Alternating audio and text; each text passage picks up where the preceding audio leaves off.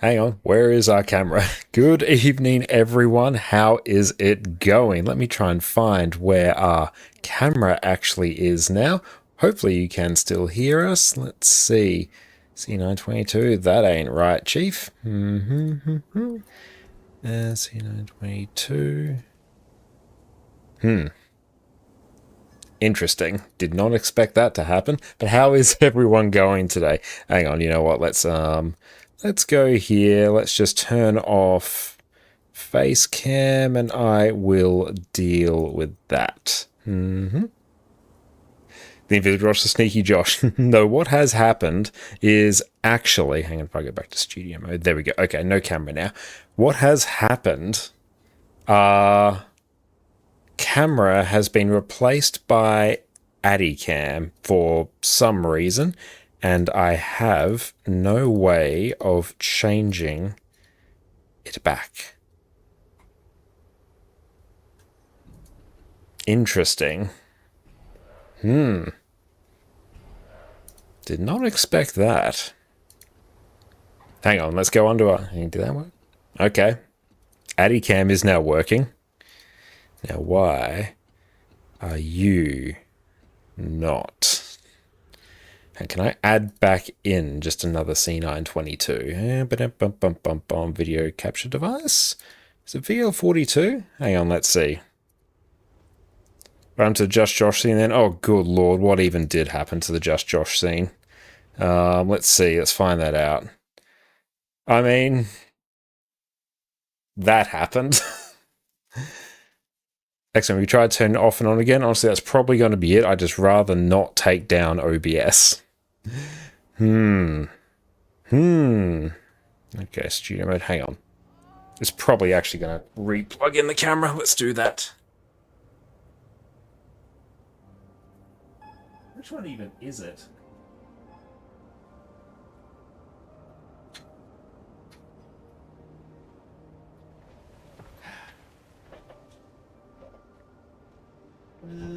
This one? Okay. Have you tried turning it off and on again? Hey, I'm Bumpy. Thank you so much for the sub, mate. I appreciate that. You are an absolute legend. That's right. We... C922 properties. Okay, that's back. That is also in a really weird aspect ratio. Oh, wait. Will that work? Let's see. Go back to gameplay, turn back on that, turn back on face cam, off studio mode. Why? Why on God's green earth have you done that? That is fascinating. Tiny Josh is going to be us. Okay, hang on. C922. C922 is normal. Why are you... Resolution. Let's go 1920 by 1080. Okay. Hey, okay, that's good. Okay, good. That's there. It's not a professional stream without the issue. There we go. We, I assume, now have that. Brilliant. There we go. That is not the first. I told you to turn it off and on again always works. Yeah. I mean, that's actually not the only issue we had. Actually, what I was planning to do was make the swap back to Windows just for today to see what the quality, not the quality performance difference was like. Also, because I actually found a DLL file which basically natively on Windows translates everything that Guild Wars 2 does with DirectX 11 into Vulkan. I was actually getting like really good performance on that. It was really quite nice actually, but we booted up into Windows. For some reason, my time can't be set correctly. I don't know. That's a strange thing. Yeah, DXVK, that's the one. I tried that, had really good success with that. Was looking to try that on Linux as well. It didn't seem to make much of a difference, so.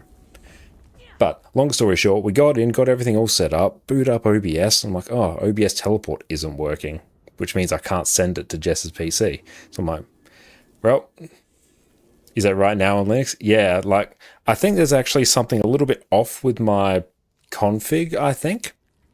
Because on Windows in the Wizard's Tower, I was getting like 58 to 60 FPS quite happily. I was happy as a clam there. Whereas here I'm getting somewhere in the realm of 30 to 40. Don't know why. Problem for another time. Okay, and let's go pop in here now. Wonderful. Hopefully that hasn't broken. To fill, I have like what 300. One thing, yeah, future Josh will fix. Honestly, it's probably a me completely uninstall OBS teleport and reinstall. I probably have to. It's also probably because I went the route of not using a Windows account to create my profile because I didn't want to do it, and it's probably just broken all manner of things. So I actually can't change my time zone as well, so I'm perpetually in the wrong time zone.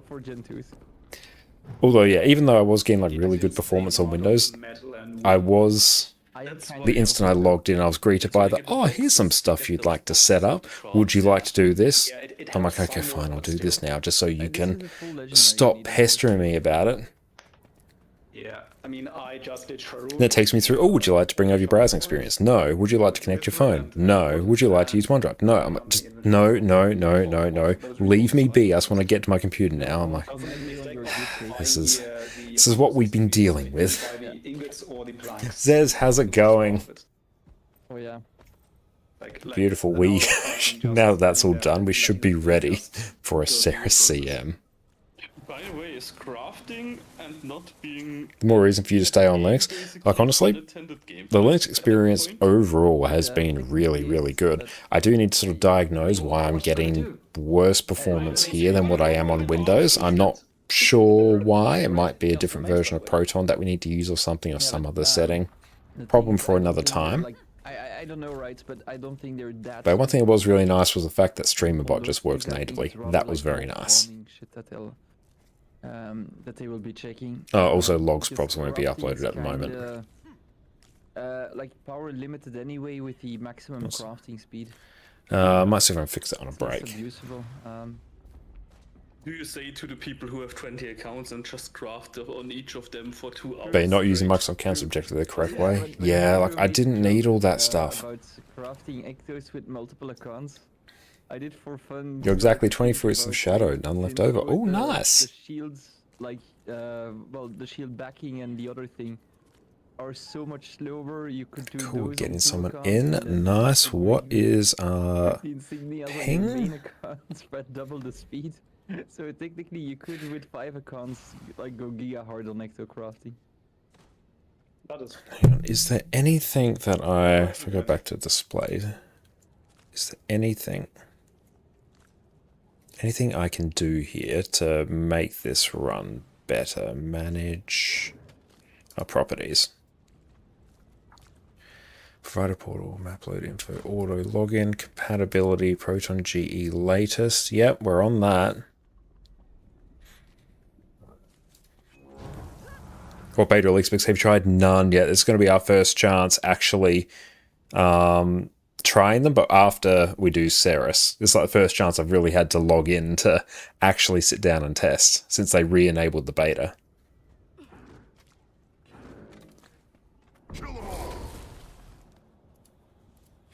But for whatever reason, DXVK on Windows is working very, very well for us. Better than what it is here. Don't know why. Is mystery.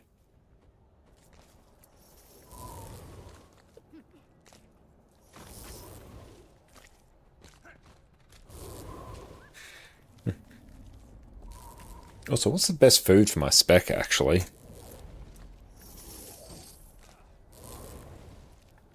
Raids, Revenant.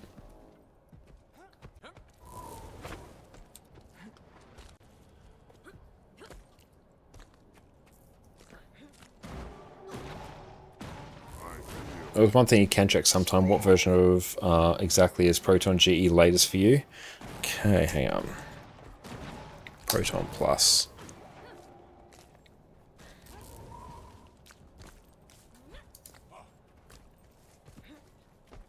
Kill them all. Mm-hmm.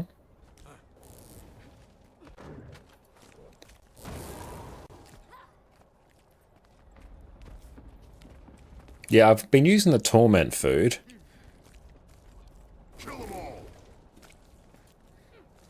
Let's just change the wheels on our car while we're driving.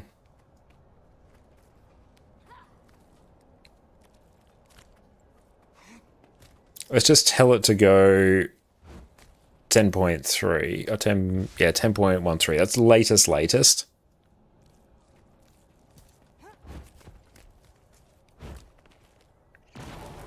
Condition Renegade Spear only. Yep, thought so.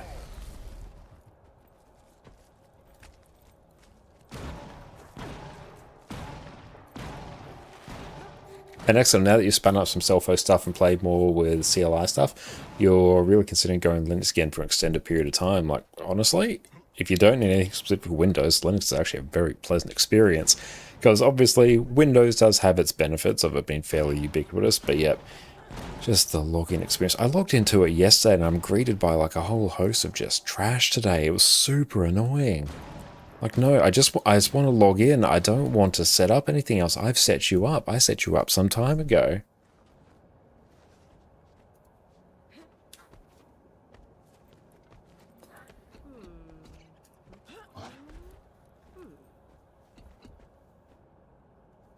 Maybe tomorrow I'll see if I can get the Windows one set up. Oh, also, during a break, I will swap over to the new version of Proton and see if that makes a difference.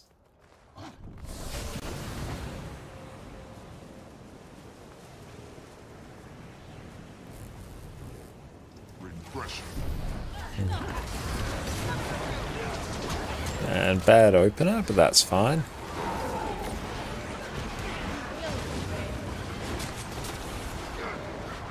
Alex, how's it going?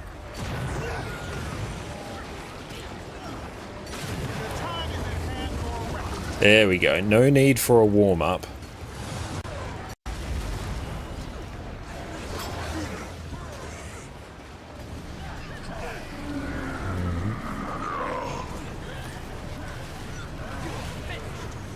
Blink over this way. Hey, ConnorConCarne, not yet. I'm looking forward to trying all the new specs later on.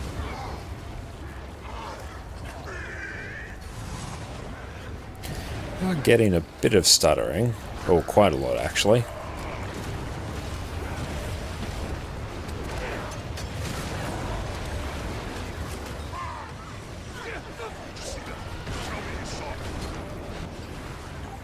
Yeah, we'll try and fix that later.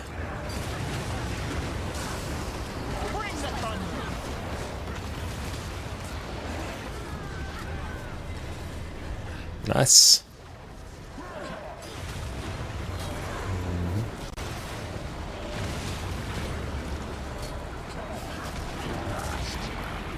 Not too bad for damage, given we had a bit of a rough opener. But let's just go get the kill.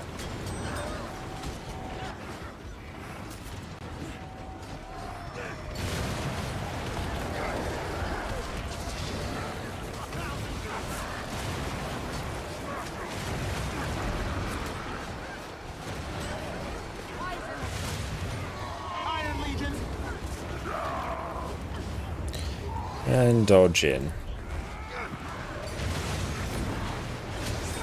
Excellent. There's very little specific stuff you need on Windows. It's non-essential now. That's good. There are also several alternatives that are better in function sometimes. Worst case, just spin up a small VM for stuff you need. Yeah, that's honestly a really good way to do it.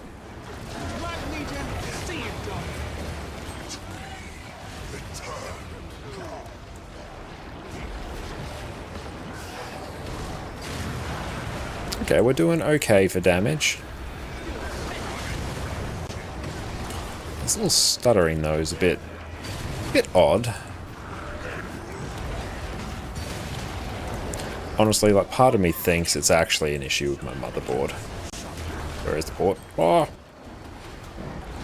Because yeah, I had to do the thing where I swapped over my keyboard and mouse quite a lot. Just before, so I kind of feel like something janky is going on with our motherboard. Which should not be the case. Let's go get the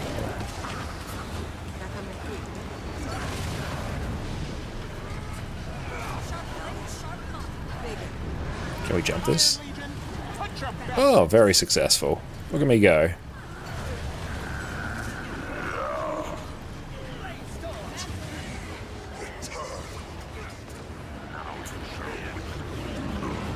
Let's burn a bit of extra energy.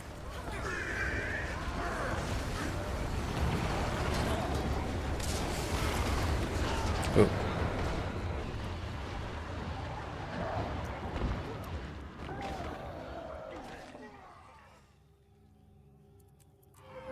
Okay, F11.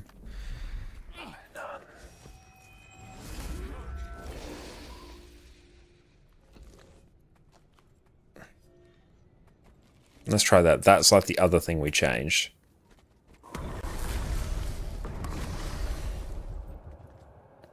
Another good thing about being on Windows that was actually quite nice was I think I had a bit more control over the graphics drivers through the AMD software. Could probably have that on Linux, but not sure. Back and fight.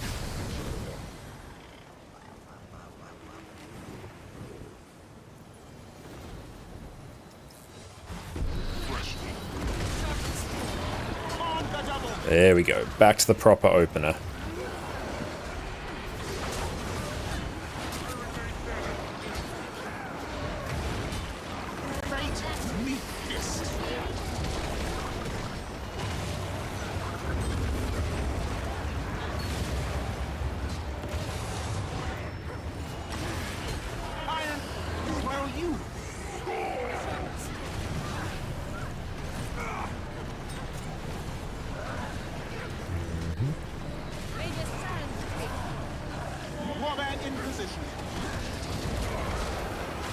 Okay, I'm quite happy with that so far.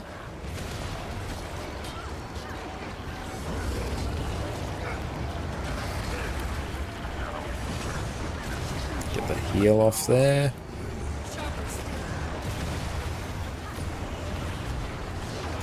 Try and go stand somewhat near that so we can just cleave it down. Blink out. Back in. So I got nipped by that, which is unfortunate. Sidestep that. Blink, blink, CC.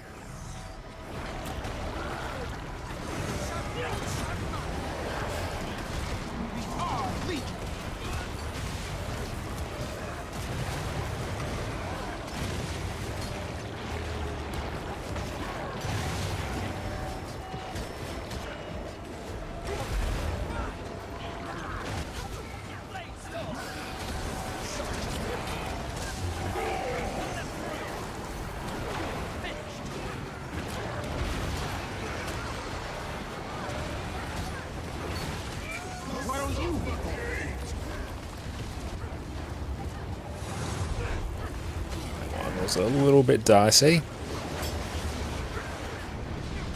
Iron Legion, put your best into it.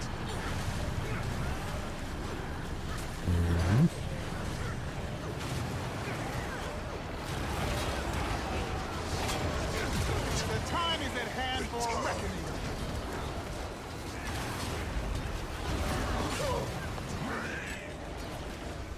reckoning. I'm in the wrong legend to be able to be blasting skills like that.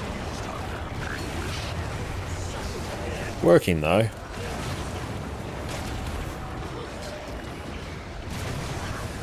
Iron, movement incoming.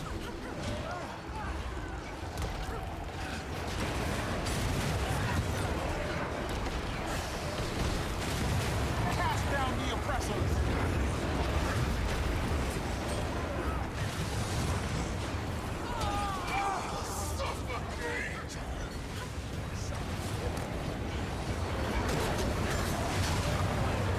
Hurt a bit.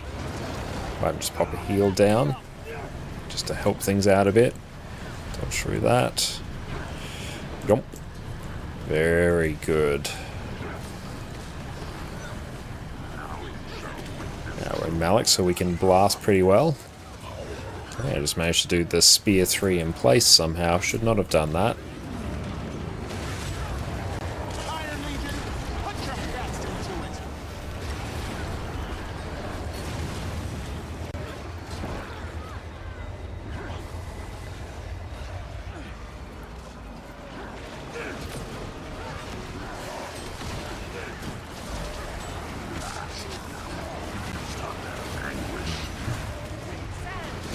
Very easy collection. Good, good, good, good, good. Get ready to jump. Warband in position. God, I'm nipped by it.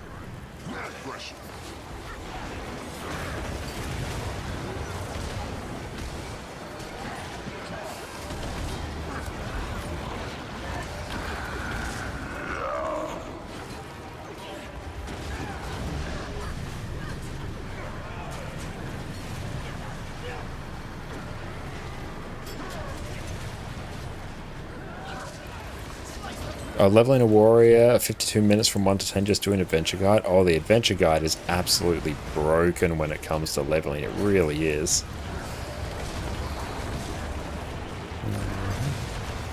Nice collection. 7 stacks is quite a bit, actually. That ain't ideal. Maxter, thank you for the follow.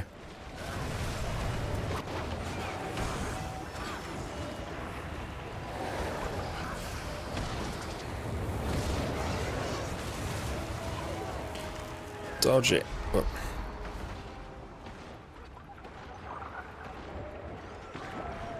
That's unfortunate.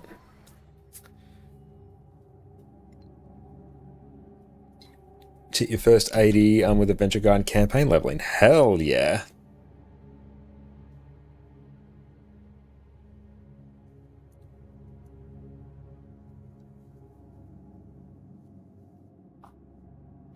So why are we getting stuttering? Hang on.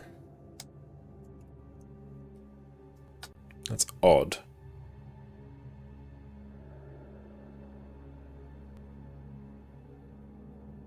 Let's keep an eye on that.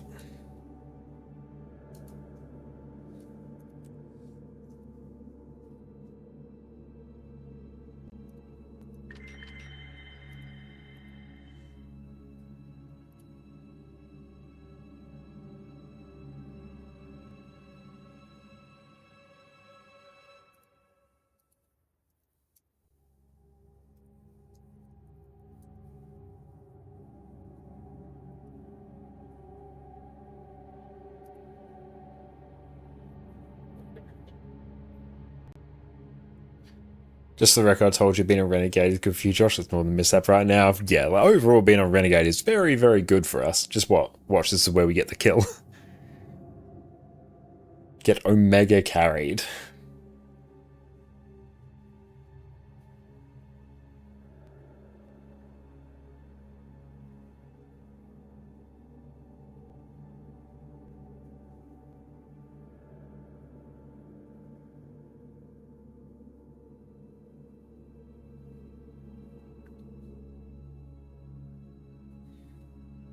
%. Let's see, here we go. We'll have to fix up Adicam at some point. I think one of the issues on Linux is whenever I swap out the webcam USB ports, it gets really confused. If you like Condi Thief but don't like Dagger Dagger, you love Spear, but Spear isn't really great at Condi damage. It seems Spear is actually really, really good at Condi. Spear is a really good Condi weapon. It's just you have to utilize the right combos on it.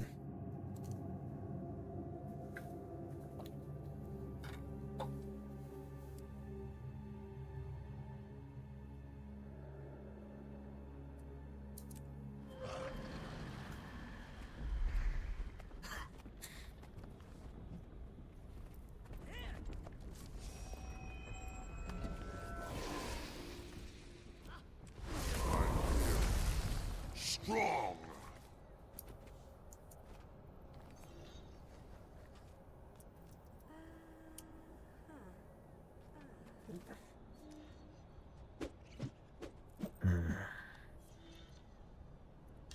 Adaptive sync. Condition.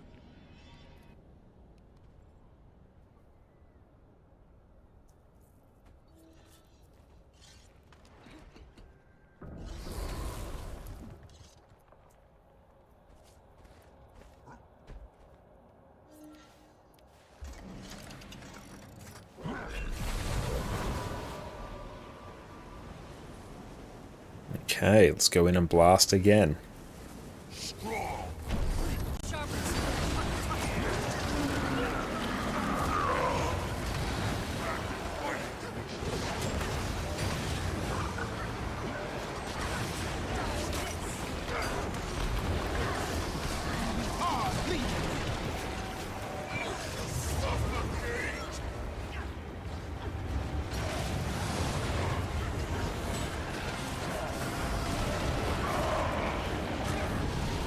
Hey, Ape Junk, thank you so much for the raid. Welcome in, Raiders. My name is Connor, or ConnorConCarne. You can also go check me out over on my YouTube channel there, where we do all sorts of Guild Wars 2, guys. What is up? Ape Junk, Samuel, how are you guys going? Really appreciate the raid. Everyone, make sure you go check out Ape Junk over on Twitch. Fantastic friend of the stream and just impeccable Guild Wars 2 streamer. What is up? Well, Elite Specs, have you tried and liked? I haven't had a chance to try any yet. That is the plan after we do Cerus Prog. Because yeah, today is the first day we've been able to stream Guild Wars 2 since the beta has come back. But on the cards, I'm looking forward to trying Conduit. We're going to try Gale Shot and Amalgam are kind of the ones that I'm most interested in, you know, immediately. But I will be probably trying to try everything, especially over the next week because the beta is being extended. What about yourself? What did you guys get up to? And we're just sorting out just the regular whole host of technical difficulties. But this is going pretty well so far. Toss that over there. That's just going to go down. Perfect.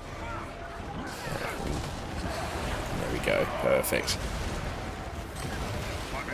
Correct. Hey, watch me YouTube. It's so good to hear. Having a blast from beta specs testing PvP and strikes. Nice. What were you testing today? Oh boy, that was a bit terrifying. Always is.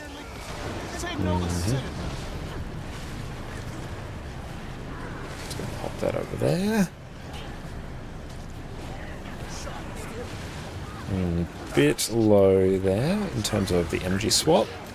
Eliandra, how's it going? Good to see you, Gossek, as well.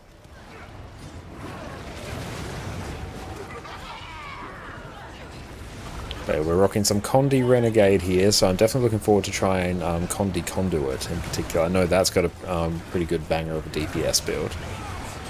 That's on us. Oh, just.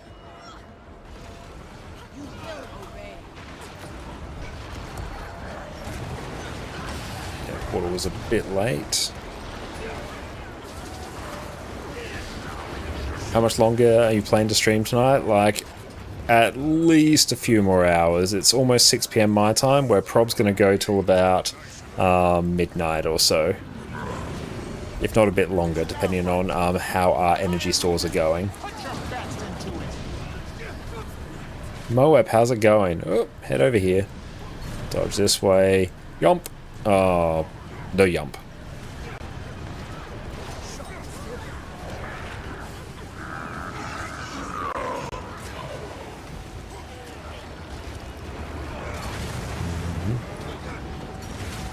But on our break, we will try and fix our whatever renderer we're meant to be using, because it's not living its best life right now.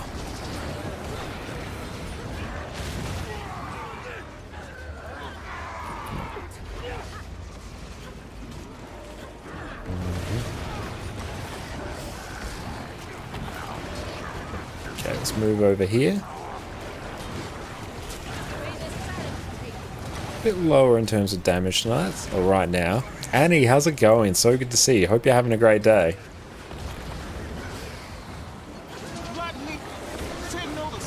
And yeah, thank you so much for the shout out for Ape Junk there. Everyone, make sure you go check out with Ape Junk and Samuel over on Twitch. Just absolute legends.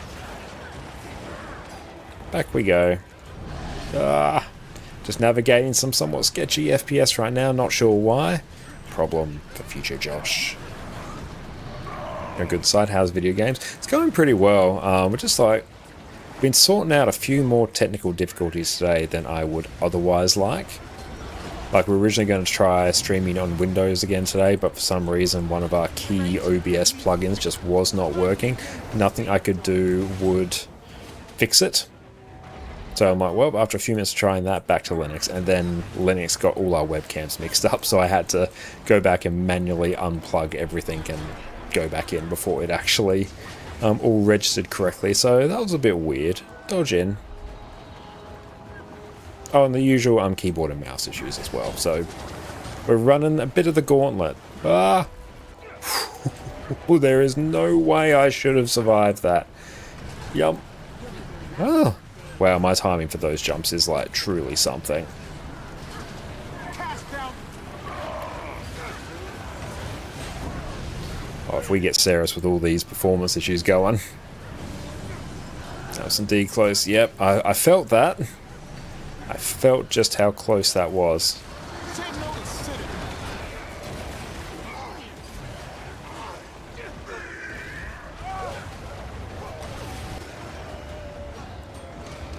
Back we go.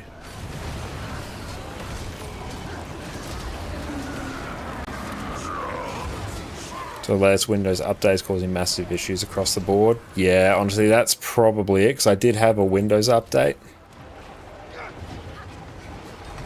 But also, I'm getting like weird performance issues in Linux today that I shouldn't be getting.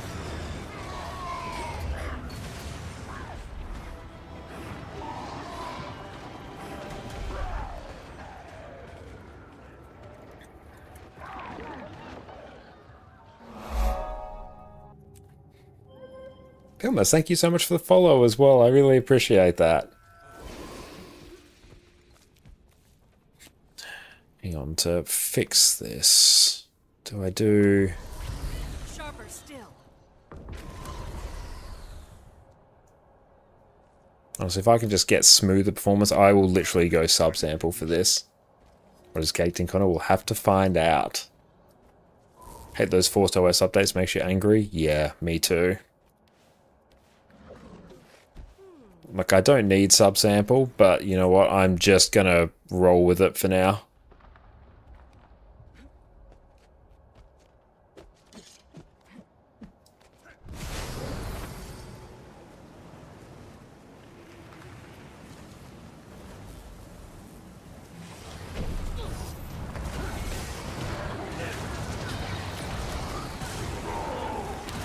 Incorrect opener. Those do look like blurrier visuals. We'll just see if things are a bit smoother, I guess.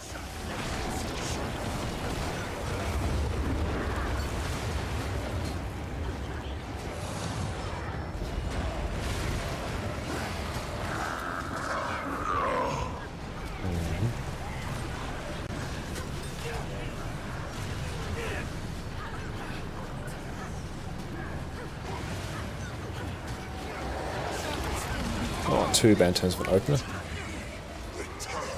You finally got frame gen somewhat working reliably this game. That's good to hear, which is nice from the group stuff. That's good. Yeah, that's actually something I was tinkering with on Windows as well, which I believe I got working as well. Yeah, I was seeing like a nice, just a little uplift, not like a huge one, but enough to be somewhat noticeable. For Guild Wars 2, which was quite nice. Not sure if mine would be counted as frame gen, but yeah, I was using the AMD like fluid frame motion, whatever thing was baked into their GPU drivers, and that worked pretty well.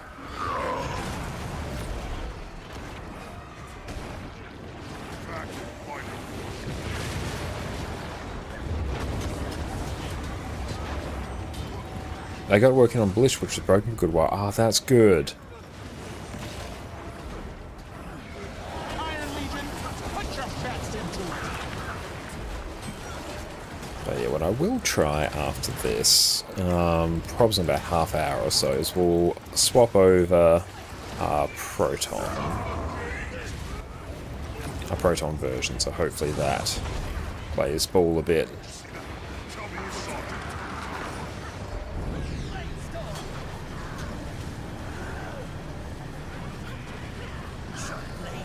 Iron Legion, put your best into it.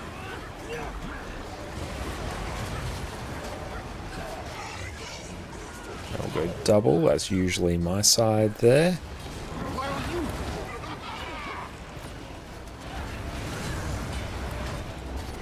I mean, like, subsampling I think is just making things a bit smoother for now. I shouldn't need it, but you know what, it's working, it's doing the thing.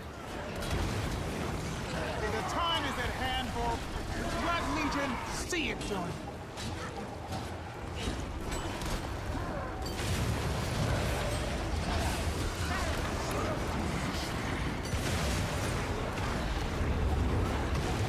It's sometimes you gotta get working. Yeah, like just for now.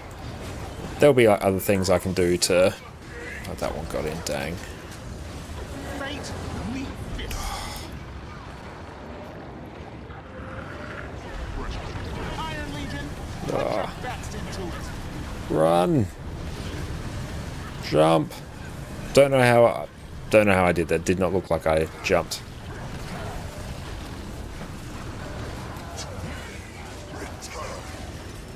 I'm targeting the wrong thing.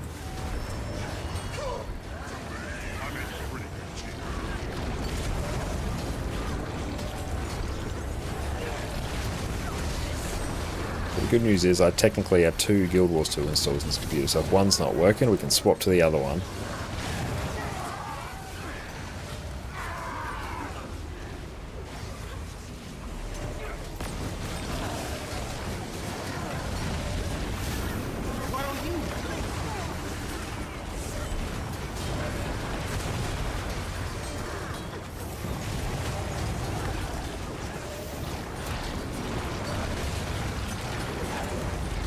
This setup seems cursed though.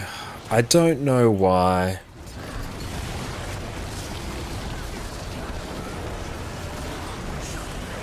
Like, it was really weird. On Windows we were actually getting pretty damn impeccable performance on Guild Wars 2. Like, there was no issues whatsoever. It was performing about as smooth as I remember seeing it. But then, yeah, OBS was like, nah, no OBS teleport for you. You want to use Just PC to stream? No. So I'm like, well, that sucks. And it was literally working yesterday. Iron Legion, put your best into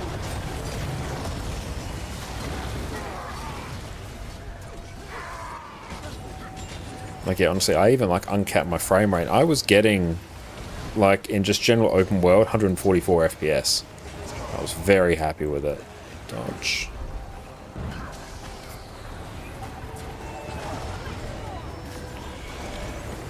Oh,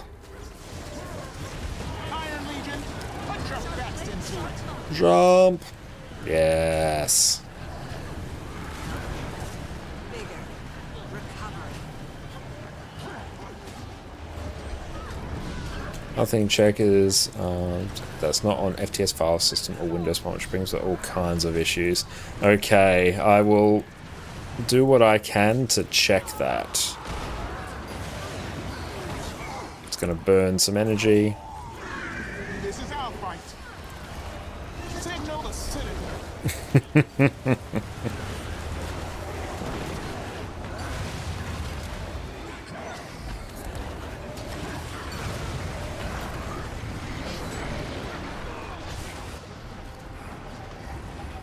Sparse CM.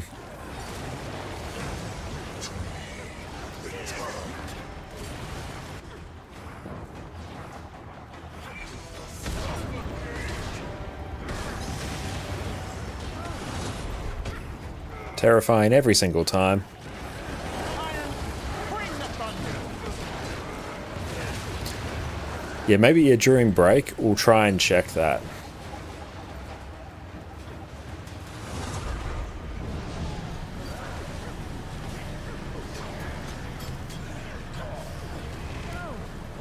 Blood Legion, see it done.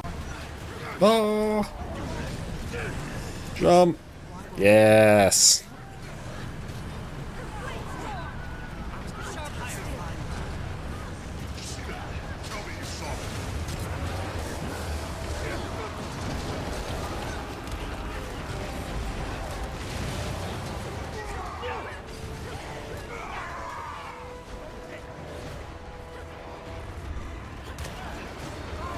Iron Legion, put your...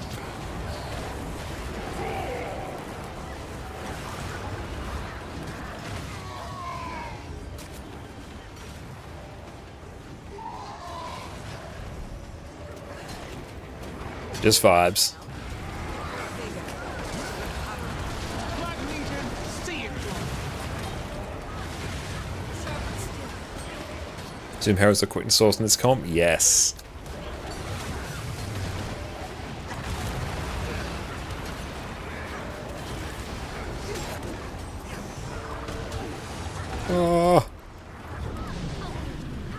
Jump. Get the res. Ah! Lieutenant, take the field. Power res. Can we? No. None of it.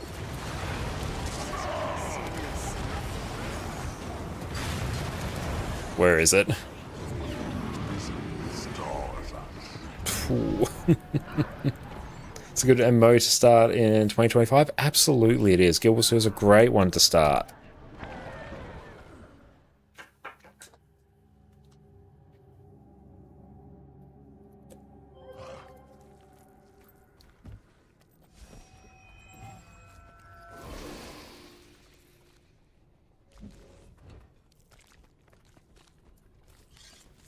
Thanks for also sending that through, Annie. Yep, that definitely sounds like the issue that we've been dealing with. Might have to roll back my Windows update somehow. Sharper still. Okay, now in the meantime...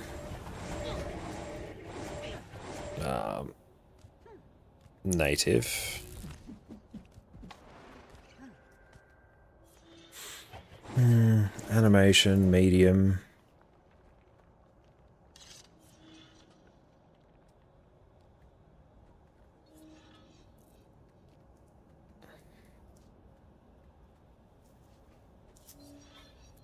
Easiest rollback is to format that partition. Oh, what do you mean by that? Oh, it's a joke for legal reasons. Oh, yeah, joke for legal reasons. Thing is, I've gotten so desperate to try and sort out all of our various issues. Hang on. Okay. Yeah, I did have malice. Let's just try. Just a quick question. I haven't done 10% that much. Manage. If you get Properties. Malice at 10%, you just drop it on the Compatibility. The first malice with the, you mean with the bad phasing? That was exit Steam. When we were doing the first flower, I had malice. 10% the first flower. Cool, that's there. So now I'll reopen Steam. Malice on first flower.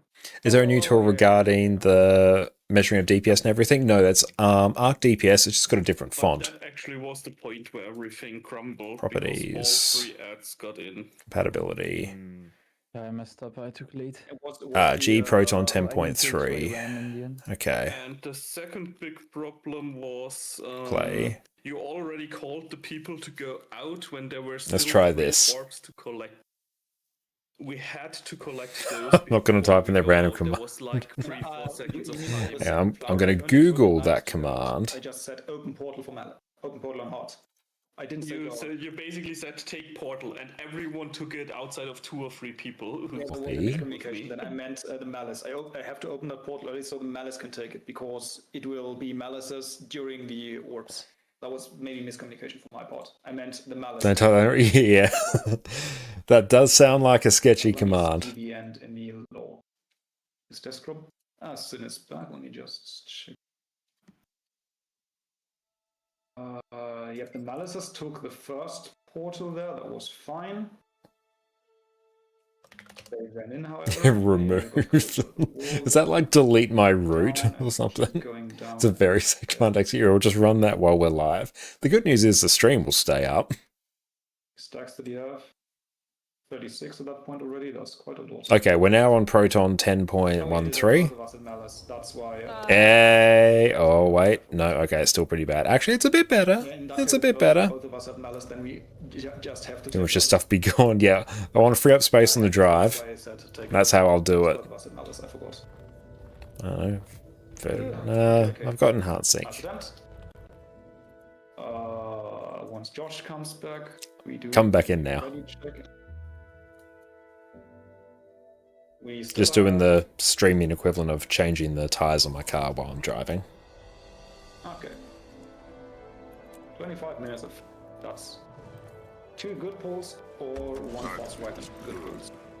And one distros were worn. See, that would be all good if I could actually read that.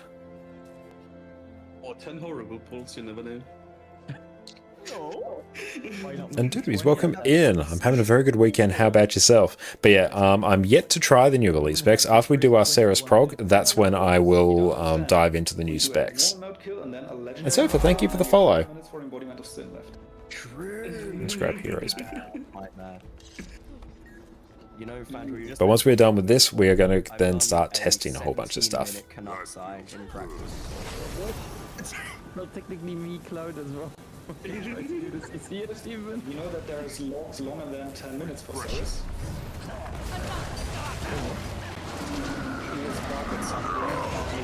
That feels a bit better. So people had like Yeah. mark DPS.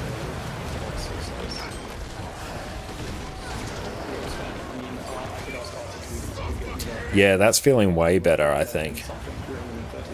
No, I don't think that's just me being tricked by a placebo. That actually mostly feels smoother.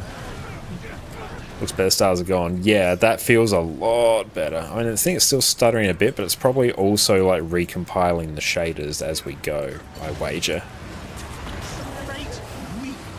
Blood Legion, see it done.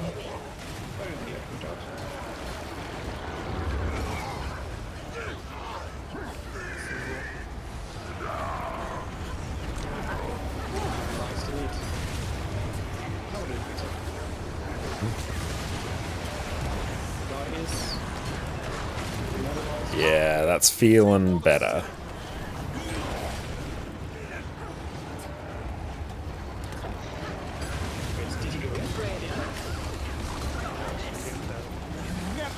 Oh, GG. There's definitely a shader compilation going on as the effects load in. Game uses quite a few variants here. Yeah, so once we get through a few pulls, then a lot of our shaders should be pre-compiled, and then we should be fine. But yeah, it's feeling more responsive. You do 9 terrible when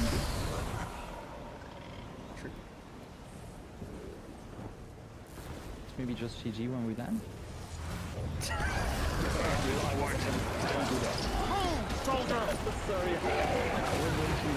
Bad opener, but it's fine. Just have to press buttons faster now. Combat in position.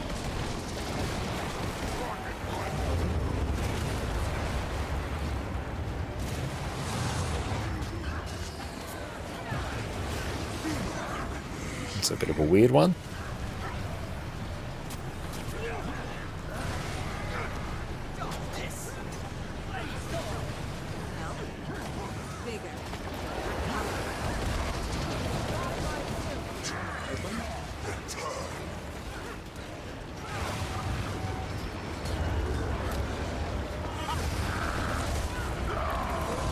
Oh boy, that hurt.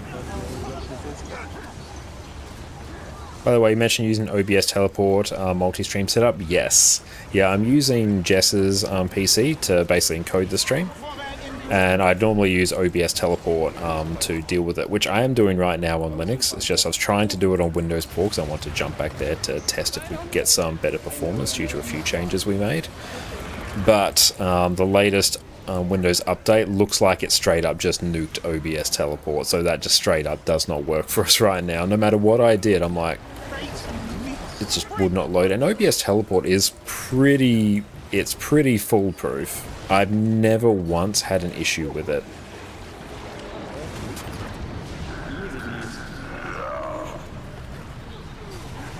Yeah, it's an issue when you're live the other day and you have to roll back. Yeah, you will have exactly the same issue that I have there. So yeah, I'm going to have to roll back. Use NDI and not teleport. We described the exact same issue. Yeah, NDI and teleport, they're like functionally the same thing, basically. But yeah, like OBS would be like, oh yeah, teleport's there, but it'll just be a complete black screen on the other PC and it wasn't actually sending any data.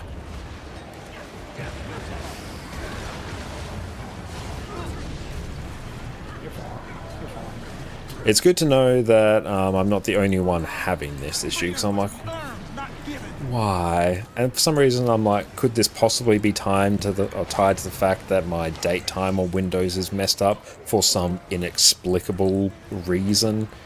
Because I can't set my date time correctly. It just every time I log in, it resets it to a different time zone. Not always the same time zone either. It actually just bounces around between them, so that's quite fun.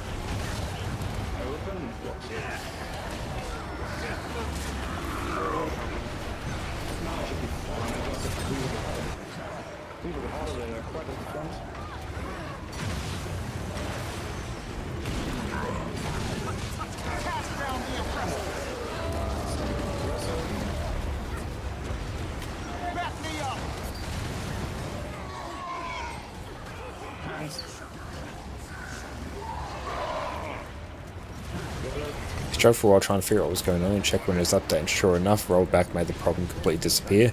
Yep. I will try and do that after stream.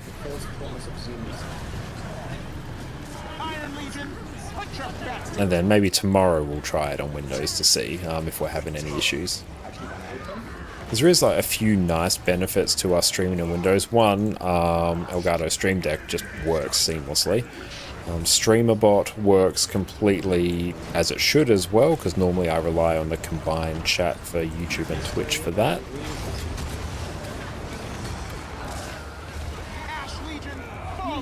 That doesn't work. But yeah, honestly, they're like the main things. Everything else Linux does just fine.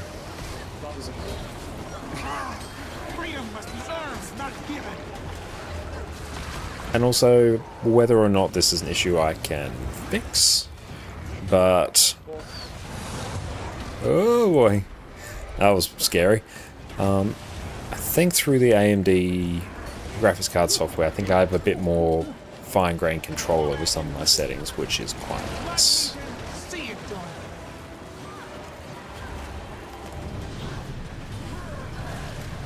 Yeah, the 1.0 update, yeah, that went live as well. That's a big old change. Even at the moment, I'm just using literally like one command to do shoutouts when we get a raid. But also, I really like their combined chat. But that doesn't work on Linux, which is annoying. Iron Legion, put your best into it.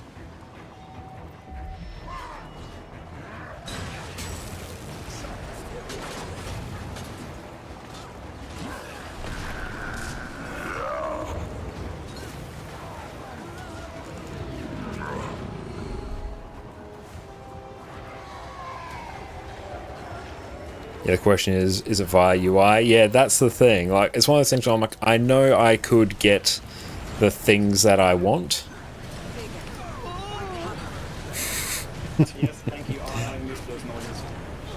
Yeah, I know I could get a control that I want, whereas it's honestly, it's just really easy to have it via a GUI.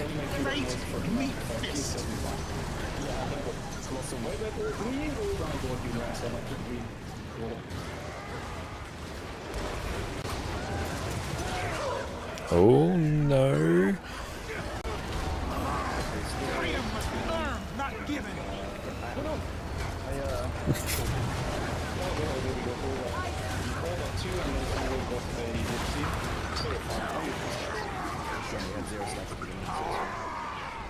Yep, that is perfectly acceptable. I'll go through the boss to the back. In the boss, everyone there. Black Legion, see it done. No lanes tables.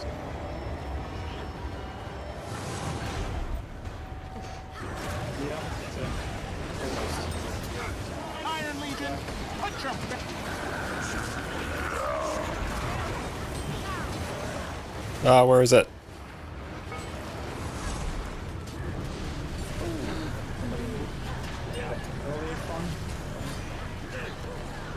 Keep running, keep running, keep running, keep running, keep running. Yeah. Minus is 0. One day.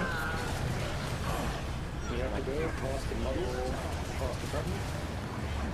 All is safe. What are you? Illusion, arrow, and arrow. And then that one arrow.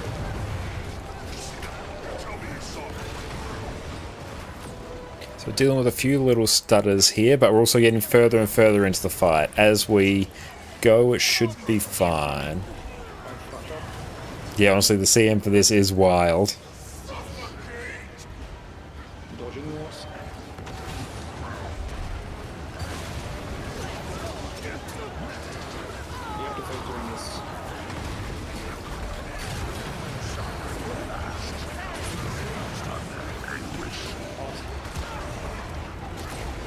10% again.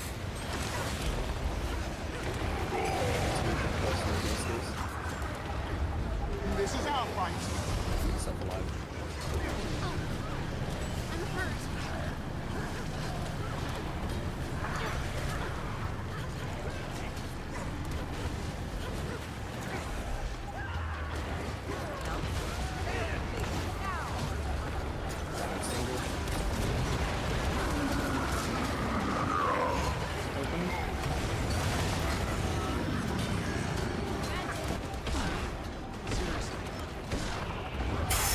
3%. Might be a new PB. Lucky terminal, even excellent started to appreciate the ease of terminal usage during yourself. First, got to embrace it. I need a text document just to save them all. Save all the commands. What percentage was that? That was sub 2%. But yeah, I also fucked Good up news with is now we've seen all of the agreed very hard and textures there, so that should be okay now. okay, that is one more nice attempt, and then we shall have a break. People now just kill it. Yep, that's it. Then I'll check that last one. I mean, it should still be Josh's chat. Oh, a guild hero's back. That feels good. Wait, did you notice only just now? I already had the buff. I must have instinctively taken it. I just didn't realize.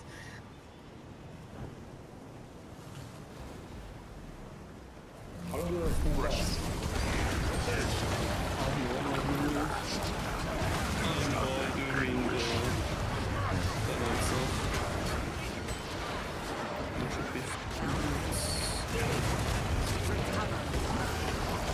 Black Legion, see it done.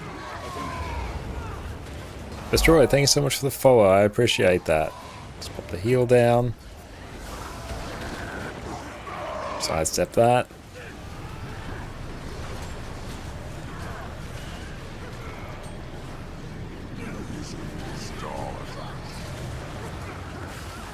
Signal the city.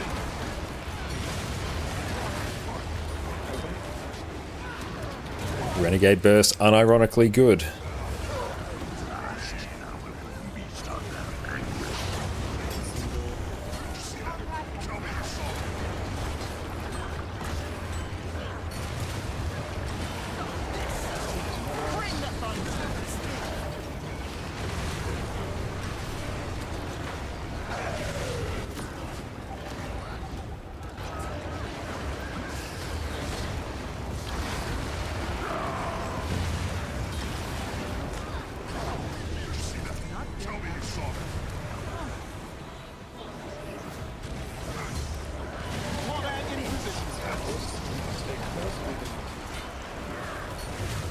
There we go. We're sweating hard for DPS.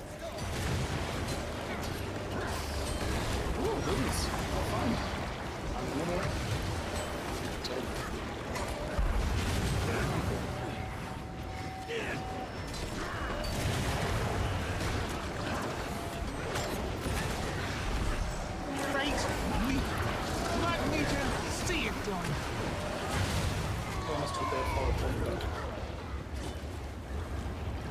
And dodge in. Oh boy. Iron Legion, That hurt. back me up. One stack. I got hit by that. Let's go to 80 bullets of exotic arm for Reaper. I think I'll finish the campaign, move on to hot, do some wizard stuff on the way. Nice, Bertha. Sounds like a plan.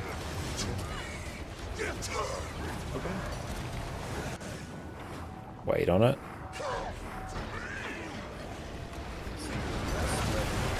Any suggestions? You only own hot for now? That sounds good. Honestly, I keep just working your way through Heart of Thorns.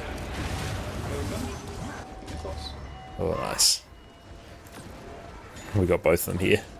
I'd just keep working your way through Heart of Thorns, and then as you go, and obviously now's a really good time actually to purchase the expansions. Because there is an Omega sale going on at the moment. So if you do want to pick up the expansions, like now is a super good time for that.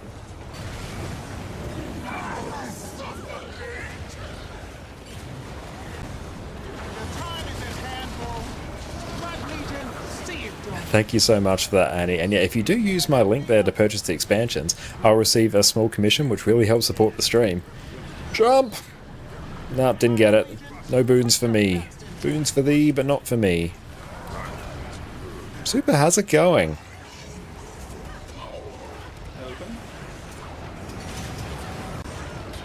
They give yourself some time to enjoy the game. Sales till September 2. Perfect.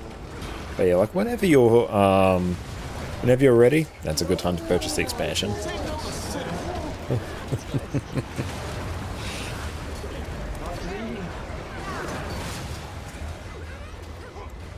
Green is keeping us awake.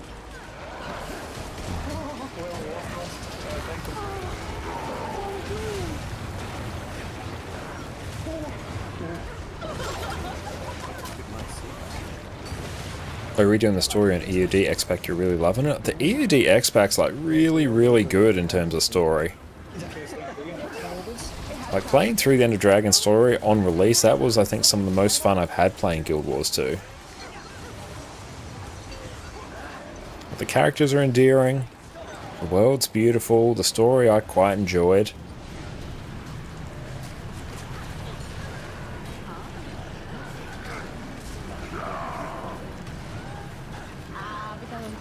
Oh, Silksong released that Fungo Nation, so excited. Well, that's awesome to hear. I haven't stayed up to date with anything related to Silksong, but I'm glad you're excited for it.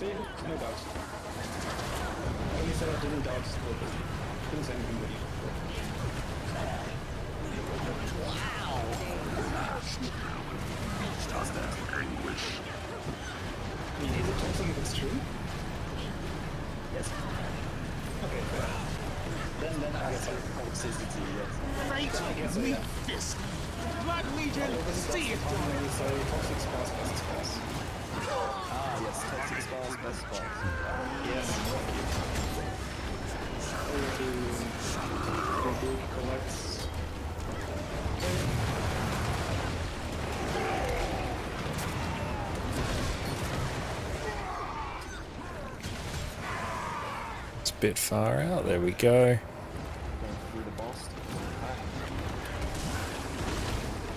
Blood Legion, see it! Bring the thunder! Wait. Back me up!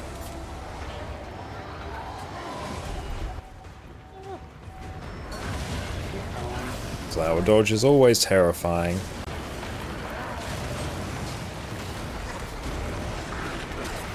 Oh boy.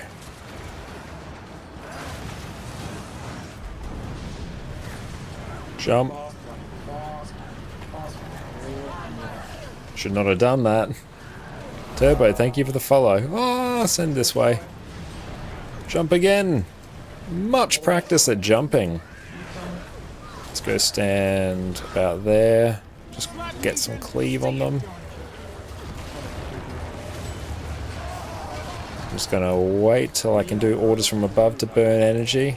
During the beta, expecting Gauss Shot to be that fun and Amalgam makes you happy. That is awesome. Darksky, how's it going? Welcome in, it's great to see you. Just stand here.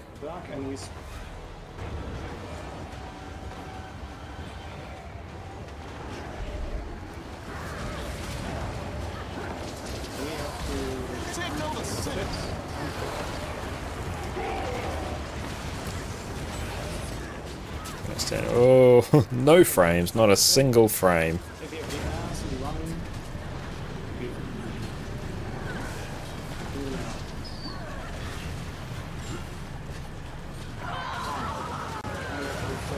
have to 21 stacks. Yeah, no, we get the blocks. We are dead. We will not make this. GG. Just I'm looking forward to trying out the new specs later.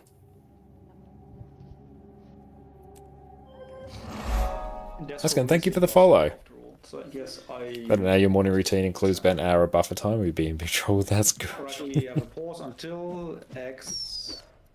Awesome. We're going to take a quick break and then we're going to come back. So see everyone in a few minutes. And Pickham, thank you for the follow. Be right back as well. Quickness Deadeye is a build that is surprisingly easy to play, easily covers permanent quickness for your group, and pumps out enough DPS to make everyone else in your squad exceedingly nervous. So sit back and let's get cracking with the highest damage of any boon provider in Guild Wars 2, and keep every other DPS player on their toes.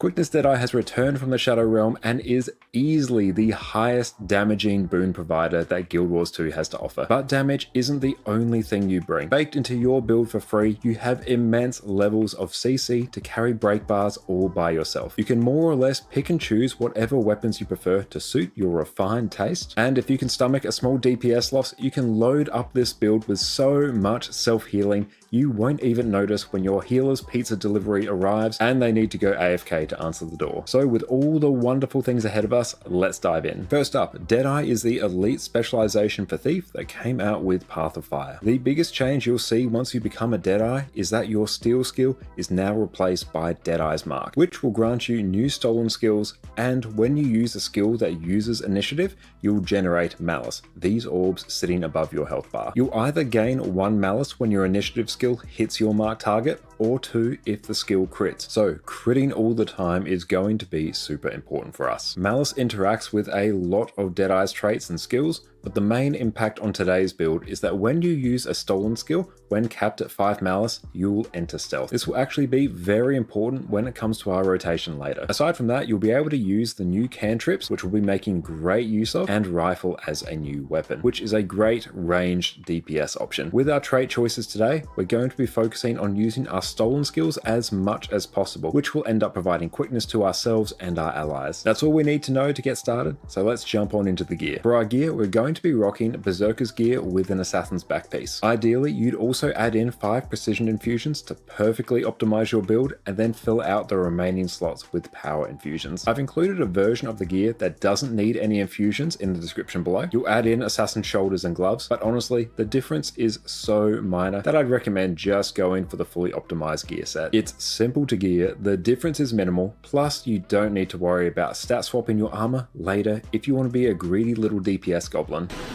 Hello, my dear.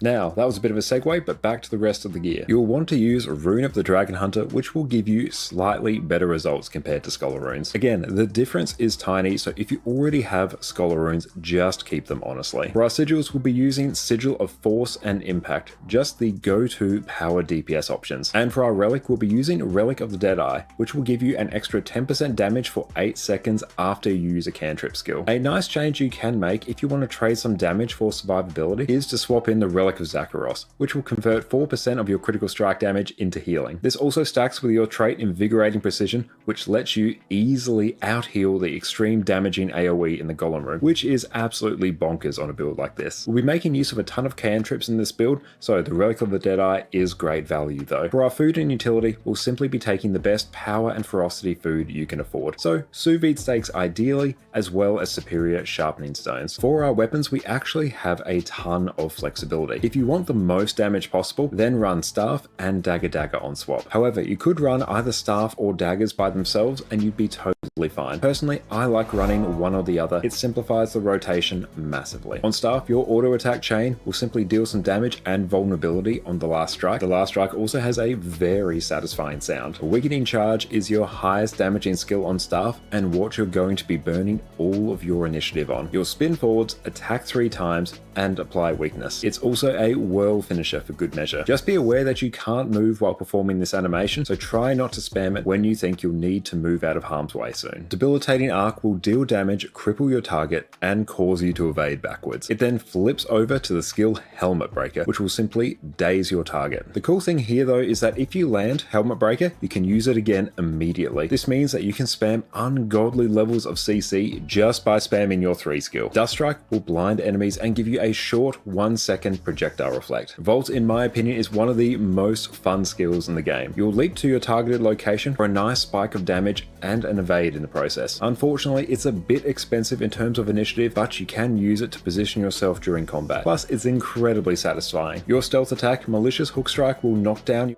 And we are back. Welcome back, everyone. How is it going? Okay.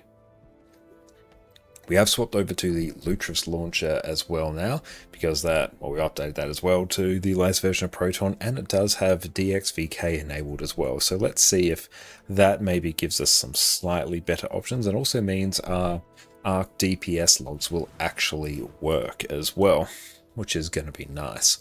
Okay, let's take a look here.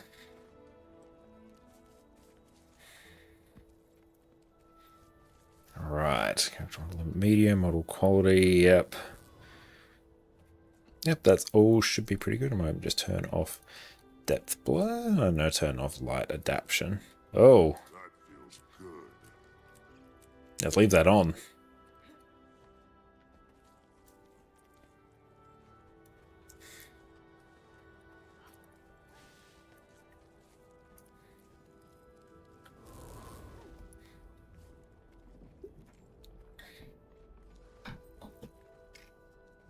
A great doodad, welcome in. Yeah, I did hear they were doing that.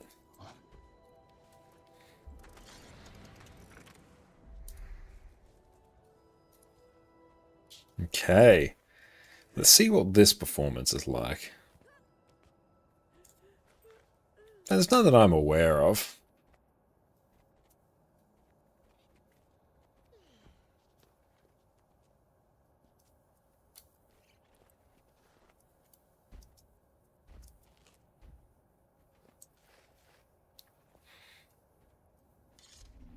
And yeah, like if the odd bot ends up getting banned, that just ends up in the stream, that's totally fine. That's entirely reasonable.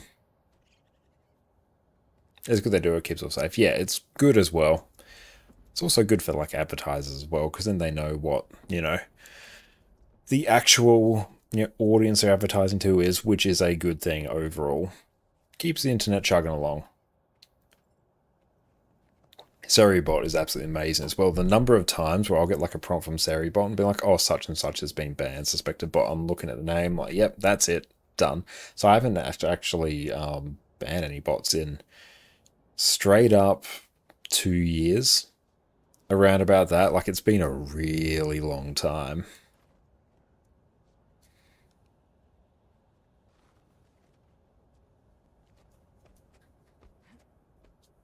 Species breakfast, nice. You must rise and return to the fight.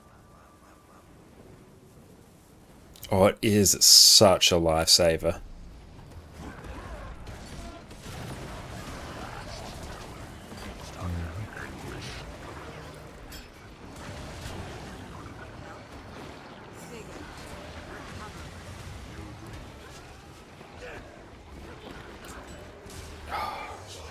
Did the wrong skill.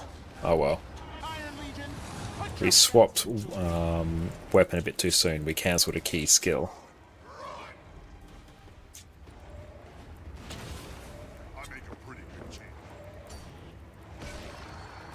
I also felt the game sounds a bit low. I'll try and fix that next time.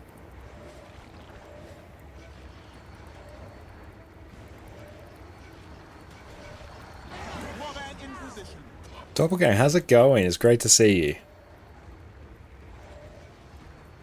Oh, those aren't rendering for me. Okay, that's new.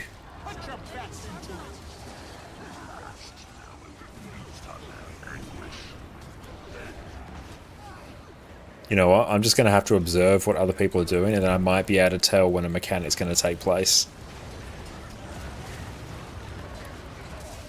Okay, that mechanic renders. That's good.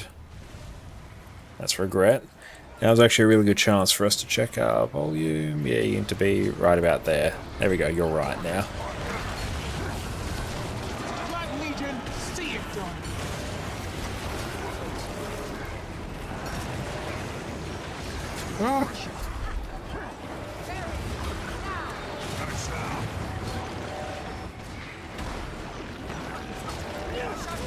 Double C Aussie ping. That one I don't think is ping. That's because I went back to the Luchas launcher and Guild Wars 2 hasn't actually fully updated. So I've done like the minimum playable, you know, download that you can do. So I suspect actually some of the textures also haven't downloaded. So let's just hope none of them are particularly important for Cerus CM. Like again, like that's the theme here. We just change the tires in our car as we're driving down the freeway. Not as bad as the one stream where we contemplated doing a BIOS update. We attempted it, but then couldn't find the spot to do it, so we ended up doing it after stream, but we did go into the BIOS. It's chaos.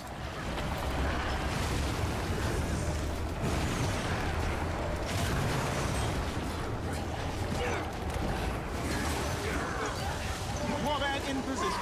Boldness incoming.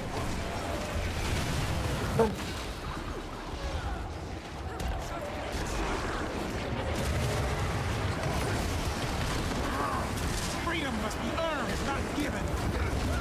There we go, I can see that mechanic. Good.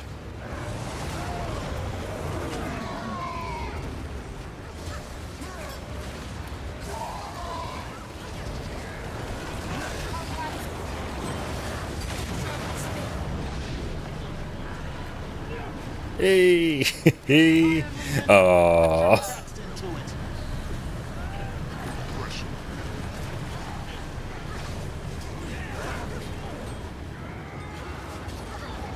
Let's just try and pick up our rotation from somewhere reasonable. That's fine, we're doing fine.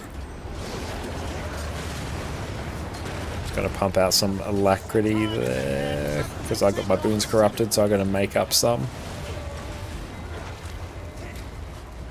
Gluttony.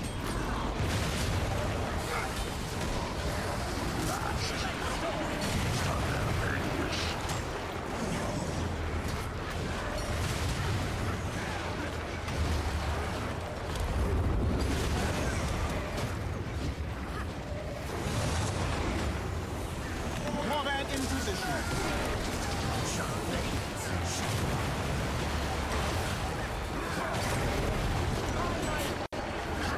Iron Legion, put your best into it.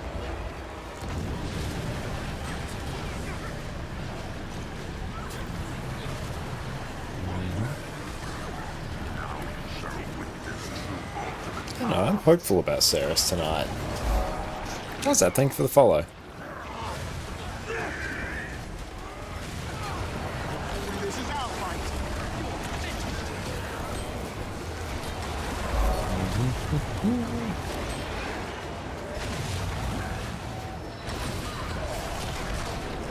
Oh, let's just burn energy, just burn it. Down the oppressors.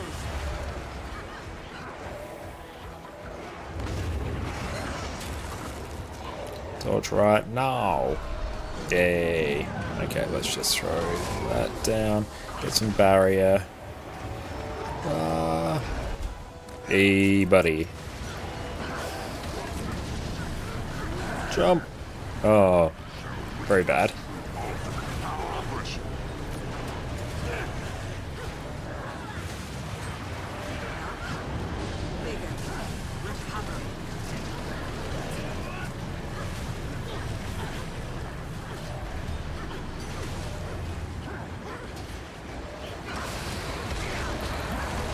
It's so good that the Renegade F1 skill heroic command is just there for you to... Let's put that down. It's just there for you to burn that little bit of extra energy. Iron Legion, Black Legion, see it done.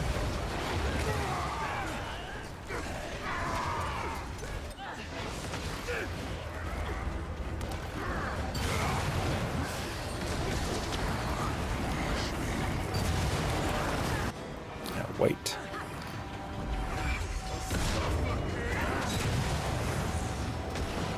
Dodge. Hate it. Hate it. Where's Cerus? Come here.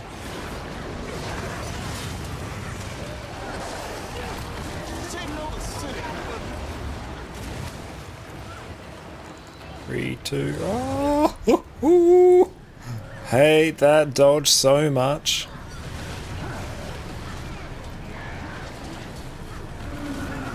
Oh boy. Ready to Euromp? Set. Set. Fate, weak fist.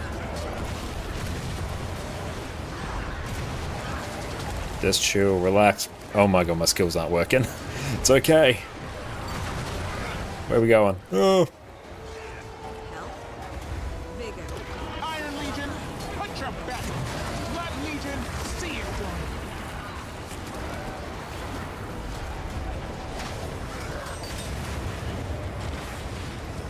Ordnance incoming. This is our fight.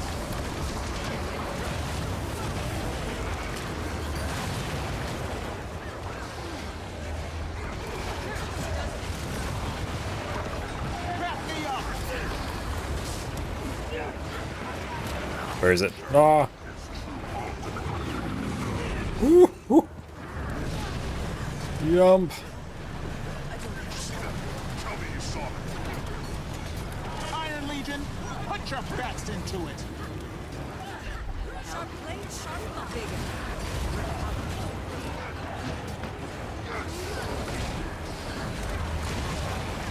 Cast down the oppressors.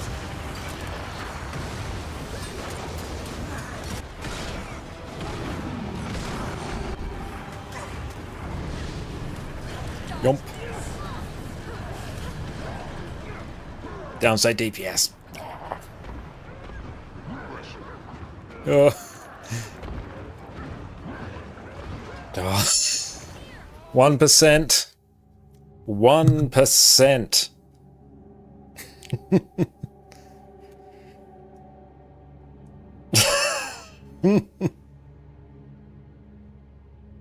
Oh.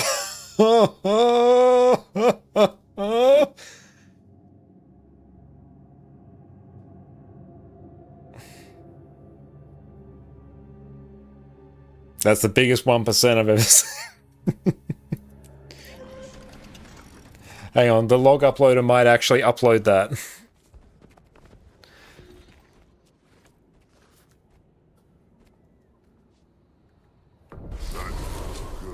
Health, vigor. Okay, hang on, gotta reset our mouse. Hang on.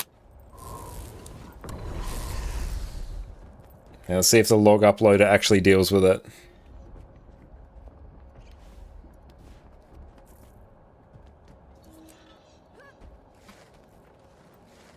That was a close one. It was 18k apparently. That feels good.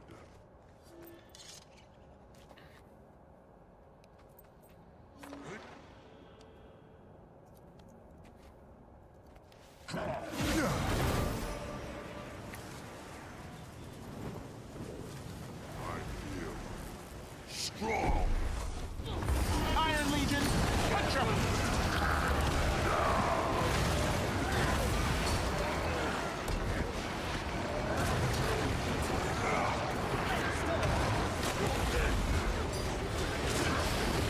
bring the thunder.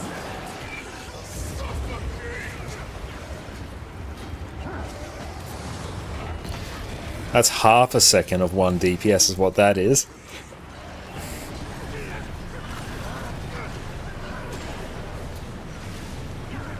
It's one of those situations where having infusions actually matters.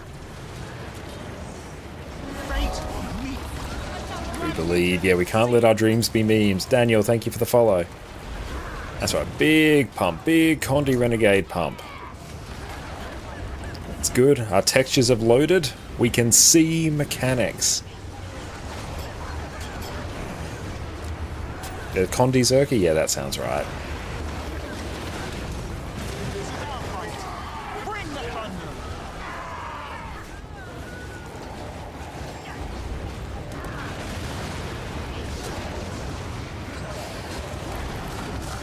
I'm surprised I got the legend swap there.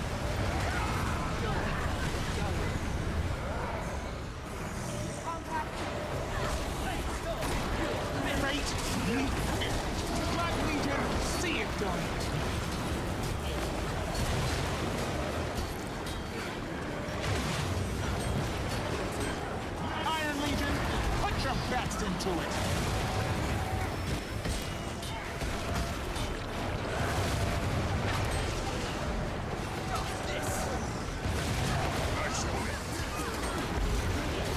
This is our fight. Where's mechanic? Dodge in. Ooh, I got back a little bit too soon there.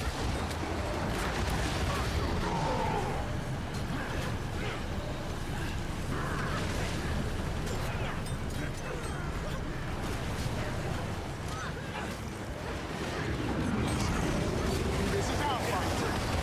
Black Legion, see it done.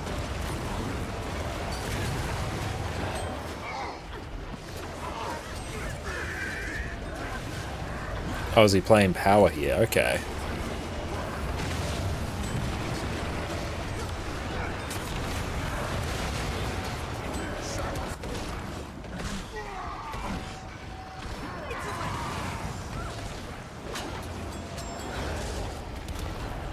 Why, thank you.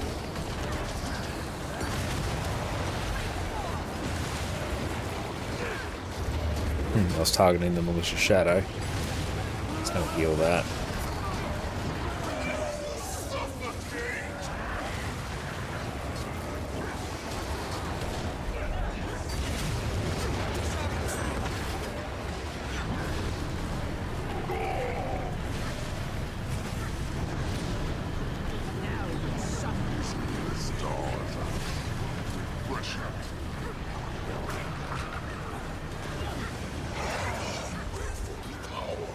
The time is at hand for a reckoning.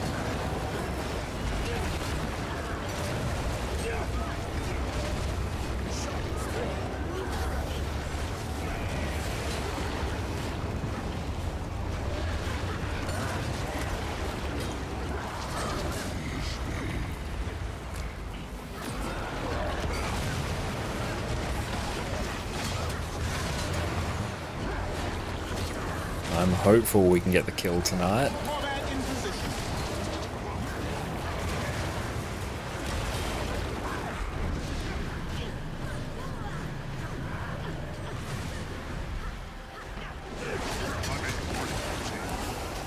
Bring the thunder.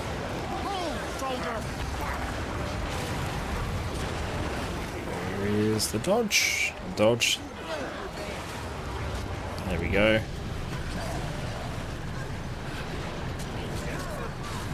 Warband in position.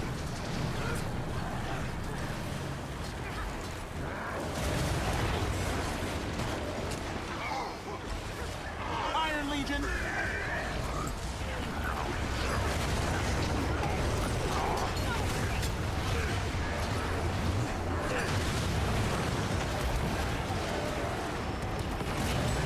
This is our fight.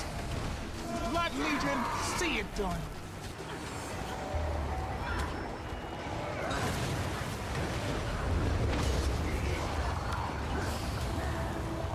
Back me up.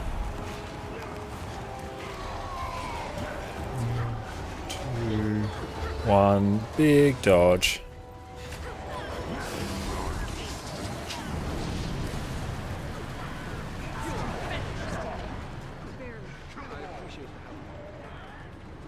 Reinforcements requested.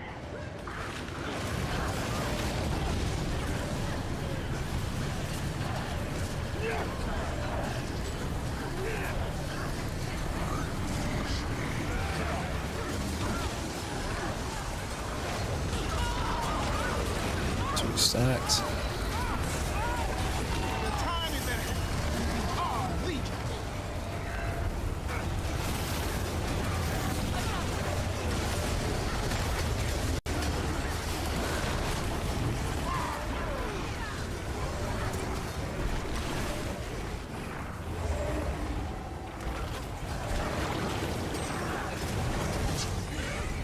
Six stacks.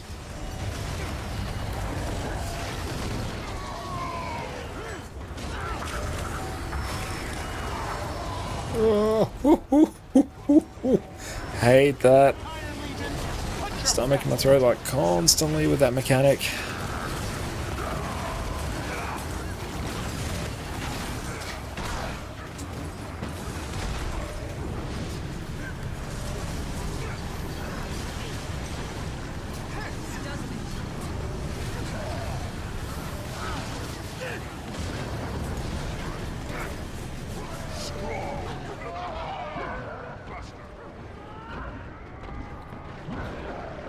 Yeah, just reset. I'm Power, how's it going? Welcome in. Health, vigor, recovery. Back in fighting condition. We must rise and return to the fight. Sharper still.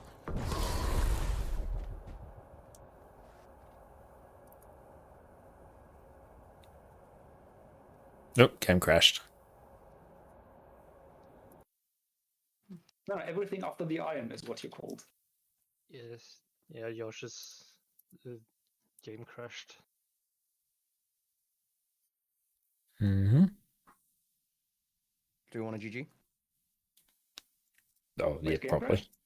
Yeah, my game crashed. Ah, I guess 3 waits. you do not have the best RNG today. Stop. Hang on. There we go. Ah, okay, there he goes. There he. There he goes again. Blame fan. It's been a rough one today. How about we stack 6 paragons with the new elite skill? For the 10%. Are paragons doing damage? No, not at all, but you know. We're doing daily strikes in EU and sometime. Maybe later on tonight, yeah. Speaking of new builds, Won't be I like for a found out bit. on Sin stream yesterday about antiquary, or however you say it. In what way? In a angry rant way or in a funny way? In an angry rant. Yeah, you're a thief enjoyer, and I can see that you just cannot. Is it the mechanics or the script? I can't. Mechanics or the script? Both. Okay, let's see. The design or the gameplay?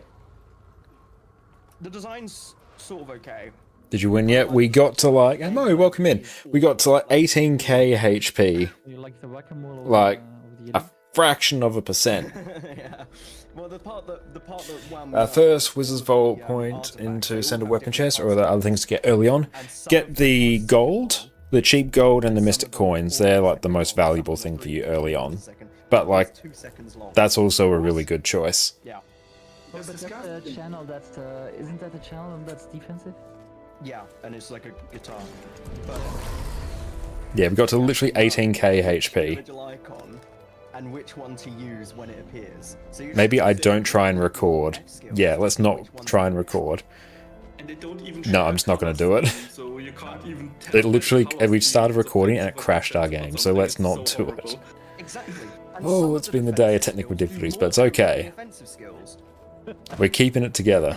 Yeah, but always think about it. If you That's a thing for the follow. and you get that solo 5 times in a row, how good that's gonna feel. Oh, yeah. I love Gamba. Yeah, Fandor, how good was winning at Gambler?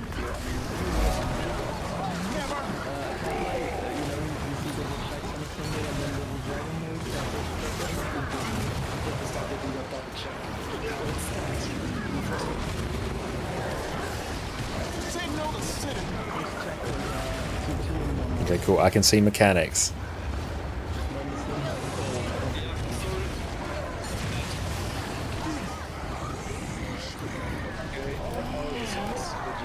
So we follow.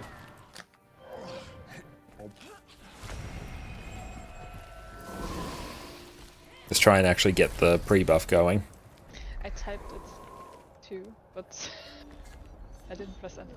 Yes, everyone, make sure you go check out Moe over on their amazing Twitch channel. Fantastic Guild Wars 2 streamer. I'll turn my phone upside down, don't need to see it.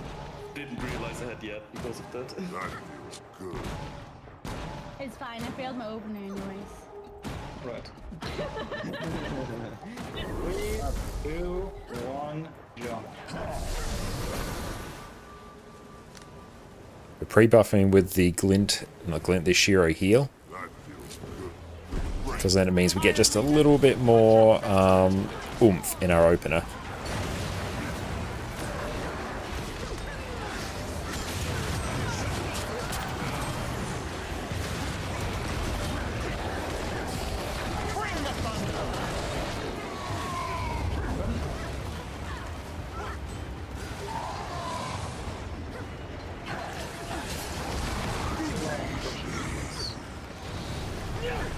I feel like that's going the right direction.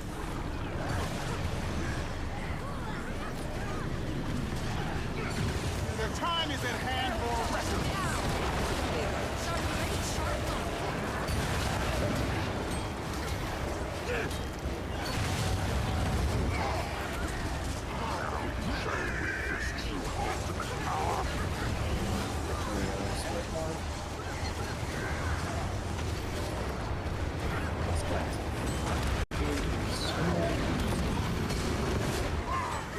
The time is at hand. Blood Legion, see it done.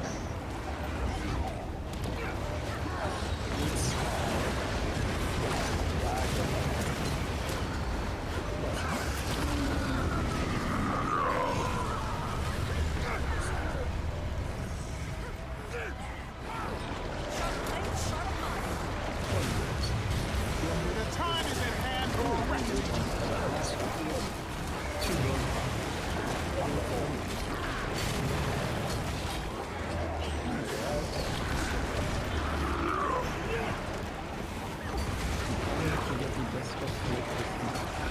Yep.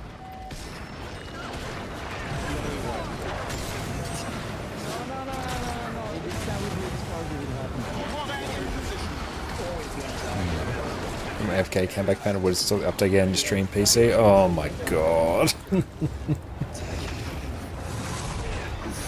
I'm gonna have to go back in. Oh damn.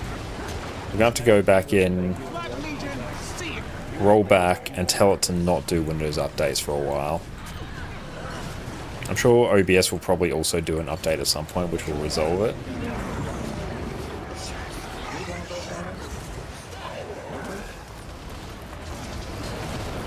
But that's so frustrating.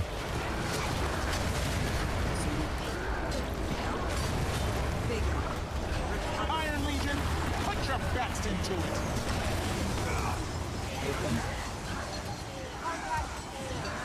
Yeah, I'll have to try out like NDI. Oh, hang on. I'll try NDI versus teleport.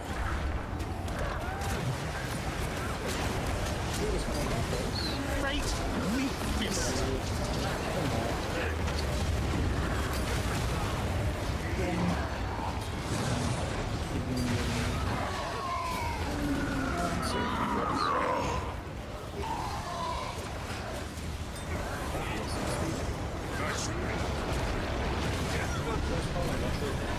The time is at hand for bring the thunder. Ready for a yump?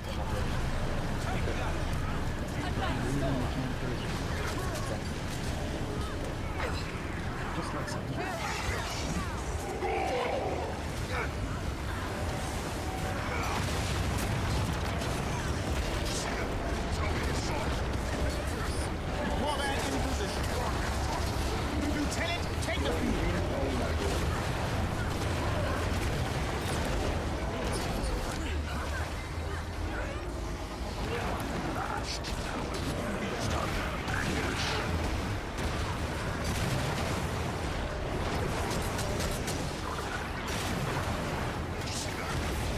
The time is at hand for a reckoning.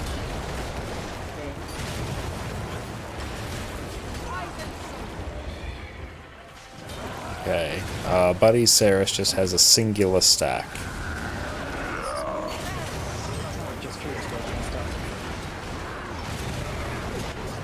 Might have been from me doing a rage too early.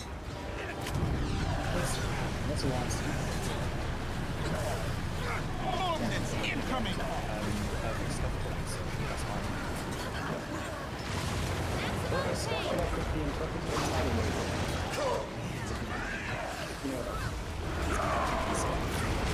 Others have knowledge issue. Good.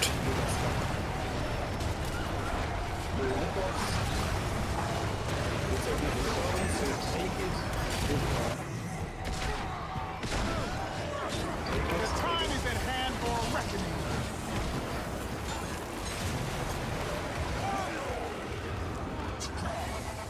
Back me up. Hold it together.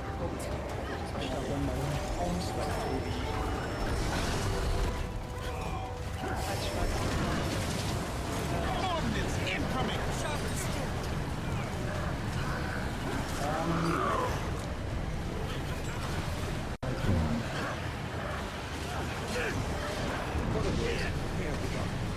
Through health. Vigor. Recovery. Back on your feet. This is going to be a bit cursed, this one. Fate meet fist.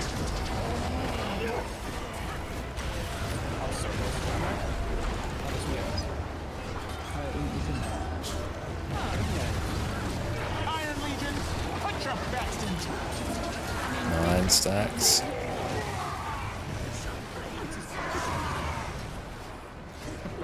Why would you be anywhere but with your husband?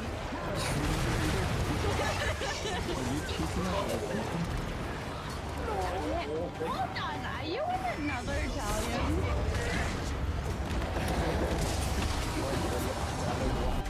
You do.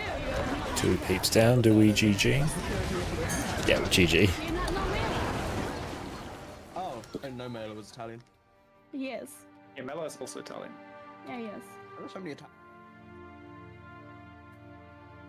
Guess what happens if I start recording general OBS? Okay, that doesn't break anything. Let's do that. So I feel like we're probably going to be getting the kill. Very close anyway.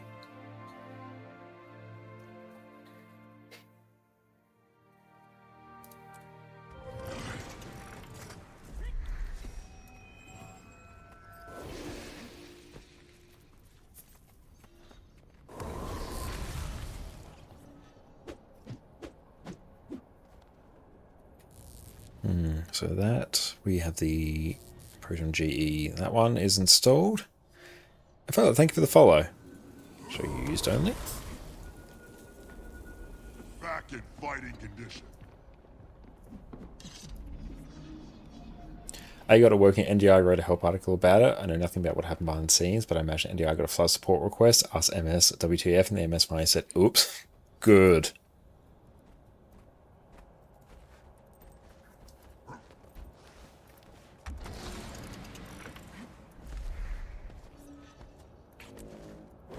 We must rise and return to the fight.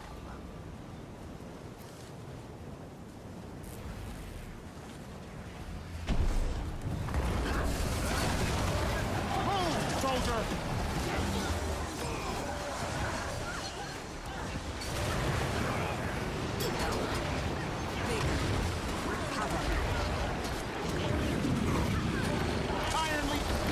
Good stream, good luck. Thank you, I appreciate that.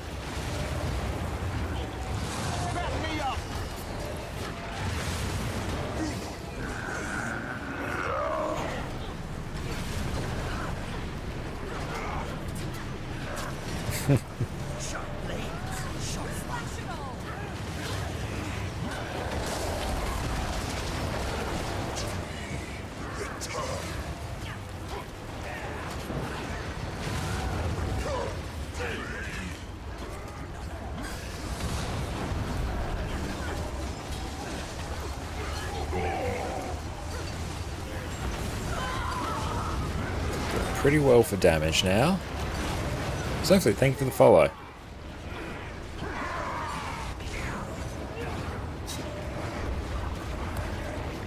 Time is at hand. Black Legion, see it done.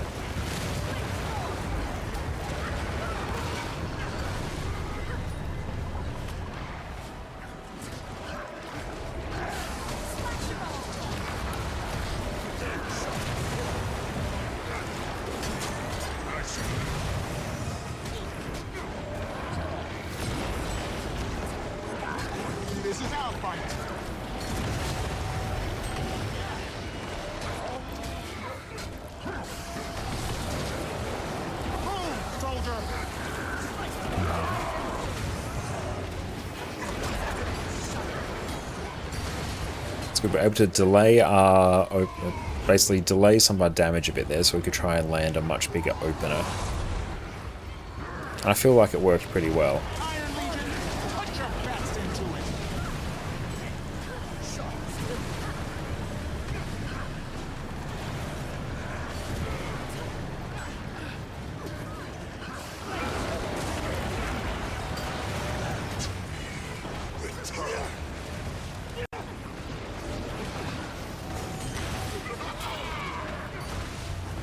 Fate. Ah, Legion.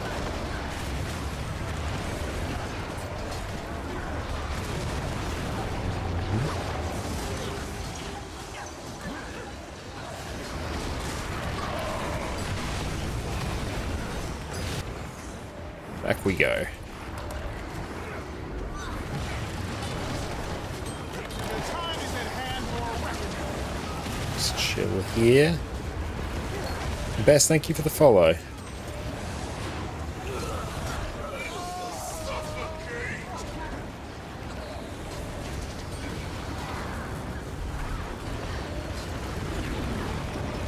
Ooh, thank you so much for that, Jess. Just absolutely wonderful. It's made us a wonderful dinner of,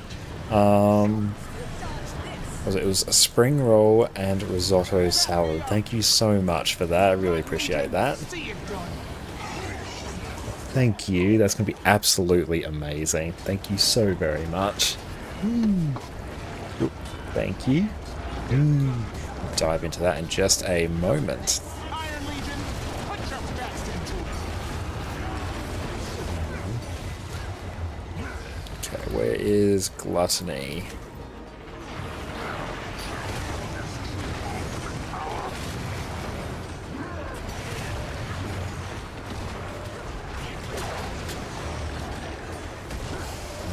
Ordnance incoming.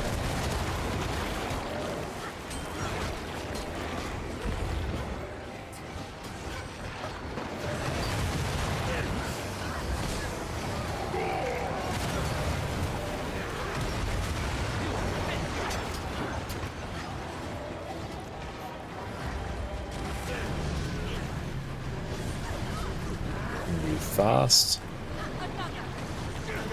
Iron Legion, put your best into it.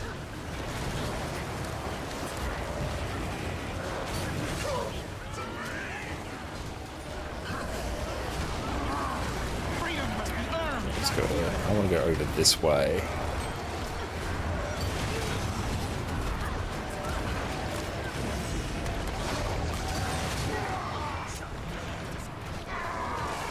Ordnance incoming.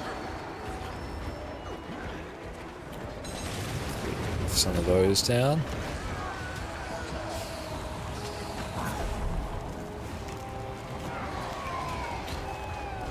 Trust in some barrier. Dodge. GG. Blood Legion, see it. Thank you so much for that. That is going to be amazing.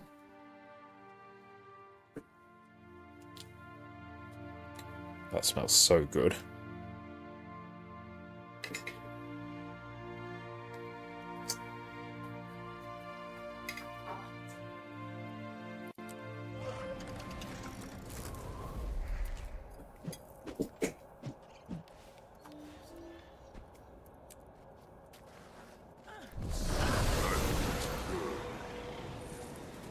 Okay, I think we can get this.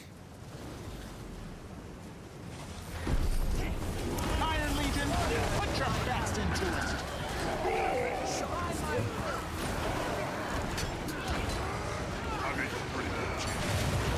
Hey, thank you, Wind.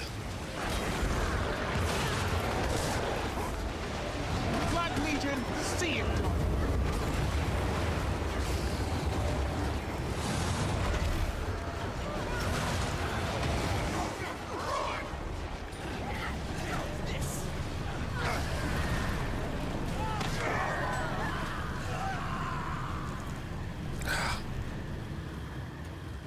done. Come on, let us time. I'll GG in a moment. Keyboard's freaking out.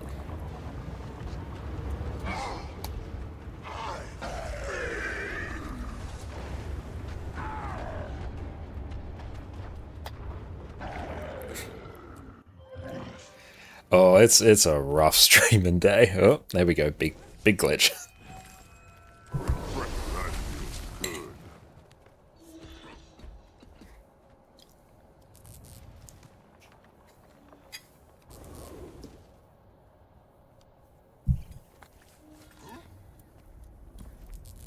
Yep. Keyboard's not working. There we go.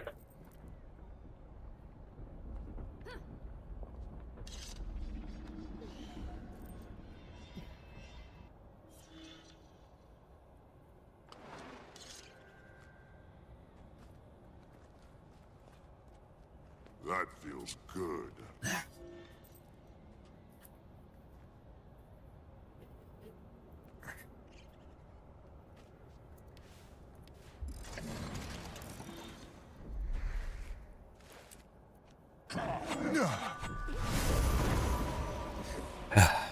There we go. Okay.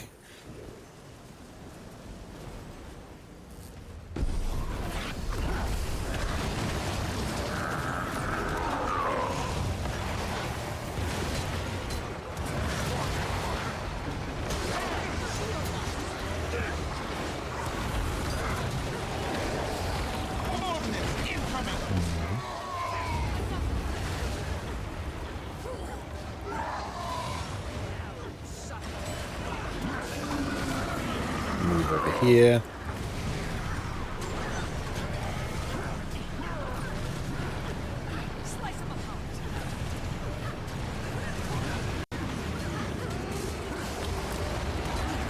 Oh. Okay, we're officially in the era of it being a coin flip whether any of our key presses work. Yep, they're not working.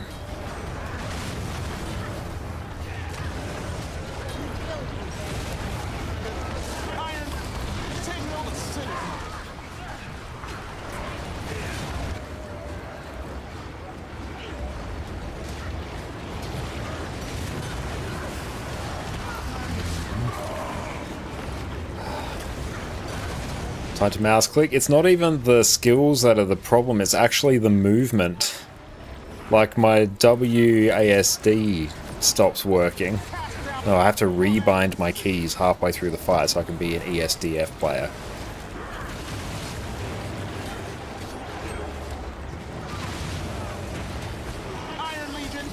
I don't even know where we're going. Survived it somehow.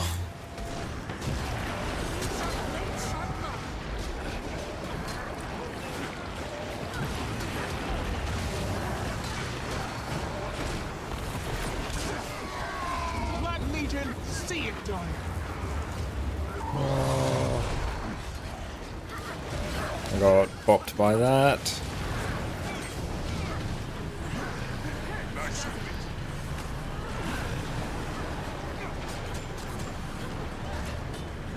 Crashed to lethal settings, back to factory, gameplay hotkeys, everything. Oh no.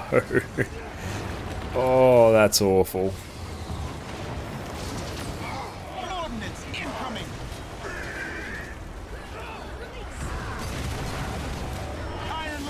Oh, the stutters, I don't know why.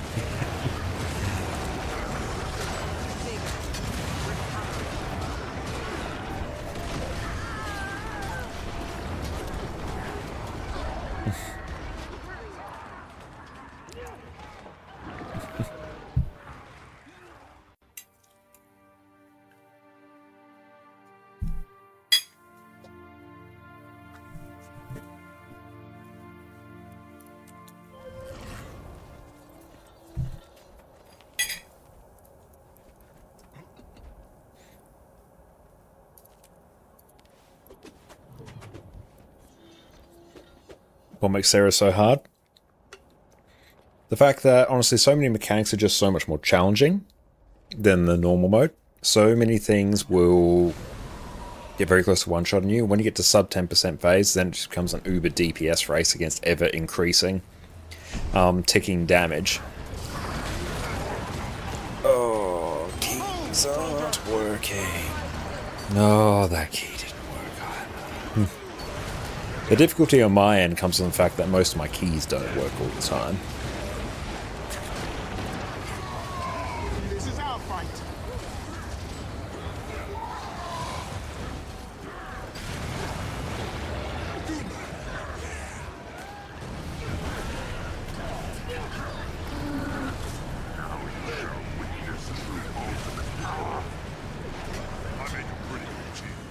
Is it a ping issue? No, honestly, at this stage, I feel like it's a motherboard issue.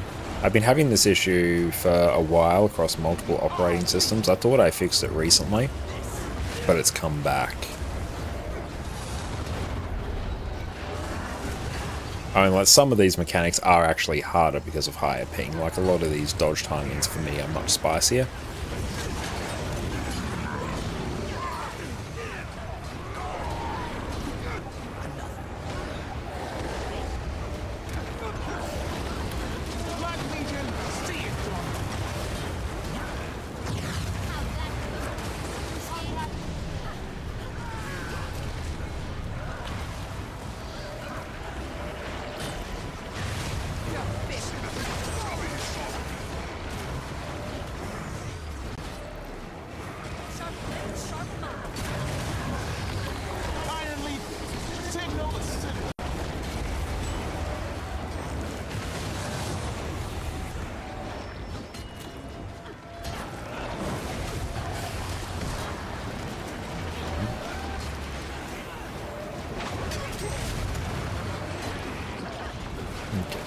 And can't move.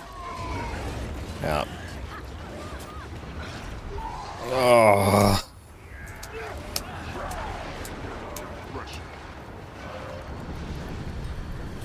Yep, can't move.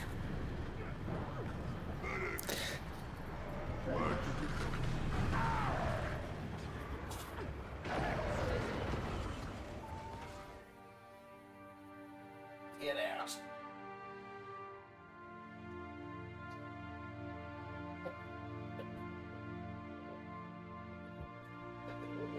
No, that was me swapping the the keyboard dongle to a different USB port. I've been doing it every few pulls. I feel strong. Orbis, thank you so much for the sub, mate. I think it's probably a hardware problem. Kill them all. Refreshing. Okay, it's working now. It could also be I've got a SATA drive plugged into my motherboard. No SATA drive, yes, well, it's the SATA SSD. Plugged into my... There we go. Plugged into my motherboard that's actually not being used at the moment. And I know my particular motherboard model in particular does some odd things when certain drives are plugged in.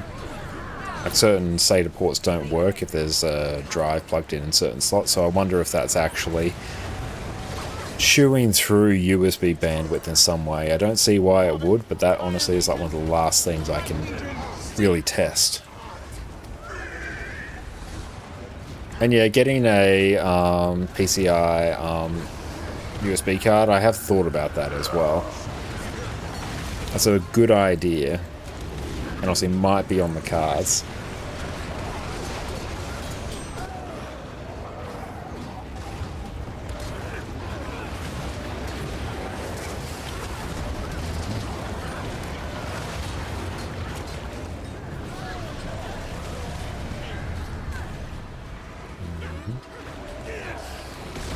I'm just going to pull a bit of energy. There we go. USB 2.0 wouldn't be affected. Yeah, I've plugged the keyboard and mouse into the two USB 2.0 specific slots on my motherboard, so hopefully that fixes it.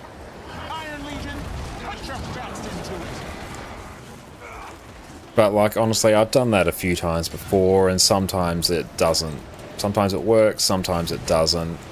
I don't know what's going on.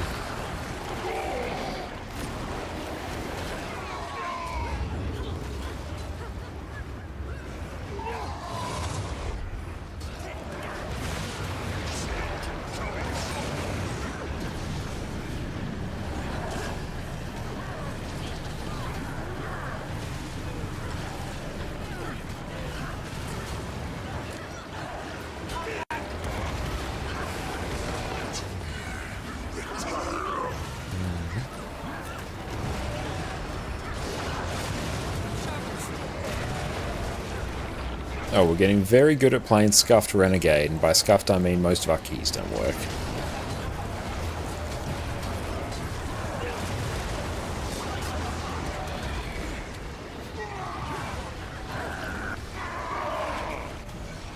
I'm just going to play it a bit safer than I otherwise would.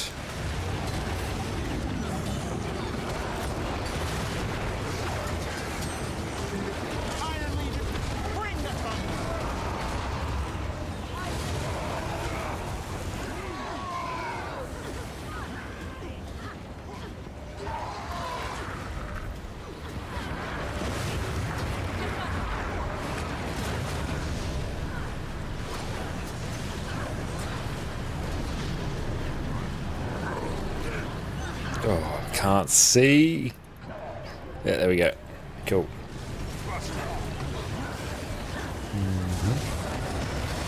Getting there, okay.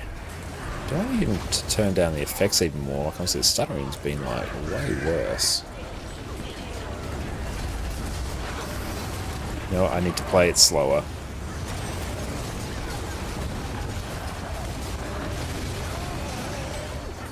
Actually got some CC up. Nice. Over to Gluttony.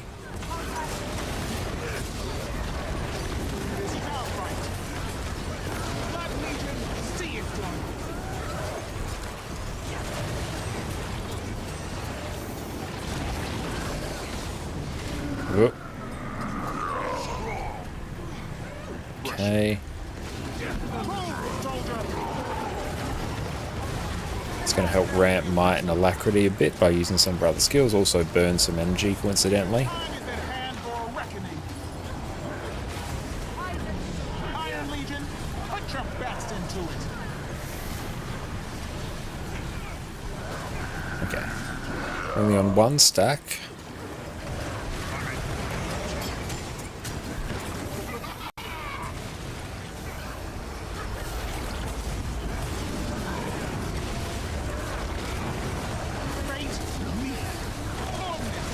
Game must take.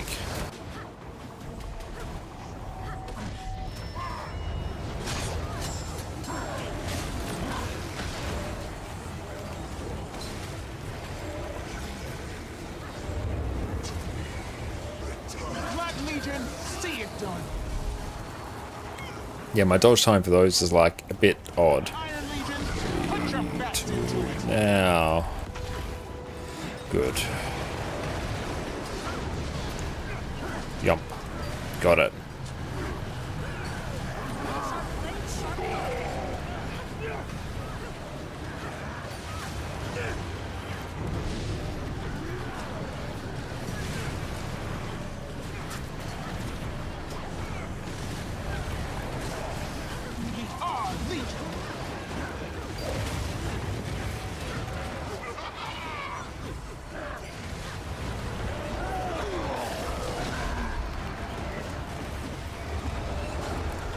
Let's go grab some of these. We got one in.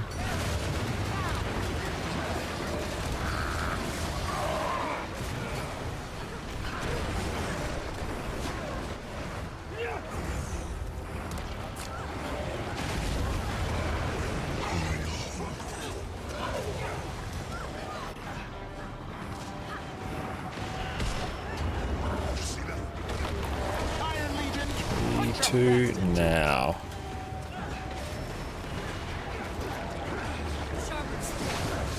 Oh, the FPS is just getting worse. Now.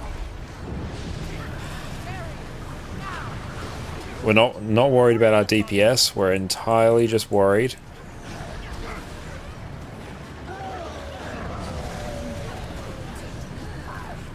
about not dying.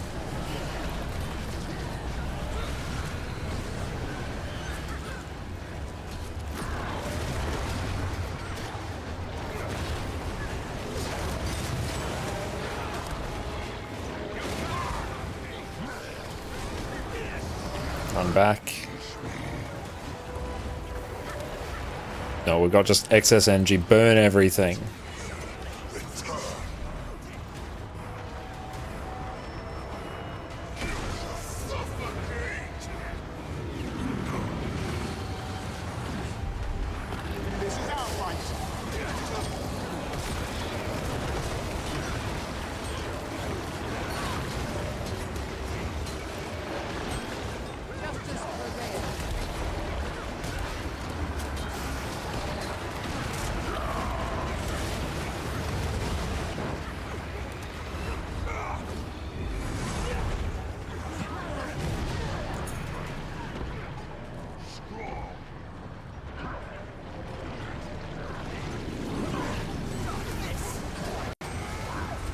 I have no frames.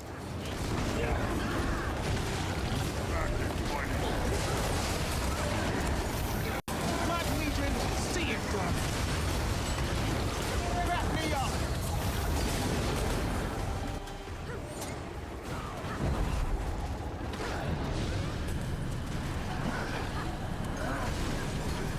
Signal the citizen.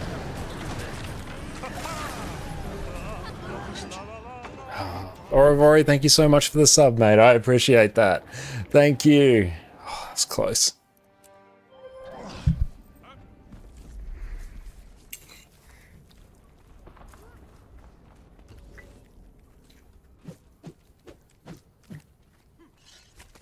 So close again. I'm not sure what was going on there, but like our FPS was getting lower and lower and lower as we went. It was really weird.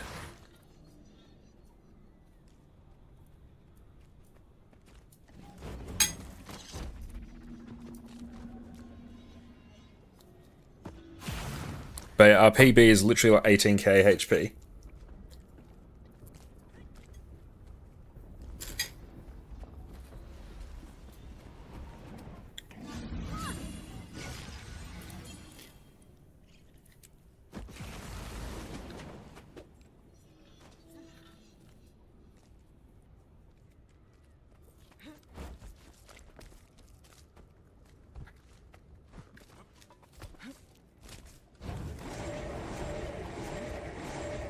DPI scaling.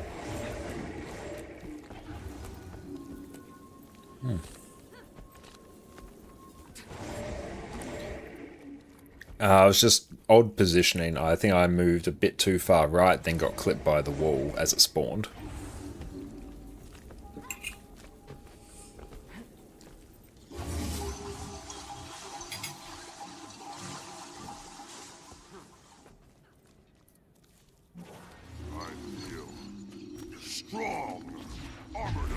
Hey, thank you all very much for that. I think we will get the kill next week. Like, we literally were on 18k HP on one of them. Yeah. Yeah, it was literally 0.01%. That was wild.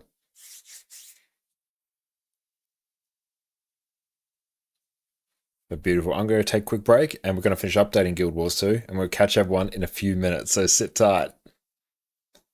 Guild Wars 2 is a game that showers you with all kinds of loot. And inventory management is one of the biggest banes of existence for so many players out there. So today, we are going to go and clean my inventory, the messiest inventory you have ever seen. We're going to talk about my process, the best ways to process your loot, what you should keep and what you shouldn't, and how to make your inventory management issues just wash away. This is the moment that got away from me, man. Welcome back everyone. I've been playing my main Revenant for a few weeks now, and I've let the loot build up and build up to the point where you can see now my inventory is completely full. So today we are going to go through and take care of this. Right here we have 424 bag slots, all completely full, all manner of loot. As a ballpark number, this took around about a week and a half of me playing somewhat casually on this character to fill, and now we're going to go through, tidy it up, get it back to its pristine state that I normally like to have it at. This has been very triggering for me to play with for the last couple of weeks, so I hope you all appreciate the sacrifice that I've made. Personally, I am someone who likes to have a very clean inventory. I have 23 characters, varying levels of bag slots on each. On one end we have the extreme 424 slots on my Revenant here, and on a lot of my other characters I'll just have the base level of bag slots filled up with 18 slot bags, which I think are one of the most cost-effective ways for you to go through and kit out a character. The process that I'm going to be using today can go through and be applied to any level of bag slots. It's just that the more bag slots you have, the less often you have to go through and do this, and you can let your bags fill up over time. But with that out of the way, let's get into tidying this monstrosity. The first thing you need to do when your inventory is full is give yourself a little bit of space to work with. Now first up, right up here in your top corner, you will have the deposit all materials button, which will send any crafting materials you have straight to your bank. So let's go ahead and check that. Bam, we have so much more space ready to go through and work with. Outstanding, we love to see it. And now, because this is still quite messy and is honestly a little bit triggering for me, I'm going to go through and use the compact button.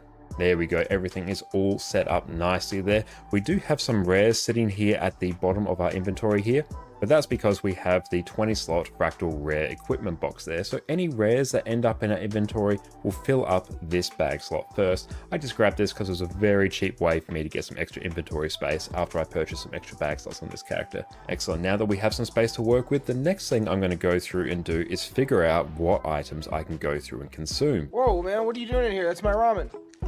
It's better this way. Because there are a lot of different loot bags here, and those bags will contain more things for us to process. So we need to deal with those, get that out the way before we can move on to some other things. Now, a very useful trick that I like to use, if you come up to the search bar at the top and then you start to type in CONS, now that is going to go through and apply a filter to your inventory. So now you can just see the things that you can consume, which simplifies things greatly. We can just go through and click on everything here, open it. So let's go ahead and do that. Now, editing Josh, cue up the fast forward.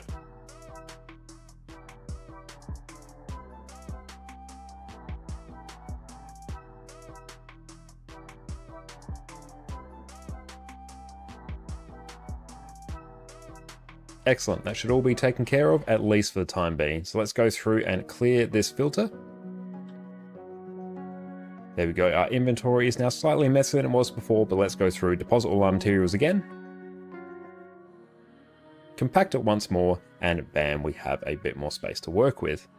Now we have a whole bunch of rares here, so we can go through and salvage those. But first we're going to go through and open up our bags of unidentified rare gear. So let's go through and do that. Excellent. So now we're going to go through and salvage these for the ectoplasms. So we are going to use our silver-fed salvage-o-matic here. You can go through and use a mystic salvage kit or the equivalent that you can purchase from the vendor. So let's go through and salvage all of our rares.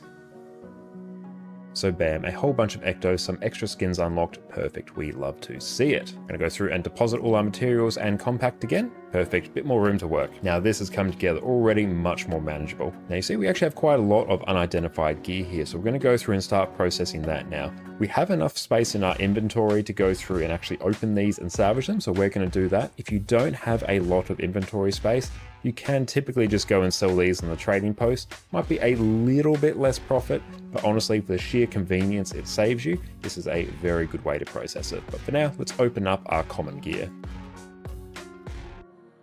Excellent, now that's all done, so let's go through and salvage all of our fine gear. We don't want to touch our masterwork gear at the moment, because that will then start salvaging our masterwork pieces of identified gear, which we want to go through and open for the chance for them to turn into items of higher rarity, just a way to squeeze out a bit of extra gold. So let's go through and tee that up. Salvage all our fine gear. Excellent, bit more space to work. Let's go through and deposit everything on compact again. Now we actually have such a huge amount of green unidentified gear, so we're going to have to go through and process this slightly differently. First things first, I'm just going to drag this 250 stack of green gear out of my inventory so it won't be touched, and then we're going to go through and open up this smaller one. We've just separated that so we don't fill up our inventory. A full inventory is a hard inventory to manage. So let's go through now, grab our Runecrafter's salvage kit, because this is typically the best thing to go through and salvage some green gear with, because you can then get a chance for some extra materials. Let's go through and salvage. I'll go through and include a link in the description to the fast farming website, which will show you what the best thing to do is for your bags of unidentified gear. Which salvage kit should you use? Should you sell them? What exactly should you do? So then, depending on what salvage kits you have access to, you can figure out what the best thing is to do for your materials. Excellent, marginally cleaner. We're just going to do the traditional deposit all our materials and compact. Now, let's bring in our 250 bags of unidentified gear. This should work out just fine. I think we have enough inventory space to manage it, but let's find out together. And beautiful, we just had enough space. I was a little bit worried there, I couldn't do the head math quick enough. But now let's go through and use our Runecrafter's kit to salvage that again. Now you'll see as we go, we've actually gotten quite a few of these little symbols and charms. Now these are components that you use when crafting runes and sigils. The main reason we are using the Rune Crafter salvage kit here is because it gives us the chance to salvage these items from the gear, which will give us a little bit extra gold compared to if we just use our regular copper-fed salvage kit. But excellent, that should be all the unidentified gear taken care of in our inventory. So let's go through and deposit everything again. Perfect, we have a lot more space to work with. Now we do have a few other things that we can go through and consume, like this Laystone Coat Box and this Dragonstan's Hero Choice chest. I didn't touch these before, so let's touch these now.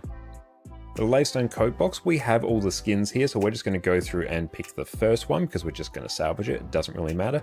Pick whichever skin you don't have. For the Dragonstand Hero's Choice kit, we're going to go through and grab the Amalgamated Gemstone, which will typically be the best gold we can get from these Heart of Thorns Hero's Choice chests. Let's go through and grab that.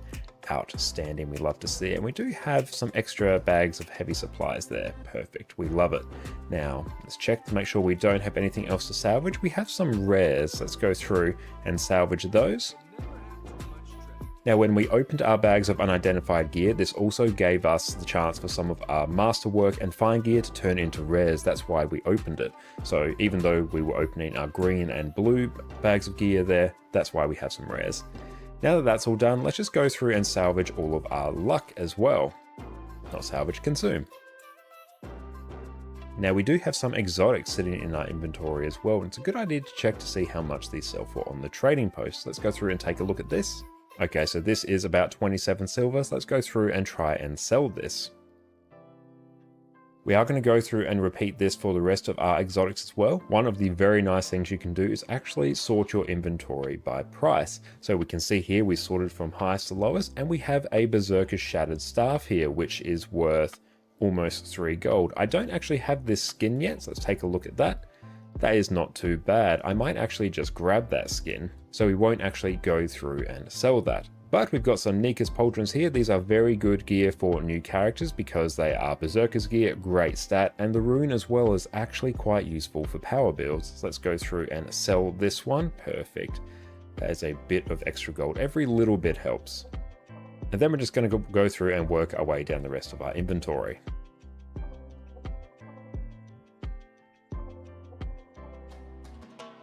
Excellent, now that is all of the exotics that we're going to go through and sell. So now we're just going to go through and deal with the remaining ones. Here we're just going to use our Silver-Fed Salvage-O-Matic to go through and salvage them. Outstanding, that's all taken care of. Now we have a few things that are just really considered junk. So we are going to go through and find a merchant for us to sell these to. Let's go through. Excellent, so here we go. We can now go through and use the magical sell junk button, and we can watch a whole bunch of things from our inventory disappear. It's magic! No, that's metamorphosis! Bam, that just generated 2 gold for us immediately. Let's take a look at our inventory now. Okay, that's a little bit easier to deal with. Let's go through deposit all materials and compact again. And now we can probably go through and just make this a little bit smaller so it's not taking up as much. And we are back. Welcome back, everyone. Guild Wars 2 is just updating in the background. Well done tonight, everyone. I'm not sure exactly what our HP was at for that last one. I'll have to go back and dig through the logs to find out, but you're watching that. You can always go and check out our YouTube channel as well. But yeah, we were so close to getting that. Sub 18,000 HP. The boss has many millions of HP. We were so close. Next week, I think, is the week. Guild Wars 2 still vibing out doing the download. And in also exciting news, we're finally at the point where I can share this with everyone. For September, Jess and I are actually going to be traveling throughout the UK. And as a nice little bonus, Jess and I are eloping over there as well. So we are going to be coming back as husband and wife, which is very exciting. So yeah, we've been absolutely flat out for the last while organizing that. We've basically finalized everything now and told all our families about everything, and everyone's incredibly supportive. So yeah, for September, Jess and I are going to be traveling. We're getting married. It's going to be absolutely amazing. And yeah, we're super excited to come back and see everyone and share. Make sure to go check out Jess and mine's Instagram as well at ConnorConCarne. That's Jess's, and ConnorConCarne, that's mine. We'll be posting all our updates there as well. And thank you so much, Annie, Moe, PK, Tea Time. Thank you so much for that.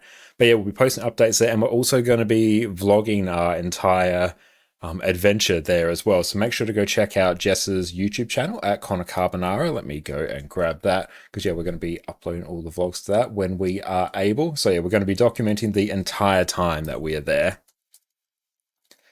But yeah, thank you all so much. So yeah, we will be streaming. We've got all this next week. Next Monday, one coming. So that Monday, the 1st September, that will be our last stream. And then we're coming back basically the start of October. So yeah, super excited for that. But yeah, that's what we've been organizing for the last little while, and everything is just sort of fallen into place now. So here's Jess's YouTube channel. This is where we'll be sharing things. What kit to use for salvaging blues and greens? Use the Copperfed for blues, Runecrafters for greens if you have it. If not, then use the Copperfed for greens. Guild Wars 2 is almost done. But yeah, I'm super excited for that. That's going to be absolutely amazing. It's going to be my first international trip as well, which is slightly daunting. And yeah, we're going for basically a month as well, which is big.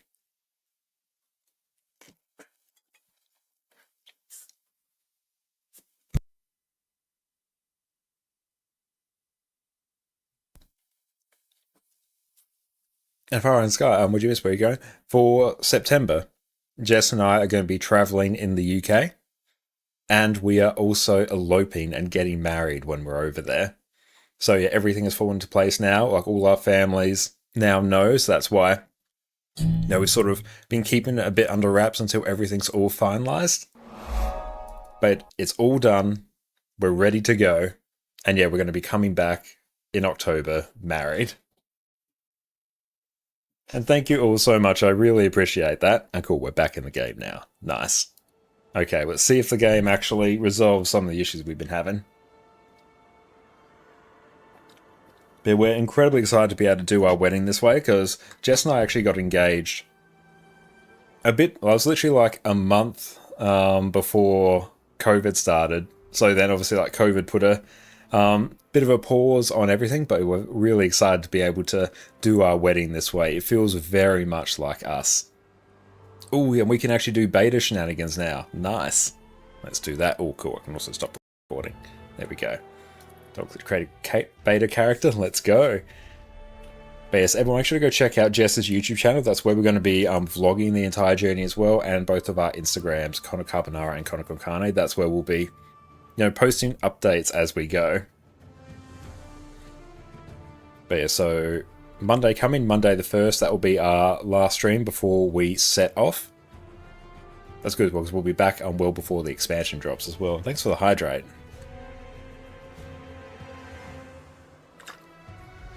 Okay, let's get some conduit shenanigans going.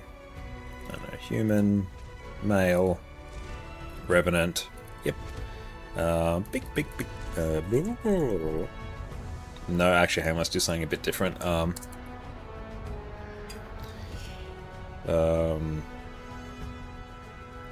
Rolling down the hill. Rolling down hill. I don't know, just random brain thoughts. Misspelled hill. Nailed it. Oh, ConnorConCarne, that's a good one.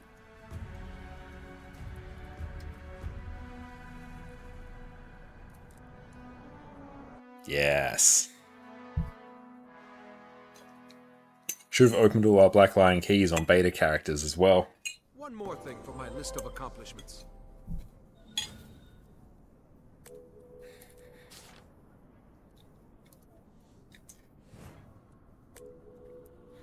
Okay. It's been a while since we've been on a beta tune. Let's just... It's a good thing we actually got full legendary gear for the most part. Because now we can simply go through the process and do this.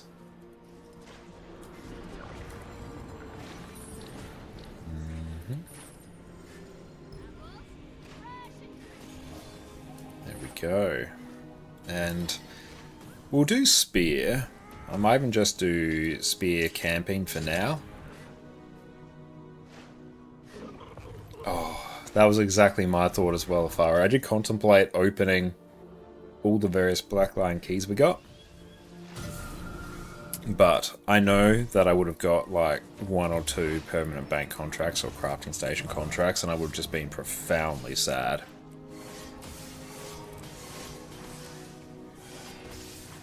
And yeah, we have one more night of Cerus Prog in us before we set off, and obviously if the Prog's still going after that, just sub me out for a DPS. Already mentioned this to Sparsa Boss as the one organising it. They're all up to date. Torment and Earth.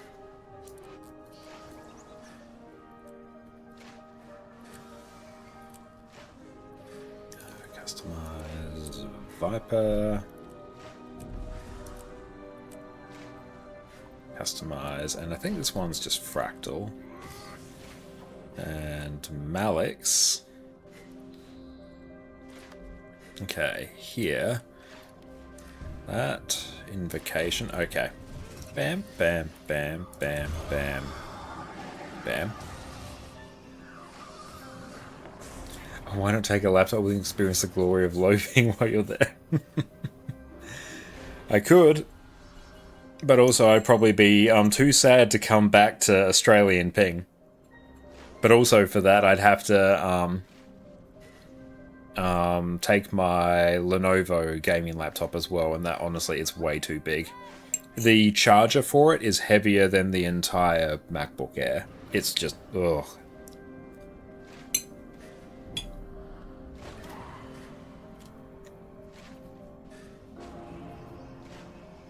Now, strong.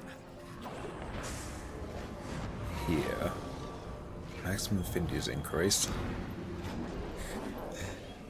But no, the Lenovo laptop is like the best gaming laptop I've had, but it is a gaming laptop and everything that comes with it. Refreshing. Zoolander, thank you for the follow. And I Cancer, thank you as well. Spaggy was still in the you tries before. Do not recommend suffering. Oh, I can imagine it would be terrible. Council held in times most dire.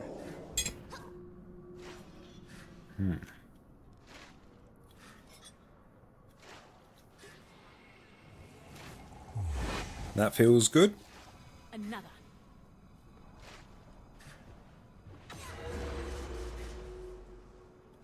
Yeah, it's increased Ascended true at Dragon's our condition damage there. Perpetual Wisdom. Mistfire. Kind of feel like that. A Misfire still above Perpetual Wisdom it is. Okay, that makes sense. I was going to say, I'm pretty sure, like, I've seen Revenant builds floating around. And what's, later on, well, not tonight, like, I don't know why we're getting, like, such bad FPS. Misfire when fixed should be more damage. That makes more sense. Like, that burning when you disable should do more damage. But yeah, I don't know why our FPS is so low. Something's going on somewhere, I don't know why. Okay, let's go into the Golem. The Burning Works issue that strips your Malix F2 bonus. Oof.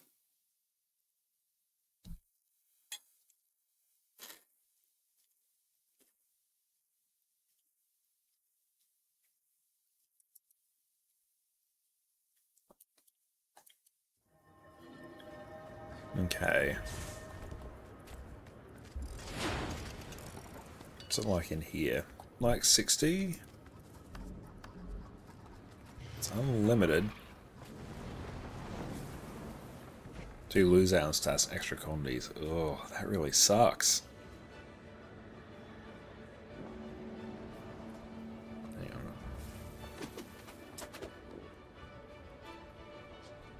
That's my...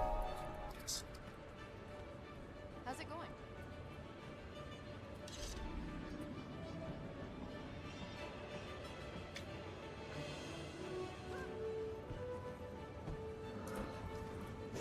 Just googling why is FPS low.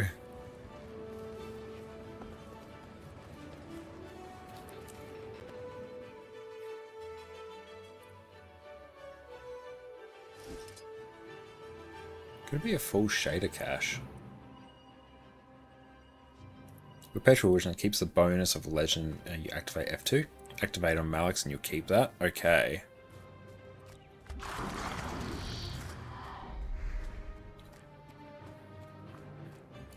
So if we activate it... Alright. So it's literally just extra boons, or extra damage. So we get 120... Oh, just gain attributes when we're in Malix. Gain 180 expertise and 180 condi damage. Gain boons when you use Cosmic Wisdom. We're getting resistance in Malix, pretty on brand.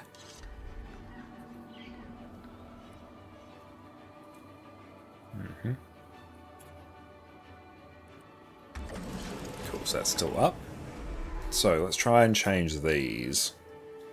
That's Torment, Beguiling Haze, Shielding Hands, Twin Moon Sweep. Alright, this is going to be like a monster tooltip, isn't it? Spawn a fragment of Razo targeted location, both you and the fragment attack with a scythe. Resonance, so... In Demon Stance we do extra confusion.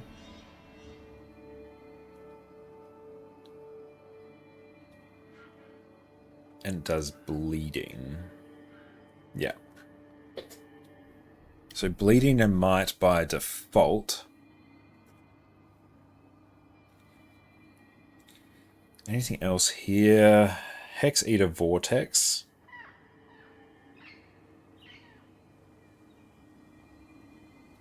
It's just baked in condi removal. Beguiling Haze, that feels like that should be good, especially with Misfire. Okay.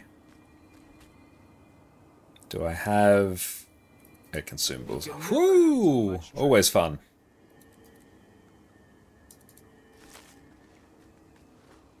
Okay.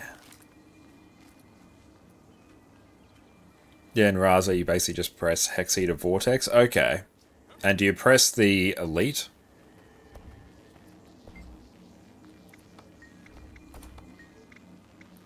Refreshing.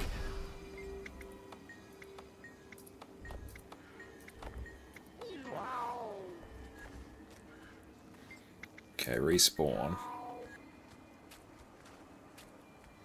Once per loop, you think? Okay, let's try maybe just...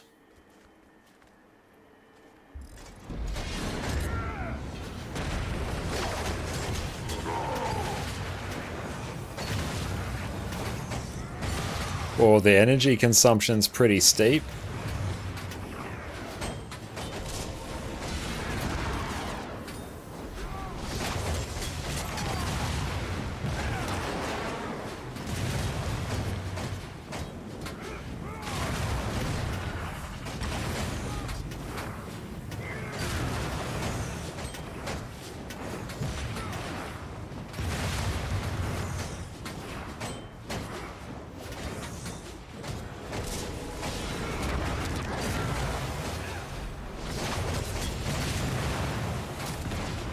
Yeah, it's incredibly easy to trigger charge miss. Oh yeah, it is. Because yeah, the energy management, well, the energy consumption is so much more.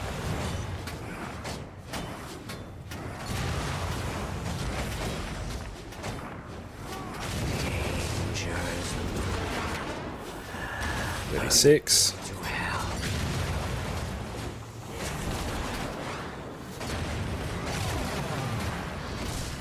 Okay. Well, this is pretty chill.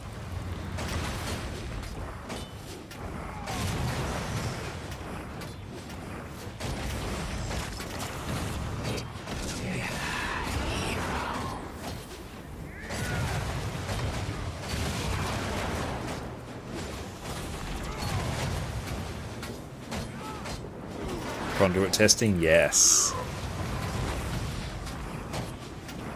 Yeah, Arc DPS isn't entirely accurate. But that's 37. That's literally just 37k. Hang on. Did I even put... Okay, good. I actually did put stuff in our weapon there. That's good. Okay. So I can up this more. Yeah, it's basically just Condi Renegade by a different name. That's good.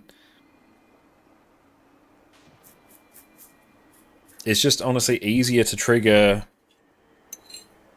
charge miss, I'm pretty sure.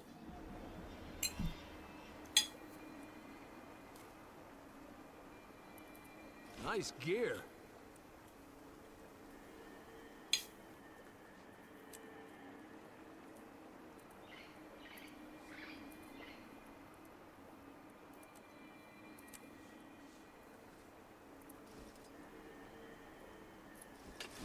Leeching, customize, torment. Let's do torment and doom. Now I'll just pop that there. And this one I can get even more for free. Geo. Yeah, so we literally just keep that active. Double check everything else in the build.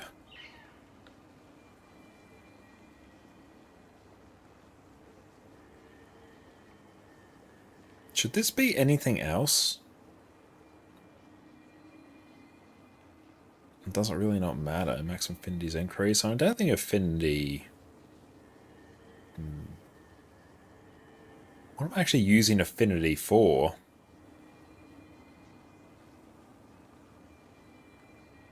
No, there's nothing in first combat that's better. Yeah. Doesn't seem it. But that was like 37.1 there. Oh, I don't even have infusions either. So we can just do this.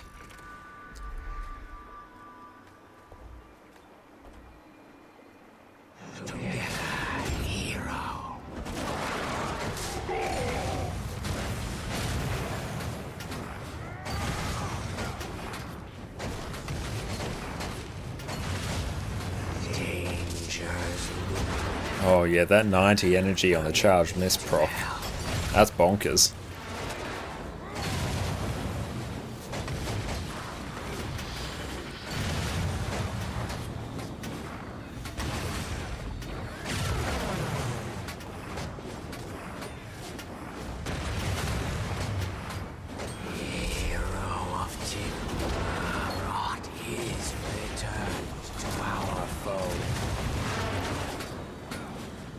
I'm not even swapping weapons. I got to do that as well.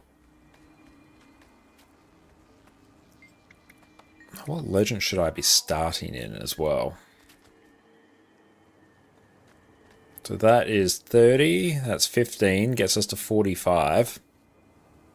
Yeah, I feel like I should just be doing Abyssal Force, my Elite, and Hex Eater Vortex. Ah, stop it. Goblin.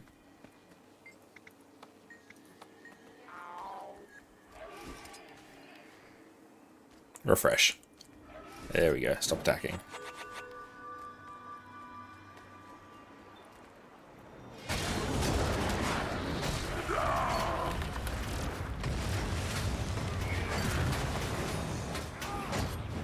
You burn through energy at the rate of knots in Malix.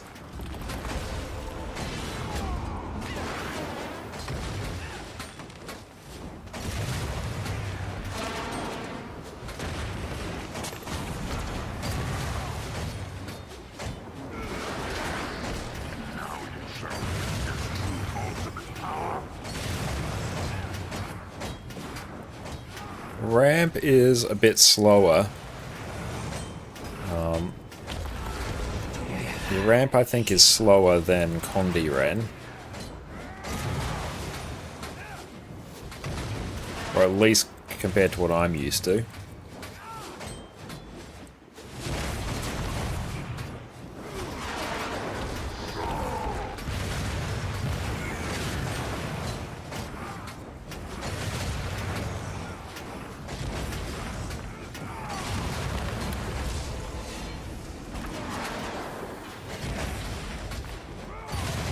Just made max level 80 with your alien. Congrats!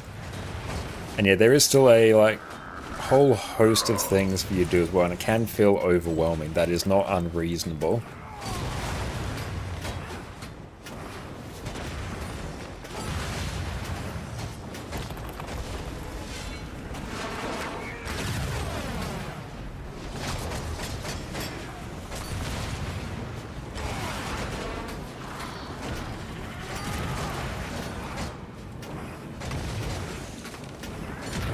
Okay, 36.3. That's a bit slower. Okay. But also, even just following along with the story once you reach level 80 is a good thing to do. It's naturally going to take you along the route of unlocking a whole bunch of really useful things for your account.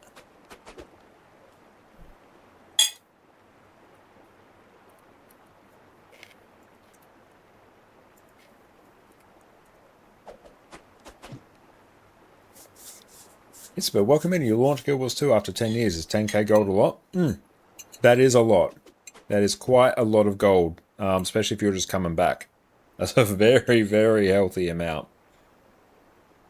I think for most players, anything over 1,000 is considered like a good amount. Anything above 3 I'd consider a lot.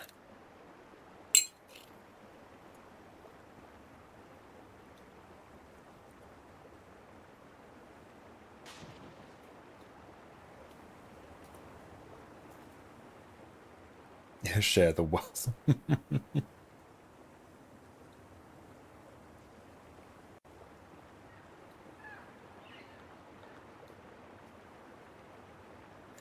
Doom, Geomancy Doom. What's really doing it? Oh yeah, straight up. We just like picked the build. Okay.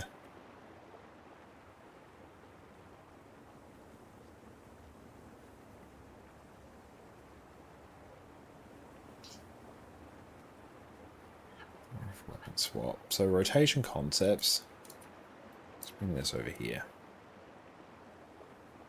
Where is it? Give me display. Okay. I'm just using double spear.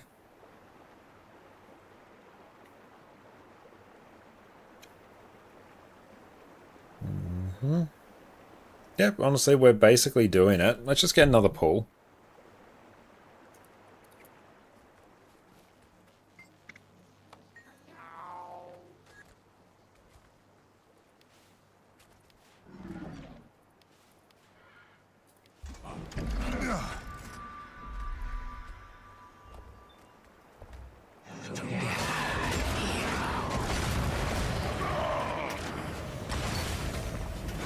Oh, we didn't activate stuff there. There we go. Just extra stats.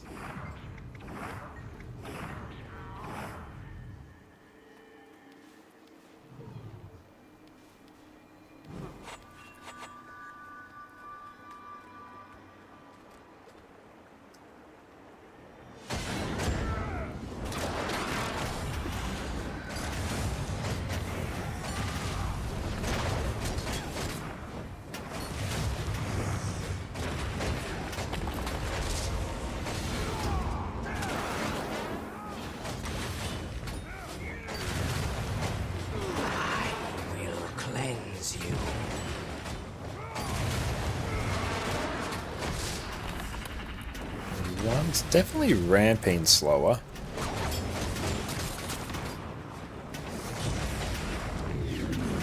Hero of Tyria, I fight with you.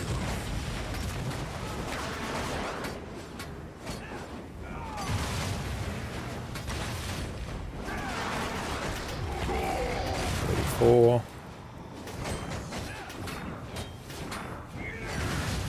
Just keep blasting.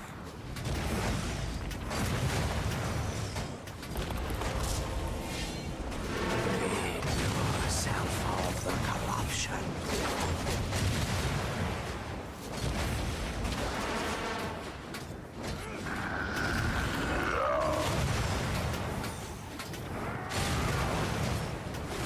Burned a bit too much energy there.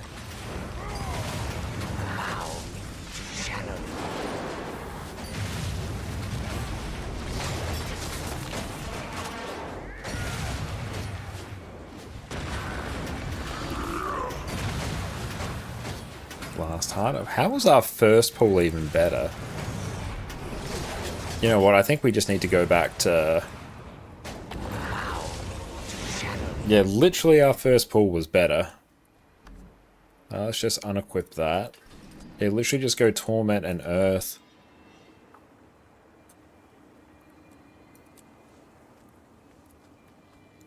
Okay, now we know what we're doing. Let's just push this higher. Do I have auto-targeting on? Why would I do that? Yeah, turn that off.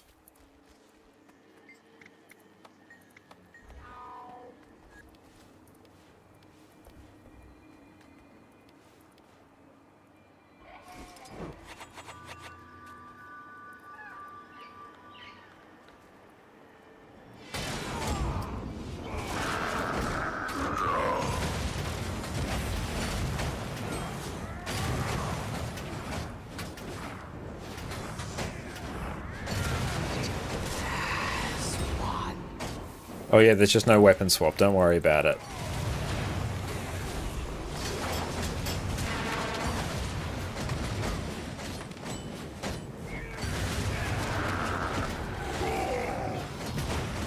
I feel like we can push that higher. Ah, damn it. Spawn, big, additional options, act conditions, all of them. Spawn.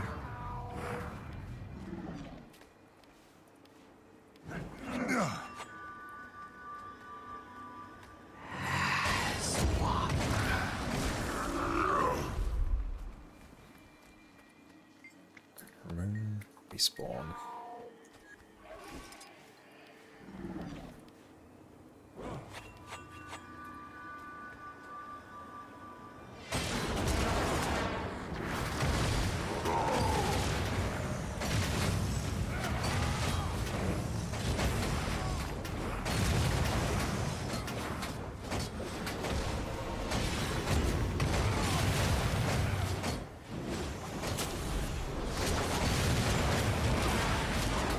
And the baked in Condi cleanse is pretty nice. 2, okay, we're actually getting bigger number now. So it's basically just use Spear 2 and 5 when we're in Malice and can't really afford too much else.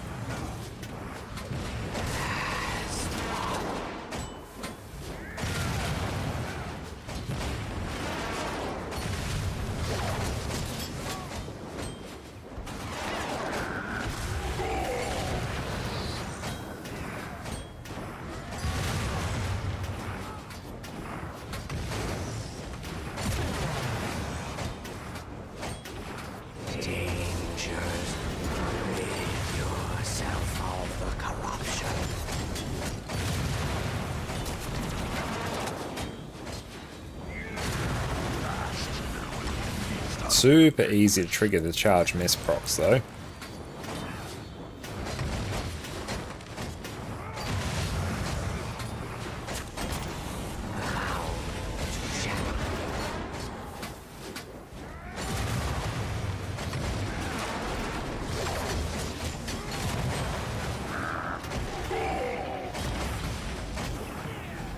Charge miss is free, yeah, that is true. Okay, we're at 38 now. Yeah, that approaches what we can do on Condi Ren, and I'm much more comfortable on Condi Ren. Plus, I also have infusions.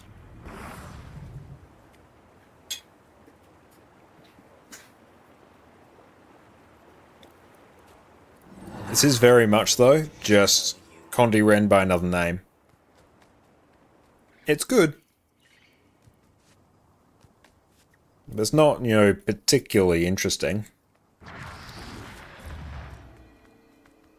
Go take it on something.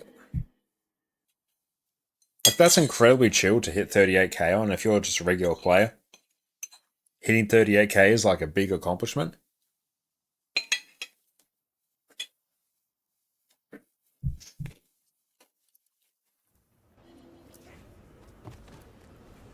Awesome, what's up? It's great to see you. Curious what self-buffing potential is.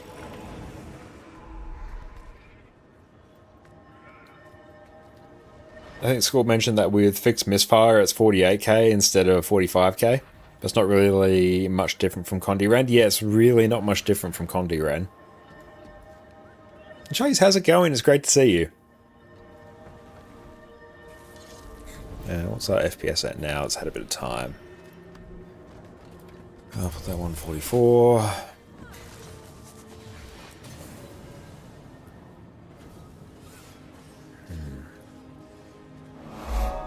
Hex, thank you for the follow. I appreciate that. You know what? Later on tonight, I'll roll back Windows and yeah, we'll see how that goes.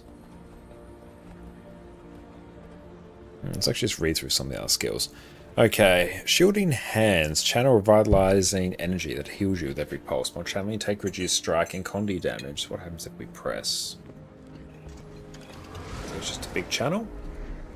And then Hex Eater Resonance. That, well, if you have more condis, this does more damage. This would actually be pretty hype on Sloth.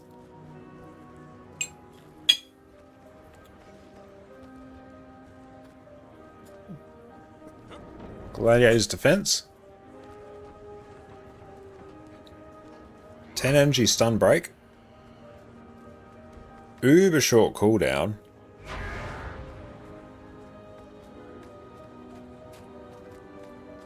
I dropped same girl from last time? Yes, they are. I mean, you're just having that. That's a 5-second stun break that's basically free.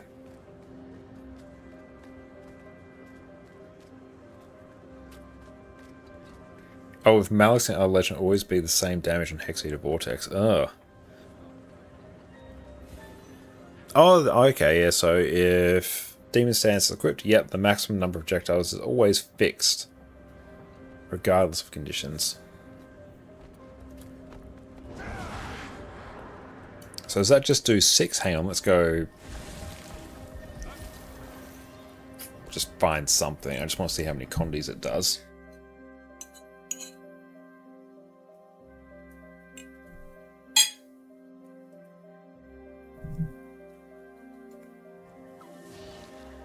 Eat my dust. Yeah, remove additional NG if used to break a stun.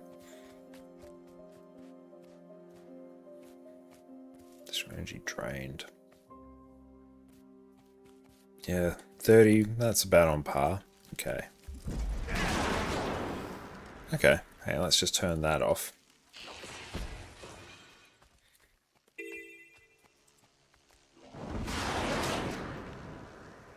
Instant 8 stacks of Torment. I will cleanse you. Yes, that's some good value.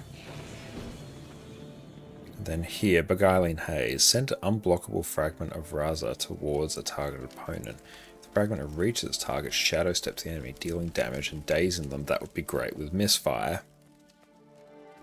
If it hits, you can use a skill up to 2 more times with no energy cost or casting time. Oh, that sounds fun. Embrace the form of the mesmer.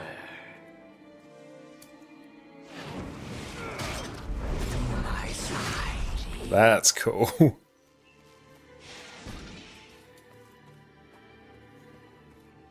For 2 more times, no energy cost. Resonance, Assassin Stairs. It becomes AoE, except while underwater and strikes enemies. It's going to make power conduit open world would be quite fun with that.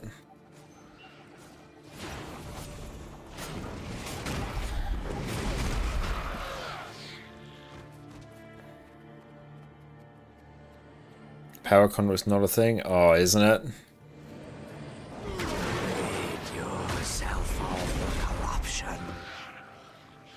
And is that just...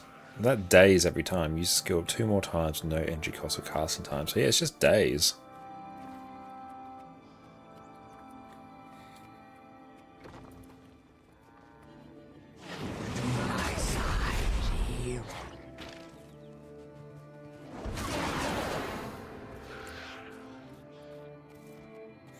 So if we were to do, see mob, port to mob.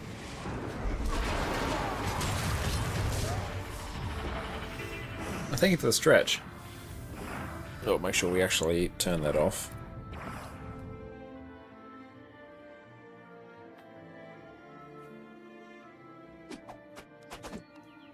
So each of these skills basically just gets buffed depending on which other legend we've got.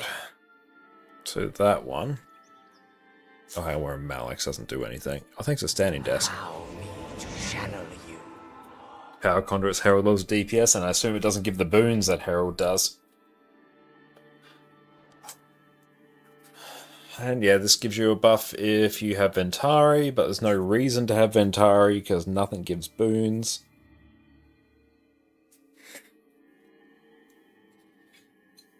And cool, that's just always going to do max condis if you have Malix, which is good.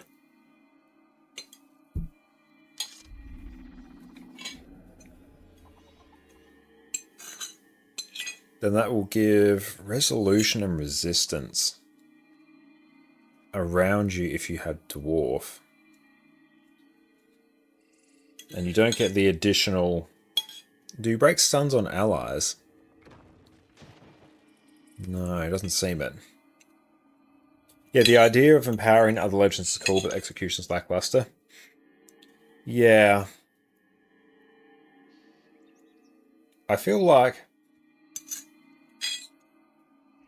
tooltips would be a bit cursed. I feel like each of these skills should have another effect, depending on legend, not just one. Like, it shouldn't just be Hexeater Vortex gets, you know, the buffed effect whenever you have Malix, and no extra buff if you have another legend. I feel like that should be like similar to how Twin Moon Sweep, that has a different buff depending on each legend. I feel like that should be applied to everything. I feel like that would make it more interesting. And this feels like could be a cool PvP spec.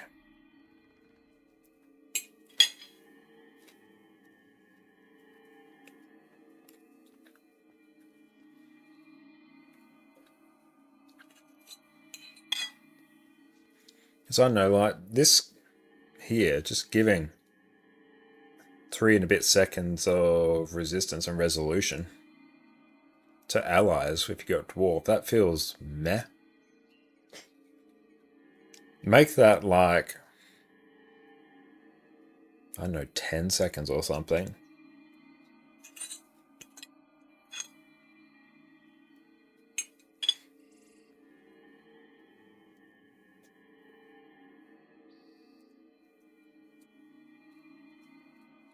I like this skill. I feel like this is a really fun skill.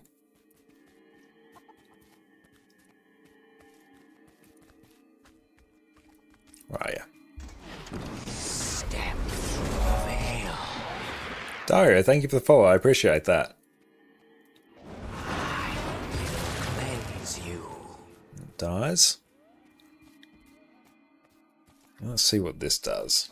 Doorhander, thank you for the follow. Together, hero.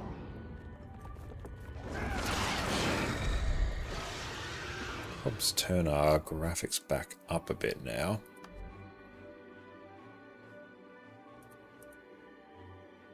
Changes high, animation, I don't know, high.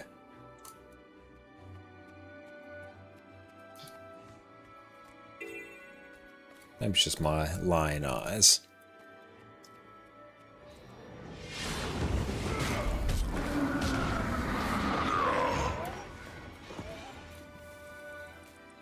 Oh yeah, I thought you're just going to do good damage on this, really. Malix buff there. I'm trying to execute some little combos, so we got 30 energy there and 20. Together, hero. Oh no, got another Spirit Shard. Okay, that is Conduit. Let's go Gale Shot.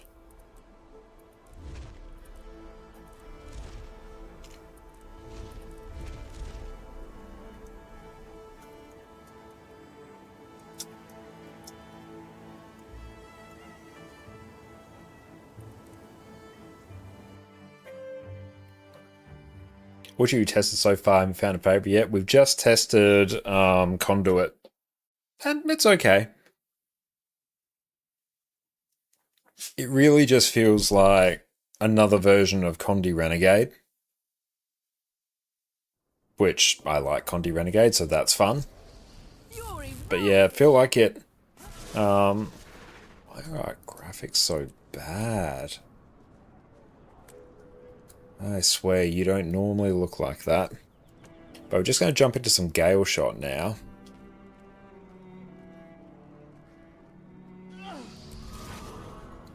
I've got something wrong with my configuration. Something jank's going on there. Should I install old versions of Proton? Is that a thing I should do?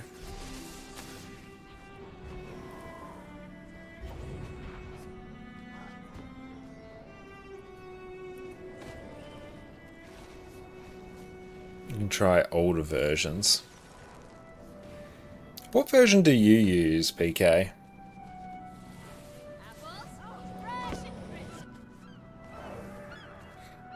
Yeah, and if you like Renegade, you will like Conduit, but there's nothing really, I think, that differentiates it. It's really just...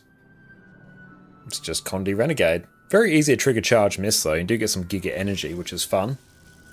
Because you get like 90 energy on weapon swap instead of 75 if you run charge miss. Currently on 10.9, but we tested 10.13 earlier. I might just go back to 10.9. Proton GE. And is there any... There's a whole bunch of different ones here.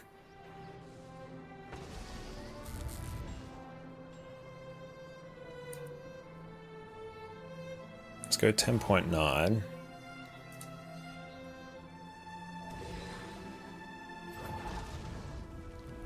Because honestly, I feel like I've been getting much worse results. And honestly, yeah, I have changed my Proton version, so that might be it.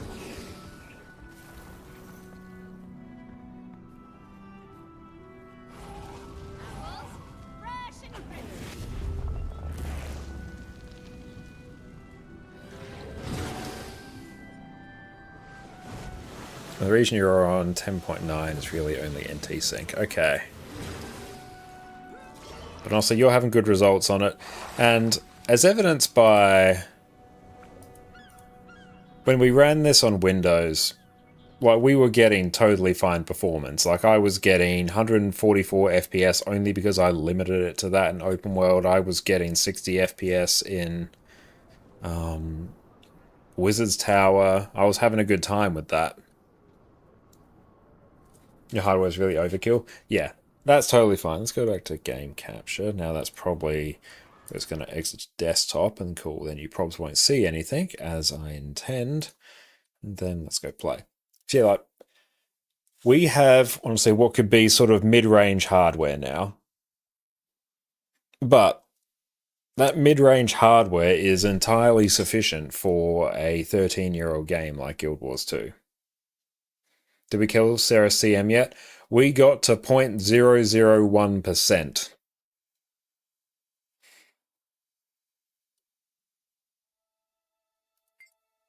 Yeah, sure, ConCarne, let's come back in. Oh, I didn't even update it.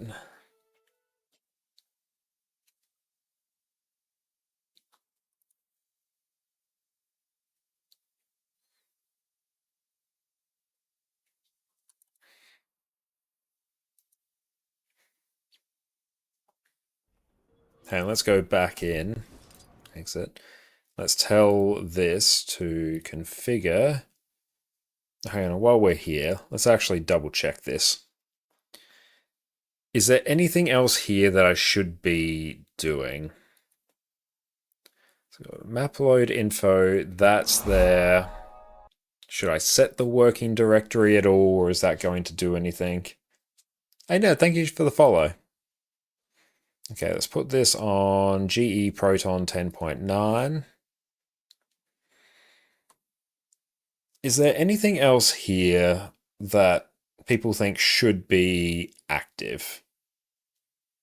Enable. I turned you off and you're making things look weird. Proton enable Wayland. That's what you do. Let's try that. Ah, I want to copy that, please. Let's do. And game info runner options, paste that in there.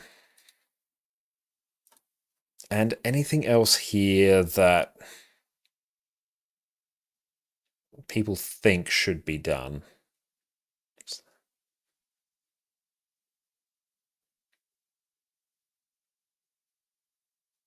Yeah, that's literally, that should not even impact me at all. And system options. Disable screensaver. Enable feral game mode, nice. Some games really don't like Wayland. Okay. Let's go back here. Did I go save? Save. Wait, let's bring that up. There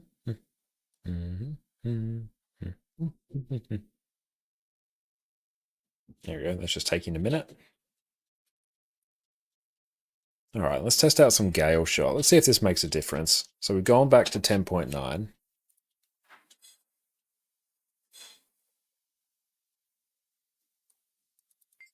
All right, let's go back in.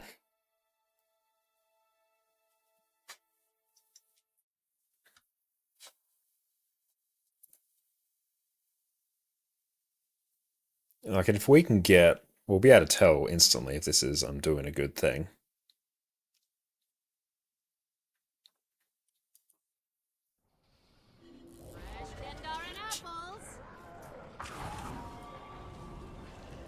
That's better. A bit.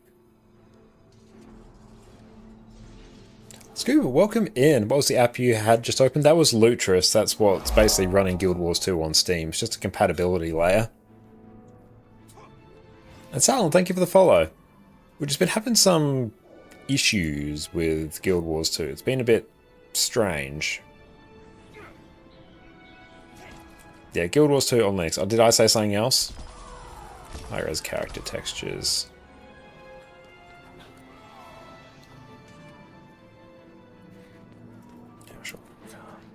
Oh, you said on Steam? Okay. Let's see what this is like in Mistlock.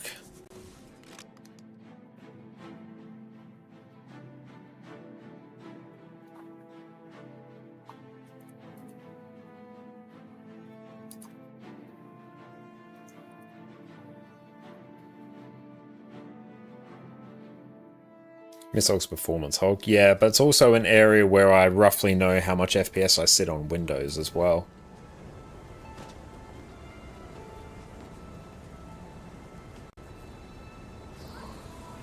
You've been having FPS issues lately. Had to reinstall your CPU chipset and then process lasso your CPU affinity for Guild Wars 2, and that fixed most of your issues.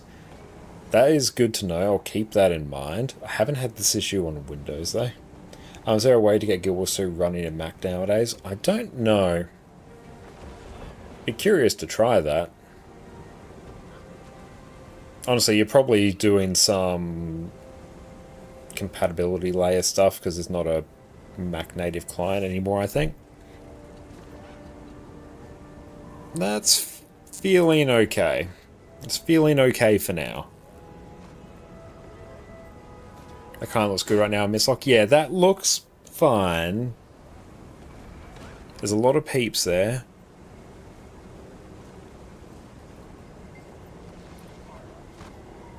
Should Guild Wars 2 works on wine? Yeah, I wasn't sure whether there's wine or anything on Mac. I haven't tested it.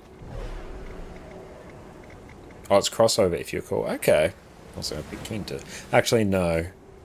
The Guild Wars 2 DAT file was like a bajillion gigabytes, so I probably shouldn't put that on my 500 gig MacBook Air. That would be... I've only got about 250 something-ish gig free at any point, and because it stores all the files in the trash for quite a while, it actually gets a bit annoying.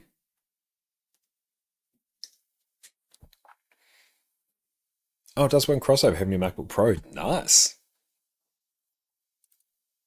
Although that actually could try EU ping. No, I shouldn't try EU ping when I'm over in the UK.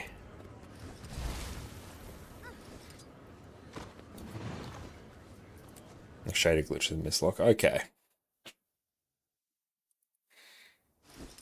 I'll store your data file in your NAS from Guild server network. Oh yeah, that would be great.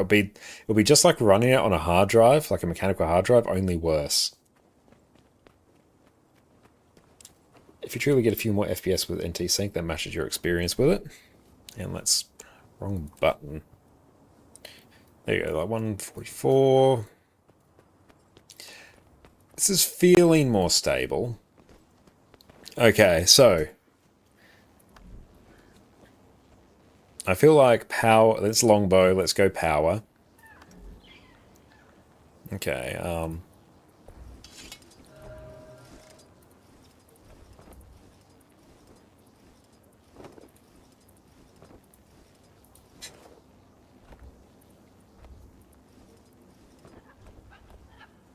A current Gaucho is longbow axe.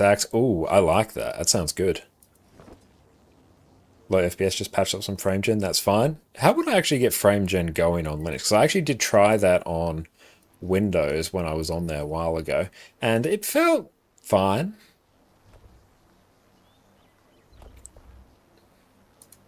Like I was trying to figure out if there was any input latency with frame gen or using whatever AMD's version of that is in there. Graphics card software. I couldn't really detect any, and when I was trying to figure out, like, okay, am I looking for am I looking for input latency, and is that why I'm feeling it? Am I just placeboing myself? I search for LSFG. It's the same frame generation as loss and scaling. Okay, Linux LSFG.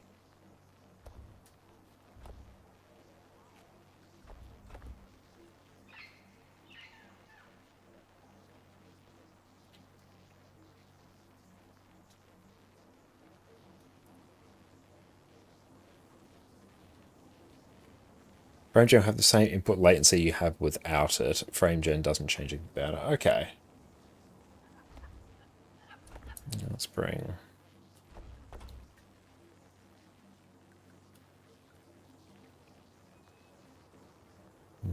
You can get it on GitHub for Linux, but you do need to own lossless scaling on Steam. And lossless scaling... I've heard about that. We'll look into that a bit later.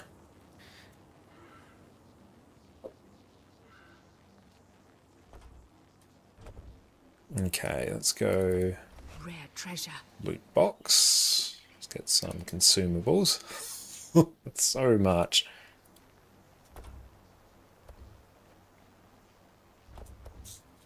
You've never tried FrameGen on Linux, you only know about LSFG on Linux being a thing now. That's alright. I'll test it out later, and honestly, might be spending like a week or so just testing stuff out on Windows to see what our performance is like.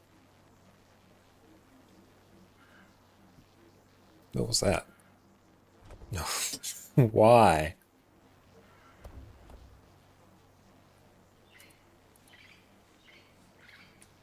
Okay. I'm just getting a bit confuzzled. Give us a longbow. Give us an axe.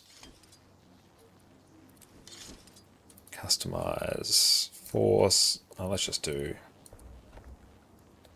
force. Impact. Berserkers.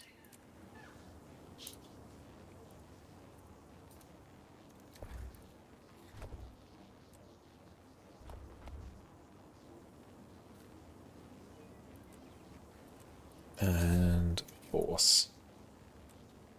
All the caveats for FrameGen apply. The more frames, what PK said about input lag. It feels laggy if the FrameGen is working over time, but it's because it generated frames. Okay.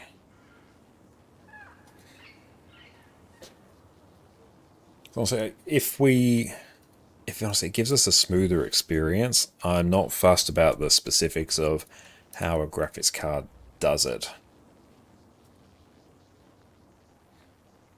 Because at the end of the day, CPUs and graphics cards are just rocks that we've somehow tricked into thinking. It's all just magic anyway.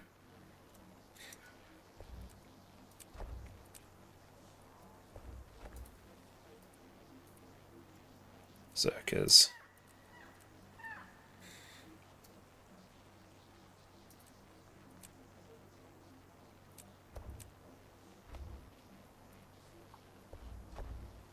So you've been saying your PC is basically your pet rock. Yes, your pet rock that shows you pretty images on screen and lets you interact with it. You can run big metas on max settings and model limit and code and stream the same PC. To be fair, it can look a bit soupy, but Guild Wars 2 is a mess of particles in a big meta. It doesn't kind of matter. Oh yeah, plus when you're encoding it on stream as well, you're already encoding at a low bit rate, so it's already going to look interesting. And I don't know, Thief? Yeah, we'll just put Thief on. Okay, I haven't actually looked at the stuff for Gale Shot, so let's go. Vicious Quarry, Fury grants you Ferocity and Crit Chance. That looks good. That gives us extra Ferocity. Unipet gain power, gain additional power, and Wilderness Sword. Trapper's Expertise. Unipet cause bleeding on critical hits.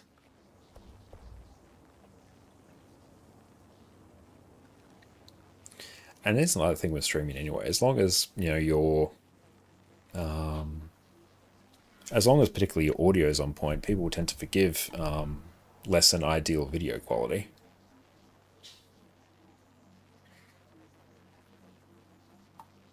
And I feel like when I use the frame generation, the AMD frame generation of Windows, I got around about 20 or so extra FPS. Strike damage. Yep. P6 Grant Fury around the Ranger. Let me just see.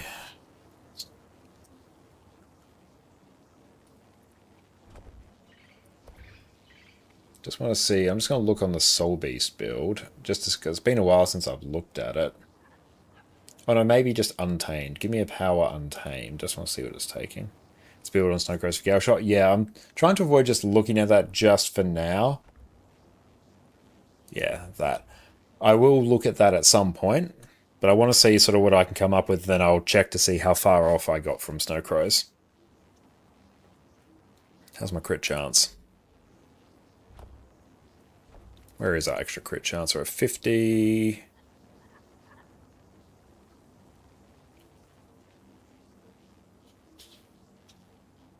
Got a random wizard novelty from the COCM. Oh, hell yeah, nice.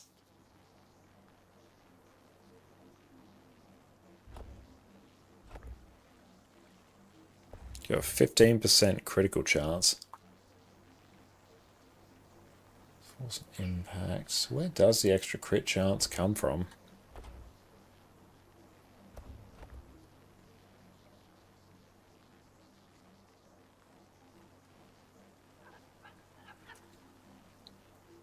Strike damage against vulnerable foes. It's 10% extra damage. Damage above the threshold. I figured they're both honestly fine. Okay. So.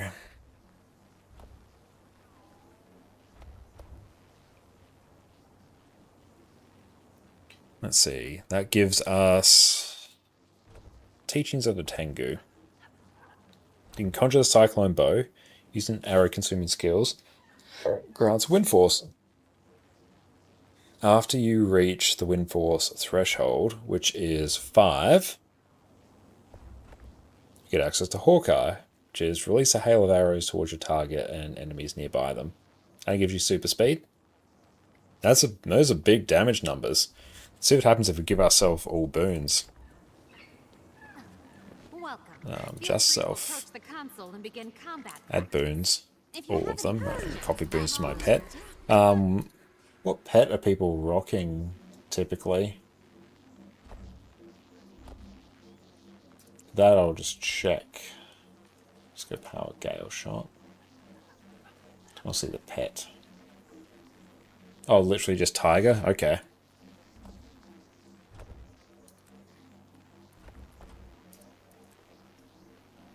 Tiger, where are you?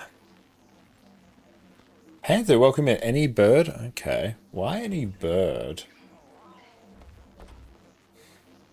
Let's put a bird just on swap. I don't know, put hawk there.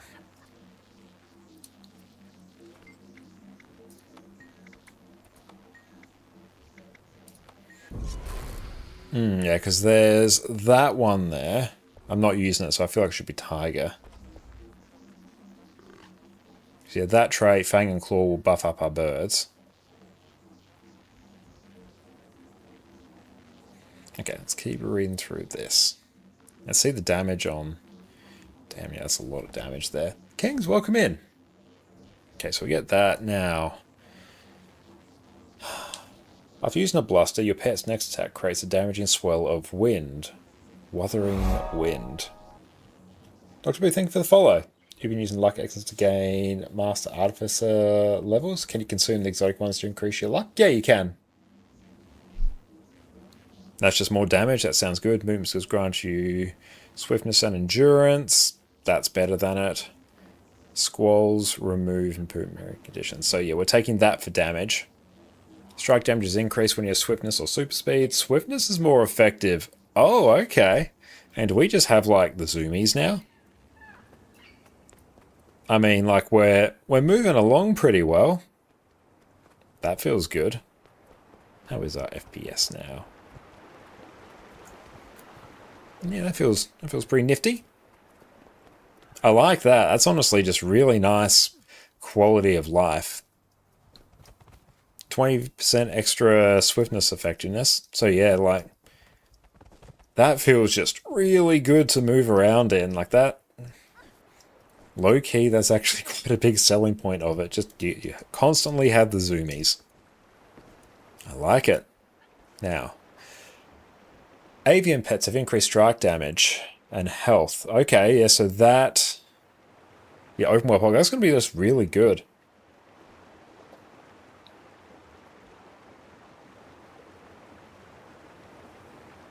B skills grant quickness around the ranger.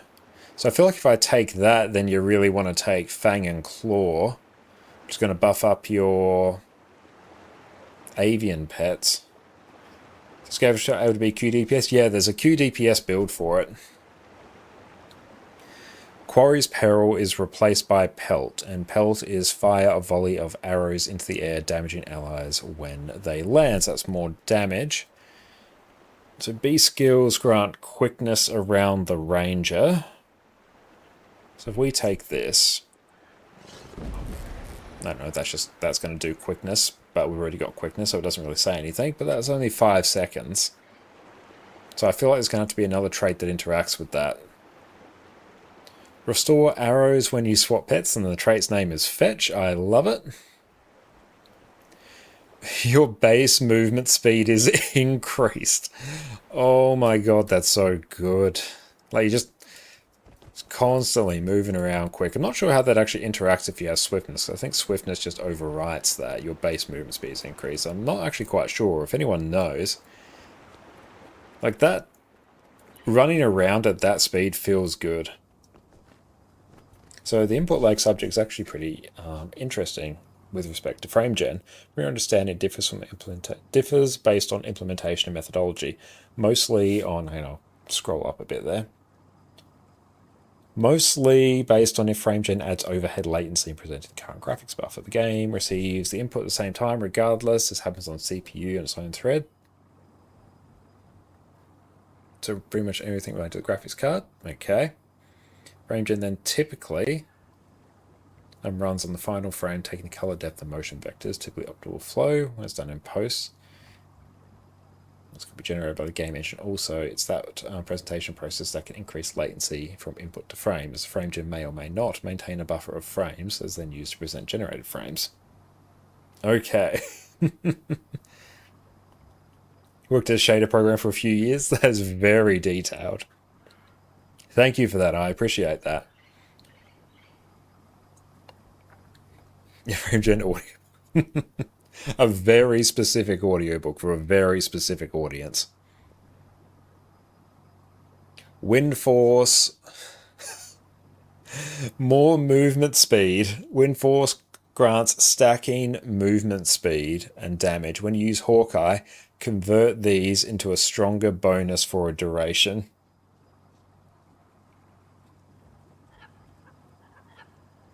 Okay. Quarry's Peril and Supersonic Arrow reset the cooldown of Bluster. When you use Bluster or Hawkeye, you grant boons. Okay, so yep, this will actually be a pretty hype quickness build, just because I assume once I actually look at the Cyclone Arrow skills, we'll figure out what Bluster and Hawkeye is. Yeah, that's going to be a ton of quickness. That's going to be really hyped to run around in open world, actually. Just having that increased movement speed always there. And self-quickness generation, obviously, for a group as well. Like, fast movement speed and quickness, that's just good. And then Shrine. After a number of missile hits, release a volley of arrows at your target and gain an arrow. That just seems like a big damage increase. Let's do that. So this will just be pure damage. And our skills. Squall. Okay, so squalls are all of our skills, actually.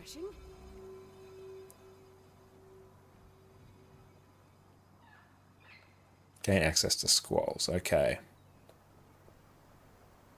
Pelt. Use a bluster. Okay. So Soothing Breeze called across a gentle wind to heal and grant super speed to you and your pet. Super speed, healing, and condi removal. Nice. They said they are cantrips, but the name's taken already, so now they're squalls. Love it. Just call it something else. Piercing Gales. Conjure a barrage of wind to cut through your target. Deal increased damage against vulnerable foes. The wind flies faster when you have swiftness or super speed. Cool. Sounds like a fun skill. Oh. Launch yourself forward with a powerful gust of wind.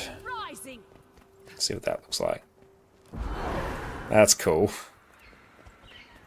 And it's an ammo skill. I like the audio effects. Just to heal. Summon a current of chilling northern air. Projectiles that pass through the current become frozen. Oh, that's cool. Because then you can do like... That's really cool. Sucks they didn't just rework Longbow. I mean, at least it got a bit of a damage buff recently. Perfect Storm. Squall, release a massive tornado, launching enemies as it travels. When the tornado reaches destination, it will persist for a period, dealing damage to enemies inside it. That's cool. They're actually rocking quite a few of these skills, actually. So yeah, we're taking that. And yeah. And so let's actually look at our... Oh, I've got so many skills now. Okay. Hawkeye, release a hail of arrows towards your target. So to get access to Hawkeye, when you get 5 wind force, and I assume that's... I know those are arrows. Hang on. Let's go actually trigger something. Spawn. Additional options, add conditions, all of them. Spawn.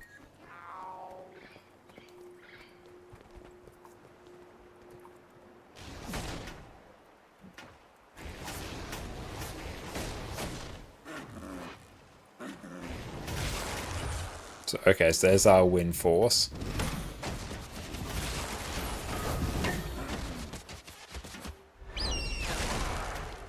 That feels cool.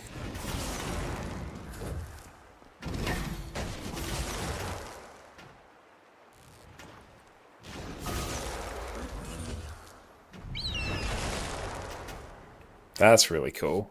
Okay, so then if we go...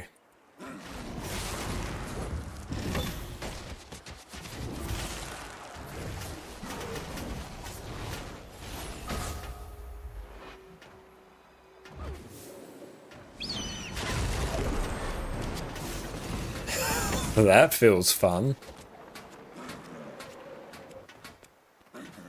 Oh, it does have auto, but you have to enable it every time you enter Cyclone Bow. I'm just going to hold down the button.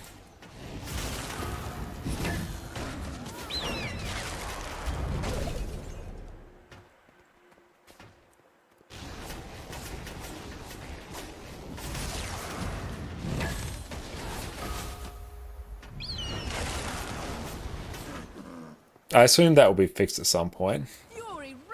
You can already see how the burst loop for Gale Shot works. It does seem it, yeah, so you're going to want to try and use, honestly, basically everything.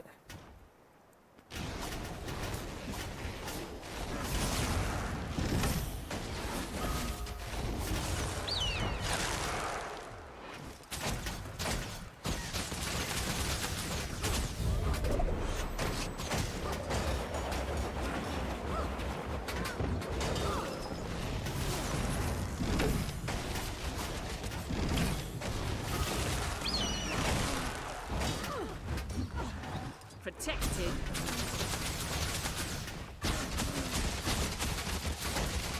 Nice. Okay.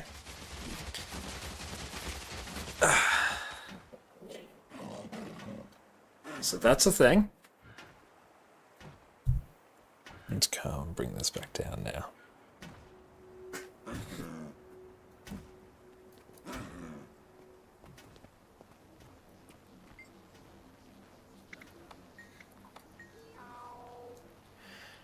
Have that. And that.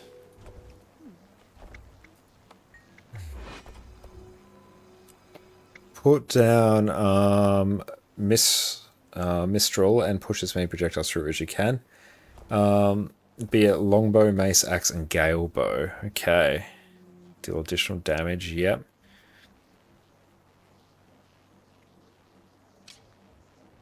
I think just use that basically off cooldown.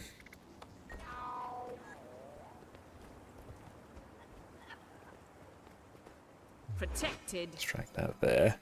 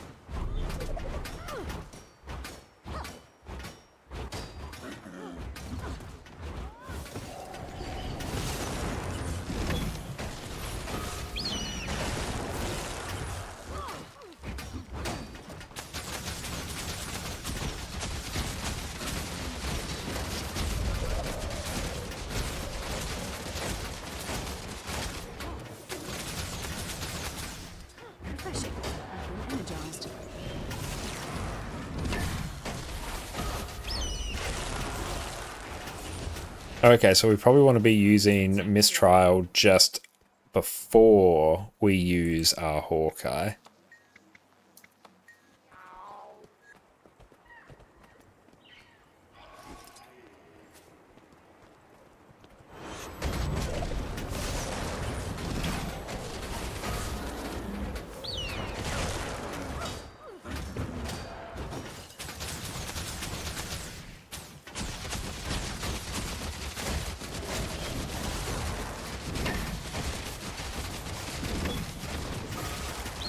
Okay, then yeah, we're back there again. Okay. So basically, as soon as that's starting to come off cooldown, I mean, like, that's doing some pretty good damage.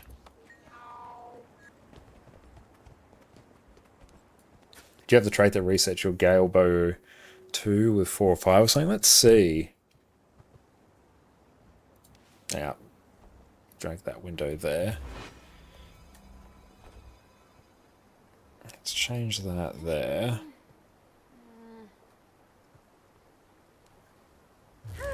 That Opener is Perfect Storm, Mistrial, then Piercing Gales.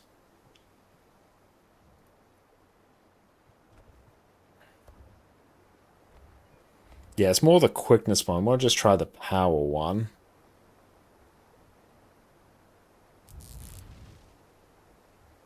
I'll make sure you have at least 4 stacks. And then Piercing Gales.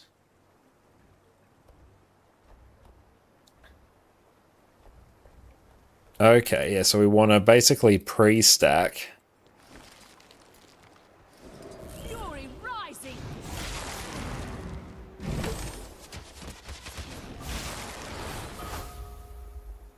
Oh no, we actually want... Ah, that's fine. We can just have like 4 stacks.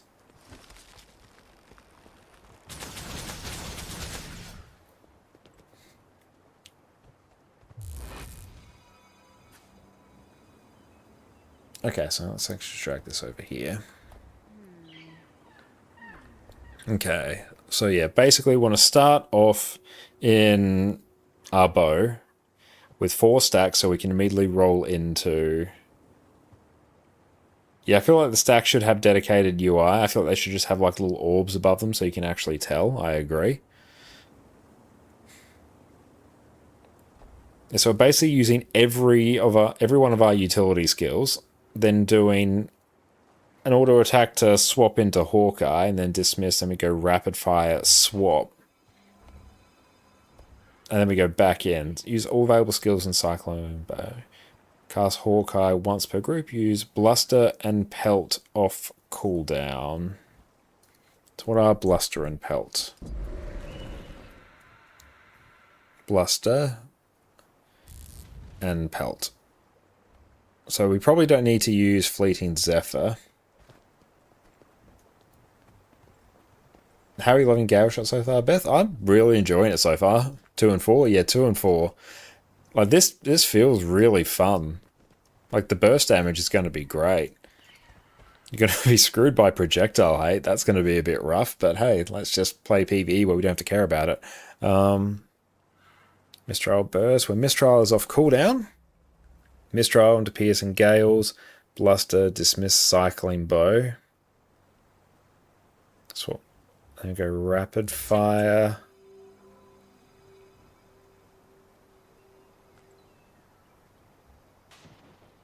Weapon swap split blade. So we're not using... Yeah, we're just not using Axe 5. Alright.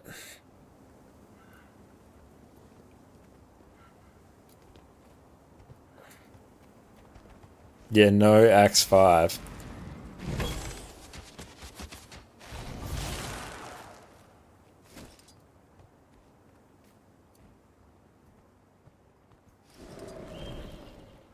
Okay.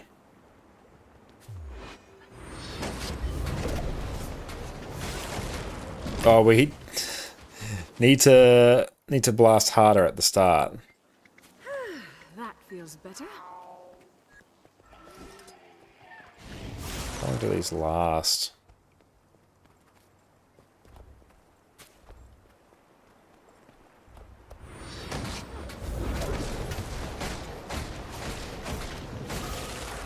Oh no, we gotta use Bluster first. It's just core, ranger, longbow, fancy bomb design. I mean, that's fair. Lasts forever. Okay, so I need 5 stacks. Big swap out and disappear. Okay.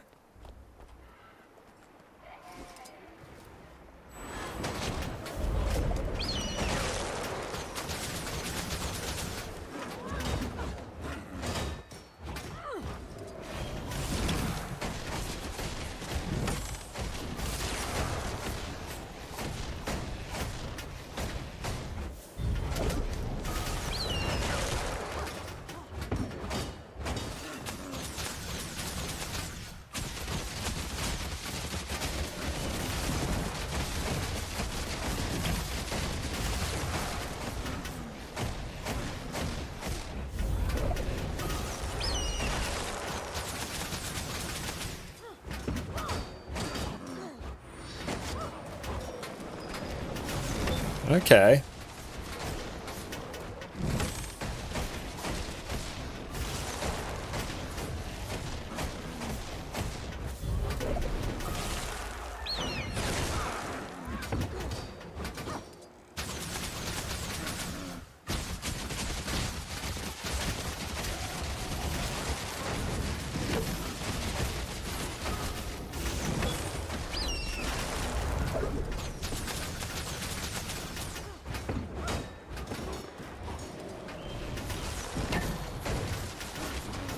Okay, so I just need to honestly move through this a bit quicker.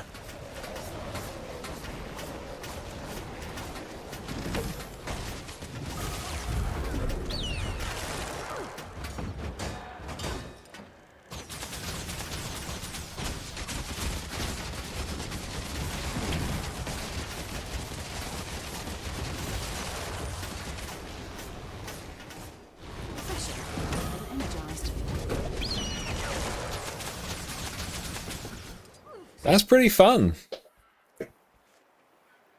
Protected.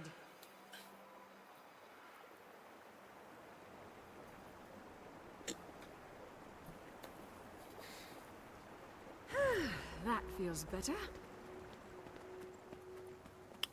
Okay. So a mistrial is off cooldown.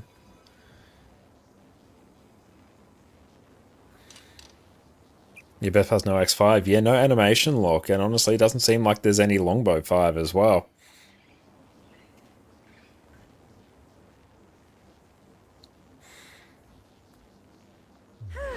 That feels better. Swap 4 and 6, depending on your weapon set. Okay. But this honestly feels like really hype. Let's respawn. So opener, perfect storm. No, so just do the thing again.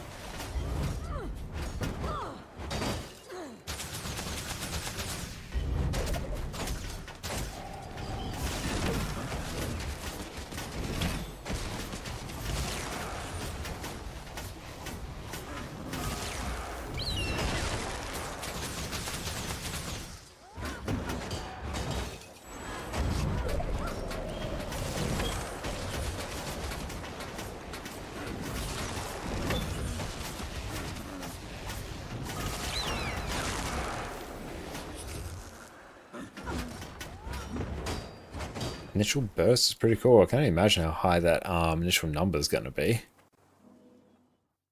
But I'm really liking Gale Shot.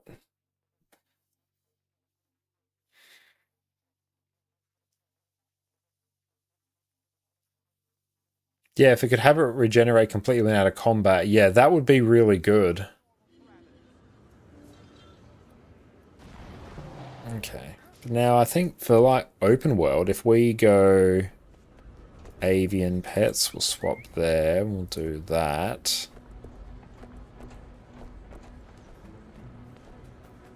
Quarry's Peril. Supersonic Arrow, reset the cooldown of Bluster. So we're going to go like 2... Oh damn, that's actually going to be hype. It's going to go like 2, 4, 2, 5, 2. Yeah. And he's going to get like a bajillion quickness.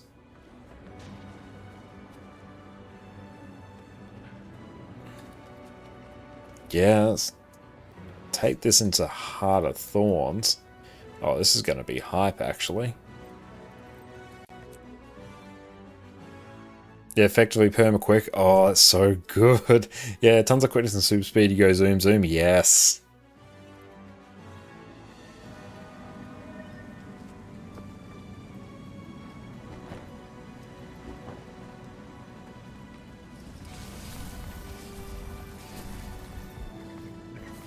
Well, if I need to just find a mob.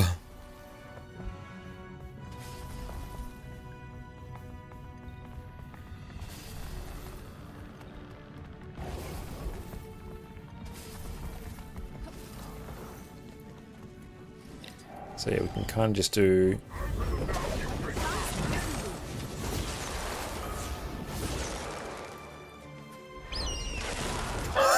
We have a 70k amalgam and an IBS run. Good lord, that's amazing.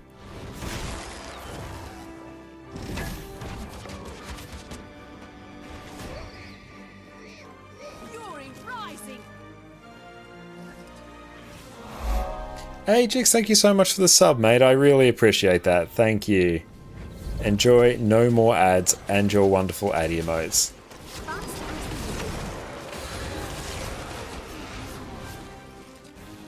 One of your Twitch mods has an amalgam named 100k opener. That's amazing.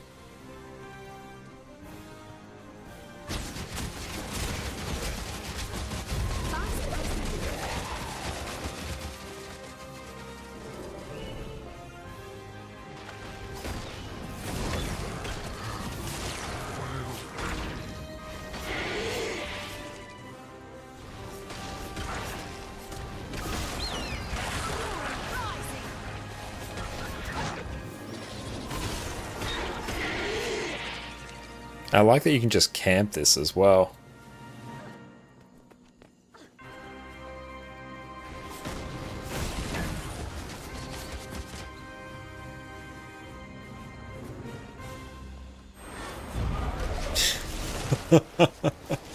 And everything just gets completely nuked.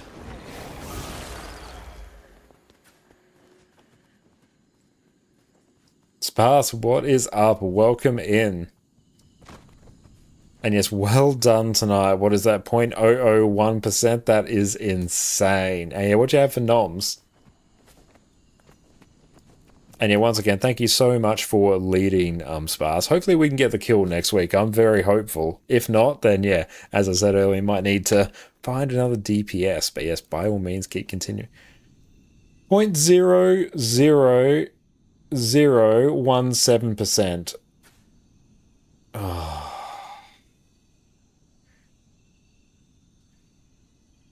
It's hard to fathom how little HP 18k is. That's wild. Everything just kind of melts. Oh my god, this is so good. And it's a good thing about the beta that honestly, there are a lot of classes like really, really good. Like this feels fun. This feels like something I'll get out of bed to play. This feels really, really fun to play. Amalgam's up there as well. And even if there are some specs that still need a bit of love, that's the point of this. Got 0.4% barrier due to last orb. That one would be in there. But that one wouldn't have been there if we'd killed before that, which we would have. Yeah. And we're so close.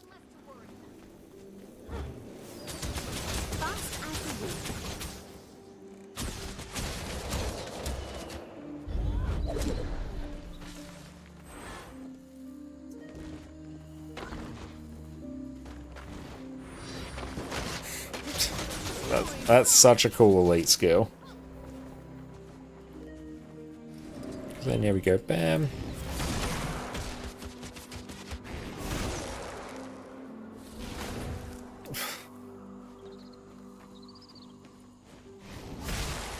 Score one for me. Luminary of Skill Core Guard Plus. I mean, it can join Conduit and just be Core Revenant Plus. That's a quick build to have encouraged pet swapping. Let's see. B skills grant quickness around the ranger. I mean, I guess because you want to swap so then you can trigger more B skills. So if we do... triggers ammo with pet swap. Okay, that sounds super helpful. Okay. Let's go. Slash the flows inflicting weakness. That's bleeding. Chill. Blindness. I know, blindness is pretty sweet.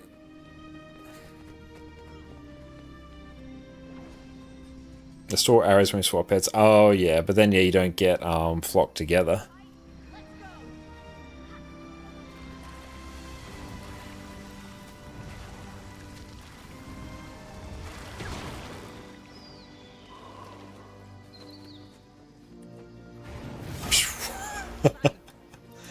Oh, it's just pew, pew, pew, pew.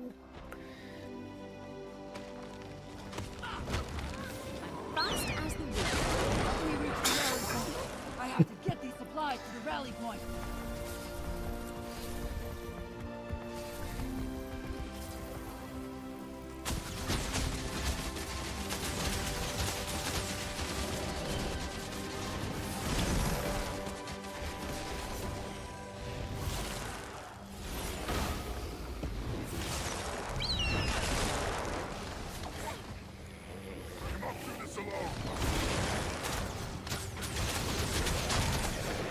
And the damage on this.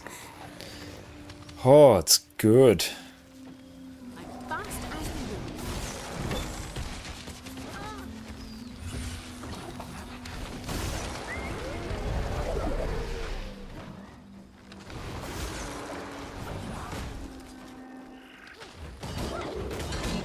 Oh, I think it's getting a bit dicey. Just put that there.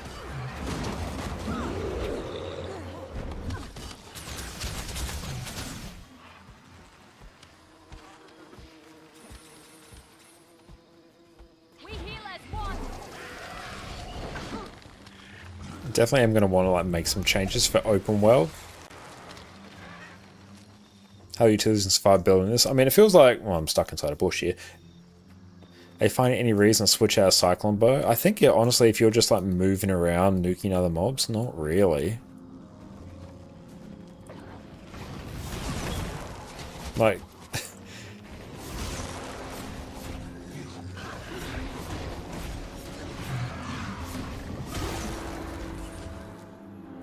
We have to get to the rally point.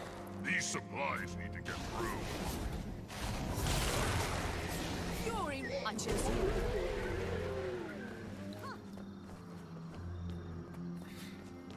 I think power quickness evokes at 50k. Damn. Peter's no other boons at all. I mean, yeah, you definitely want to. If you're playing this in open mode, you're going to probably want to change it up so you actually deal some more. Well, this gives you 2. So it gives you some more boons in particular. I mean, you want to like start using other skills, but there's no point. It just melts.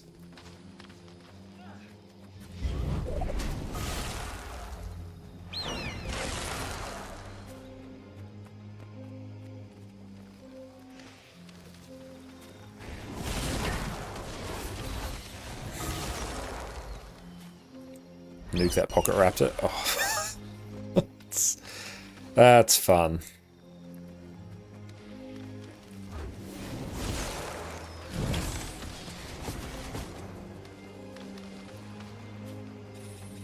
What's the range on it? Range is... Oh, it's 1200. It's 1500 on Hawkeye.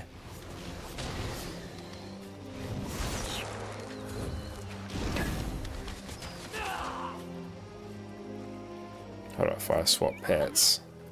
I can just set auto attack on those.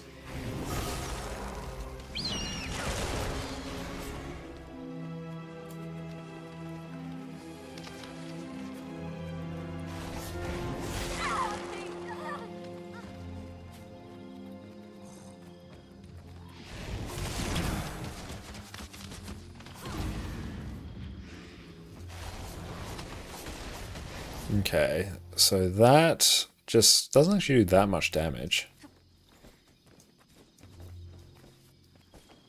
Oh yeah, if they just add auto attack to the bow, it's going to make that much more chill.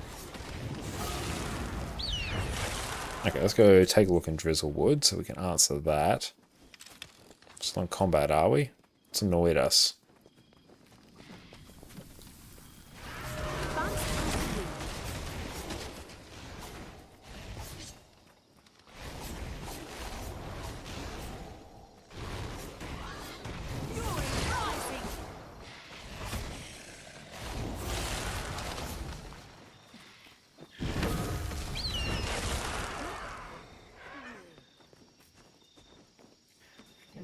Oh yeah, that feels like an absolute banger.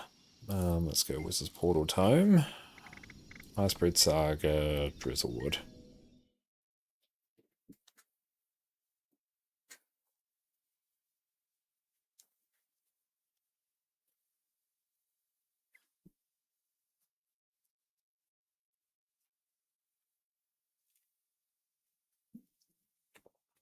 It is a bit, it feels a bit clunky building up the arrows to do... What's that? Oh, nice. To do your Hawkeye. Like, that feels a little bit odd. And even here, can probs do just like Quickening Zephyr.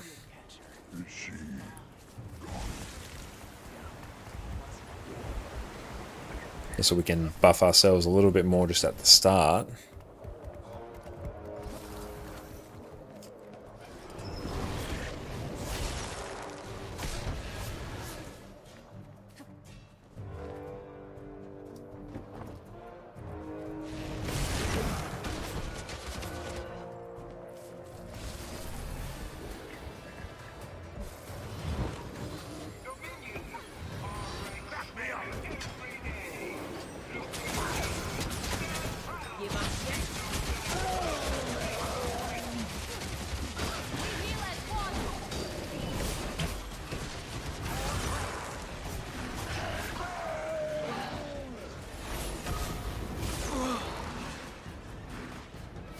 So we have Fury, we have Quickness, we actually don't have a lot of Might, so if we could do that in open world in particular.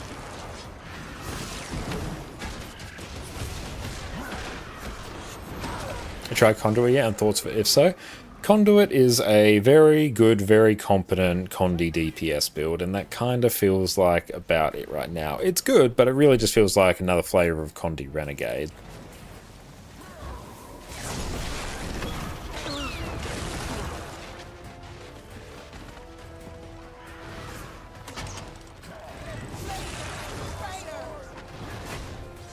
Zero Might Bird, Moa's Count Might.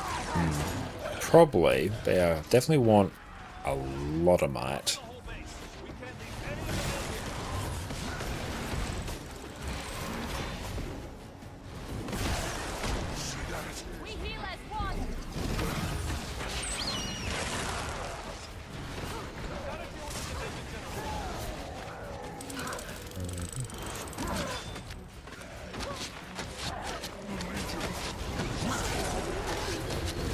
Super easy Quickness though.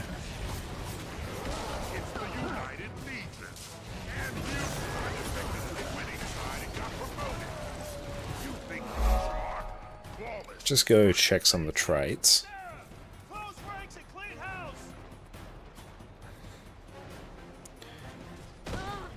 Shoot a wind arrow. So how do we get more wind arrows? And he might be his Jungle Stalker. Yeah, that sounds about right.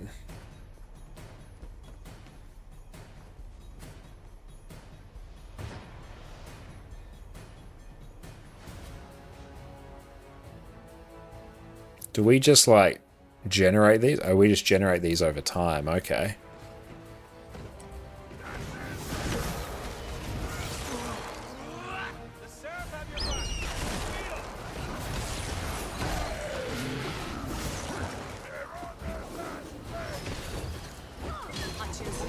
Yeah, there's a trait 2 arrows per swap. So 5-second interval.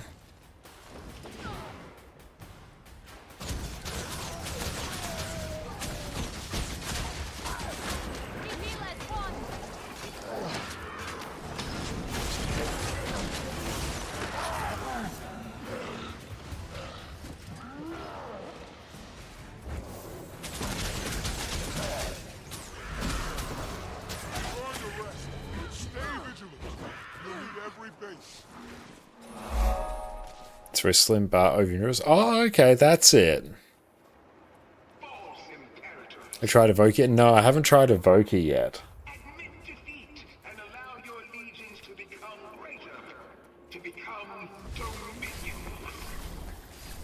To turn off Arc, I'll go Control H, just hide. He gets in on the combat glow. Yeah, it was a bit hard to see that. Al, welcome in. How's it going, mate? Yeah, Pets, Runes, Relics, and Sigils. Yeah, because I could run, like, for open world, maybe Midnight King when you disable. That sounds pretty hype. And I know here I could probably run Strength. Dominion is sending propaganda to demoralize our troops. Grab a weapon and don't let it happen. Strength. Low, come on. With someone with low morale, That's cool a while when you swap pets.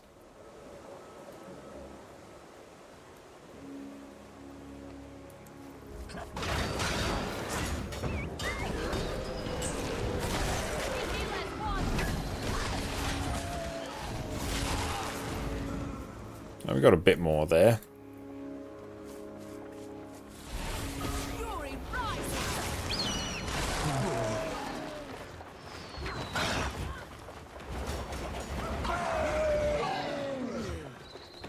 There's a 57k benchmark of Ogre. Damn.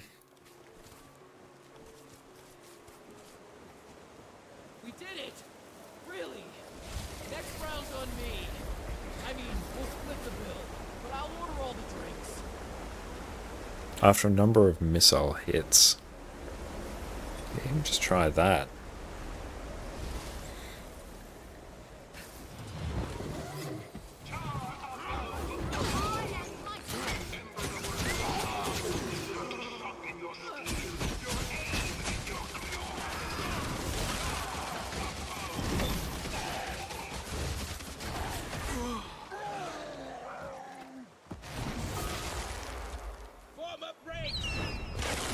Quickness of Ogre's 50k. That is mental.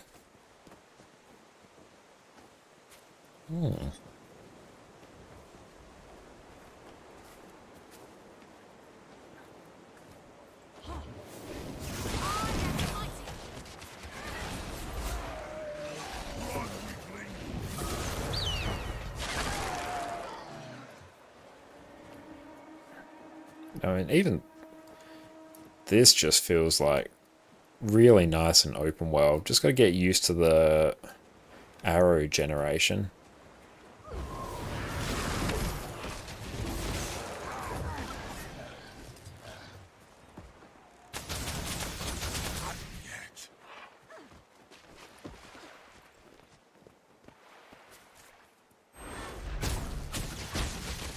Why'd I do that? Spady cares about numbers. Yeah, like numbers can be changed, and they will be.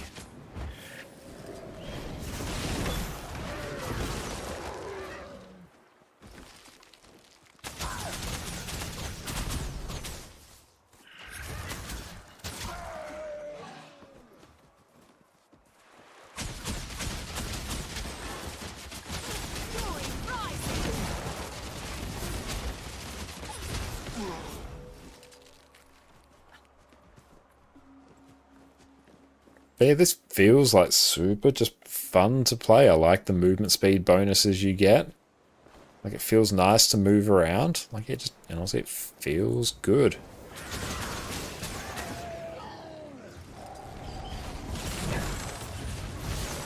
Do that just to generate a ton of quickness.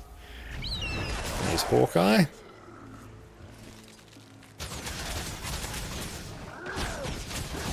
Like, yeah, this just feels super fun to play.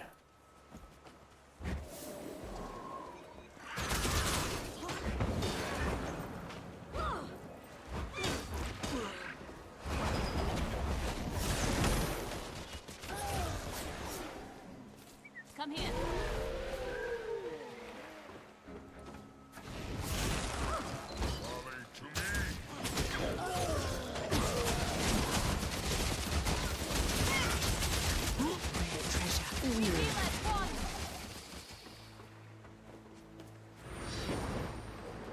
That's annoying.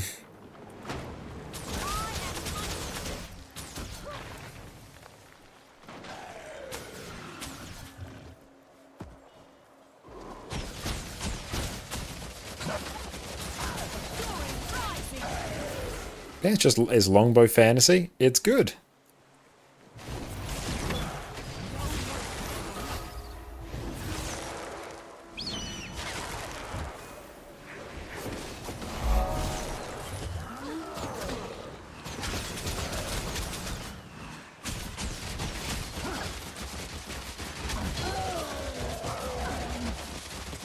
And next, I'm thinking to follow. It's gonna be so annoying. PvP instant snipe. Yeah, it does kind of feel like that. Oh, can't actually target some of these mobs. There we go. So even just giving ourselves access to a bit more stability, I feel like will be pretty hype. Nice. I think what we're going to do now is take a break, then we're going to come back and try something else, but this has been great so far. Learning how to play your class is going to make everything you do in Guild Wars 2 so much easier. But it's hard to know where to start. So today I'm going to walk you through exactly how I learn a new class and show you just how quickly you can become an absolute powerhouse in Guild Wars 2. I've put countless hours into Guild Wars 2. I've spent the last 2 years making guides on YouTube and squirreled away hours learning build after build after build. So after all this time, I can say without a shadow of a doubt, a bit of time learning your class as early as possible is one of the best things you can do to get the most out of your Guild Wars 2 experience. Being better at playing and piloting your class is going to make everything you do in Guild Wars 2 easier. And good news, everyone, this learning process doesn't even have to take that long. Today we'll be focusing on practicing your PvE builds. It's also my area of expertise, so cool beans. With a bit of preparation, a can-do attitude, and me to walk you through the process, you will be mastering Guild Wars 2 in no time. To start off on the right foot, let's get you sorted with a good build. Making builds in Guild Wars 2 can be rather complicated. There are countless trait and utility skill combinations, not to mention the seemingly infinite armor, weapon, rune, and sigil setups you have access to. Fortunately, there are some insanely smart people in the community that have you covered. There's tons of great build resources out there, which I've linked in the description. They each cover different areas of the game, but no matter which build you pick up, at least you're off to a good start. For newer players, picking an already optimized build is going to save you a huge amount of time,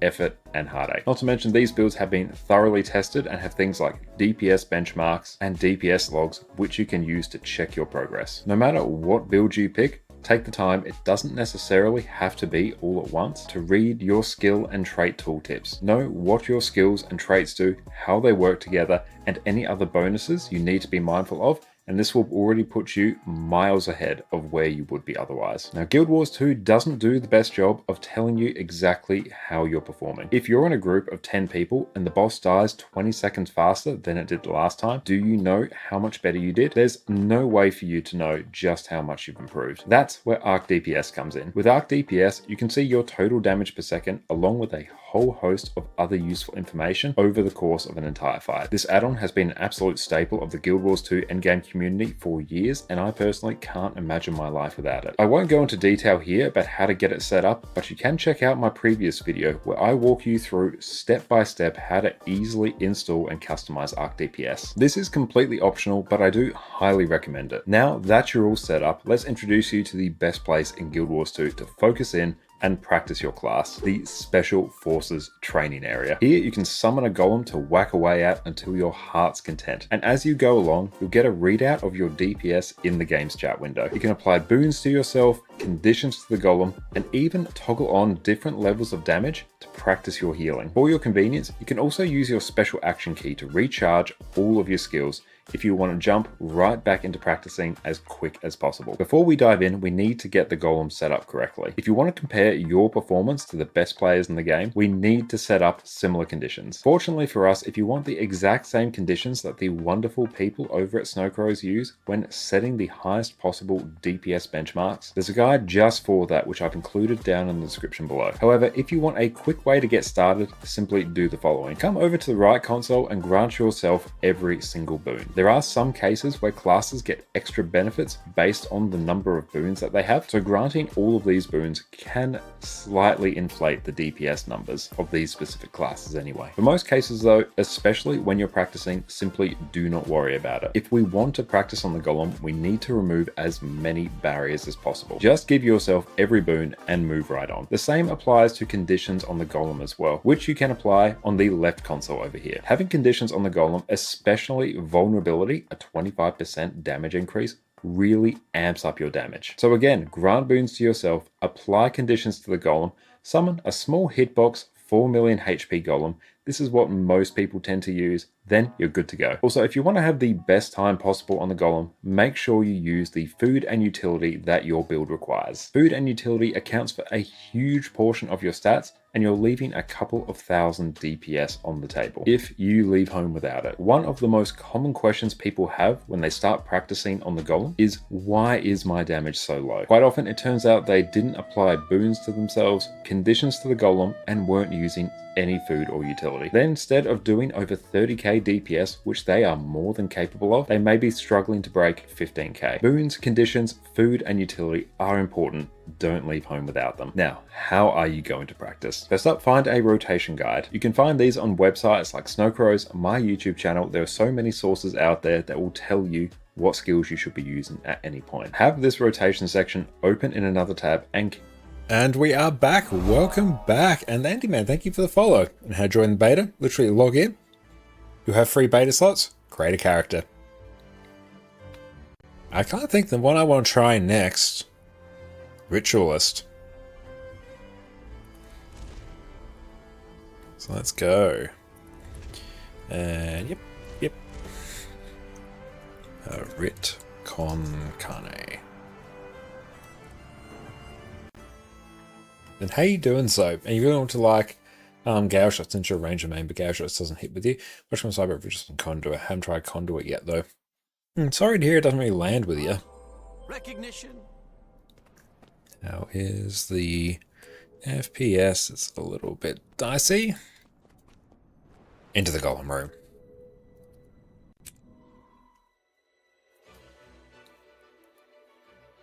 Okay, let's take a look at the traits in Ritualist.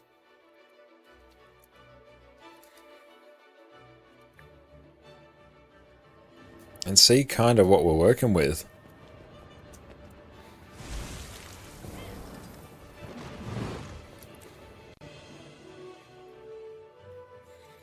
Now, as I understand it, any traits that affect spirits don't affect your minions. Rick Condi Clans of Wolversword makes some gods. Well, that sounds terrifying.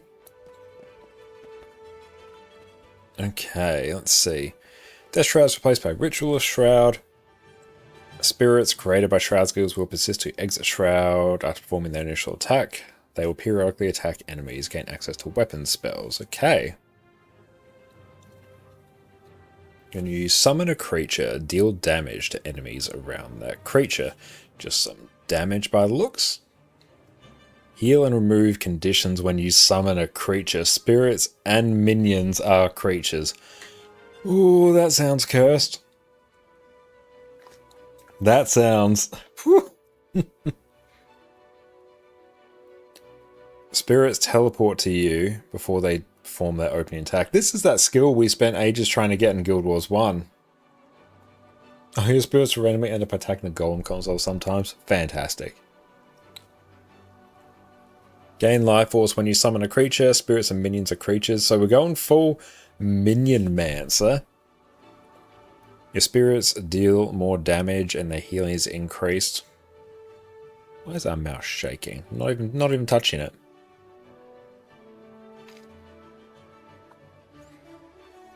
Grant boons nearby allies when you summon a spirit. You got quickness there. Okay. Weapon spells remove conditions from affected allies. Okay. Ruptured souls gain access to spirit rupture skills, allowing you to destroy spirits for an immediate effect. So rupture anguish, I assume anguish is our first one. Oh yeah, so rupture anguish. Ah, okay, so that's just a minor trait, so that's really all good stuff. That gives us might and fury. We get some fear. Get Aegis. Group Aegis and stability. That's good. Just baked into basically every ritualist build. That's nice. I like that. And you get might and prot, so yeah, it sounds like it'd be pretty hype in open world. Okay. Affected allies receive the full benefit of weapon spells. Okay, so I have to look at our weapon spells in a bit. Spirits persist when exiting Ritual Shroud, but continue to drain life force. During this time, spirits attack more rapidly. Life forces gained during this time will not be consumed by spirits.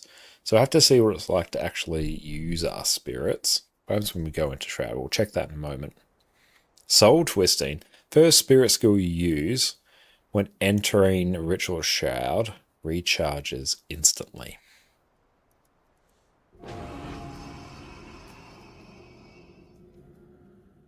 So Essence Blast. And then let's just keep topping that up. Mark an enemy to take more damage from your summoned creatures and summon a Spirit of Anguish. Anguish fires a barrage of projectiles to increase damage against crowd control enemies and for each condition. So it's going to be good strike damage. Create a powerful blast that damages and dazes allies in the area. Wanderlust knocks down enemies and creates a lingering air that deals damages and inflicts conditions. Shroud Spirit. Grant boons nearby allies. Top this up, please. There we go. Then summon Spirit of Preservation. Preservation will release a burst of energy, healing, removing conditions. Tons of Conti Cleanse.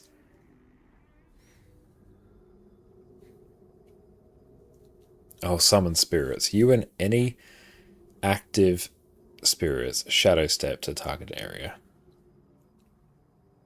Any spirits that aren't currently using a skill will use that auto attack. Okay. I'll have to have an enemy targeted. Okay, so now weapon skills. Resilient weapon. Q. Take reduced damage from strikes and periodically heal. Effectiveness is increased while below 50% health. Grant this to nearby allies for reduced duration. Weapon. Oh, Splinter Weapon. Hello, I remember this. Your strikes will trigger an additional strike. Allies receive fewer stacks of this. Yep, okay, so it's just a little buff for a bit. Nightmare Weapon. Your strikes steal life from enemies and inflict vulnerability.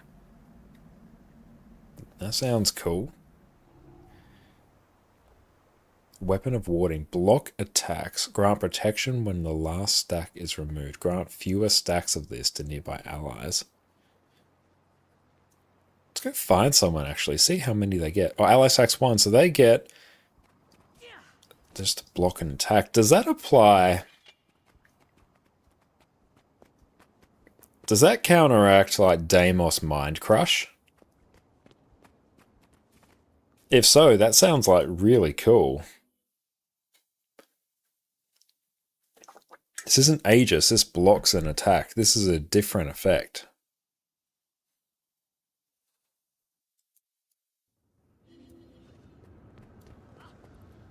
Now let's go stand here.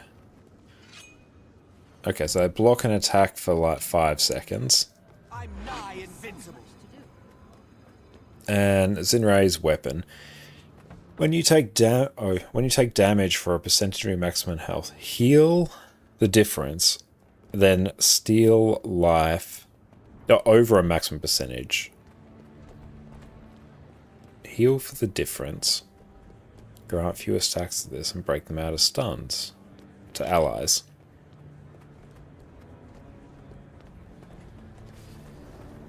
So when you take more than 5% of your maximum health, heal for the difference. So the difference, I assume, is the amount you are hit by? Now let's just go test that.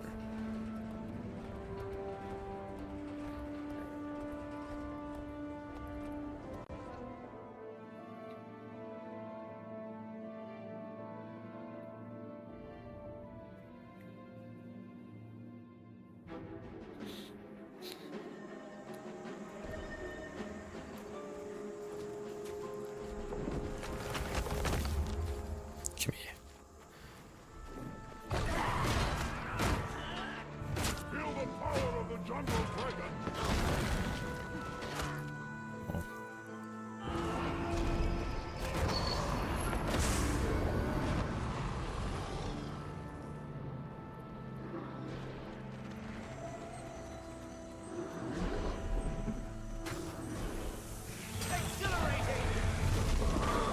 Umber Guy, thank you for the follow. That was a big knockback.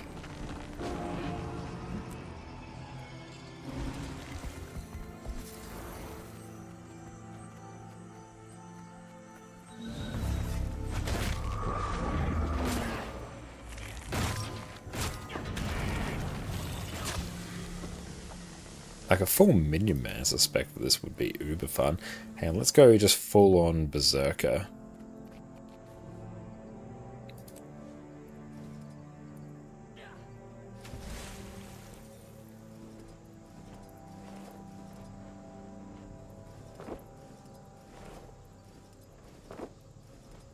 Let's see what they are rocking, something like this. Ah, I've maximized windows where I shouldn't have.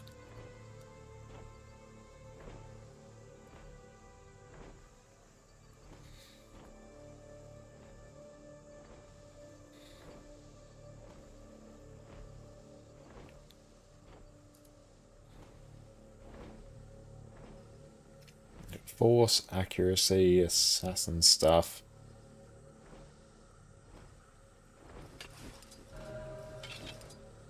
Greatsword and spear. Thoughts on Rev spec? It's fine. It's not particularly interesting. It basically just ends up being another version of Condi Renegade, I think. Like, it's fine. It does really good damage. I quite quickly started hitting 38k on it. It's good. It will do good damage. Very easy to trigger charge miss as well, so that's nice, but it's also got some bugs on it as well. I think one of the traits isn't really working as intended right now. But yeah, it's fine. It's not nowhere near as interesting as some of the other specs. Interesting theme of strong numbers? Yep, that's basically it. And yeah, not particularly interesting gameplay. I think Renegade feels better. I'll saber, that's there. Let's just go with Greatsword. Broadsword? Yeah, there we go.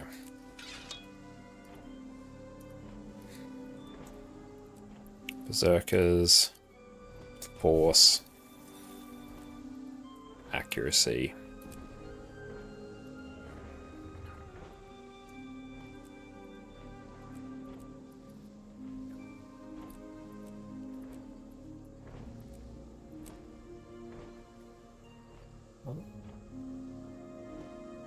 Oh, and yeah, like the ones that are above 50k, they will definitely get tuned down at some point. Is the new spec easier than Renegade?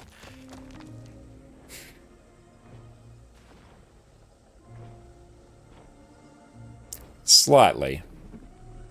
Only in the sense that it is way easier to trigger charge miss, just due to how it manages energy. I wouldn't say it's drastically easier. It's, if, say, Renegade was at sort of, I don't know, a 5 out of 10 in terms of difficulty overall, especially like spear camping, I could say this one's maybe like a 4. So not like particularly easier, but it is. Let's run fireworks. We're just copying a power quickness build here and seeing what we can do.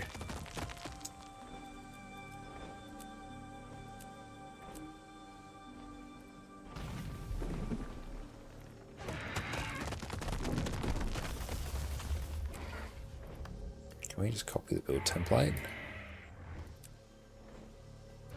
No, have to make it, I think. Yep. Honestly, this is like pretty damn close to.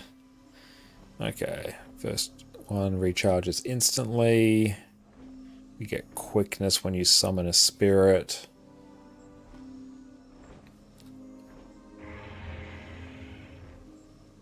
And we are using. Oh yeah, it's pretty chill. Just on that.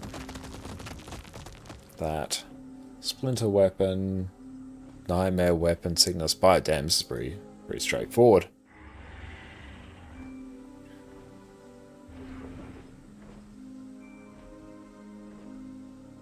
So we use anguish. I think, where's skills here? Slot skills, traits, weapon skills. Here we go. So where is our shroud? Show us our ritualist shroud. Ah, it's not here. Hang on, I've got to go stand somewhere. So we want to use anguish, wanderlust anguish. Well of suffering, exit ritual shroud.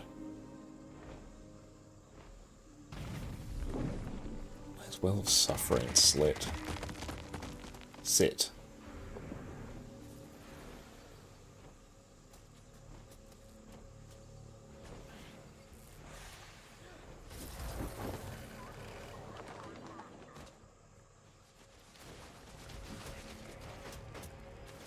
So I want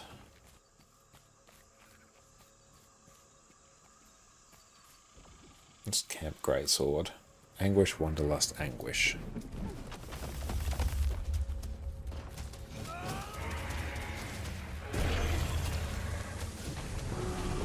So Anguish.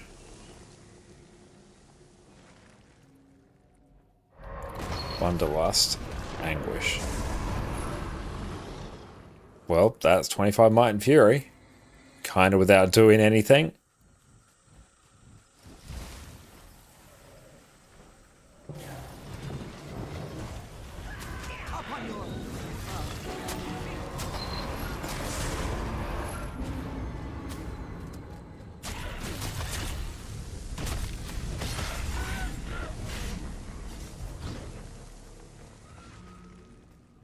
And yeah, this seems okay.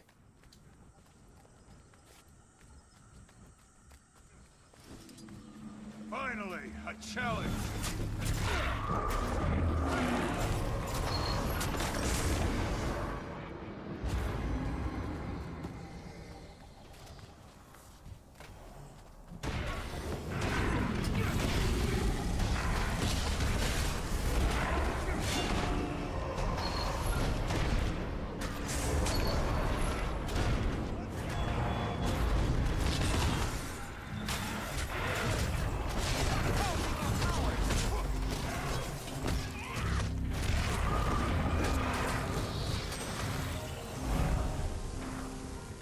Okay, so let's actually take a look at how some of the other ritualist skills are meant to work.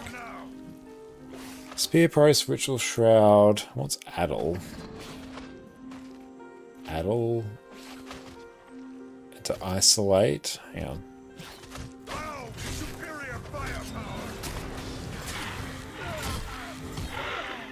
Into perforate. To dark slash. What do we use expatriate for? Crash Hot, how's it going? Welcome in.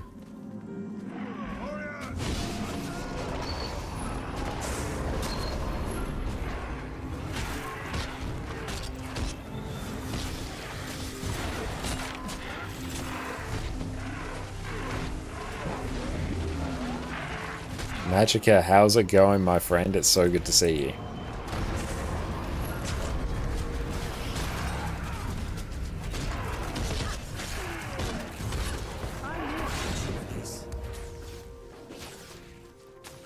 This is Orc Basin. It is, yeah.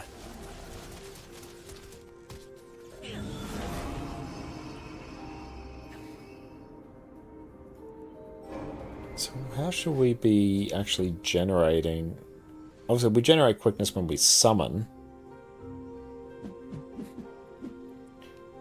What's our shroud loop?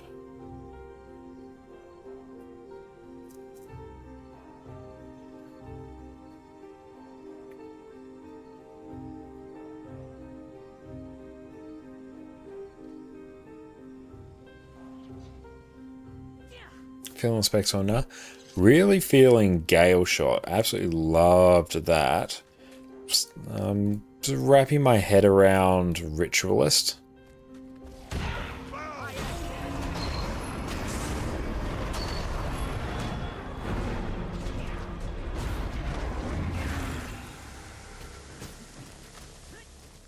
And thank you, Sufferance. I really appreciate that. And yeah, Jess and I are so excited that we get to, you know, travel throughout the UK all next month and yeah, just do our wedding there. It's going to be absolutely amazing.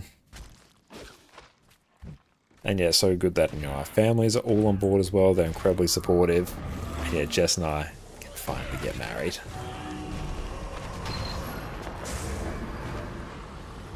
Did you about later interviewed and start debate whether mesh shoes be bold or not? I didn't see that, no.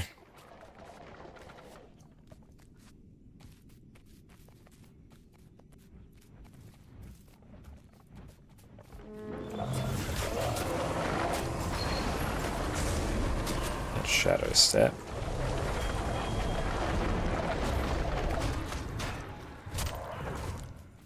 It's about time. It is, yeah, especially considering we got engaged just before COVID started. Like, life has just, like, happened. So now it's good to, you know, finally be in a position where we're like, okay, we can finally go do it. It just came back from a 5-week trip around the EU, still feeling it. Oh, that sounds absolutely amazing. Yeah, we're going to be spending like a bit under 4 weeks traveling throughout the UK.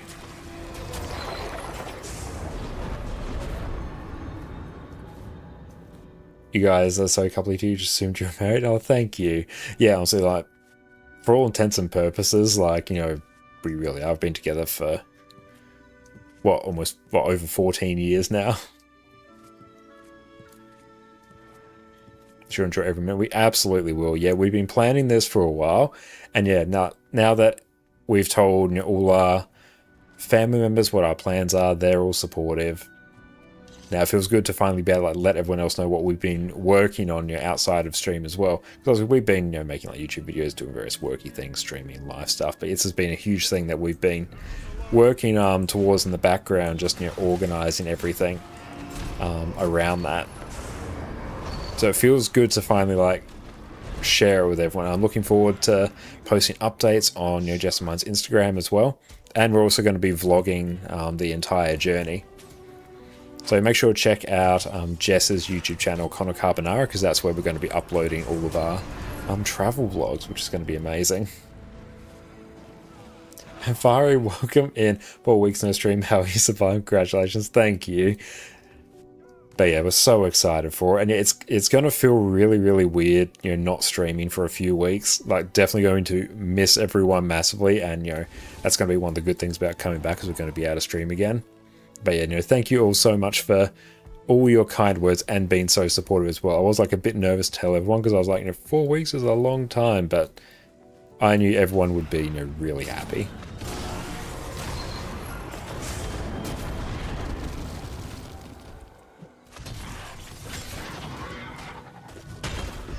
And it's also like my first international trip ever, which is going to be fantastic. Do a big stretch. What class are you enjoying this beta? Really enjoyed Gale Shot so far. The only ones I've tried so far, working our way through them, I've tried, why is we're so out of focus? Wow, that's a thing.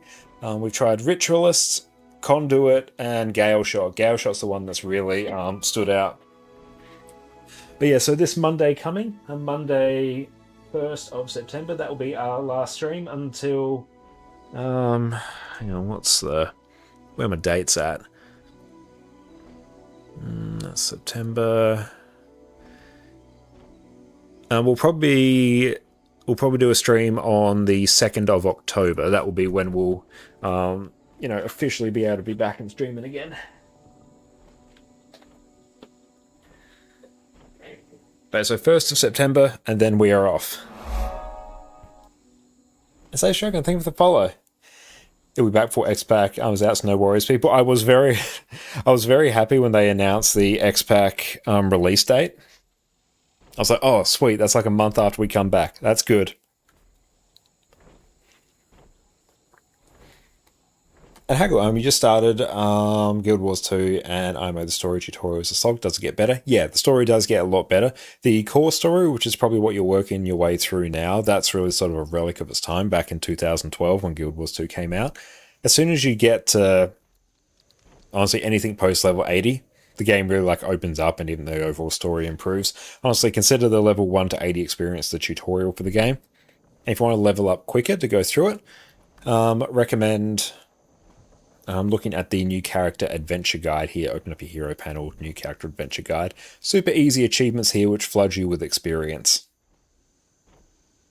Yeah, Jess, stream watch back again. Oh, absolutely. And Jess is looking forward to, you know, streaming again as well. But yeah, we've just been so outside of like streaming, doing all the work stuff that Jess and I do, and just generally living life. Planning a month-long trip, which also includes our wedding. That's been a lot, and even though we're in like single-digit days now, which is a terrifying thought. There's still like stuff we have to organize. Oh, that teleports. That's fun.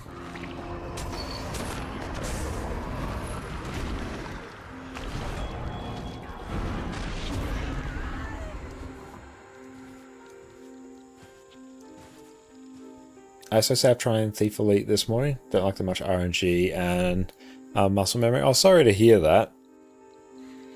No, there's definitely going to be some specs that people won't really be gelling with.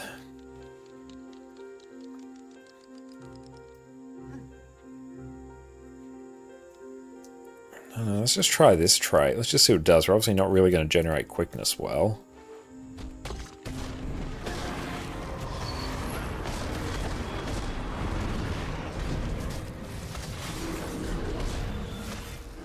I mean, this feels fun to be like actual Minion Mancer.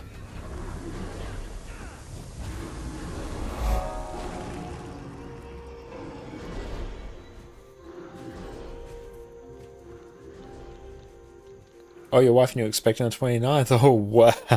Congratulations, that's so good to hear. You like Riches, but kind of think Scourge, I like spirits like that, should feed off Life Force, would be better. I agree. I feel like they should persist more just by default.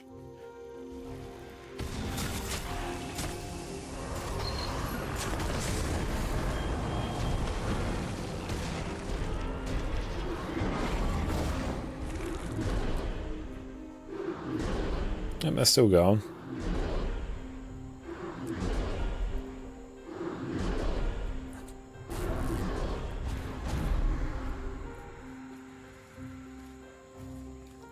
Oh, which is the easiest meta class to play? You just got Hot and EOD? Nice, well, super easy guide to, or build to play. Will be Pistol Pistol Thief there, which you can get very, very good DPS numbers in by pressing one button every 20 seconds.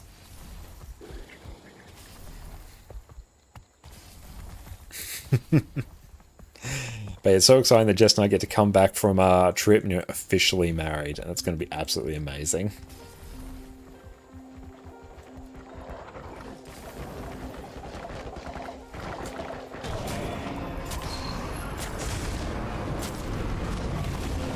I love the visuals for the spirits. That feels really, really fun. I feel like it needs its quickness duration upped, because we're already rocking Relic of the Fireworks there for extra boon duration. I played WoW Retail? No, I haven't. And yeah, this is the beta, so things are still very much in flux.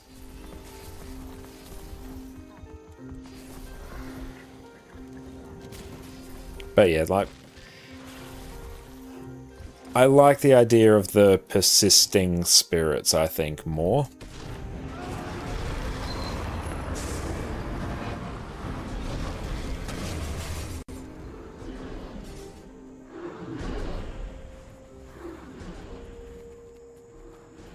Why they select Canthan Spirits, you wonder, just reuse assets? I imagine because Canthan Spirits are very much... check on the waypoint. They're very much like in line with lore of Ritualist in general. Yeah, Ritualist, Canthan spec. Yeah, Ritualist in Guild Wars 1 was a Canthan spec, so that's why they've used Canthan Spirits. Where am I going? I was going over, I think, this way?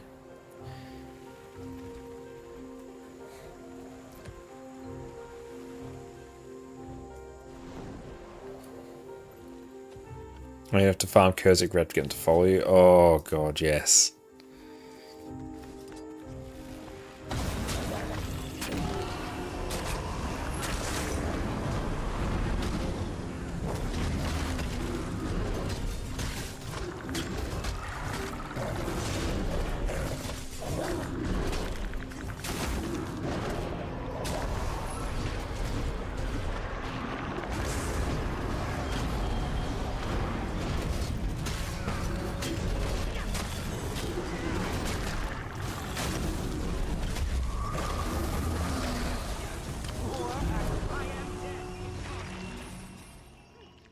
Guild Wars 1, but you don't play much of it. It's really dated. Visually, it does look very dated, but if you can look past that, it's actually still a really, really fun game that holds up really well. Don't treat it as like an MMO like Guild Wars 2. Treat it as sort of like an old school RPG, and I think you'll probably have a better time with it. So I played it a few months ago on stream a fair amount, and I had a fantastic time. Watching, seeing what the new map's going to be, feeling a little disconnected from these for some reason. No, that's a totally valid thing to feel. I feel like this needs more boon duration by default, this quickness duration. Needs to go up to like 5 seconds base or something.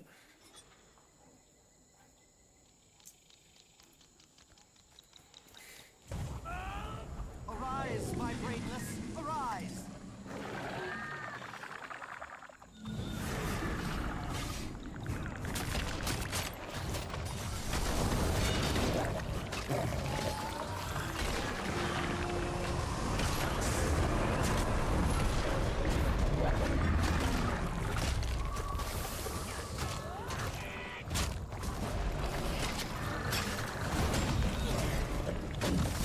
Yeah, quickness uptime is not particularly generous.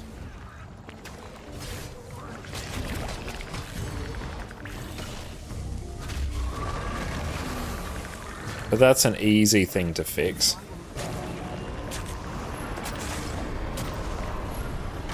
Gives boons, that does actually.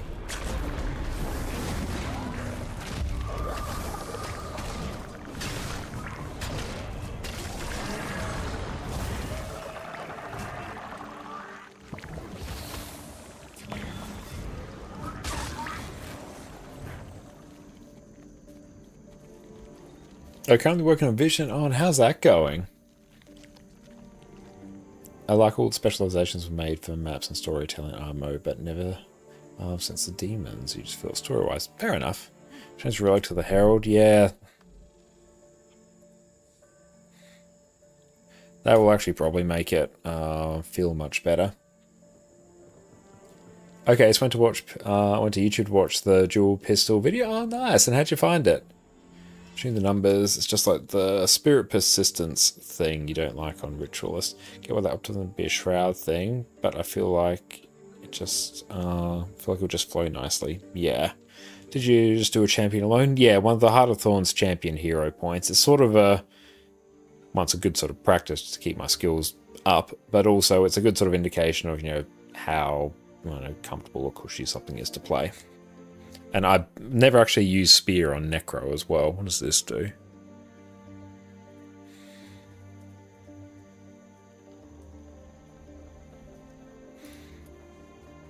Just go again.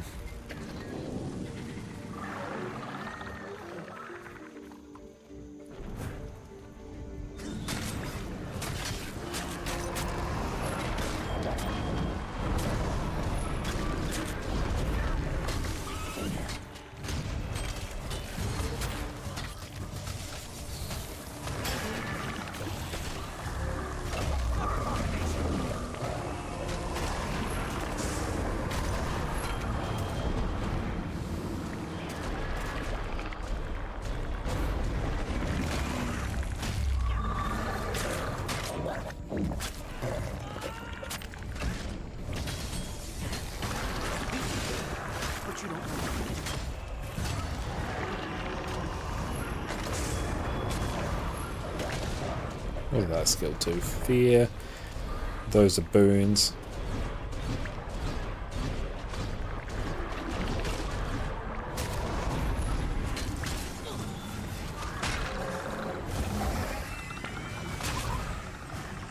Yeah.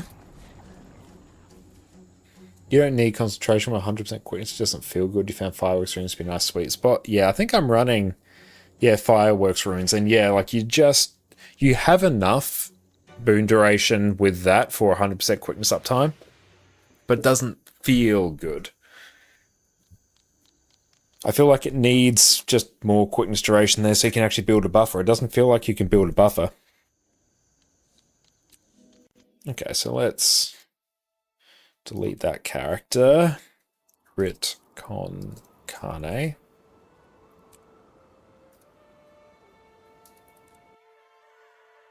Squinch kind of want soul twisting. Yeah, you do. Let's do amalgam. So that's definitely the Cerus stuff. ConnorConCarne.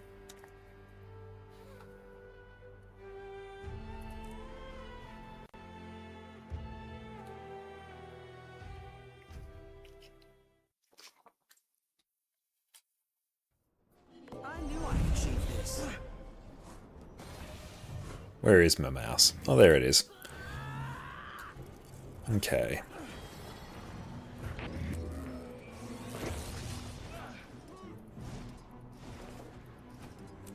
By the name ConCarne? Just because the alliteration is very, very amusing, and chili con carne is one of my favourite foods, so it kind of just felt right. And yeah, that was, in Portuguese and Spanish, yeah, it does mean with meat, which is a very funny coincidence.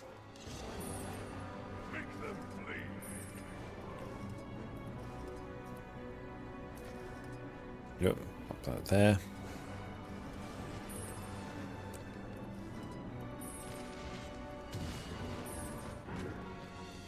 And this is a power one, so we're probably going to be rocking...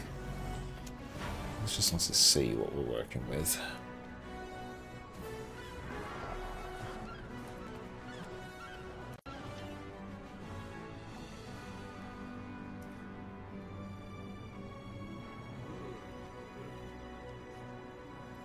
Power amalgam, yes. Oh, hammer, sweet. Okay, yeah, I'm down with hammer.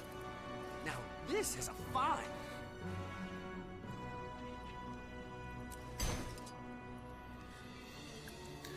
Berserkers. Dragon Hunter.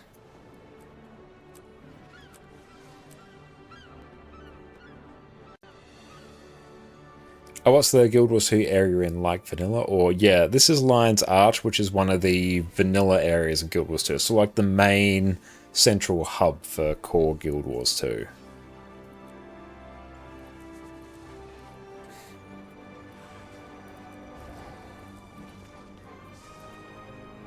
Force and Impact.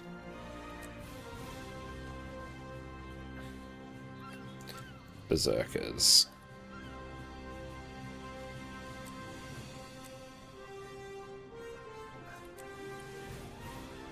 And here, probably Bloodstone. Yeah, let's just do Bloodstone. That sounds fun. Okay, let's just grab this, and then we can sort of just get in and start playing. And firearms.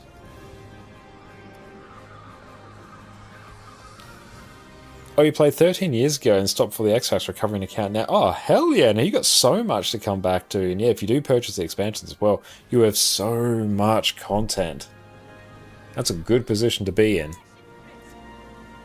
Okay, let's go and take a look at this. Oh, we get to customize all these skills as well. Nice.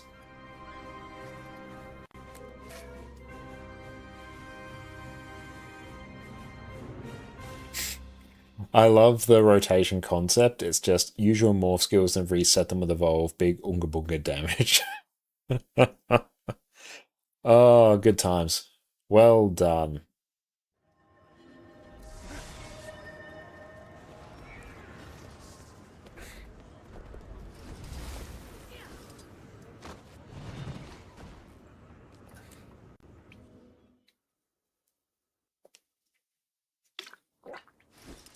Okay. Oh, we get so many different skills here. I know, let's just click on them randomly and we'll go and read what we got. So we're rocking something of a power engineer right now. Now let's look at the amalgam traits. Experimental union. Through Asuran ingenuity, you are host to a mercurial mold. You are able to command it using more skills that replace your toolbelt skills, or even fully merge with it to evolve into a superior being. More skills selected will alter the composition of mercurial mold, changing the bonuses it will grant you when it evolves. Okay, oh wow, we've got a lot here. Mouse 2. Yeah. Why is that not doing? Yeah. Oh, mouse 2. There we go. Okay. Defensive protocol protect. Get alacrity. Quickness. Might. Stun. Stability. Damn, they cooked on this. Okay. So first trait here, convert all conditions to boons when you use a stance skill or evolved. Oh, not all, just convert some. I was going to say all, that would just be like broken as hell in World versus World. Heal every second when you have barrier, heal when you evolve. Great. Morph skills and evolving grant protection to yourself. These aren't particularly interesting. These are just some nice defensive bonuses baked in.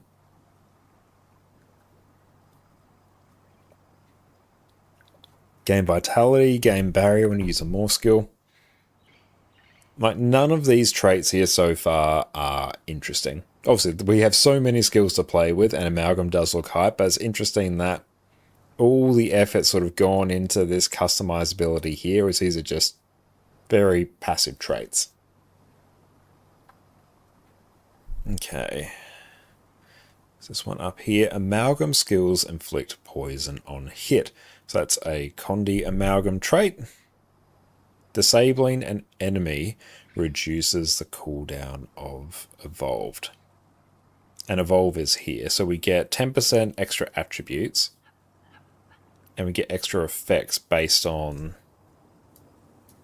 all our skills. So let's evolve. So we got quickness, might, and stability based on that. That's cool.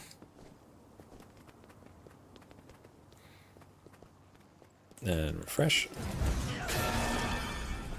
Love that sound effect though. Okay, and here evolve skills no longer evolve no longer inherits bonuses from strains. And I guess these strains are here. Morph skills, which are these, grant their bonuses for reduced duration. So that strips it from here, pushes it here. So it might give you like more on-demand access to, you know, stability and stuff like that. Using a morph skill increases your damage for a duration. It's just more damage.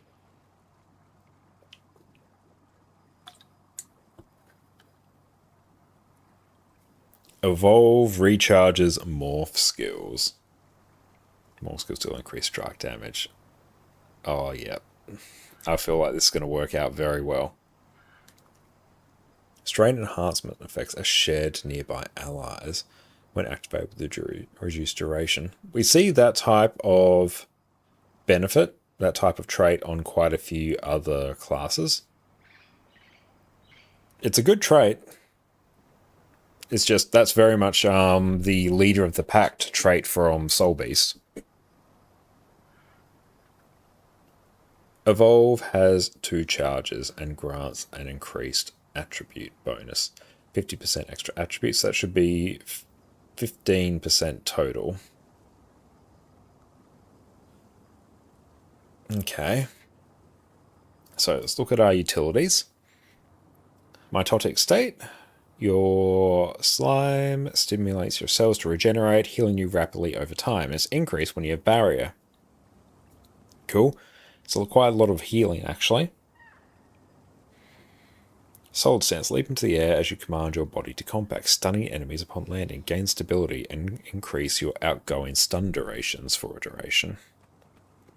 So, let's go over here. Cool effect. Let's refresh. And the visual effects for these are fantastic. Liquid state. Quickly melt into a puddle, evading all incoming attacks.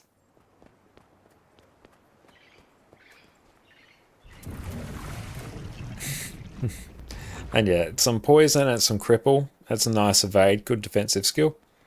Plasmatic state. Superheat your body and lash out, damaging and burning enemies struck. Your outgoing strike and condition damage is increased for a duration.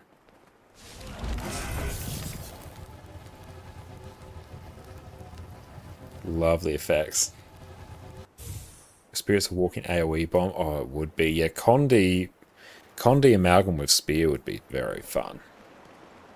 Flux state. Your slime rapidly spins around you, creating a magnetic field, pulling nearby enemies as a metallic storm swirls around you. You get that. Oh, and then you put that there as well. And then that. Engineer's your favourite. You played Ranger, Guardian, Mesmer more often because they simply had that smooth feeling with their ability synergizing. True. Do you have a Juggernaut? No, I don't, unfortunately. Okay, so symbolic shielding. We can't change that. It's just gain barrier and magnetic auras. That's a projectile reflect, which is nice. So Dre, thank you for the follow. So offensive protocol obliterate. So that's just create a giant blade. That's really cool. Let's zoom in a bit. That's awesome. There's a cracked 100k DPS in this elite. There is, yeah, but it's like for the very first sort of opening number. It's not 100k, you know, sustained DPS, but no, that is a thing that has been around. This will probably get brought down at some point. Yeah, the S skills are really cool. And then Shred. And we've got to face this way so we can actually see it. And not really work outside the golem room. Yeah. Yeah, that's cool. That does cripple, immobilize, and demolish. We do a giant hammer. Nice. Okay, so we've got those. So let's swap these out. So now a defensive protocol protect. Very cool. Nice little block. It's entirely a block. And evolving grants you barrier and resistance. And we evolve there. So now 3 here. Cleanse. Convert damaging conditions into barrier and non-damaging conditions into protection. So that is a total of 6 condis you could potentially remove from yourself. That's a lot. Nice smooth little animation. Defensive protocol, thorns. Grow protective spikes, damaging nearby enemies for a short duration. They react when you are struck, damaging again.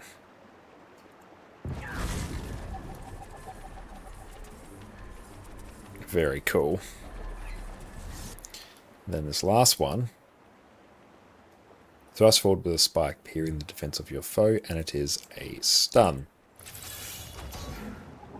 Nice.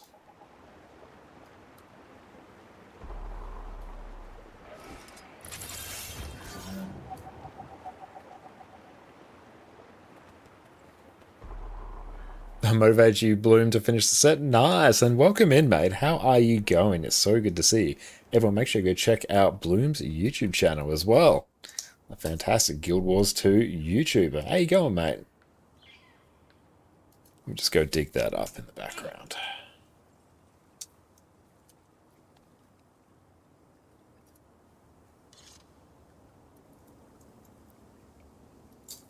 Low-key one of my favorite Guild Wars 2 YouTubers. Make sure you go check him out. And Firefly, thank you for the follow. Okay, let's just be a bit cheeky on this. And we're just going to grab that. I'm going to grab Throw Mine. Doing well, man. Enjoying the Elite Spec Beta. Nice. I'm very much enjoying it as well. We just really started with the Elite Spec Beta tonight. We did some Cerus CM Prog earlier. We got to... Sparse was around earlier, said the number, but it was 0.00017%. On a 106 million HP boss, we got to 18k. Whew. Felt that wipe in my bones. We were so close. That was bullshit. Do people play core with elite specializations at any class? They kept core viable. There are certain core builds that are viable. Well, there's for just playing around sort of by yourself in open world, like every build's basically viable. But there are certain core builds that really trade blows very well with elite specs. I'm thinking core NG, core warrior, the ones that kind of stand out. Daysera, welcome in. Great to see you. I know that wipe was absolutely ridiculous. Have a go check out Daysera over on their amazing Twitch channel. Or was it you or was that Sin?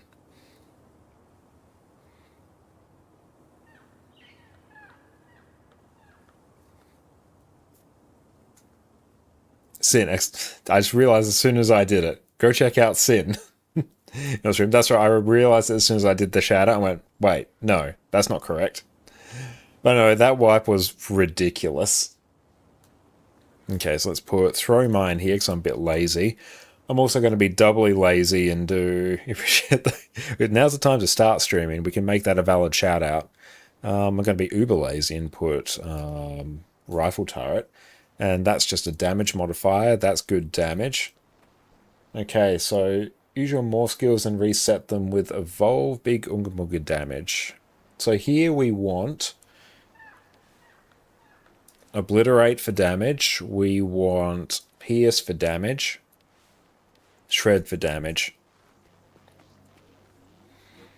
This inventory is cursed now, but that's fine. We'll just delete the character.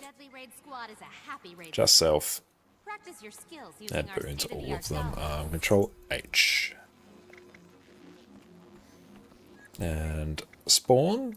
Big additional options, add conditions, all of them. So yeah, basically the rotation concept here is literally just use more skills and reset them, and then probably just blast. Yeah, if I had multiples of every Gen 3, including all variants. True, yeah, I mean, we're working on it.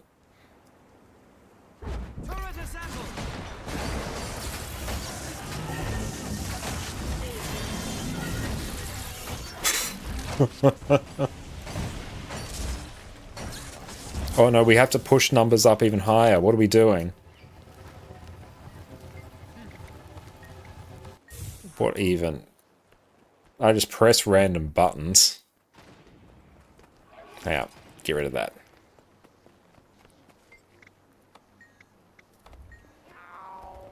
So we're just going to kind of press everything off cooldown. Or did I? No, I got Condi on there.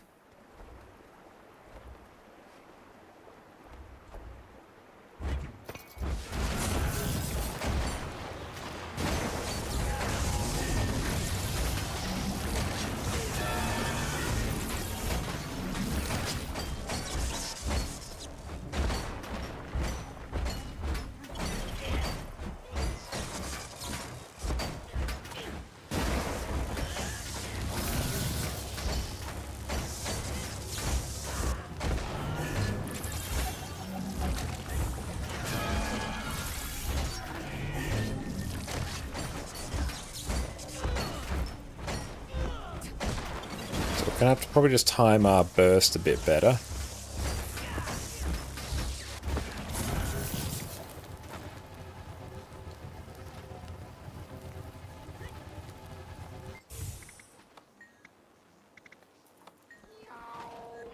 I keep forgetting to get rid of that. Amalgam is so broken, even you can get over 40k easy. I mean, right there, my first number was 47, and then there was 39. We just need to honestly pace these out a bit and not cancel our skills. They got some big cast times on them, so we have to be mindful of that.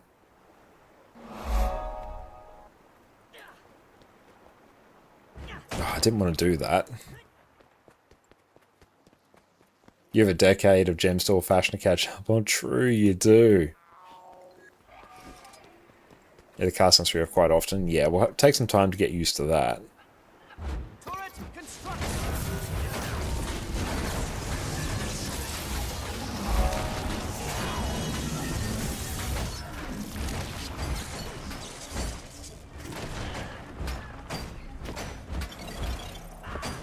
Hey, Jin, thank you so much for the sub, mate. I really appreciate that.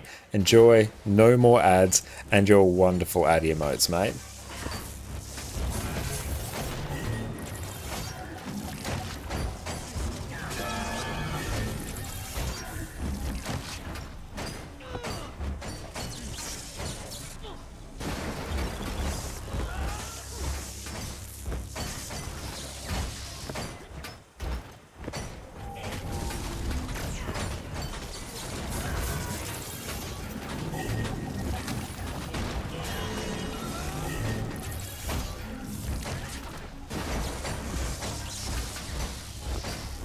This is ridiculous right here.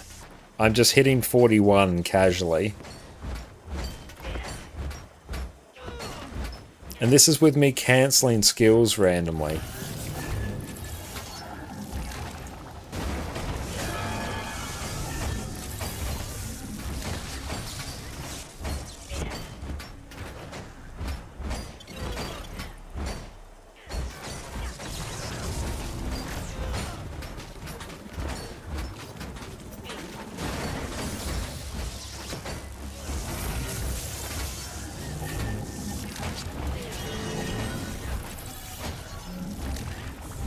Yeah, that's 40k right there. Vision achievements, time gates. Some of them are.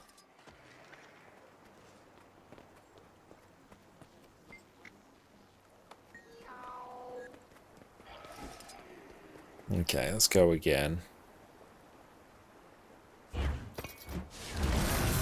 Yeah, we gotta... Let's focus entirely on our offensive protocols. And then go into everything else.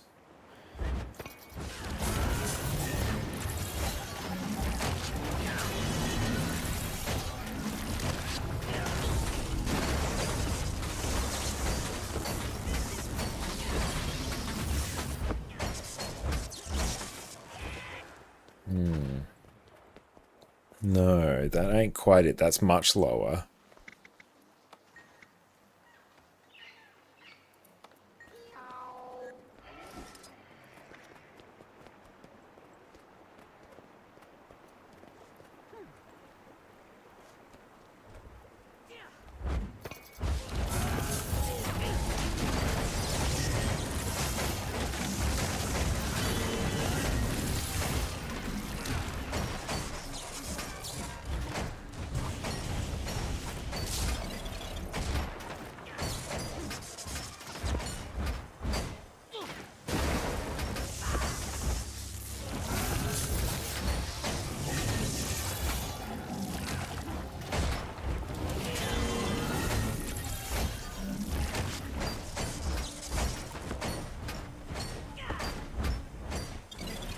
Scrapper like holograms, that is Hollowsmith.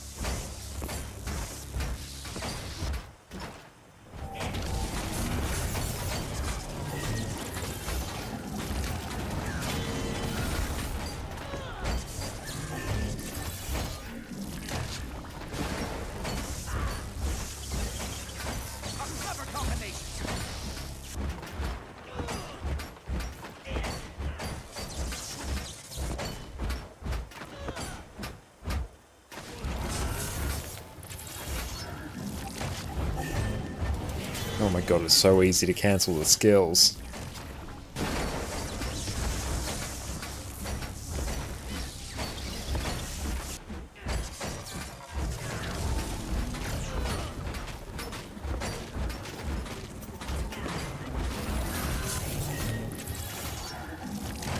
Once you get used to the rhythm of the skills there, it's not too bad. There goes casual 39.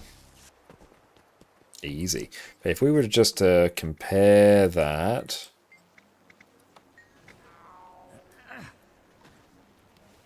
And get rid of the turret. Go away.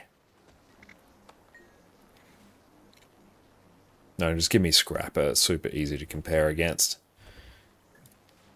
Let's see. Applied force. Yeah, that. The foe grants barrier to nearby allies. Function gyros grants super speed. Do that. Try it Paragon? No, not yet. Here I will just put Shredder Gyro. And I know that.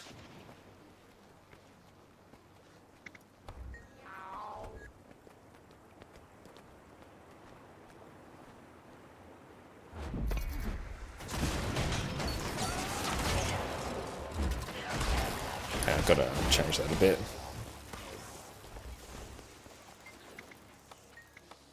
Muckluck played support Paragon last night. Had a lot of fun with it. That's good to know. Respawn. Oh, just...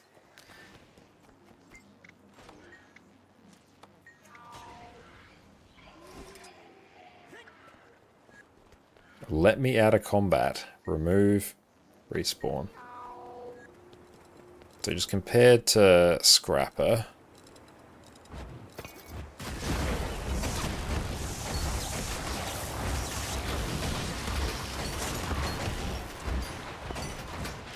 Like Scrapper I still think is insanely good. The sheer amount of barrier you pump out with it is just like phenomenal.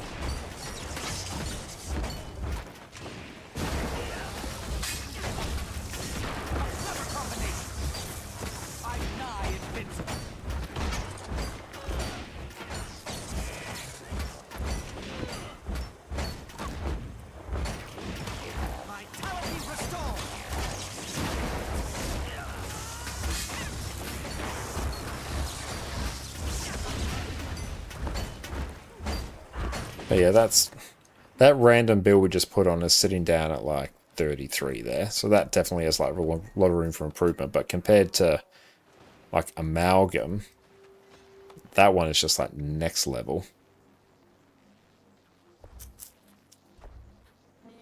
But yeah, like the initial burst there is nowhere near what Amalgam could do.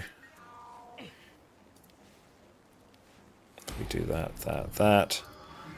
Throw on. Oh, that's hollow. What am I doing? Amalgam. Leonard, how's it going?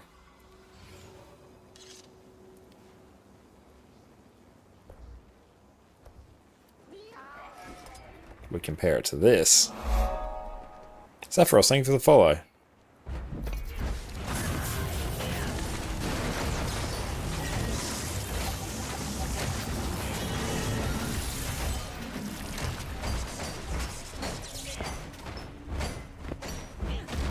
Started playing Guild Wars 2 a few days ago. Hell yeah, now's a great time to start.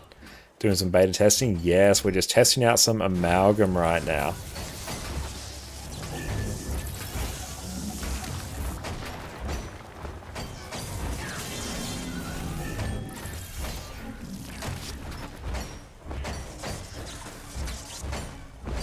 Oh, Scrapper is still amazing. It's like actually one of my favorite DPS builds.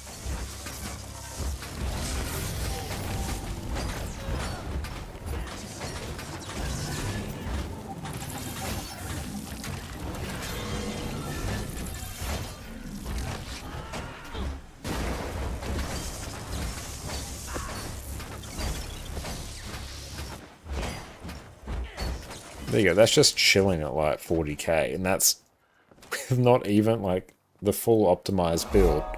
And I feel like we can do some really fun stuff with giving ourselves some quickness.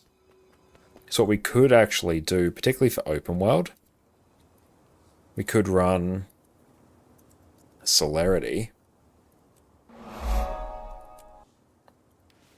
Which one of these gives us quickness? So we'll keep that, that's pretty hype. Give us the one with quickness. Though that one already does. Let's pop that there. So we get quickness. Now we can give ourselves some alacrity there as well. And then, I don't know, here we could probs run... Oh, I'll get another stun there as well for good measure. I feel like this is going to be pretty bonkers, actually, in open world.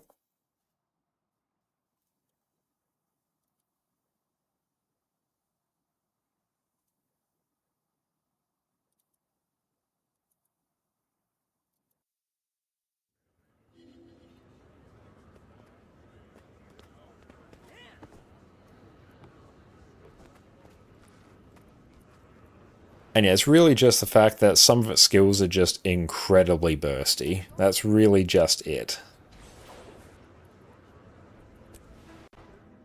And that's not uncommon with a lot of power builds. Some power builds are far burstier than others. Like they'll have a really high peak and then they'll taper off a bit and then peak again and then taper off. Whereas Condi builds sort of just ramp up and stay there.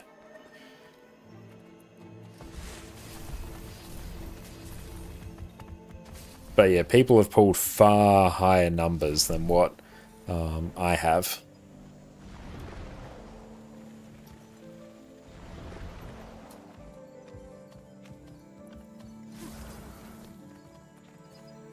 Just grab this.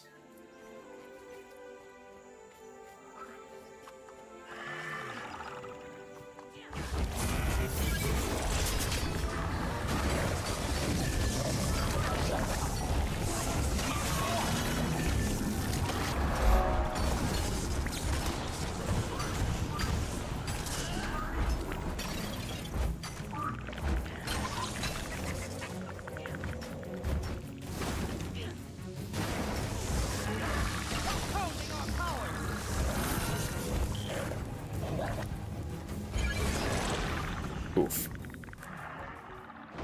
Condi Amalgam is like 51k and the Morse just bonkers. Oh, that sounds really fun. Definitely want like a not that heal skill. There we go. We'll do that instead.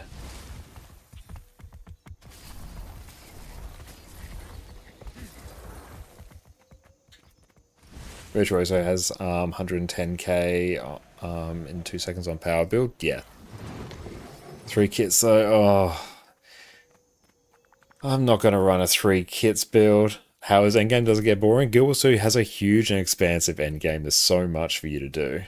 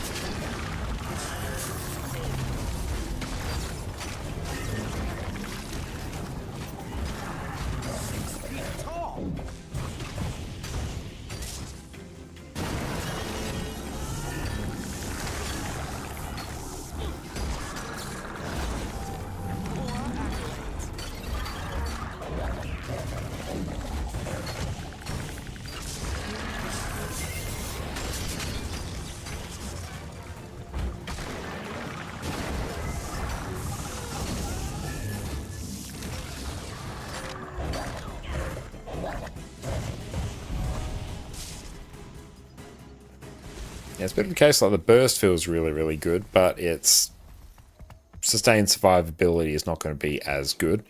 Honestly, that felt really easy on Ritualist in particular. I'm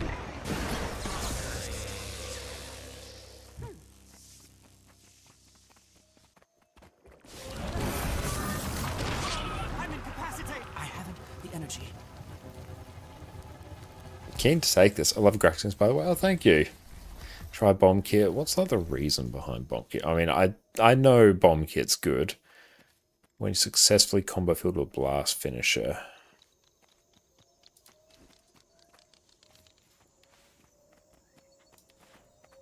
Haven't tried Evoker yet.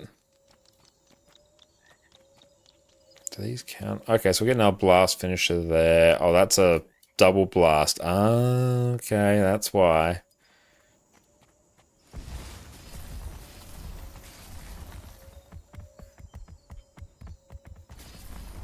It's just many blast finishes.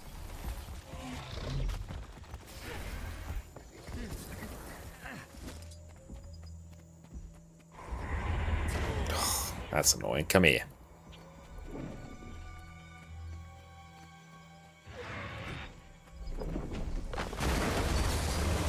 Oh, well, just died. Someone was raving about Hammer Amalgam. Oh, I mean, Amalgam's fantastic. Like, it just kind of is. Can I mount up, please? Hello? Oh, look at me using this mount and not Warclaw. Oh, well.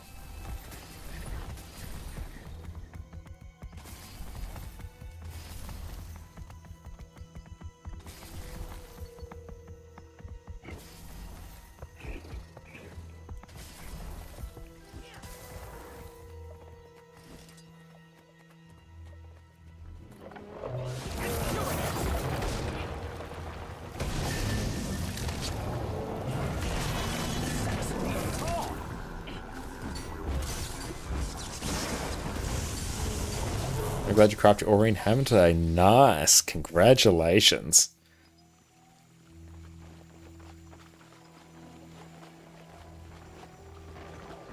Oh, it's a treasure mushroom.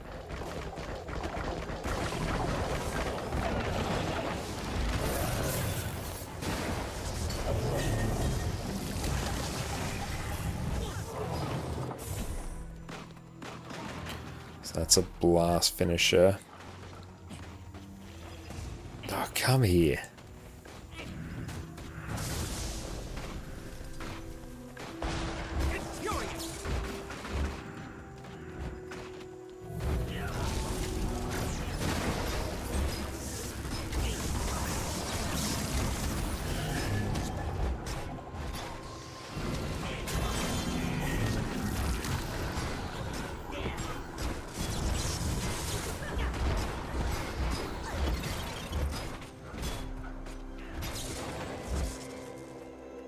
Now if the invisible boots drop, let's see. Fortunately, no invisible boots drop.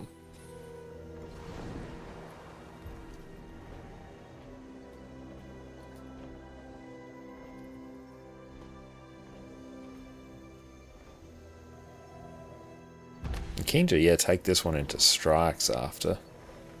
Time you're happy not to have drop luck? Yeah, I'm very happy not to have it there.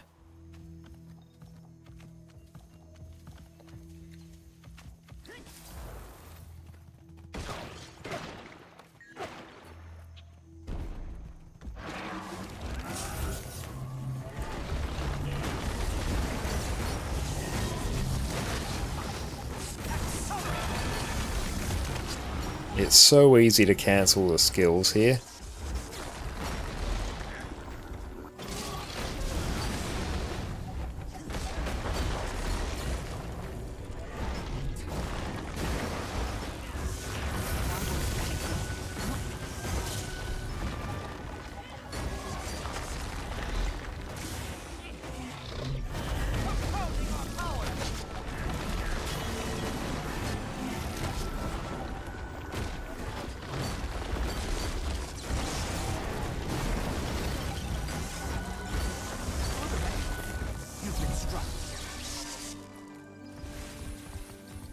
Okay, let's go change this back to the proper build. So it's basically just swap Defensive Protocol Cleanse out for Pierce.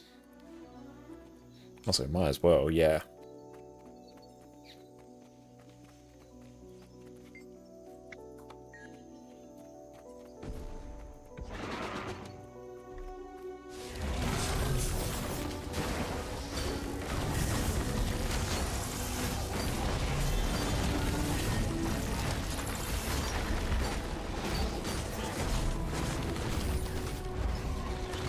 Best thing about the Condy Amalgam on SC is the rotation concept. Pick a god and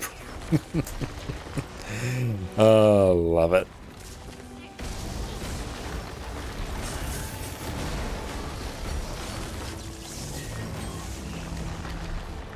This is quite frail as well, actually. You can't just eat those things like you can on some other things.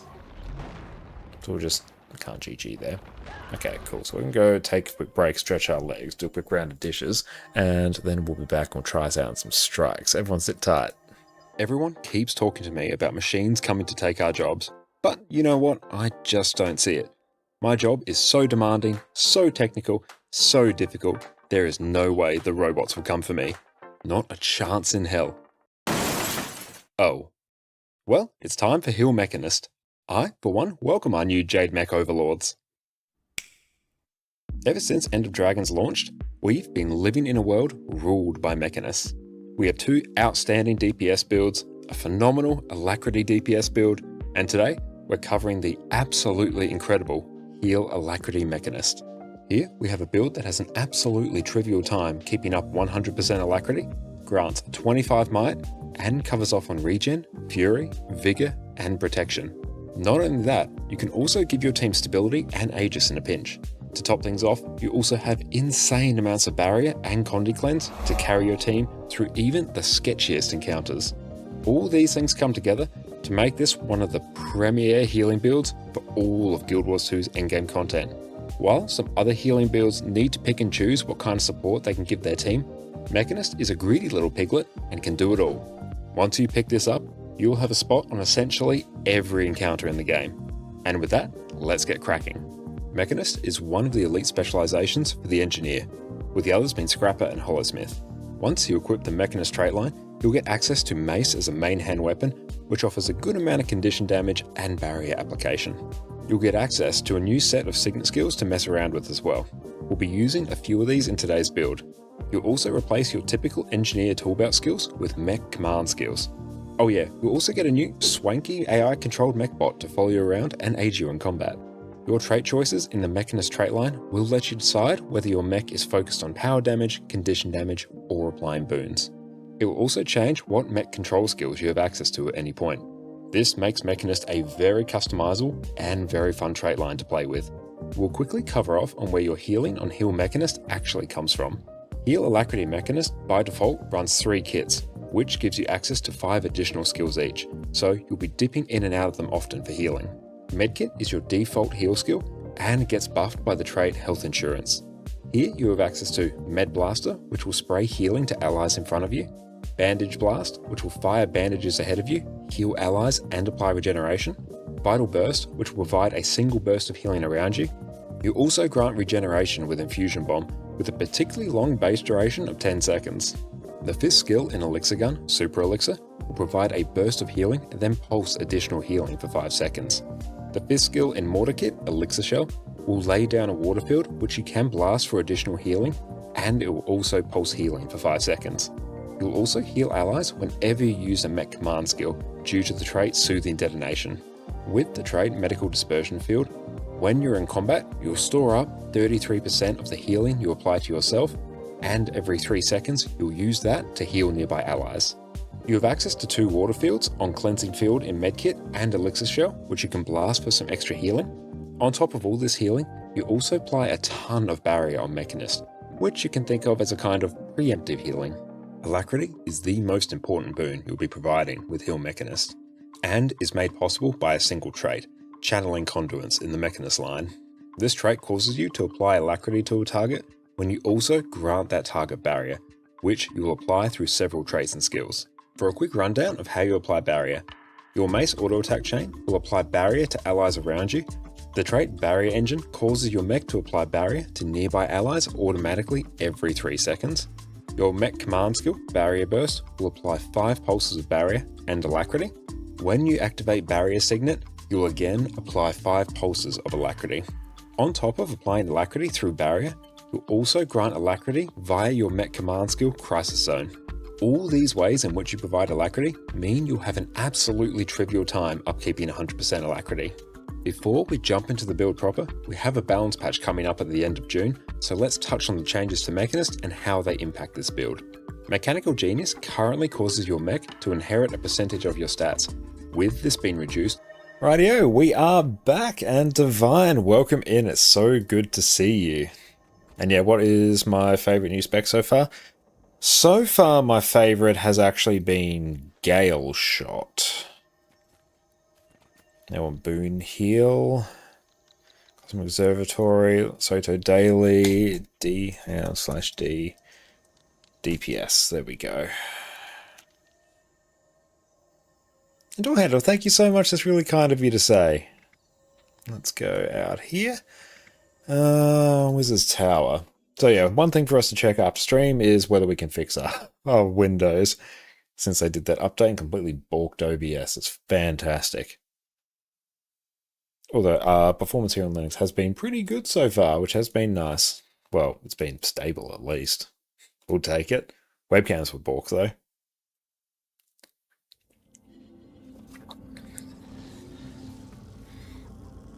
FPS in here does get yoinked.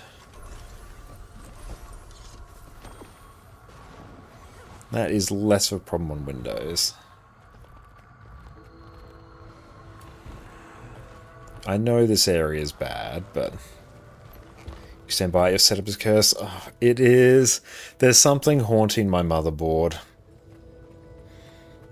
But you know what? That may be a thing once we come back from the UK that we think about. Because given that we're heading to the UK in a bit over a week for a month, I can't really think about upgrading the motherboard, CPU, and RAM right now. That's...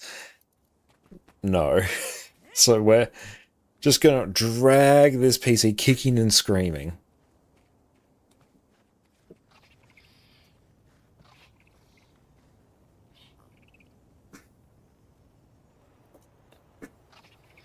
Or we could actually, no, we could make this even more cursed.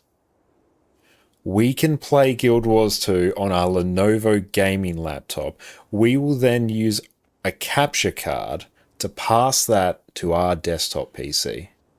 And then we will bring all of that into OBS. And then we'll use OBS Teleport on a rolled back Windows install to send that over to Jess's desktop PC, and that will encode the stream.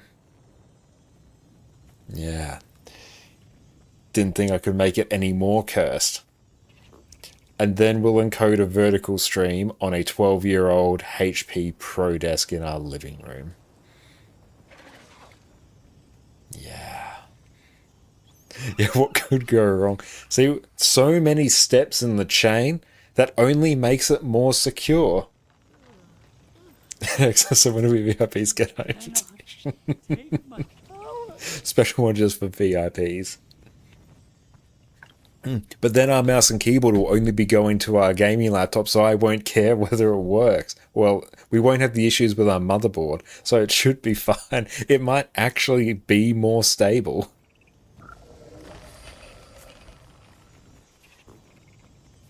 That actually like is a discussion Jess and I had like at some point when we were talking about wedding plans. We were like, what if we live streamed?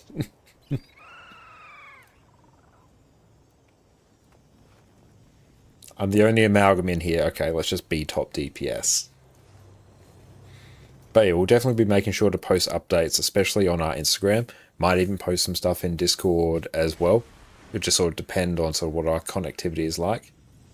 Will be the first live stream waiting on Twitch. I know we did hear about it being done, and we're like, we thought about like all the infrastructure needed for it, and went, nah. Yeah, let's go. Give me that.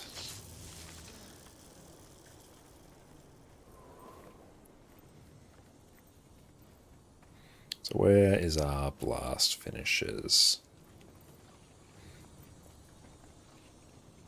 That's true, like private live streams, because Jess can't attend as well. We've had funerals like that as well. It's honestly, that's a really good idea. Stack threshold 3.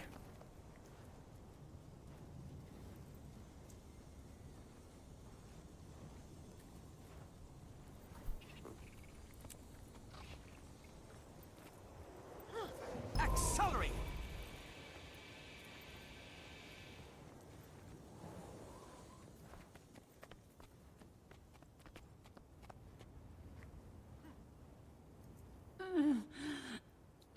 Get away from me.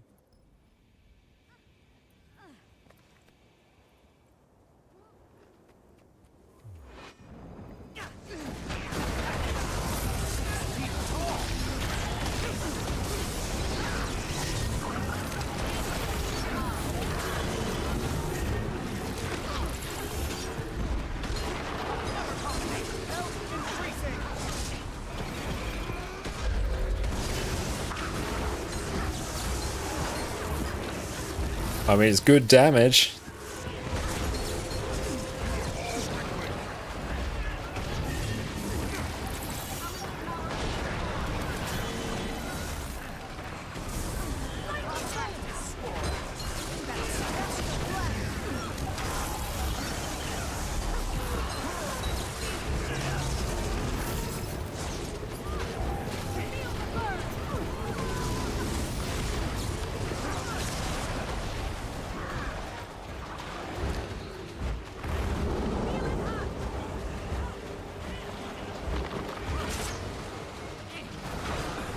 You can all get out of my way.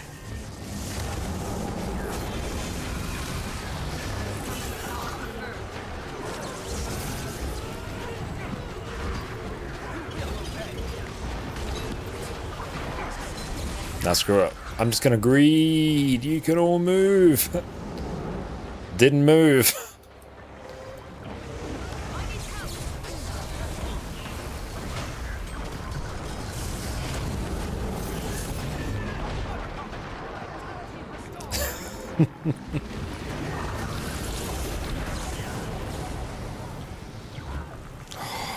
Why did I have to move like that?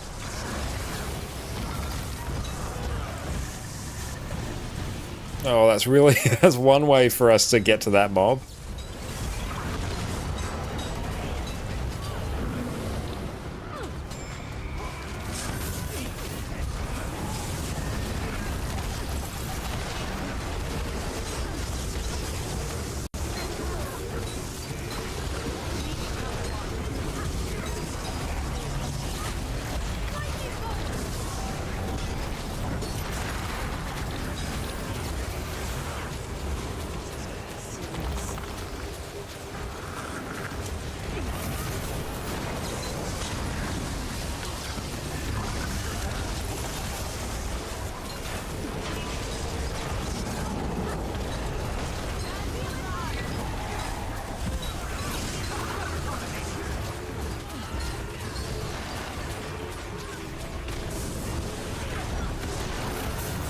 So easy to cancel some of these skills though.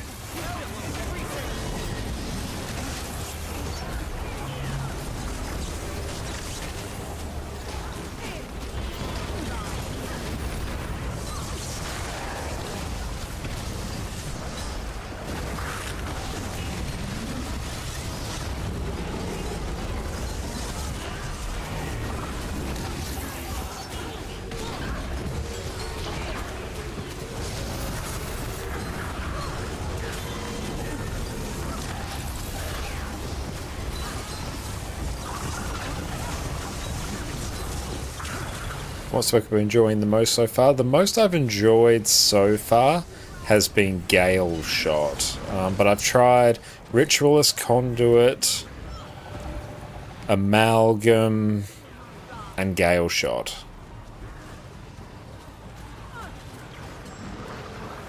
I'm enjoying Amalgam as well. The burst damage you can pull off from it is quite fun.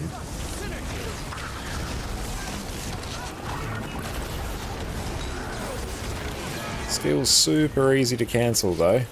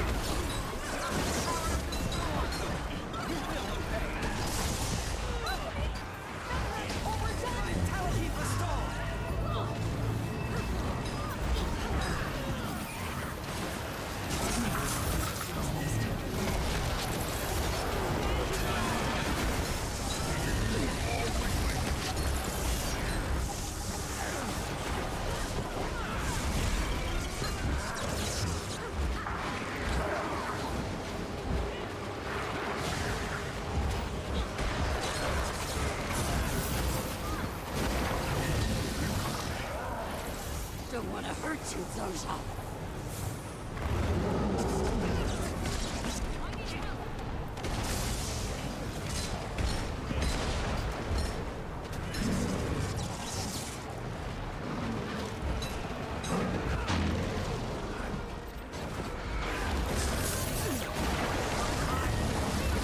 Oh, this burst window coming in here is going to be pretty epic.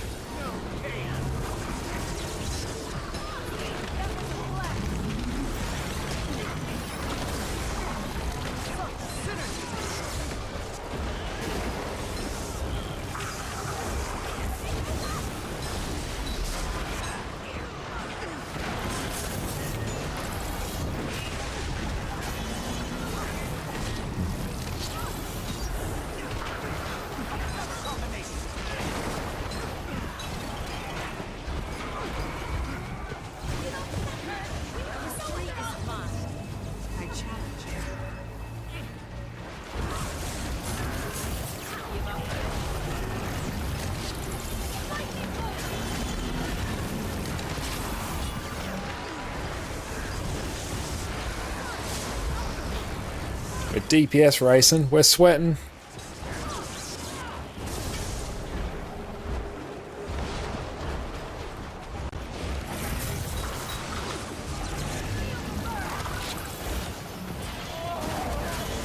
So close to top.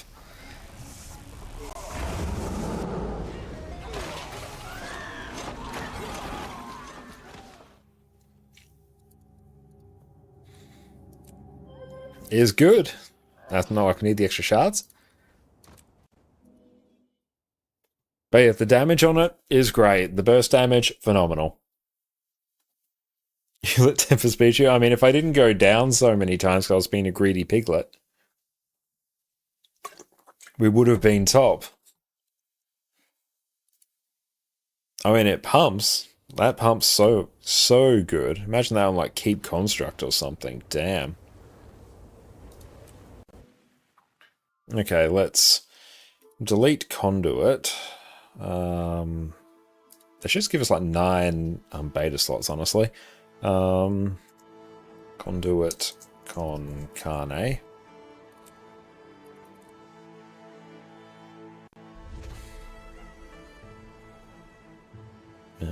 Bum bum bum.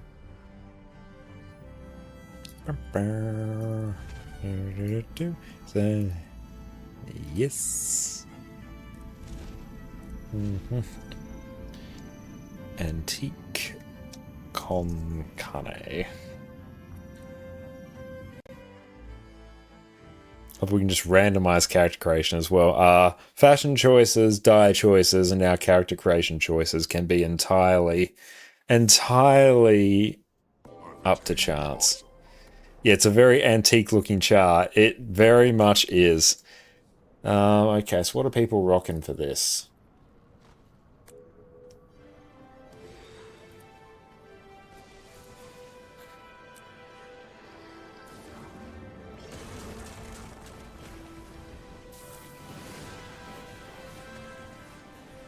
Power.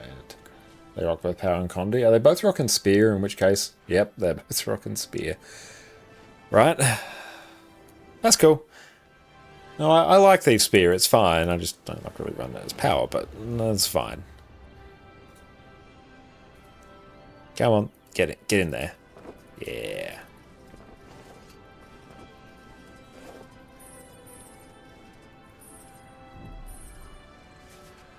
Beautiful. Basically go from low 40s to higher 40s depending on RNG. Love it.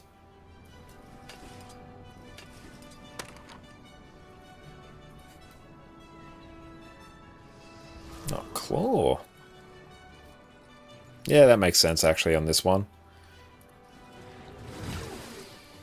Customize Berserkers, just no Berserkers, and an Assassin's back piece, yeah. Oh, I missed a ring. Oh, and an accessory. I did well. I did very well.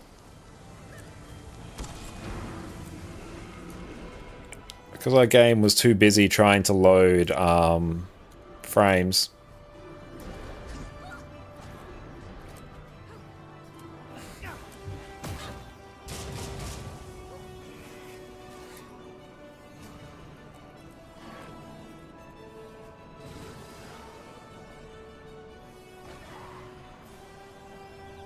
Oh god, I just realised what one of the fixes to our setup would be.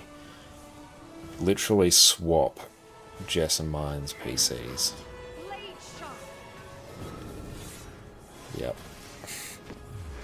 Realise the actual simplest fix to everything in the short to immediate term. They're functionally identical, so it's fine, but yeah, that's actually... Mine's having motherboard issues, because Jess doesn't really use those too much, aside from if she streams. We can just swap them back. Yeah. That actually deals with everything. Okay, usual thief shenanigans. That's actually right there. Improvisation, that could be fun. Okay, oh, we've got so many skills here. Let's just get that, and then we'll go have a look at everything. Repression.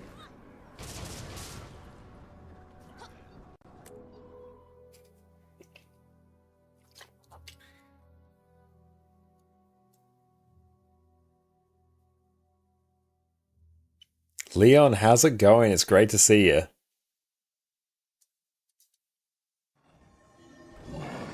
And the beta's going for a while longer, isn't it now? Because they've restarted. It's going till like the 29th or something. So we have a few more days. So summarize with your current available parts, you can only make your setup more cursed. Yeah. Like, there's no way I can improve it. Doing good. Your dog's just being caving. Oh, what do you mean by caving? I hope they're okay.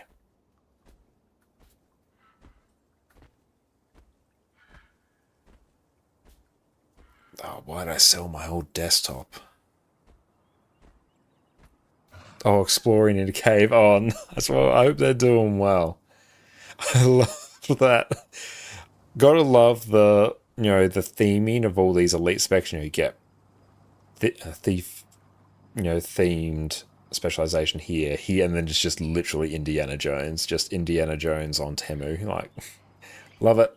Okay. Trinket Collector. Steel is replaced by Scrit Swipe, allowing you to pilfer from enemies. Yeah, young Indiana Jones. I know, we got like a young Harrison Ford here. You successfully pilfering grants 2 random artifacts. Only 1 artifact can be used each time, and pilfering overrides any artifacts you have. Oh, this sounds fun. Gain an additional artifact slot. You can use 1 more artifact each time you pilfer. Damn, that sounds good. Yeah, I can see why we're taking that. Whenever you pilfer, you're guaranteed to get 1 offensive artifact and 1 defensive artifact. Nice. Gain access to reshuffle. Remove conditions from yourself whenever you reshuffle your artifacts. Or an artifact skill. Cool.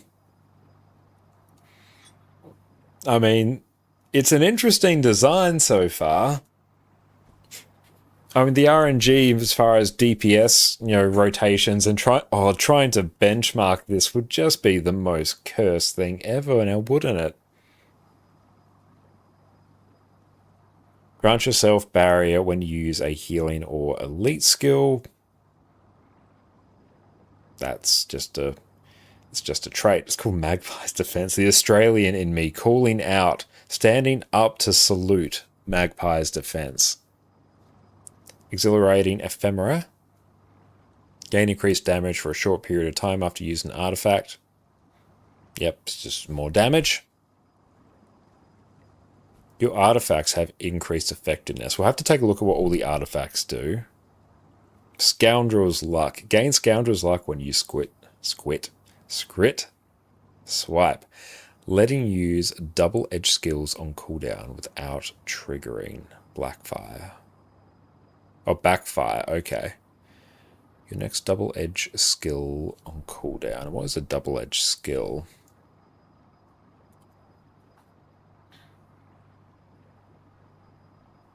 Use on Scrit Shuffle.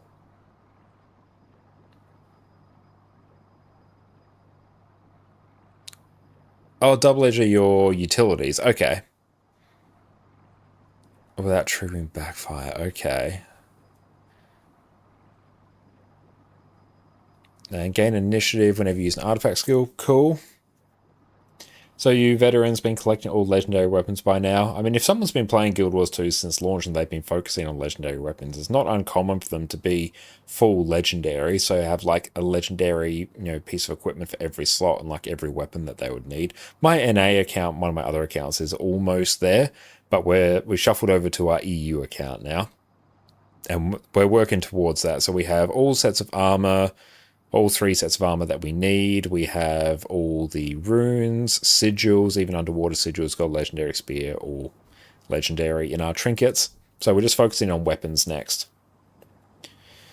And here, in combat high, when you use Scrit Swipe, increasing your outgoing strike and condi damage, lose strikes at combat high. So it's just, that's a damage modifier right there. Up to 10 stacks. That's 30% damage. That's huge. That's a big modifier. Artifacts grant barrier and boons when used. So it's stability and resistance.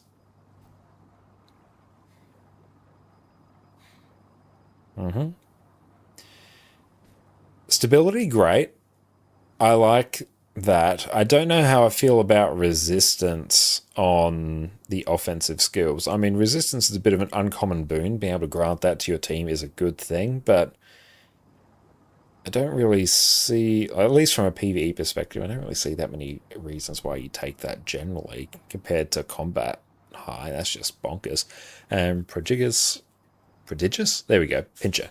You pilfer after using a certain amount of initiative. This trait will override any existing artifacts. Okay. That's going to pair very well with Spear. Let's just change it to quickness for offensive and a lack for defensive. Oh, that'd be cool. And just alternate between them. Yeah, quick and a lack on a single class. Make it like 30 seconds of a lack per. Bam, we've broken the balance. All done. How's it work with runes when you swap a legendary armor? Can you keep it, change it? Yeah. As soon as you have a piece of legendary armor, you can swap out. Like I can even show you. Just for comparison. Bam, bam. Many things. See, I can put like a scholar rune in here. I can put eagle in here. Bam. And just put random things in here. I can remove them from there as well. And they just go back into my inventory. And when I have full legendary, I can just tick the checkbox and it will apply it. Or should do. Will apply it over everything. There we go. Well, it should have. That looks valuable. Because I already had something in there. Now it should do it. Yeah, because I had a non-legendary in there. But yeah, it's incredibly useful. Alright, so we've got our double-edged skills. Anti-venom draft. Draught? I don't know. Drink an anti-venom potion to heal yourself and remove conditions. You may activate the skill while it is recharging with a chance for the skill to backfire. The chance of skill backfiring lowers as the skill recharges. And the skill cannot backfire when the skill is completely recharged. Drop the potion on yourself, healing for more. The cooldown is increased, and you cannot activate it till it's fully charged again. Let's see. We activate it again. Okay, so we can basically double use them. That's pretty cool. It's a cool mechanic.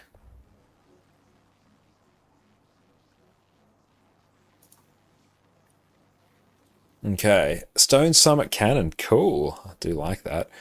Summon a script to fire a dwarven cannon at a targeted area, damaging and inflicting condies. You may activate the skill when it's recharging, with a chance for it to backfire. The chance of the skill backfiring lowers as the skill recharges. And skill cannot backfire when the skill is completely recharged. After a short time, the cannon misfires, damaging and inflicting conditions on you and nearby allies. Okay. So if we... and then... instant. Okay. So it goes again.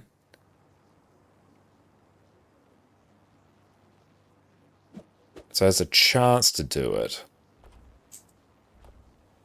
So it won't always do it. Let's go again. That's fun. So it still does damage, but it also damages us. It's easy when you know how. And that's really cool. At least it gives you the chance there to get out of it. Use it again. So you're like, oh no, shit, run. That's fun. I like that. At least it gives you the chance there, so it still does it, but yeah, that's really cool. Don't know how good it's going to be. I like the design for that. I think the designer had a really fun day with that. Inquest portal by Shadow Step to target an enemy, damaging and inflicting condies on them. You may activate the skill while it's recharging with a chance for skill to backfire. After Shadow Stepping, you are knocked down. You cannot activate this skill until it's fully recharged again. See that? Hang on, let's go summon a golem.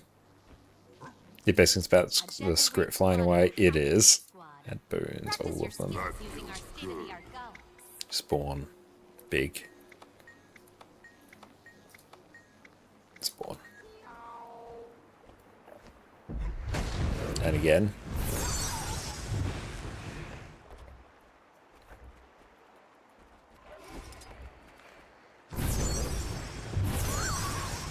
Oh, so we got stability. So we're immune to the knockdown. Self-knockdown 2 seconds. Hey, I got to remove all boons from myself.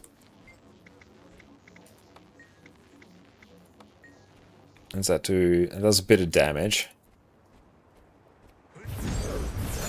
Oh, they got a stun break. But okay, that's cool. And what's the... Let's go clear this.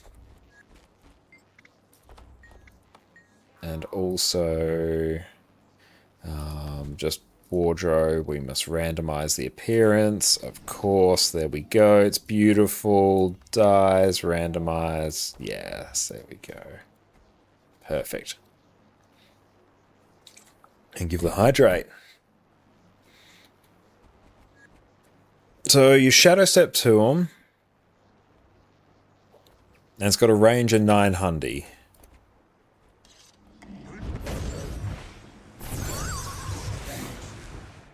And you get vulnerability applied to yourself.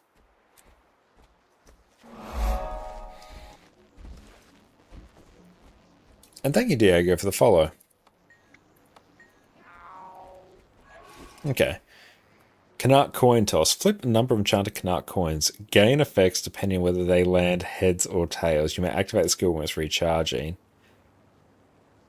So it's a bunch of Condi removal. Oh, and you can remove boons from yourself.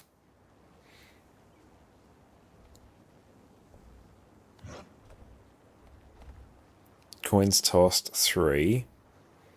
So you can heads gain initiative, convert conditions on yourself into boons.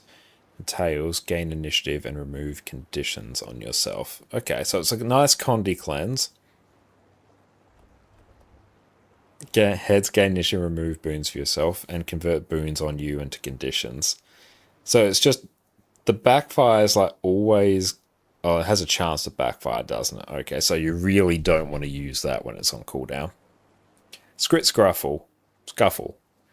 Summon a Scrit assistant at your location that grants you artifacts every interval as long as you're within range. It's a random chance of giving you an unstable Scrit bomb instead of a regular artifact. Attempting to use the unstable Scrit bomb results in a backfire. The bomb explodes in your hands, launching and damaging both you and allies. Damage to self 6k, that's half your health. Let's use that.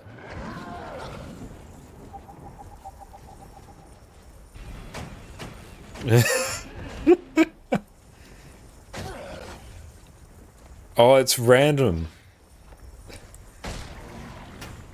Oh, that's cool. Coach Destiny, how are you going? Hope you're having a good day. Everyone make sure you go check out Coach Destiny over on Twitch. Fantastic friend of the stream. Great Guild Wars 2 streamer. How you going, mate?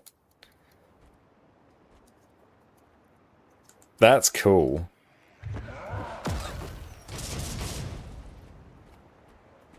Yeah. Oh, we pressed it, damn it.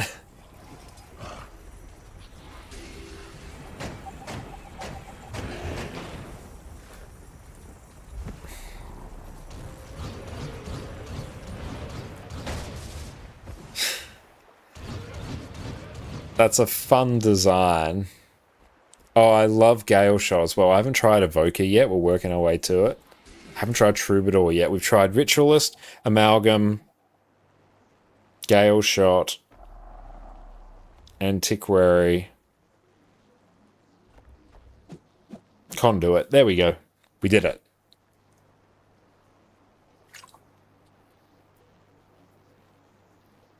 Oh, we'll randomize. Magnum of Deadly Bleeds. I haven't tried the Condi version. I tried the Power version. That was pretty brilliant. Desire, how's it going? Okay. This is pretty chill here. No, just pop that there. Pop on that. Then I don't know, just put haste there. Got 12 stacks in the elite. That's awesome.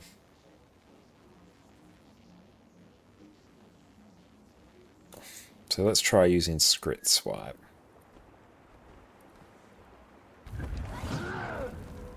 Okay. So, defensive artifact. Summon a hollow dancer that taunts enemies. If it's self-destructs, it's not destroyed, dealing damage. Exalted Hammer. Defensive relic. Leap to target area and slam down, damaging enemies and healing allies. Zephyrite Sun Crystal.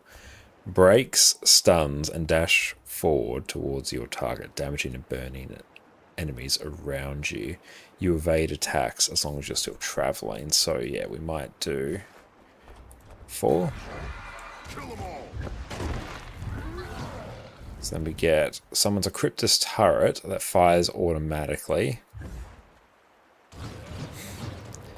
Rock out with your guitar, Metal Legion guitar, damaging and applying conditions to opponents around you. Then slam the ground with the guitar, damaging and stunning. And Jack Shield. Place an electrified shield that blocks projectiles and deals damage. So if we... Yeah. 3.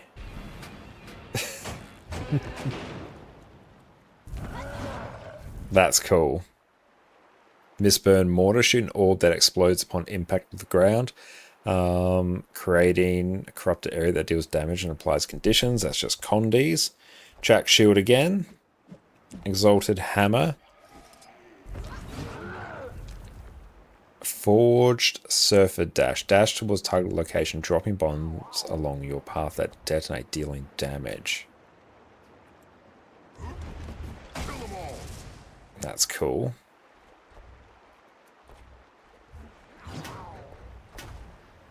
The Condi build hopes the mortar. Yeah, I can see why. So we get the Metal Legion guitar again. Let's get the Hollow Dancer.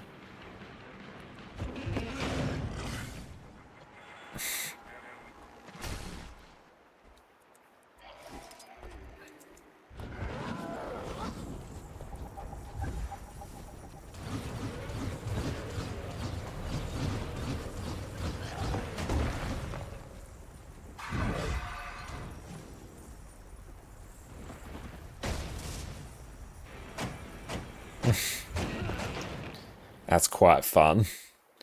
It's going to be hard to figure out exactly which skill you're using.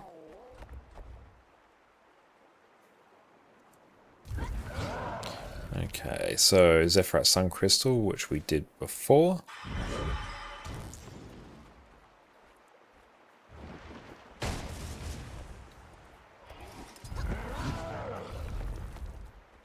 Cryptus Turret and Shack Shield. What does that look like?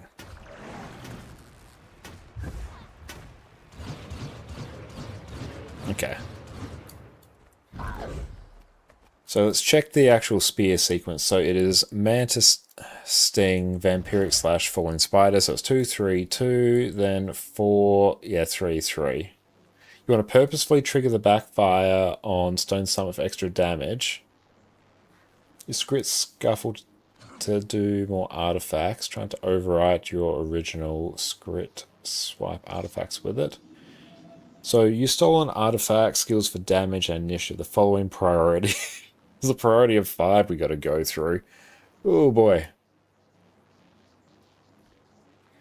Okay. Mistborn Mortar. Summon Turret. Shack Shield. Forged Surfer Dash and Metal Legion Guitar.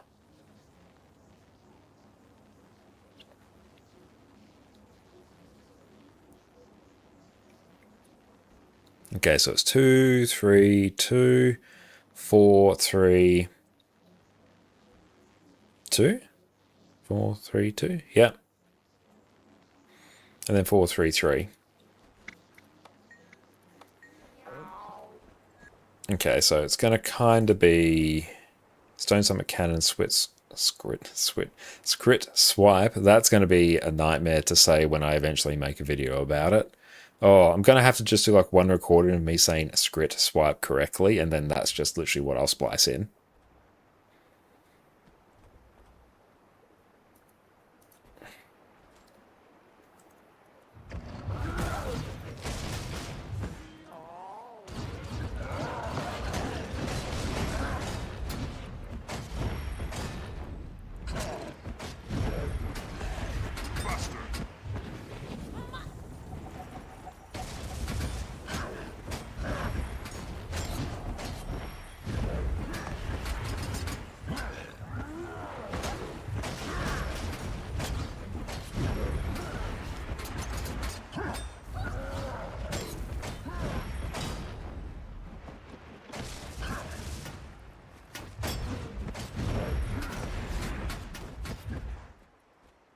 What do you think would be the most picked new spec? People have been loving Evoker, actually. I feel like that or Amalgam. Okay. Hi there. Use So adjust self, add boons, give me all of them. come speak to me. Give me some food.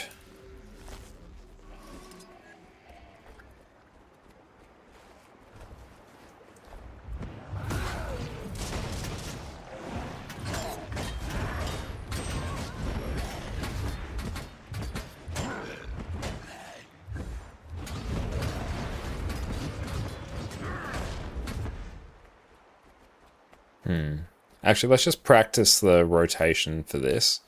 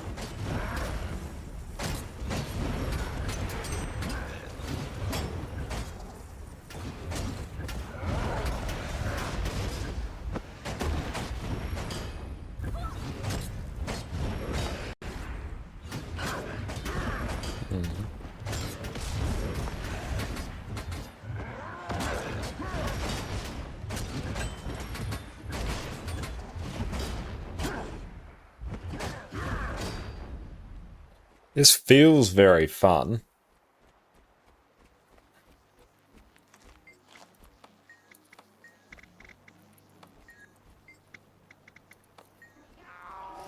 Like, this feels like a barrel of laughs to play.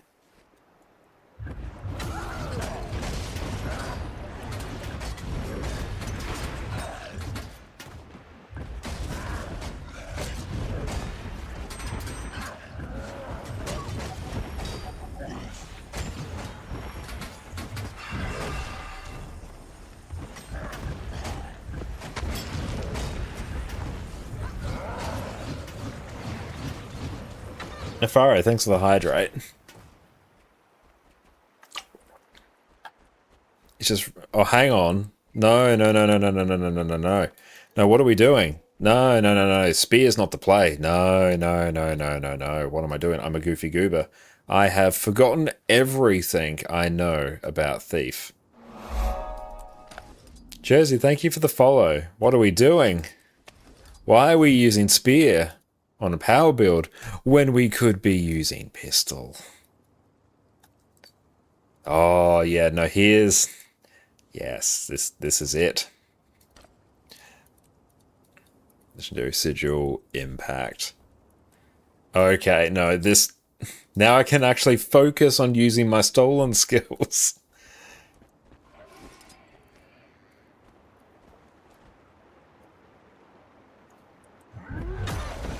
Hey, no, we got to put unload to auto. Oh, second pistol, no stats. Oh, no stats. We don't need stats. Nah, that's fine. It's pistol thief. We're not going to be doing good damage anyway.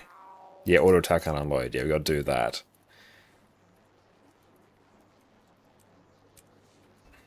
Okay. Oh, hang on. We also need... we're not really going to CC anymore, so that's going to be thief. And then we're also going to change that. Yeah. As someone who's new to Guild Wars 2, what is this whole beta thing? Great question. The beta is basically the elite specs that are coming out in October. Now's a chance to try them in their current state of development for a chance for Arena to get a whole bunch of data and see how people are using them. So if you log into Guild Wars 2 right now, you should see some beta slots there. So you can just make characters there, test them out. Anything you earn on them or use on them isn't consumed or added to your regular accounts, like a separate sort of instance of your account for those beta characters. So it's a chance to try out the specs, like just play around with them, mess around. Back in fighting condition.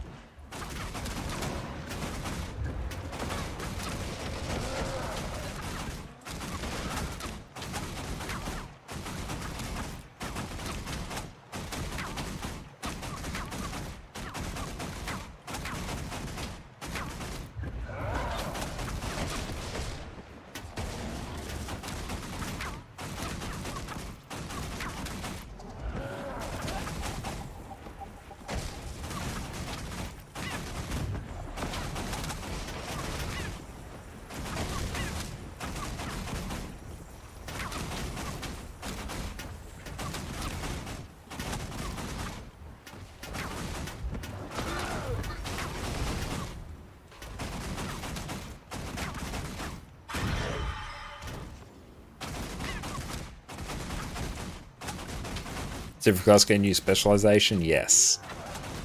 So we're playing Antiquary now, which is the class for Thief.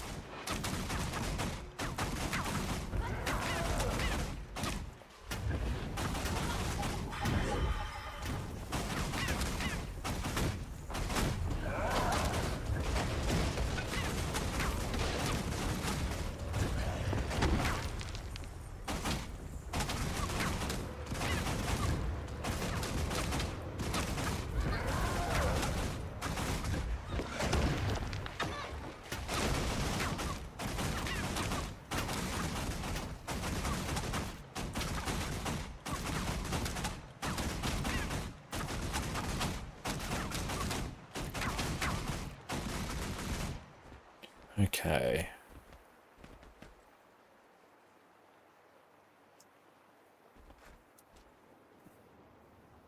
Oh, improvisation will be pretty hype. Okay, so what's our order that we want to use here? So we basically want red, blue, pink, purple, green.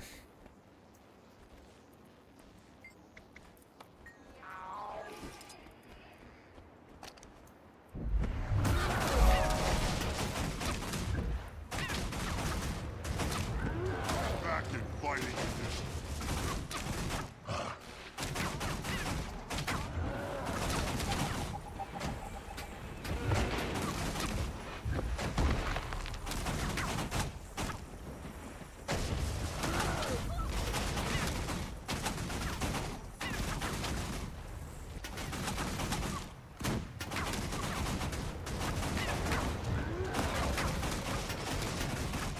After 2 days of troubleshooting, you got add-ons working. Oh, hell yeah, nice. DeBear, what's up? It's so good to see you, mate. I hope you're having a good day.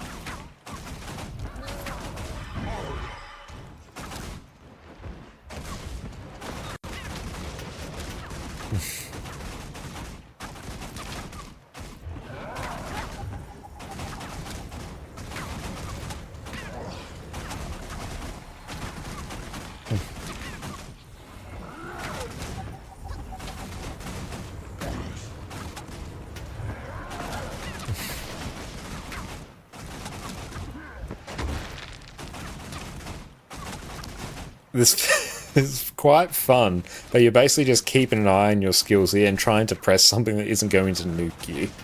It's a bit of a weird, like, UI playing game. But yeah, with improvisation, you just get like a whole bunch of skills there. That's pretty fun.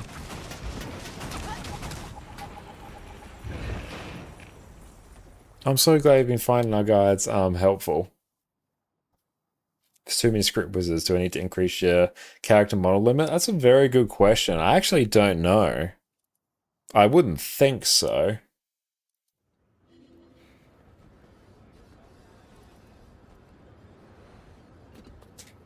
Okay, let's go into Xanthir. Oh wait, no, we got, like, we're Antiquary. We've got to go into, like, Path of Fire. Like, that's just where we go in the desert. I tried Luminary? No, I haven't yet. Haven't tried Troubadour, Paragon, Luminary. We're working our way through them somewhat arbitrarily, but we're working our way through them nonetheless.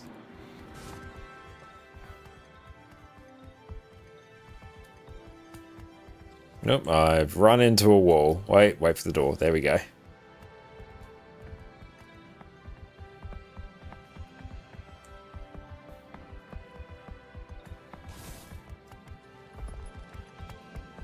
It's fine, how's it going?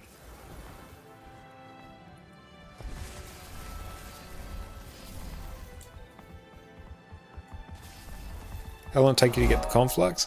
Roughly about a month. It's mostly gated by how much you can blast through world versus world.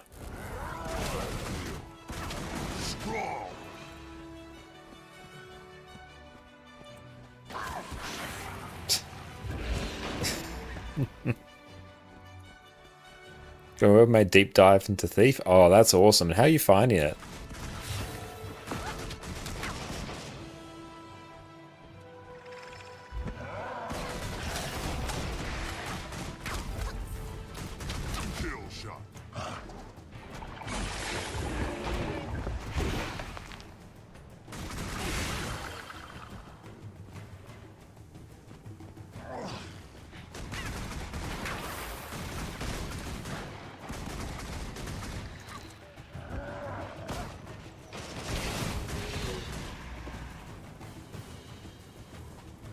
Okay, let's go find a hero point. Oh, this one up here will be pretty fun. So it's great. Data was so fun. The force movement is kind of a pain for instance content. Yeah, the force movement is tricky to work your way around, and like some encounters it's fine, some others it's really annoying. Try dual dagger. That would just be for Condi, I guess. Like that would be fine. Open it.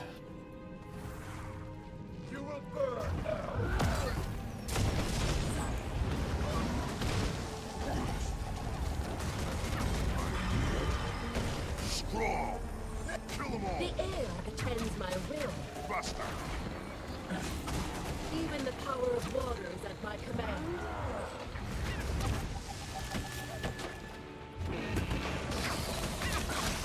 The magic is unstable.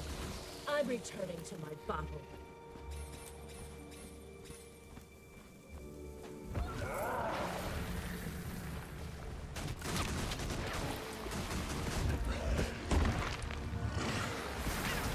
I mean, even the Holo Dancer there, especially in open world, is actually pretty nice.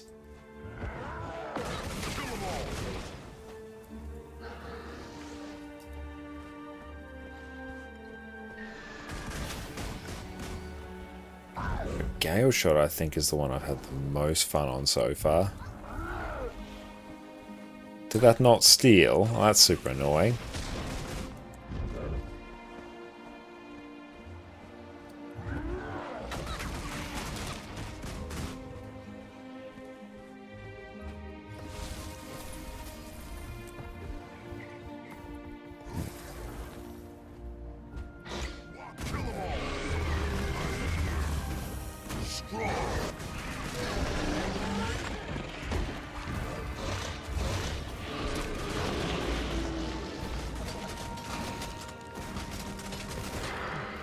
Yeah, we'll try and get a Condi set up on this.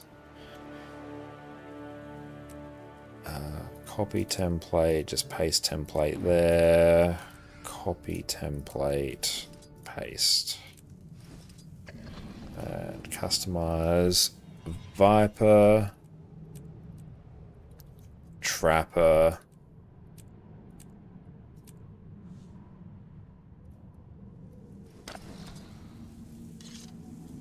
unequip. Give me daggers. How's Cerus CM Prog? It's going both very, very well and rather depressingly. We got 0.00017% tonight. Literally 18,000 health. Agony. I don't even know. I'm just going to literally throw Torment on here. Or maybe Earth. Yeah. It's just the close, like, the closest I have ever seen it. What am I doing? There we go.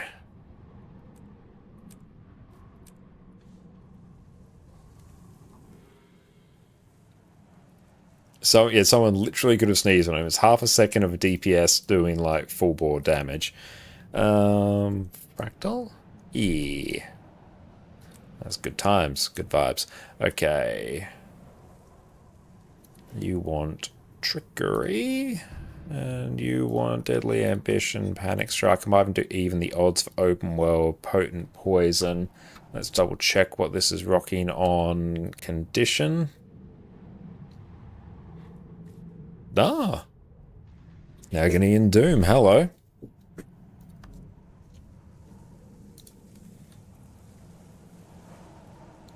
Nah, we'll just do Agony and... Oh, Blight, is it? Yeah. Fractal, yep. And that's Trickery Shenanigans.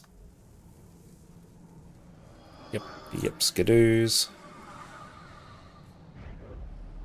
Artifacts have increased effectiveness. Okay.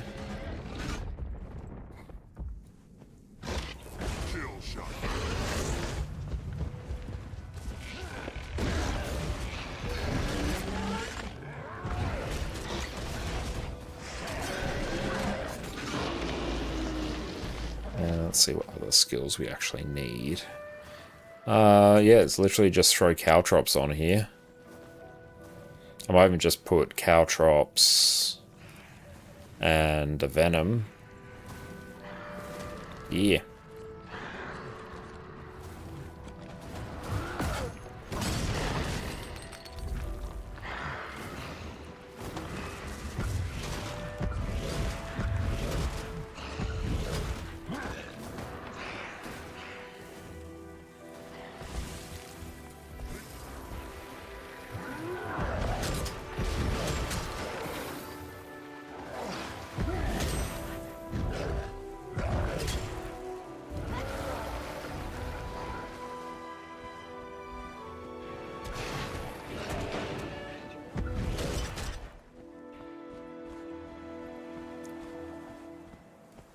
I want that to recharge quicker. Oh, but that's so good.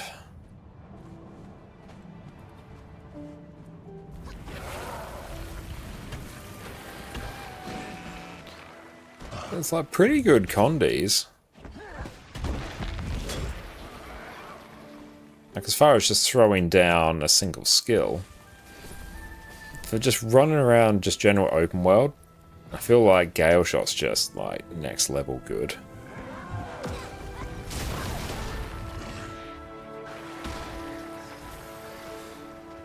See, look at that. Just do your condies and it goes down. That's quite fun.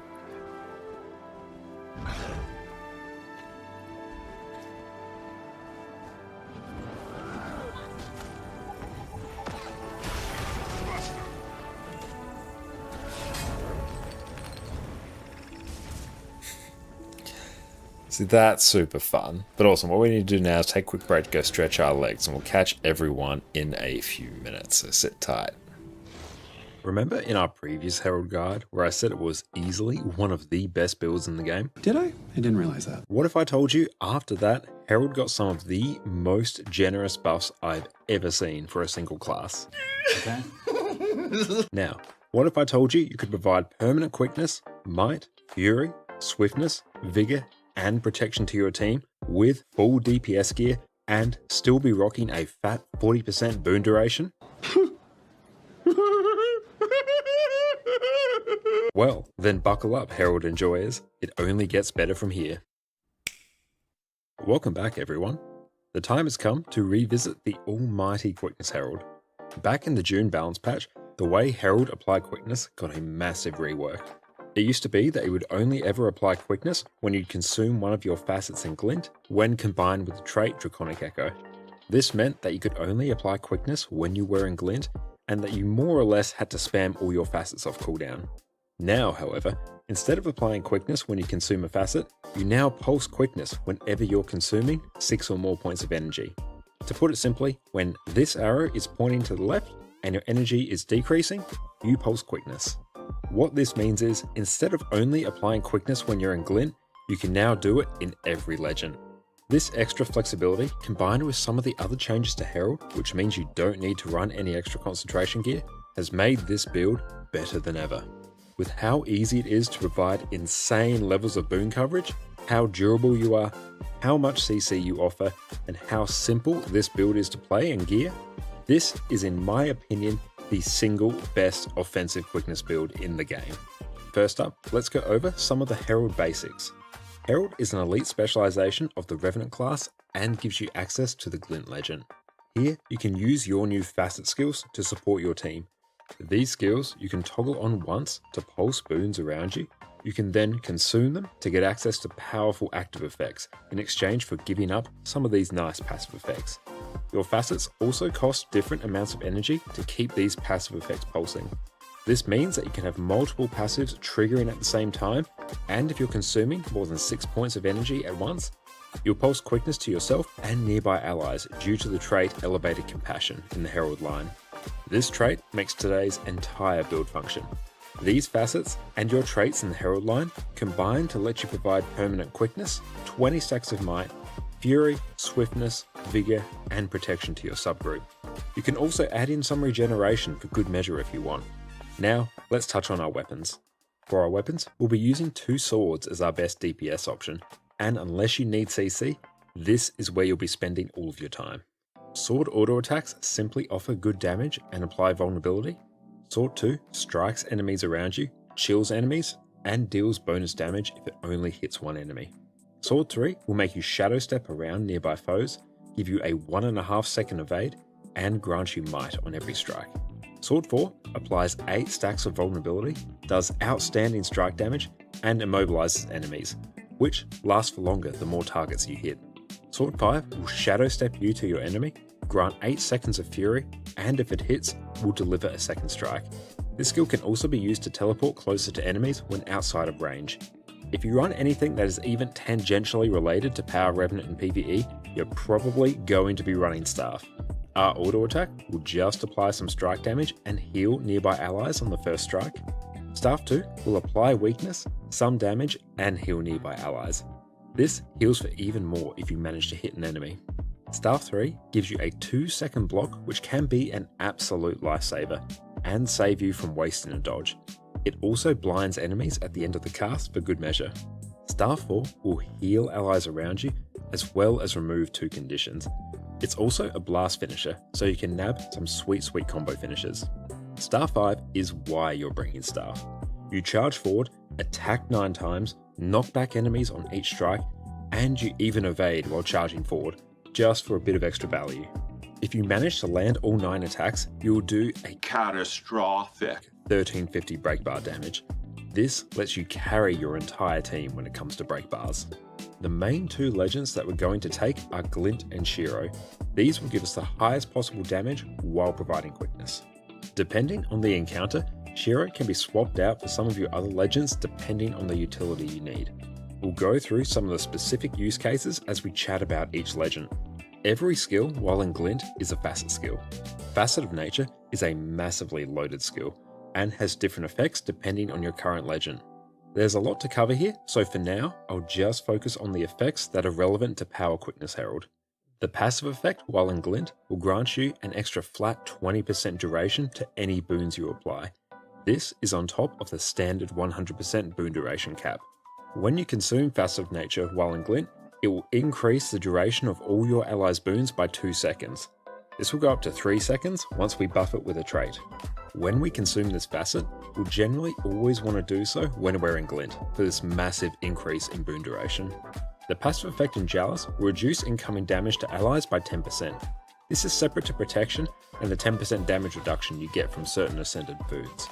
If you consume this facet while you're in Jealous, you'll grant 2 stacks of stability to your allies, however you'll generally use Inspiring Reinforcement for this.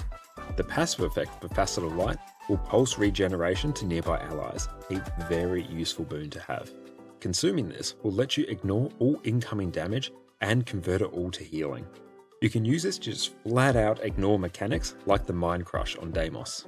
The passive effect of Passive Strength will pulse might to nearby allies. When you consume it, you'll attack twice, grant yourself a 15% damage modifier for 10 seconds, and when we come to the rotation, we'll want to maximize the uptime of this buff as much as possible. Facet of Elements will pulse swiftness around you while you have it active, and after you consume it, you'll lay down an AoE attack that pulses weakness, chilled, and burning, a very nice damaging skill. Facet of Darkness will pulse fury every few seconds, and when you consume it, you'll blind enemies, reveal them, and break stun on yourself. No damage on this skill, but it does have some nice utility, especially with that stun break. Facet of Chaos will pulse protection to nearby allies. Having protection is going to make your group content so much easier. When you consume it, you'll knock back enemies, deal a nice chunk of damage, and grant super speed to nearby allies. This will be used as part of your damage rotation, however, you can adjust the timing of it for when you need to CC an enemy. In Shiro, Enchanted Daggers will summon 6 daggers which siphon health from targets that you hit. Riposting Shadows will grant you a backwards evade, remove all movement impairing conditions, and grant you Fury. Phased Reversal will port you towards your target, make your attacks unblockable, and grant you Quickness. Impossible Odds is the main skill you're going to be using while in Shiro. You'll gain a 50% movement speed increase, and deal an additional strike to enemies you hit. This is just a straight up DPS increase.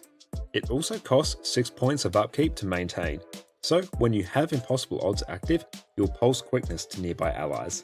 Jade Winds is a huge AoE stun, but does cost a huge amount of energy. Still, it's useful if you really need to crank some CC. In Jealous, Soothing Stone will remove conditions and heal you. You'll also gain Resolution, which will reduce incoming condition damage by 33%. Inspiring Reinforcement lays down a yellow brick road and offers amazing group-wide stability. This is the main reason you're going to want to take Jealous on certain encounters. Forced Engagement taunts enemies, gives break. And we are back. Welcome back, everyone. Okay, not quite sure how I necessarily feel about Antiquary. It's quite fun, but having to spend so much of your... Hey, thank you so much for the follow, Ethan. Having to spend so much of your mental effort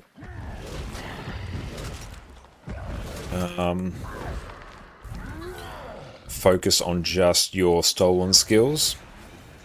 Feels like you're just staring at a small part of the UI. And thank you for the stretch as well, mate.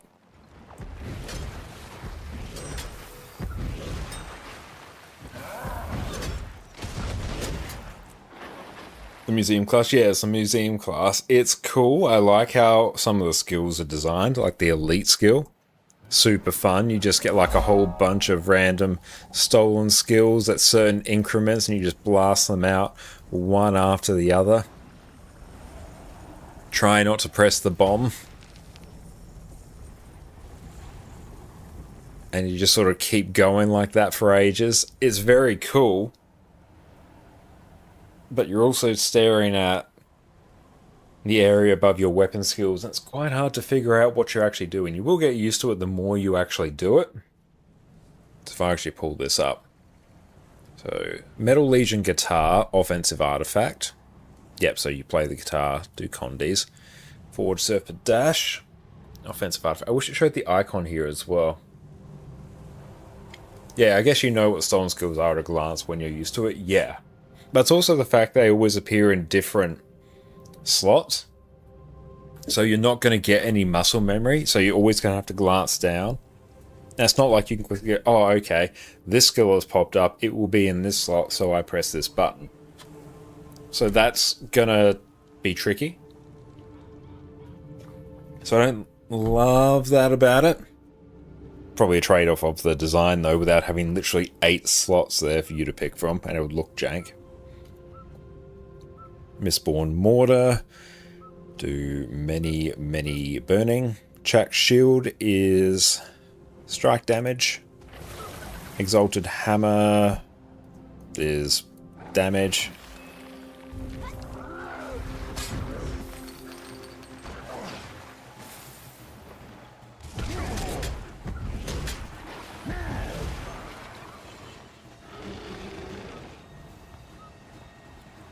I think also when you don't have access to any artifacts, it kind of just feels like incomplete thief. Which big trait gives 2 skills, 1 offensive, 1 defensive. True, yeah.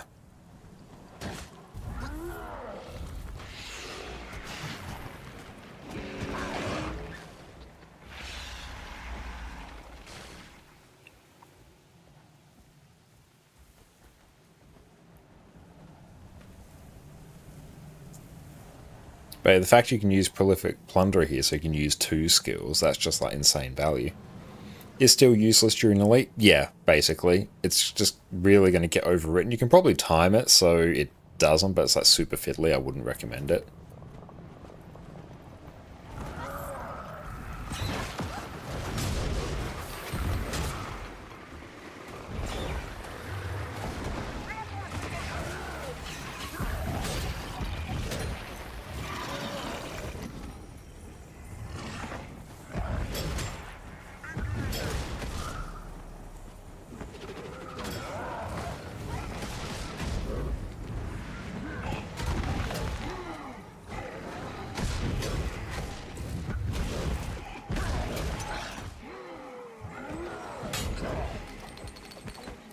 It's a place where I like if the interface allowed us to drop those stolen skill icons a bit below the target stat panel, just to flick the eye off the fight. Yeah, if you could adjust the position of it, I feel like that would be nice. Oh, do I have... let's just eat something Condi related.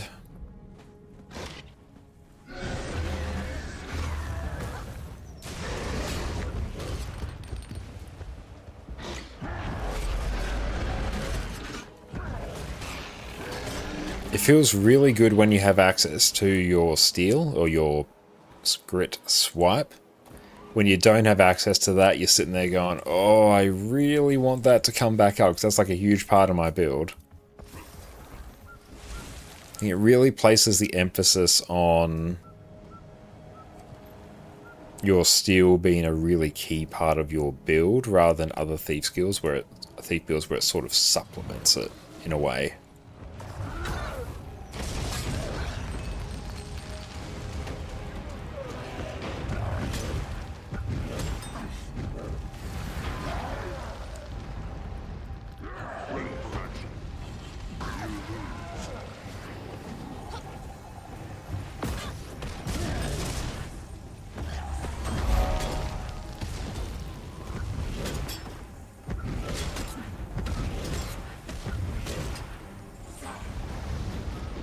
Mr. Moose, thank you for the follow.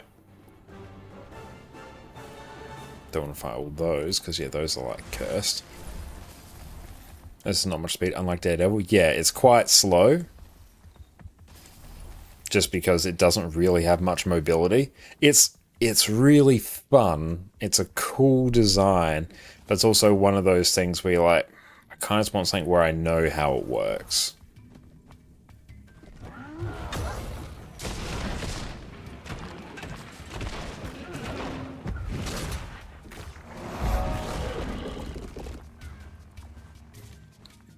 So you try and sort of keep an eye out when certain colours pop up that you know are good. Let's go maybe out here.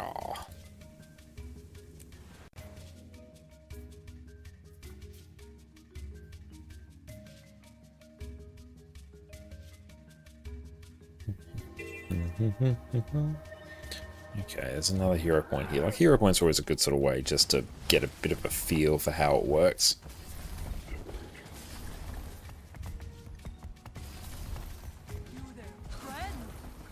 How long will beta last? I think until the 29th.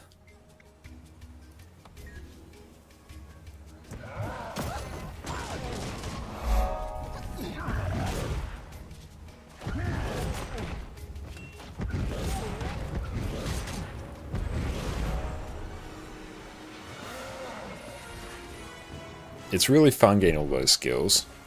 Festival 2 more days. Oh, it does it. Oh yeah, 2 days. Nice. Cool, I think we've mostly done all our achievements there that we're concerned with.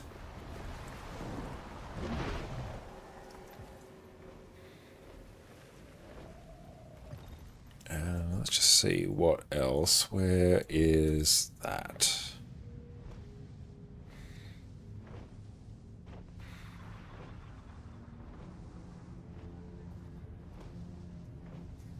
Okay, so we want to do mortar, surfer dash, turret, and shield.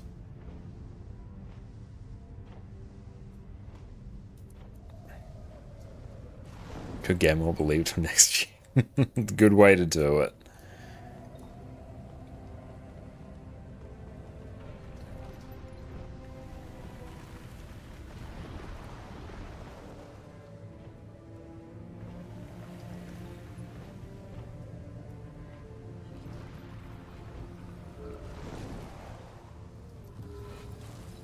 Farm vision, they have 0 materials. Well done.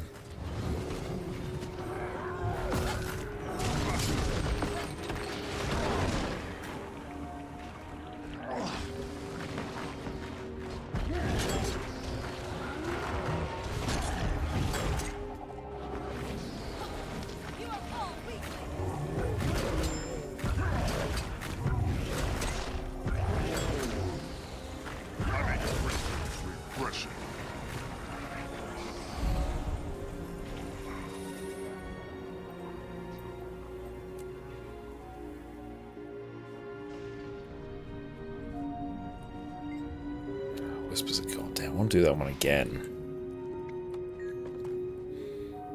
Like the little minigame that pops up when you use Grit Scuffle is really fun.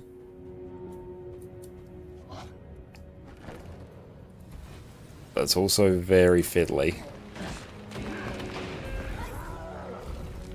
So I have to sort of look at my skills and go, okay, what am I actually going to use here?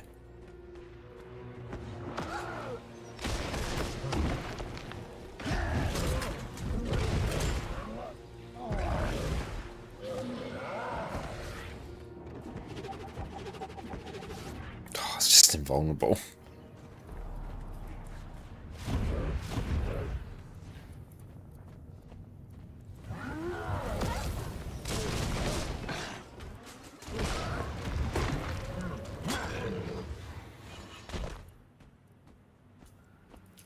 I think it feels fun in a novel way.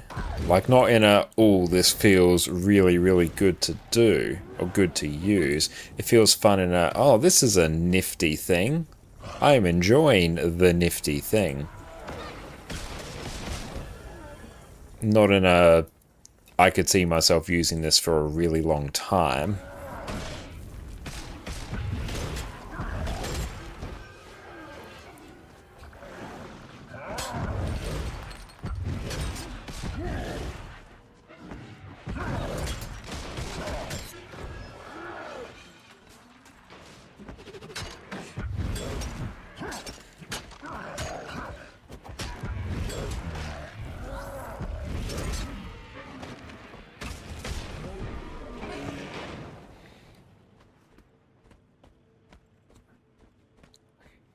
It feels nice when you get a really good combo of the stolen skills. It feels sad when you don't. And you kind of want something that feels good all the time.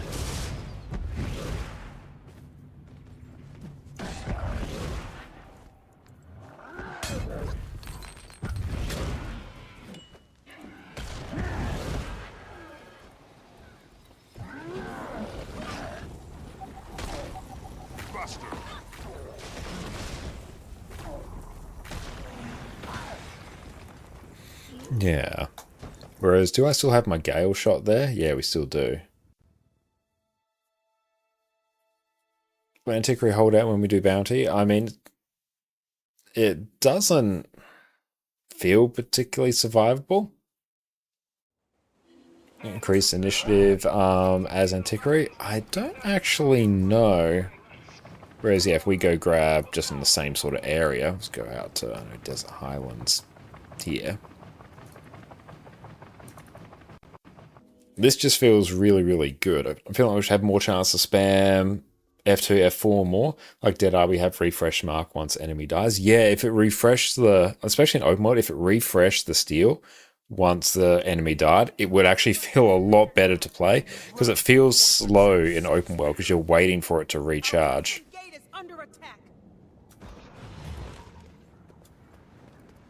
That's more of those mobs. Not particularly interested in them.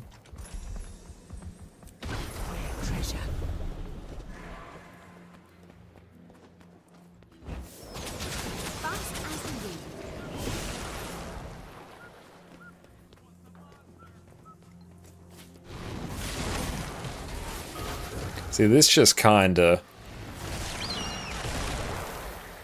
just feels really good.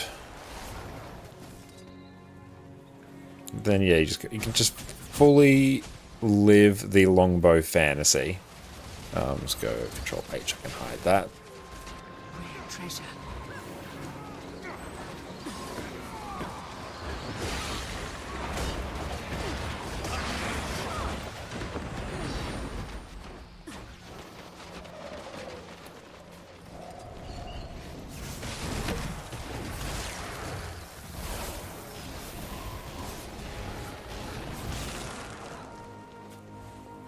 It doesn't pass the Oakmode's survivability test. Yeah, it's not a particularly survivable spec. It's very much a glass cannon spec, but it feels fun.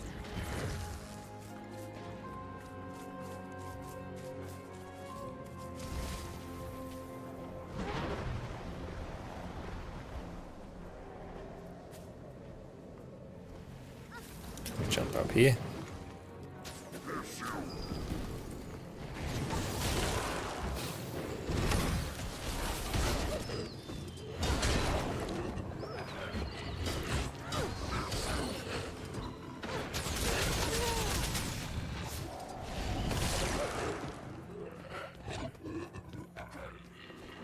Okay, thank you for the follow.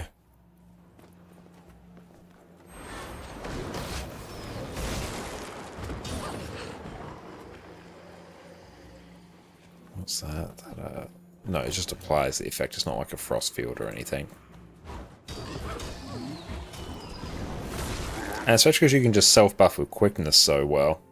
Mini-master Ritualist of the Bomb. Like, Ritualist actually feels really nice in open world. And Cyclone Bow, that weapon switching does 40k DPS. Damn, does it? That's hype.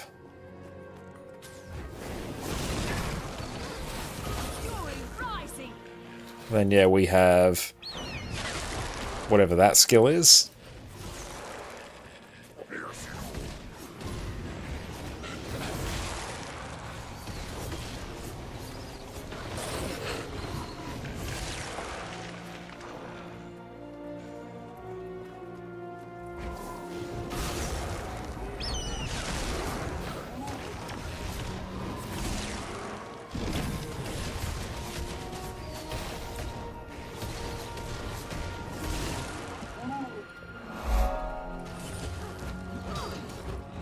Charlie, thank you for the follow.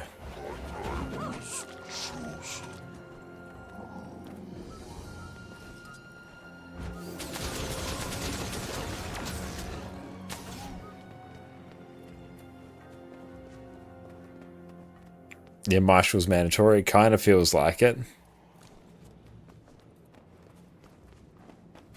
We're locked in here. Please help. Help!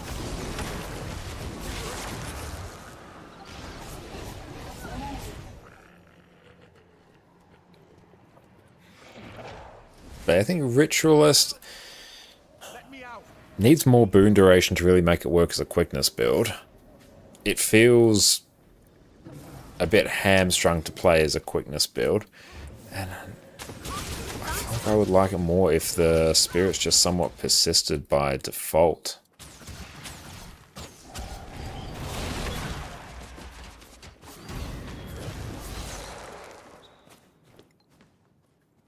Staff's a very good utility weapon for Gale Shot. Oh, how so? But also another really nice thing about it is the fact you just get such a nice movement speed bonus on this as well. Like that also just goes such a long way to making it feel like really good to play.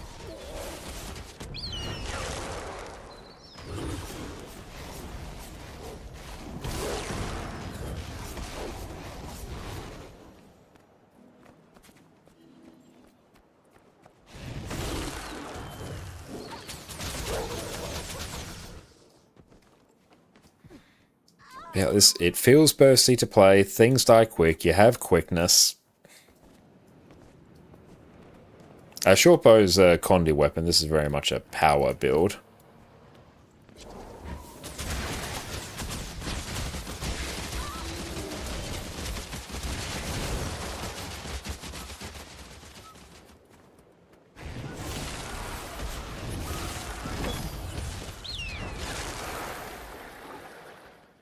See that, when you can pull off something like that, it feels good.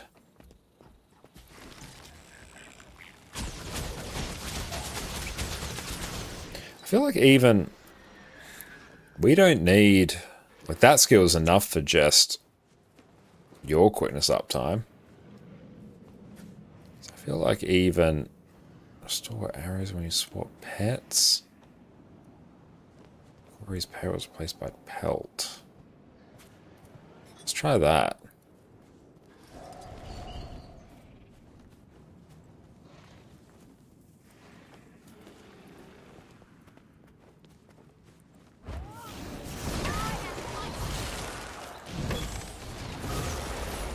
Oh, that feels good.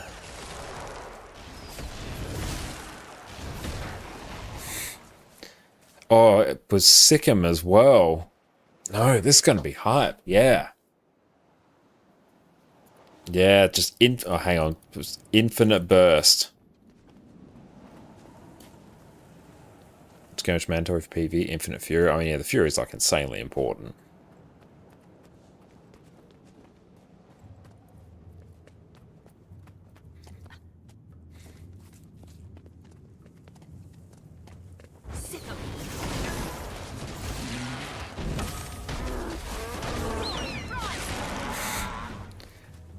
It just feels so good.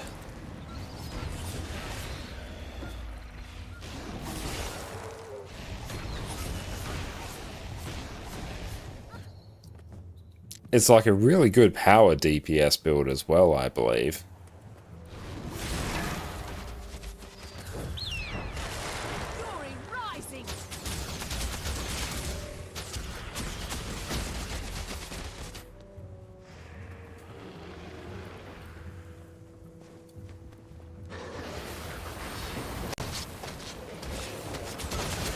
Oh yeah, the elite skill there is, oh, chef's kiss as well. They did a great job designing that.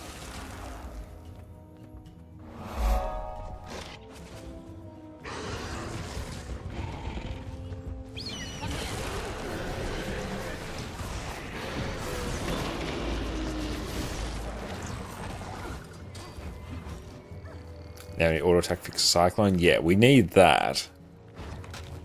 The fact it doesn't just have it on, you know, by default is really annoying.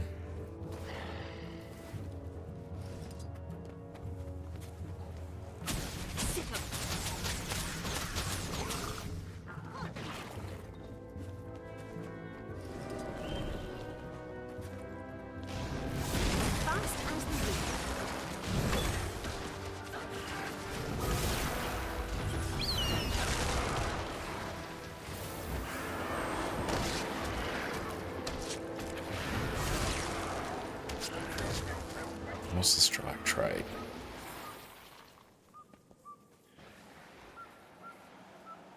Oh, Shrike. Yeah, then we don't get quickness.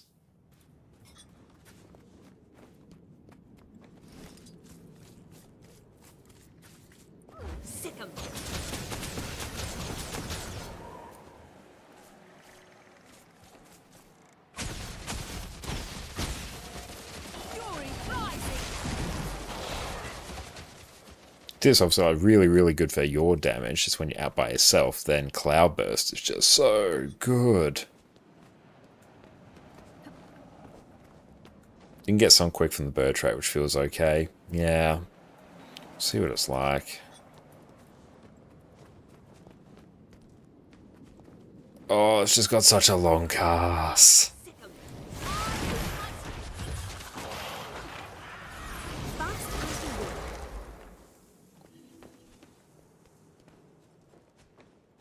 That feels way better. Like, when you're just running around by yourself on all those combis.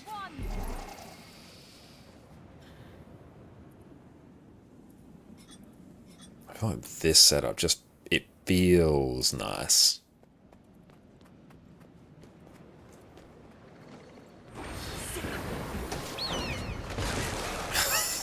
That was good right there.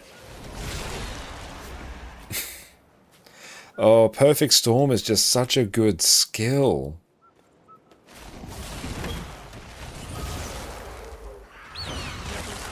That's marksmanship. Hang on. Let's see. Oh, yeah. Longbone harpoon skills. Recharge faster. Pierce and recharge faster. Does this count as a longbow skill?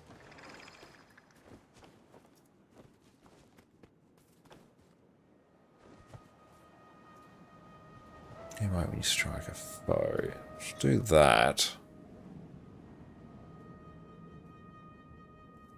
A point blank shot grants boons.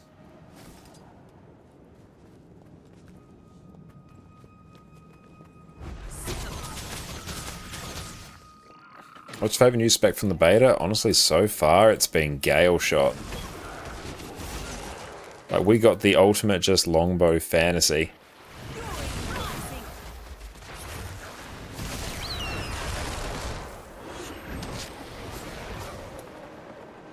Take quick shot from skirmish, becomes an incredible combo. Let's see. Vicious quarry. We are on skirmishing here.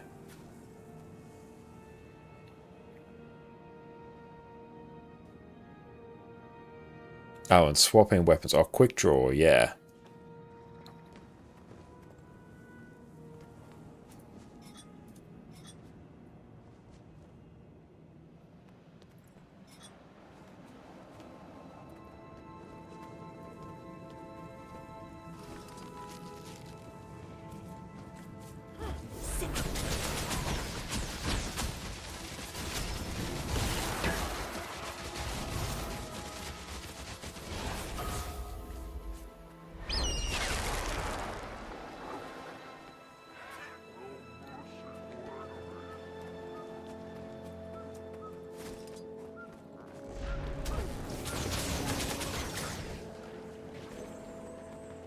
Now, does that apply when we go into Summon Cyclone Bow? It should count as a weapon swap. These things usually do.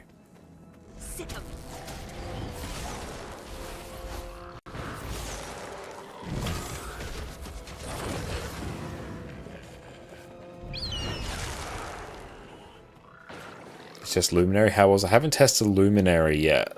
Also, even just running around pew-pewing on this just feels great.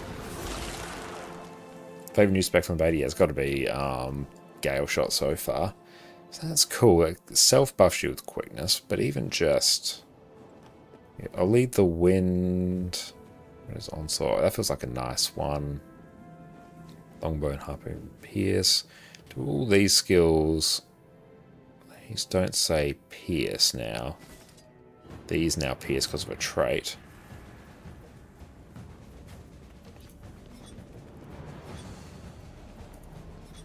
This feels nice. So we can go 2, 4, 2, 5, 2, and 4, and then just keep blasting. And it's so much quickness as well.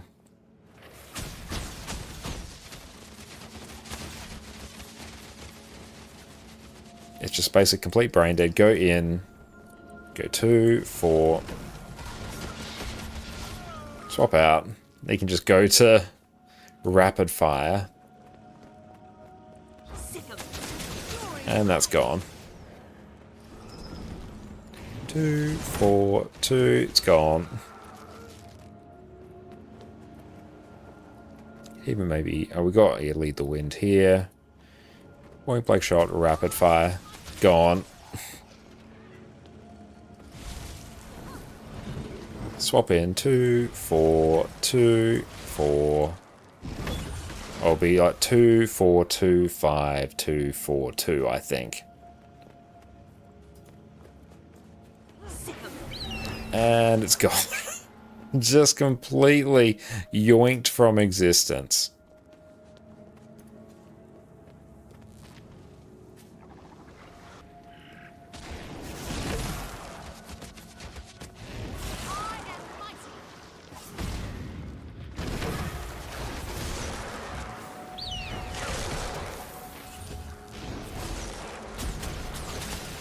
How about solo bounties? This probably won't be a good one to solo bounties on because you don't have a huge amount of survivability. But honestly, just for like general roaming around doing meta events, like this feels very, very fun. That veteran is like tankier than I thought.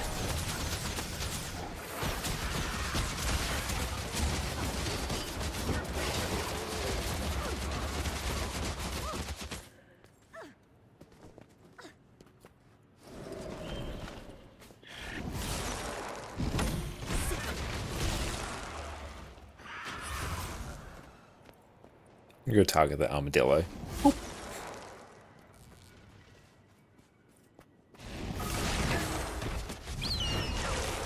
Yeah, Hawkeye. Was it Hawkeye?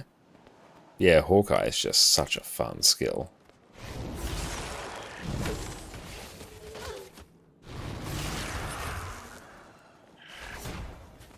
If we can find a big target. Need a veteran. Oh, actually. Let's go over here. I just want to play basketball. Just something that's got a little bit more HP for us to work with. So I want to try and do like 2, 4, 2, 5, 2, 4, 2. If we can do that combo, which I feel like we should be able to do once we get something with enough HP to not just be completely deleted from existence by it. You there, friend? Come and help me prepare for battle against the branded. Combat ready. 2, 4, 2, 5, 2, 4.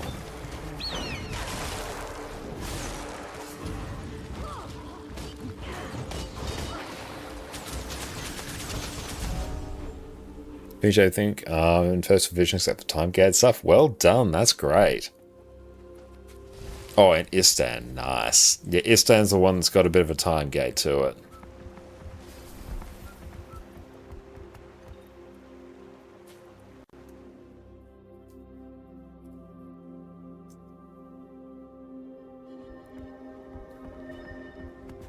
But yeah, give this thing a bit of stability. What's the latest on that expedition? Yeah, like it feels fun to play. Like they've nailed the feel of it for the most part. I think maybe some of the timings for some of the skills might be able to be tightened up a bit so they flow a little bit better. Yeah, the Astral Weapons achievement, that's the one. You've got that look about you. If we get chat confusion, true. 2, 4, 2, 5, 2, 4. What even was? No, DPS doesn't really matter there, but still.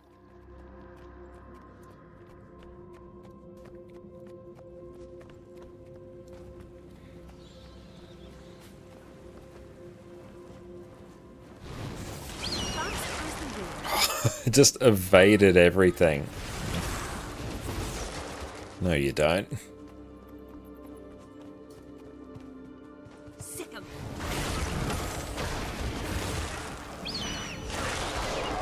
And it's got good AoE as well on Hawkeye, because it targets multiple enemies as well, so even that entire group of mobs there, just with Cyclone Bow.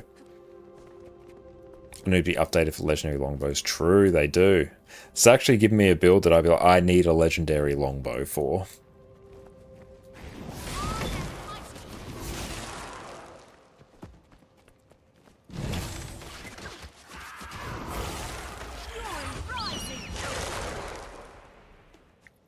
There you go, like we've got 20 odd seconds of quickness.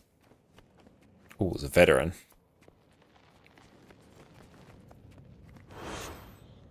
Hang up. Cancelled the cast, unfortunately.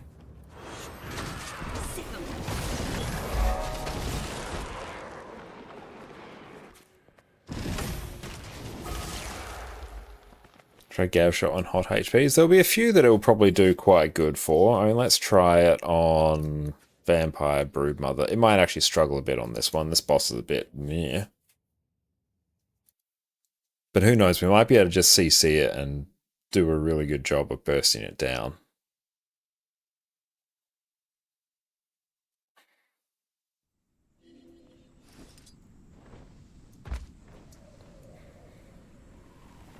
Like one of the best things about this, it's honestly, it's the feel of it. It's the feel of just sniping something down with the longbow. It's a fun feeling.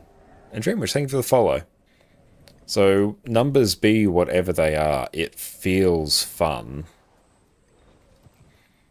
And as far as something that's in beta, if it feels fun, that's good. Numbers are not a meaningless thing, but they can be more easily changed. You can just change skill coefficients, cast times, all that stuff to make a build do the damage you want to do. Mostly just changing numbers and damage coefficients, but that's an easy fix compared to the feel, and the feel is pretty damn spot on. And we've got lots of friends here.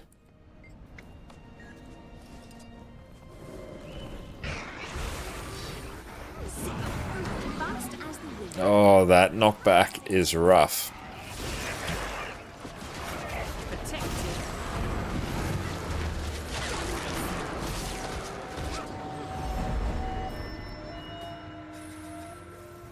Looks more fun providing quickness with Gale Shot than Untamed. Oh, it feels like great. I mean, hang on, what's it? I feel like its might application. One big problem with it is actually that its might application is basically non-existent. So that's actually a big downside for it.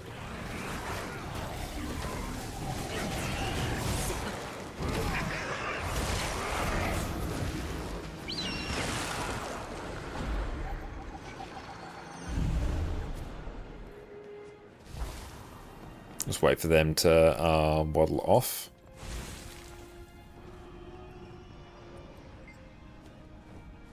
And let's wait until we actually get all our skills back.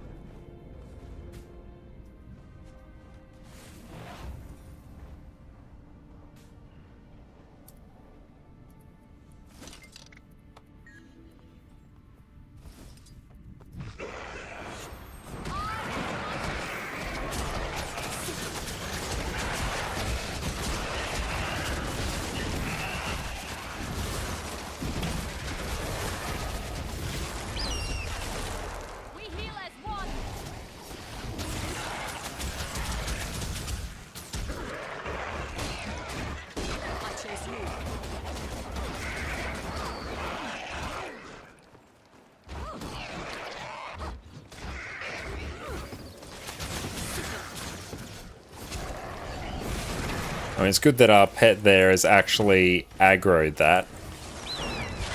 So we can do it, but we're definitely being carried hard by our pet there. It just like aggroed onto that.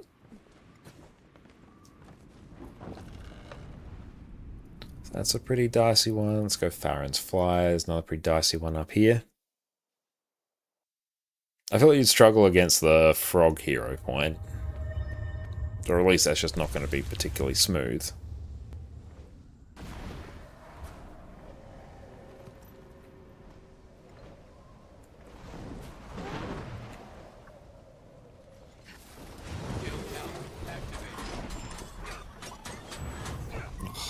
It's so easy to cancel this cast. It's got a 3 1/4 second Cast time.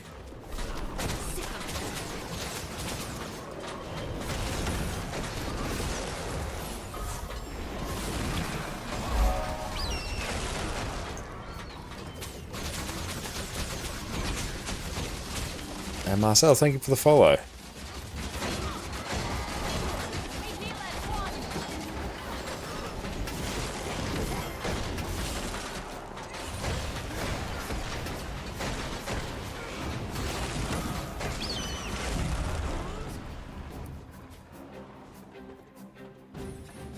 If it had more my generation, it might be a better. Damage looks nice on Gauge Shot. It's really, really nice.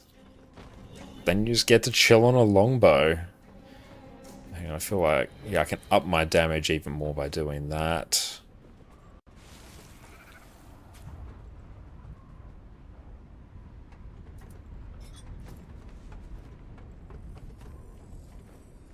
Even here, that should probably be just like Tiger. And if we do that on weapon swap.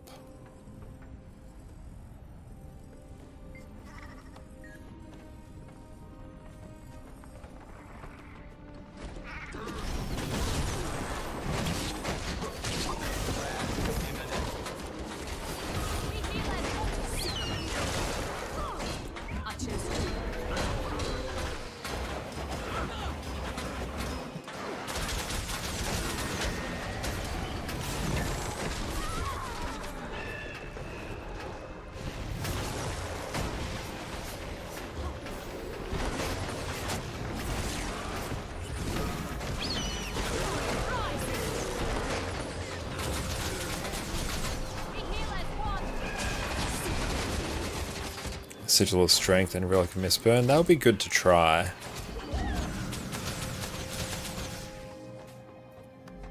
I was actually running that. Oh, I'm already running Strength on there. Hang on, let's go. Mistburn.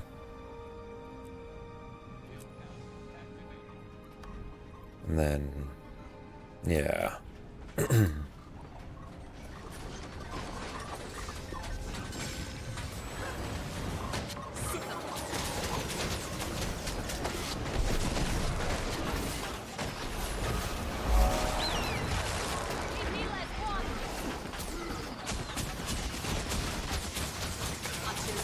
It's definitely up there a little bit.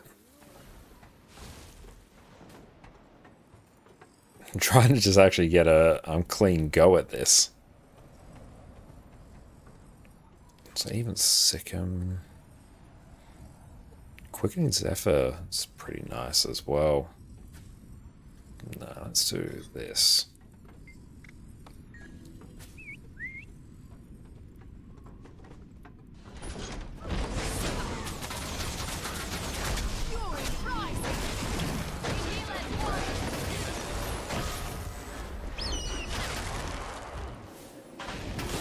Oh my god, it's so easy to cancel the elite. It's so good, but it's so easy to cancel.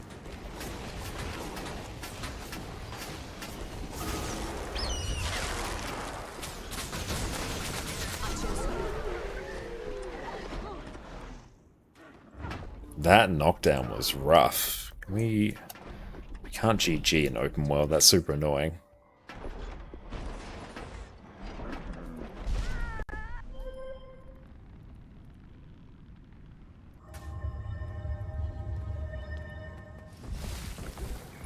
See, actually... Oh, game just crashed. What caused that to crash?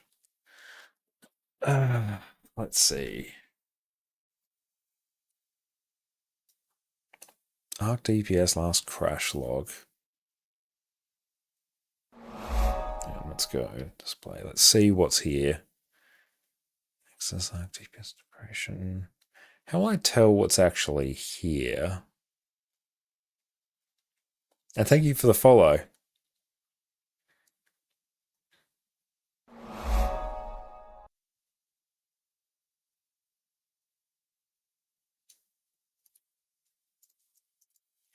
It's actually, I'm curious actually. What can ChatGPT say?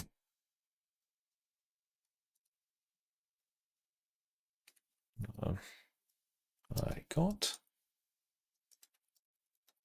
crash log in Guild Wars 2. What does it mean? Shift enter.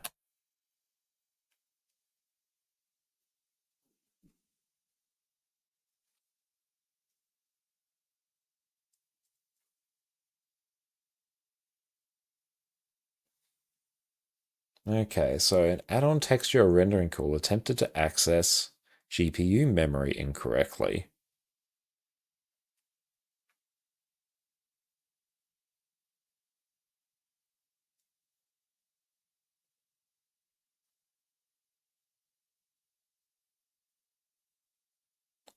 I'm not going to disable add-ons.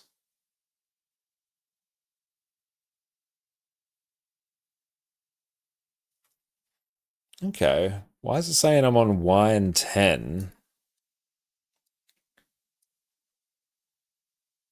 Wine 10 here when I'm on Proton.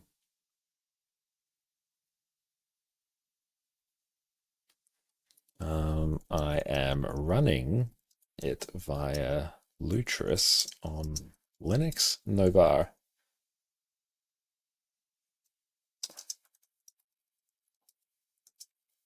Proton is based off mine. Okay, so that just means Proton then. Oh, either way, we've got to come back in. Did game crash? Hang on, get out of that. No, don't want to do that. Okay, no, it really did crash. Stop.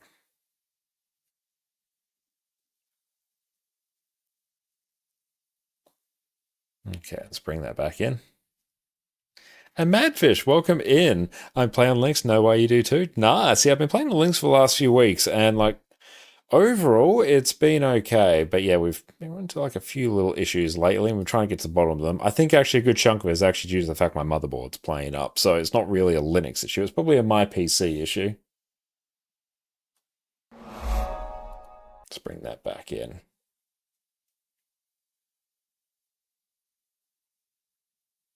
Okay, let's double check here. Configure. Okay.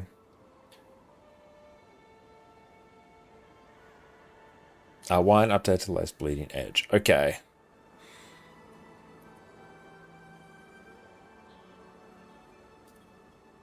Runner game options.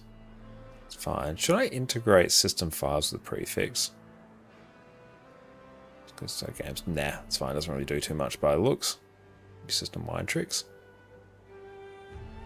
My version GE Proton. We've got 10.9. We're running that.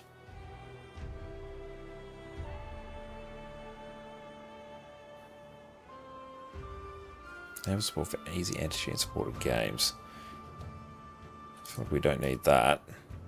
Or that. Go away. Now swap override. What is that?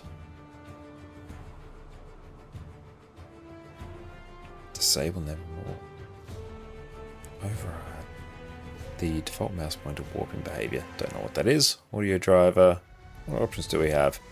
I don't want to mess with that. DLL overrides.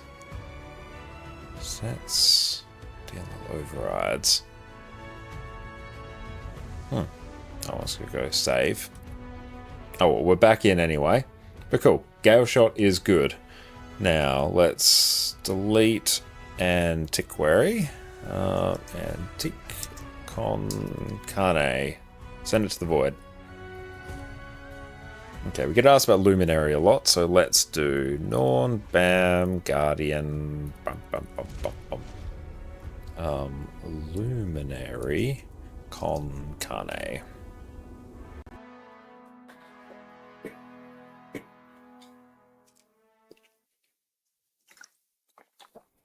I am awesome.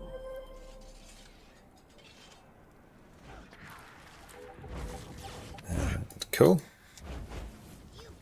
So, let's see what peeps are rocking for it.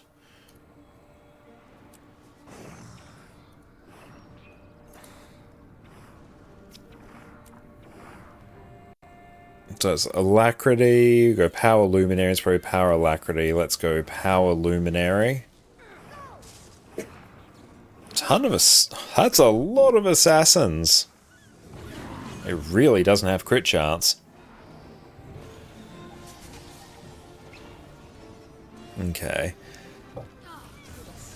Strike damage when you equip a radiant weapon. I'm just purely going to copy the build and then move on from there. Virtues, bam, bam.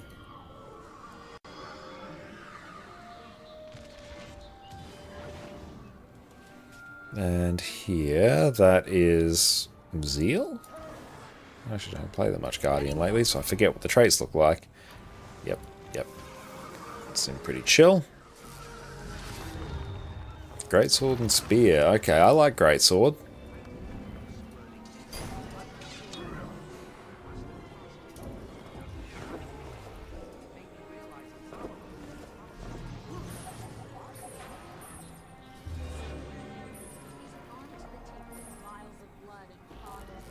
I like it. Okay, so here, let's find ourselves a Greatsword. Find ourselves a Spear. Assassins. Where are you finding builds? We're finding them on snowcrows.com right now. They've been very, very... Accuracy as well. Good lord, it needs this much assassin's gear. With accuracy. That's crazy. But they've been doing a very good job at providing a ton of different builds for all the elite specs for people to try.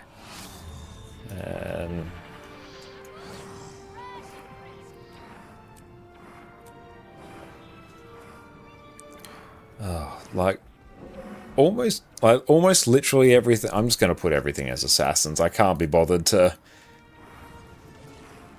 differentiate between any of that. Dragon Hunter.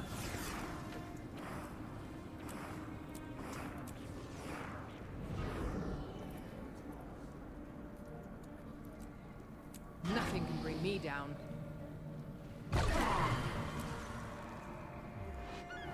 And Claw.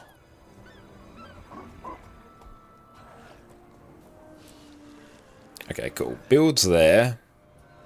Skills are going to be different, but I'll read through them in a bit.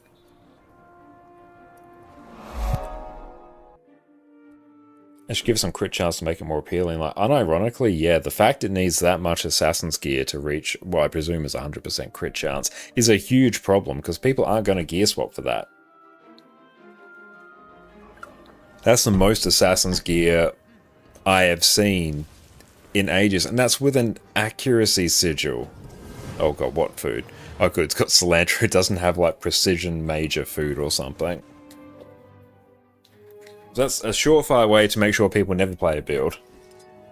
It's like, oh, it needs a completely random gear set that no one has, because no one has a full set of assassin's gear. They basically all have full berserkers. And if it needs a specific type of food, just no one will play it out of the sheer inconvenience of it.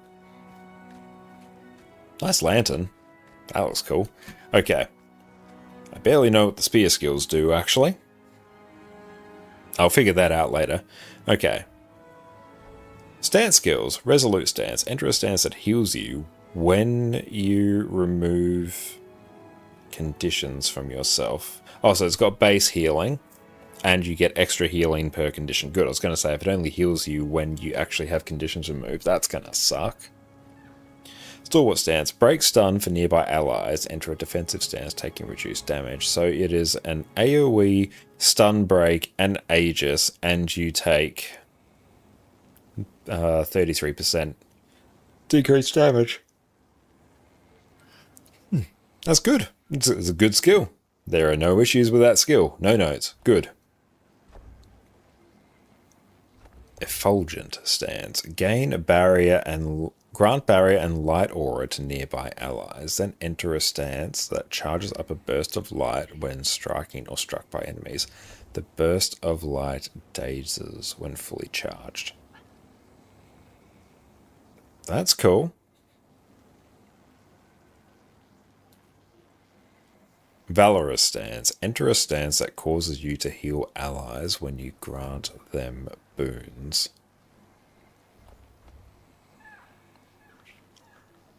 then grant stability. If I press that, Defense, then offense. okay, good. It actually grants them at the start. The way I read that as, it has like then grant them or grant boons to nearby allies, I took that to mean it applies the boons at the end of the stance, like at a 4-second delay. Glad that's not the case, or else, stability on a 4-second delay might be one of the most memey skills ever, so I'm glad it doesn't do that. The wording doesn't imply that, though. Daring advance. Leap to an area, tethering nearby enemies and empowering allies. Tether enemies are stunned if they are moved beyond the range. And then allies take reduced strike damage and heal when it expires. What's the range? 600? Nice design.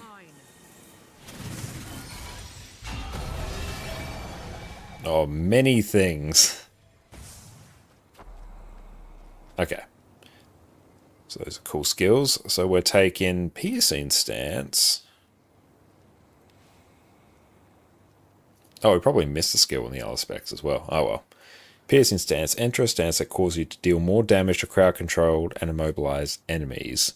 Then strike nearby enemies to daze them. Cool. And effulgent stance, we got that. And we're taking Bane Signet because we're a DPS build. Okay, so that's there. Build is complete. Resolute stance. Cool, we're using quite a few of the skills. That's fun. Okay, what are we working with here? So, traits. Luminary. Harness light and flame to bolster yourself and allies to disrupt your enemies. Gain access to Radiant Shroud and Stance skills. Shining Restoration. Gain light aura when you use a healing skill. That sounds good. It's reduction in condy damage. There's probably some traits that interact with light aura later. Let's see. Regenerate health when affected by protection or resolution. Heal twice if you have both boons. That's a cool trait. It's simple, but it's cool.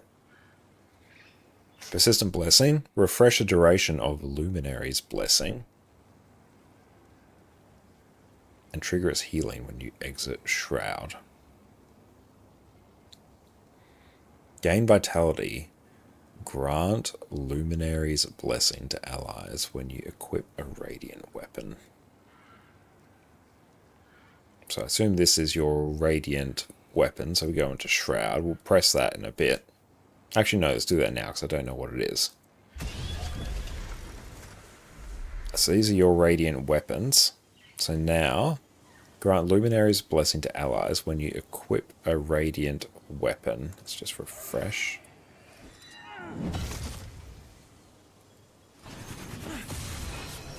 And these all flip over. Oh.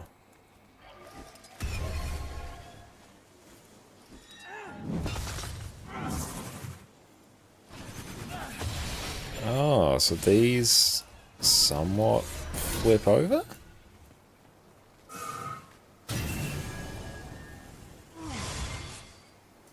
Very hard to keep track of, but interesting. Okay, we have many skills to play with here. And it's gain increased strike damage when you do a radiant weapon, 15% damage, good stuff. And thank you, Cumulo, for the follow. Move conditions to nearby allies. When you grant yourself a light aura. Condy removal, that's good. Good for a heal build. Grant boons to nearby allies when you use a virtue skill. Okay, so that's where we're getting our alacrity from. That's good to know. Gain a bonus based on your equipped radiant weapon. This bonus lingers for a period of time after exiting Shroud. The first one, radiant armor, still increased strike damage, controlled and immobilized. Radiant, so that one, they're all just radiant armaments. The second one, 15% healing, then movement speed. And then the last one, which is reduced strike damage, so we're probably going to be wanting to use the 2 for the power build. That kind of makes sense. Oh, let's check everything else here. Reduce the recharge of your virtue skills when you equip a radiant weapon. It's definitely looking like Core Guard juiced up. Gain light aura when... Here we go. When entering Radiant Shroud. Luminary skills. Detonate light aura, damaging enemies and healing allies. So that's why we are taking Shining Restoration here. So we gain light aura when we use a heal skill. So hopefully this way this should work. We now have light aura. We use another skill. That explodes, I think. That seems right. And let's go refresh. There we go. Yeah, so after we use a luminary skill, it explodes it and we get some resolution there. And it's a burst of damage. Cool sound effects. Master at Arms, using a virtue skill, recharges radiant weapon skills. Justice recharges hammer, resolve recharges staff, and courage recharges sword and shield.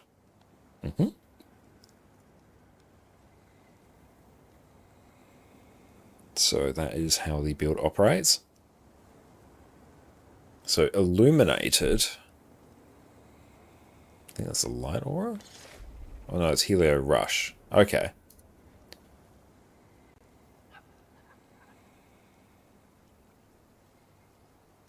It just crashed again. You know what? I can't fix Windows right now because that's literally going to take down the stream. Oh no, it won't take down the stream. Stream's just going to be frozen for ages. Don't you detonate it when you enter Shroud? Yeah.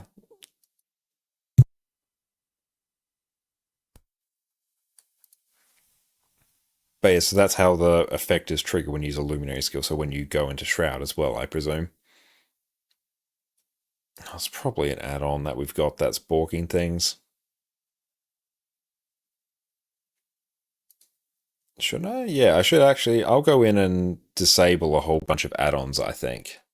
Arc DPS plugins I've got. Okay, hang on. Let's turn off. How do I just disable some of these? I want to unload like unofficial extras, kill with Dotomy, squad roles, keep boon table. I just literally want the. Can I go configure?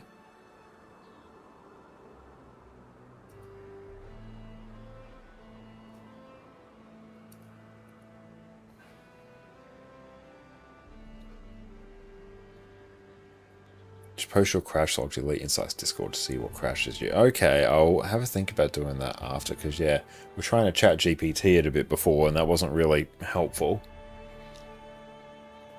I mean, it was saying there's some sort of like graphics issue.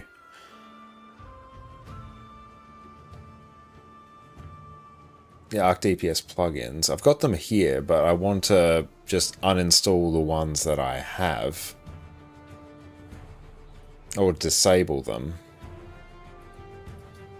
Or you know what, let's just not care. Let's just, if it crashes, it crashes. It adds to the channel lore that our PC is cursed and haunted.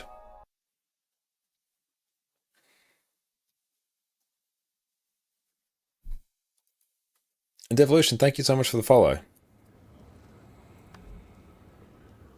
Okay, so let's try.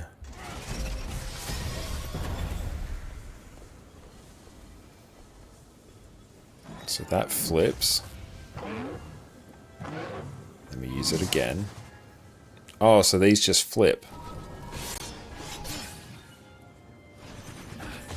Hang on, so let's check. How do these get chained? So, one. They're like... Oh no, I'm on spear. I keep forgetting that I need to get off spear, because I keep forgetting that it's spear. I'm getting it confused. 4. Persia, thank you for the follow. So Dazzling Hammer, smash the ground. Do damage. Then we spin to win. Slam your staff into the ground. Restorative glow. And so how are these actually going? So I have to disable Arc to be able to do it. And also I've had enough crashes and stuff, there's probably a good chance I should repair my Guild Wars 2 archive.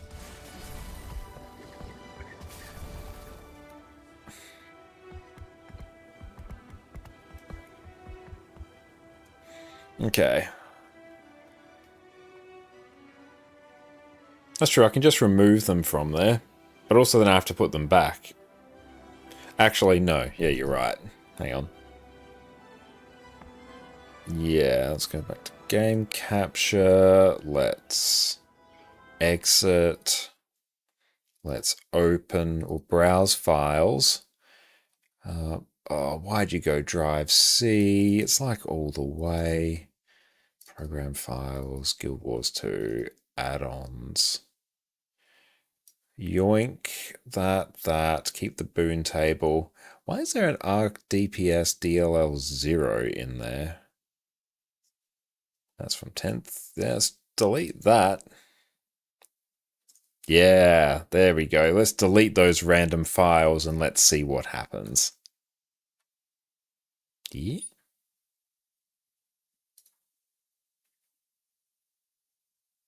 Plus ARC updates, if you recall. Okay, well, it's gone now. Let's hope it wasn't too useful.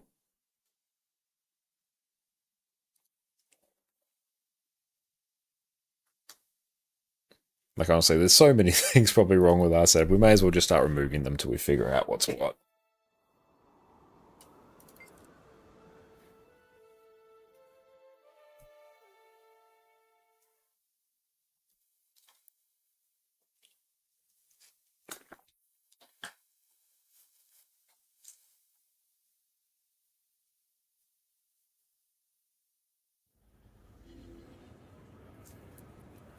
Okay, back in.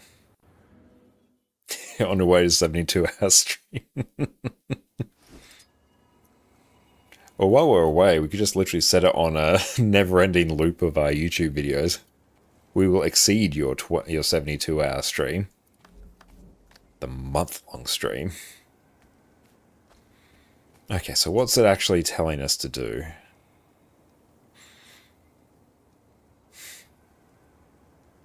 Virtues to maintain sparring virtue, prioritize weapon skills. Symbol of luminance, 5. So use symbols, then gleaming disc, then helio rush.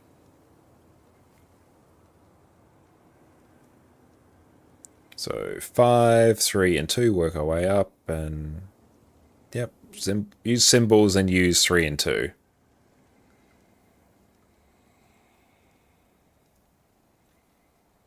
Cast Dazzling Hammer to trigger empowered armaments.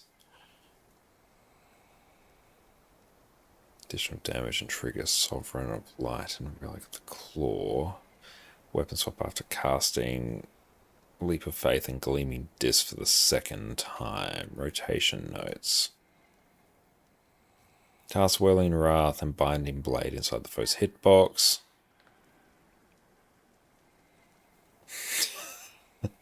Hover over UI element with your cursor while casting Helio Rush to stay in place.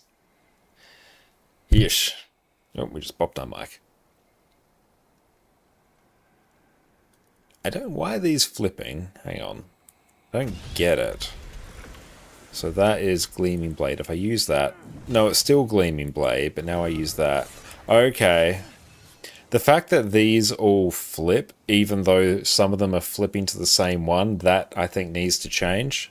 Because it's real confusing, because you think that you get a whole bunch of different skills, whereas no, one skill is just flipping. The others are staying the same, but it just looks like they're flipping. That's a very confusing bit of UI going on there. Yeah, it should only flip the one you actually press. Yeah, or else it makes... That's telling me that each skill now has a new effect because it has flipped. It shouldn't do that. It doesn't do that for most other things.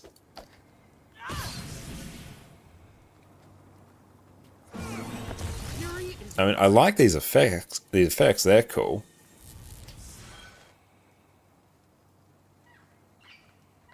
How long are we staying in Cerus? There's no video.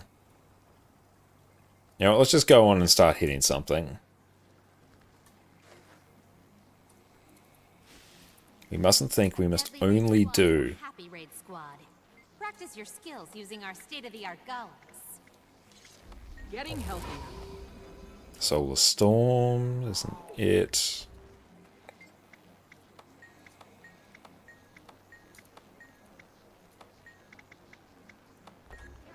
Okay, refresh.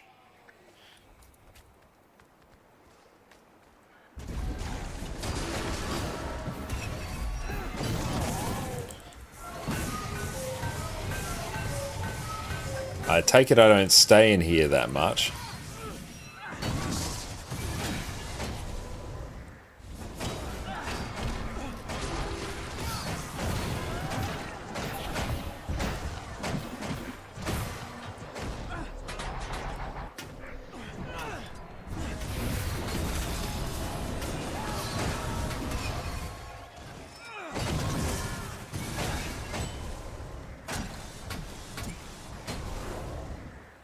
Oh.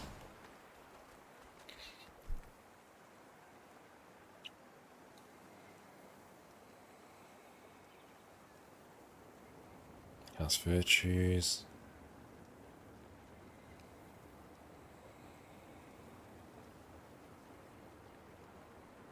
Cast Dazzling Hammer F4 to trigger that.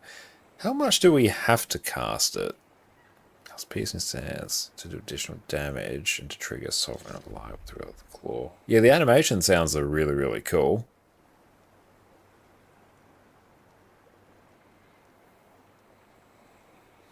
What's the bench for this? Has anyone done it? Plenty CC, no range DPS. Okay.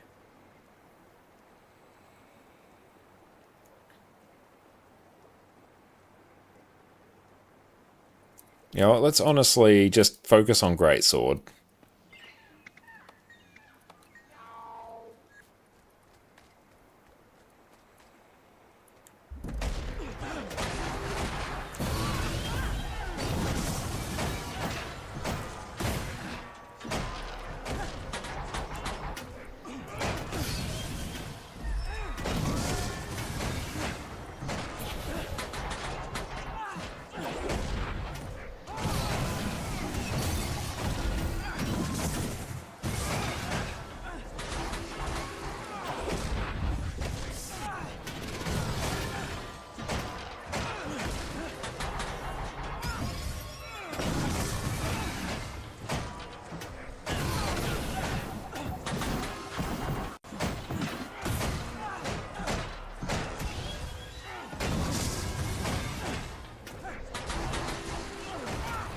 It's doing like 33 right now. We're just sort of bumbling our way through it.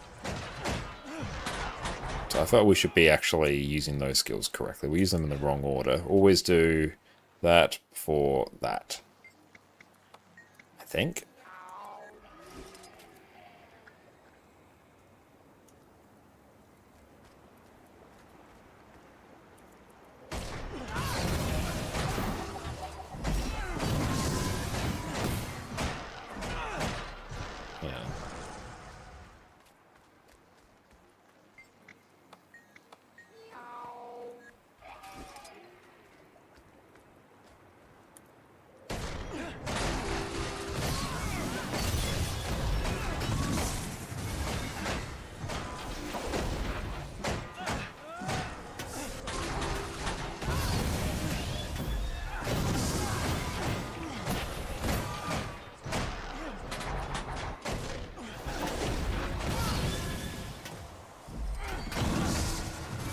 So we need to figure out the timing to go into that. How often should we be going into it? And yeah, it does feel very much like another NG kit, which I'm not the biggest fan of NG kits if I can avoid it. Okay, so Daze, that's Might and Fury, that's cool. Then we all take reduced strike damage and we're happy about it.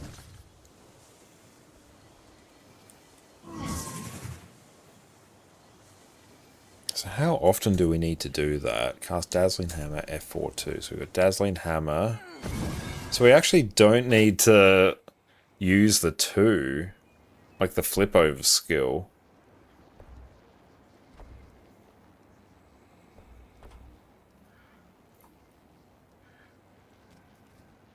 That's a daze. I mean, it's got so much CC baked in, so that's cool.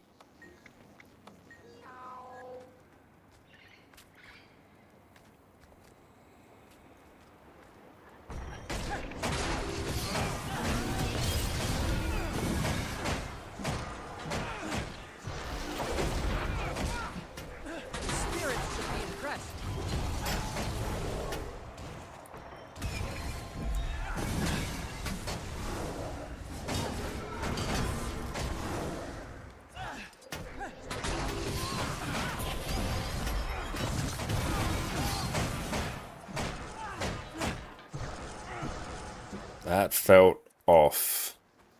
Very. Hang on, I need to actually focus on spear. Okay. Symbol luminance. These get buffed.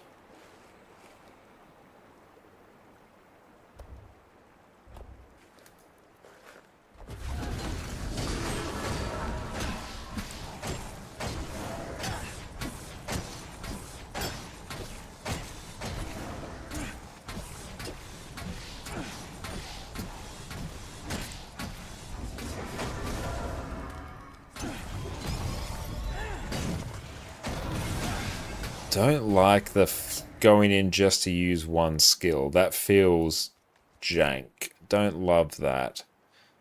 Power Luminary. Let's circle back. Let's go to Power Alacrity Luminary. It's probably about the same.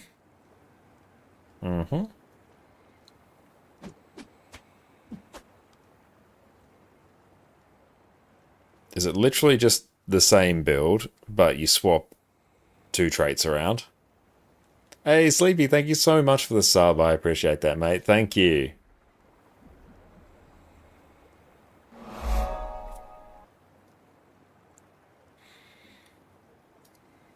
Yeah, you're an absolute legend. Thank you so much for your support. Just give me a lack via virtue spam. He doesn't need concentration? No? Good. Now let's remove all boons. Feel free to approach the console and begin combat Remove practice. boons. If you have any questions, I'm all ears. Okay, so let's just...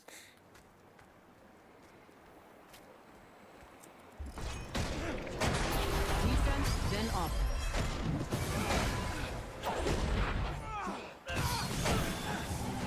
Fury is mine.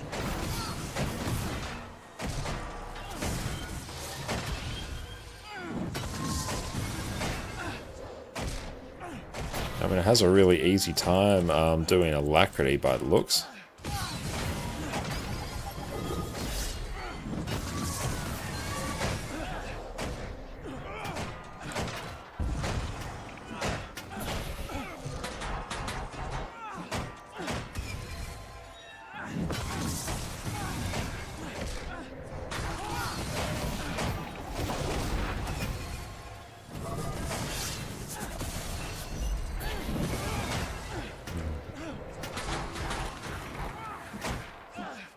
Another issue with not just this, not just Luminary, but also the spamming core virtues feels wrong on so many levels. It does, yeah, you're just pressing things as they light up. Like, you may as well just kind of set them, give them the mech treatment, just set them on autocast, and you may as well just have it that way. It's functionally the same.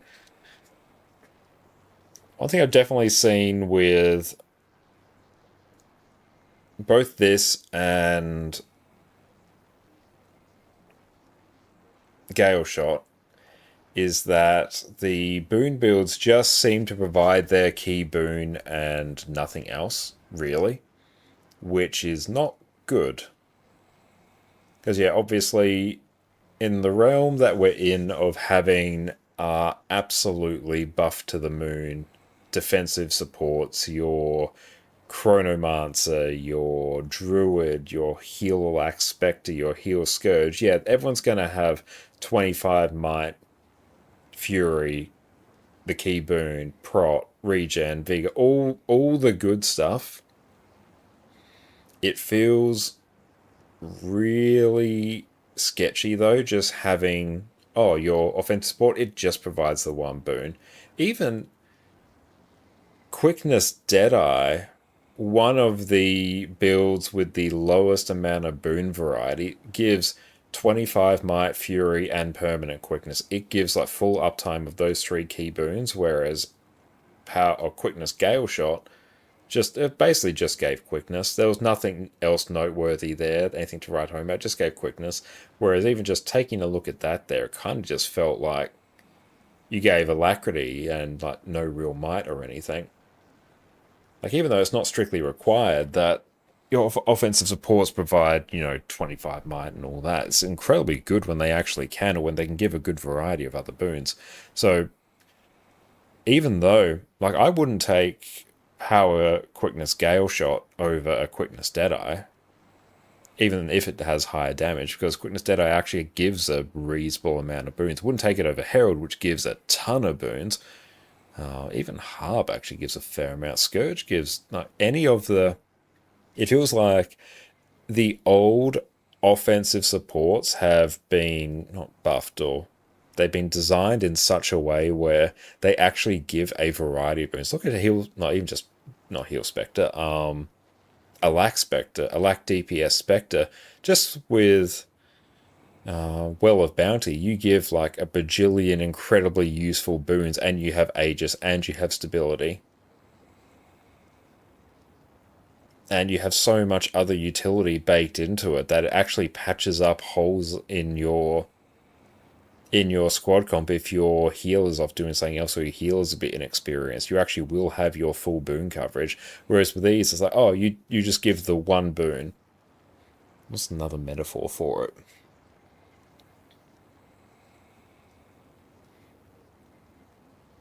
What's an appropriate metaphor for it?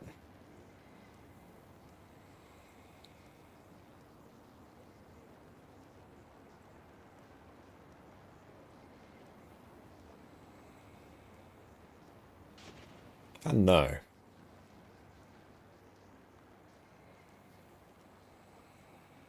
And don't you still wish ArenaNet would use an expansion launch to reset core things game with Quickness and Alacrity? No, they'll never do it. Yeah, they'll never do it. I mean, removing Quickness and Alacrity, as long as they made the game feel as fast-paced as it does when you have them, like, yeah, I'd be fine with removing them. Yeah, that making the baseline probably stop playing. Yeah, Guild, when you play with Quickness and then you go to without, it just feels terrible.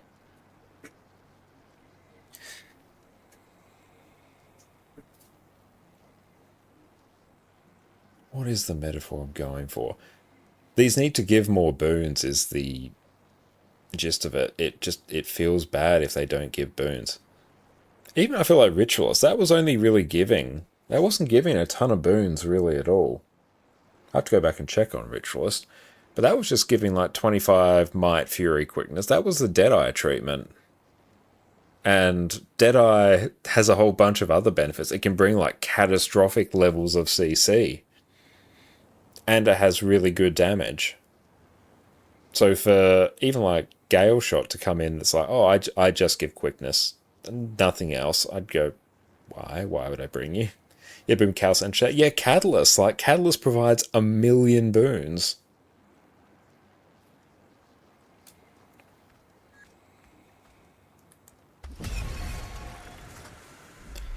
Luminary enjoyers, people who have tried this a bit more.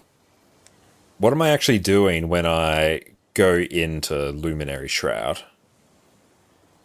100 provides no boons. And that will give you your like 25 Might, Fury, Quickness, and it also has Elixir of Ambition, which is like an Omega, just smash it on the ground, have every boon in the entire game, even if it is just for a little bit. It has that cool little bit of extra flavor to it where you're like, oh yeah, that's a cool skill.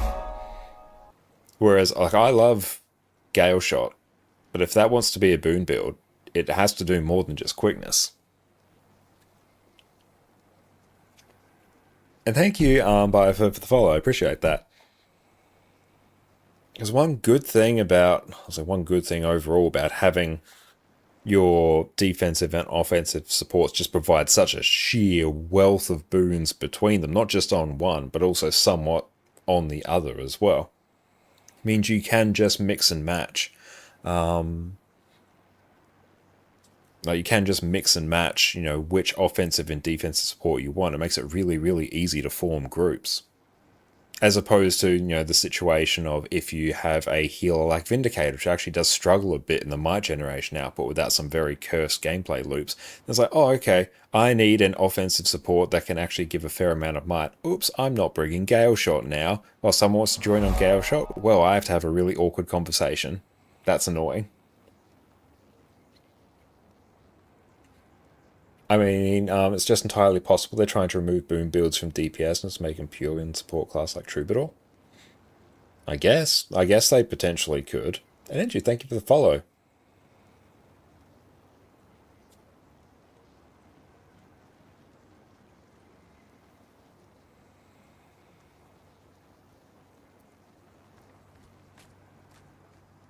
I don't know, like I'm not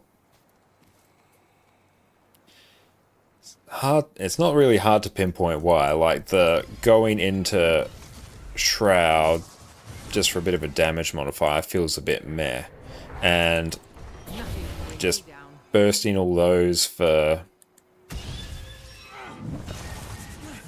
And so if I keep cycling through these.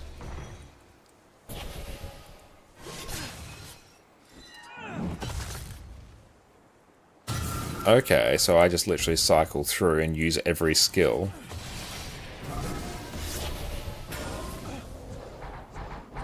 Everything looks sluggish without quickness. It does, yeah. Don't think they'll remove boon DPS. I don't think they will. And also just because generally, like, boon DPS actually feels amazing to play in open world. Even a lack DPS feels much better to play in open world rather than just playing pure DPS. So when you equip it, yeah, so let's try that. So bam, bam, bam, bam, bam.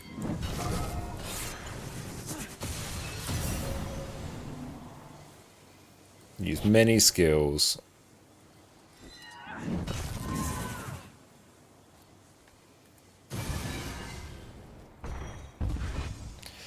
I mean, that's actually still doing like a bit of might. And of course, there's going to be, yeah, you do resolution with that. You'll do resistance with that. And you can shatter that, get a bit more resistance. It's not a great variety of boons.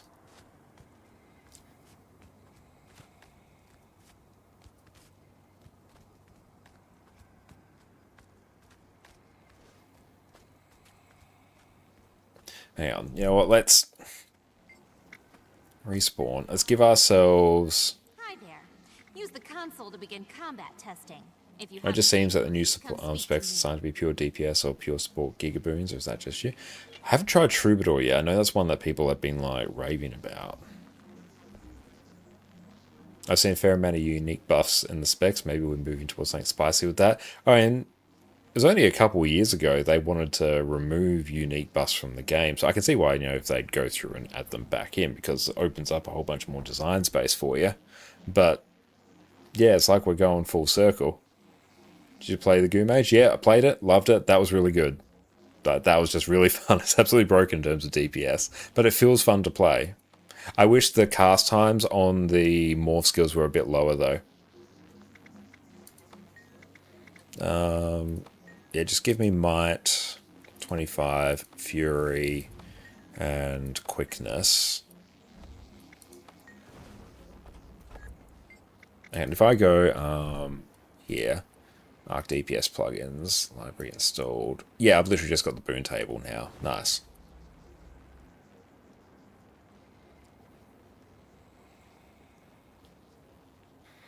Haven't tried Elementalist yet.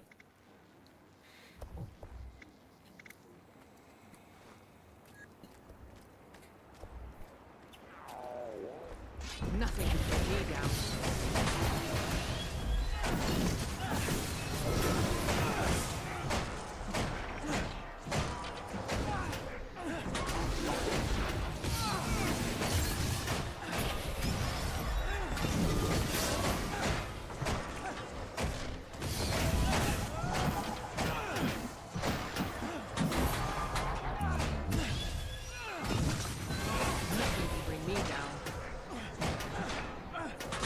Gotta remember not to cancel that skill.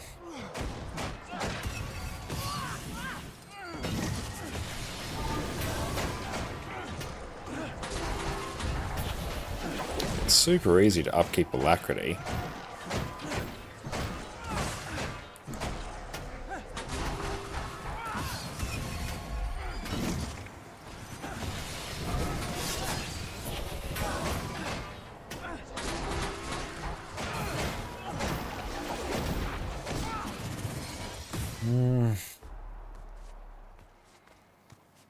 Don't like the loop of it. I don't like the just spamming all of these for the sheer sake of it. It doesn't feel great. And then going into here and I don't know if I'm playing it wrong.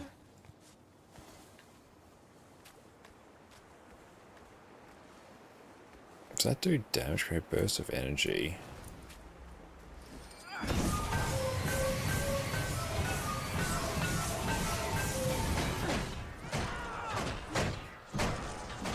It feels like I'm going in there just purely to flip between. Yeah, I'm just literally going in to refresh them. Like it doesn't. It's an odd gameplay loop. It just sort of encourages spamming. Like, some classes are spamming. A lot of like Guild Wars 2 in general is inherently spammy. That's one thing. This is different.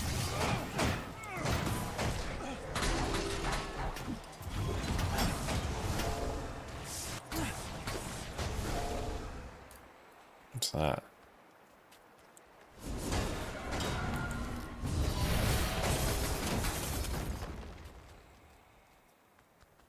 Oh, Quick Herald was very spammy. Yeah, that was really spammy, but this feels different and not in a good way. And the traits as well.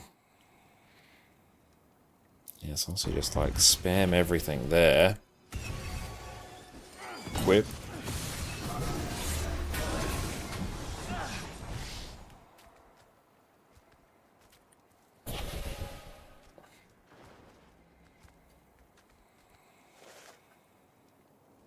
Is Quick Berserk spammy? Yeah, is it Quick Berserk spammy? Quick Berserker is spammy, but it's spammy in a fun way because you're constantly just like spamming your like single burst skill and it's right there. Oh, we also have difference in boon quantity and single spec. Looking at boon power chrono and Condi boon chrono. I'm still yet to play Condi boon chrono. On Shroud, use 2 to get the buff, then you go out of it and do stances, elite weapon rotations while spamming virtues. Yeah, because even I was getting, I think I was somewhat above 30k when I was somewhat doing that, and it. Oh, way more boons and power? Nice. Hang on, let's, that. Let's give ourselves all boons. Just self.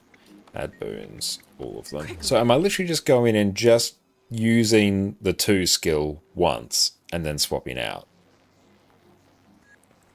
Is that basically what I'm doing? That seems to be what I'm doing. And it feels weird.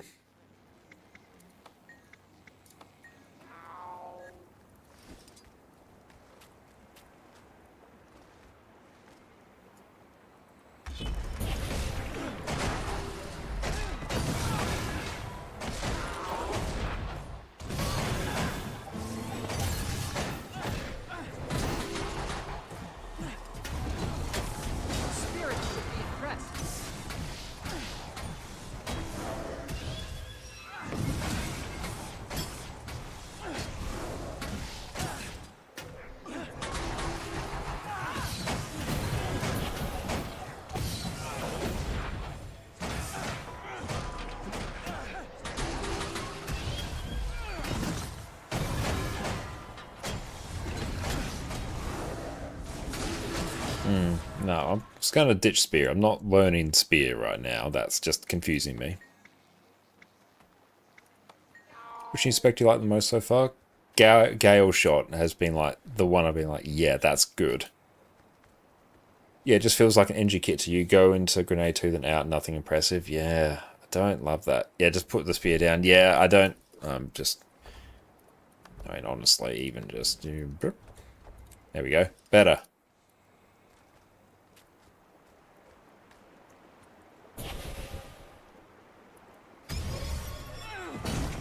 Oh, I just need to get to the muscle memory. It's fine.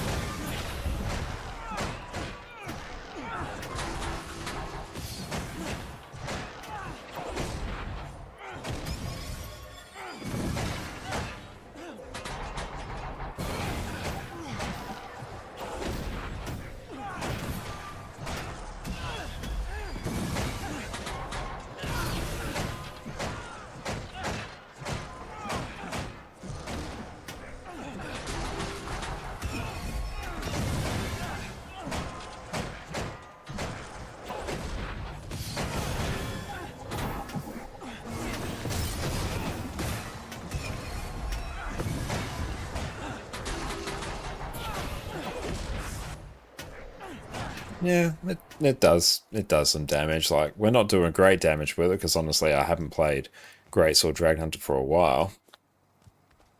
What if you combine the core hammer guard and use one button of luminary? Like, that's actually not a bad idea.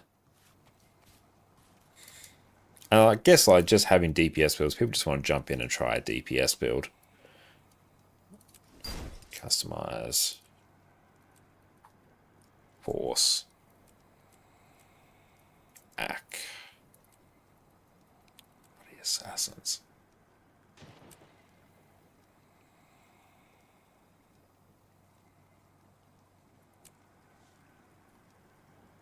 And honestly, like, the best reason for Gale Shot to exist is just really fun. It's just really fun to play, and it feels good. That is reason enough for me.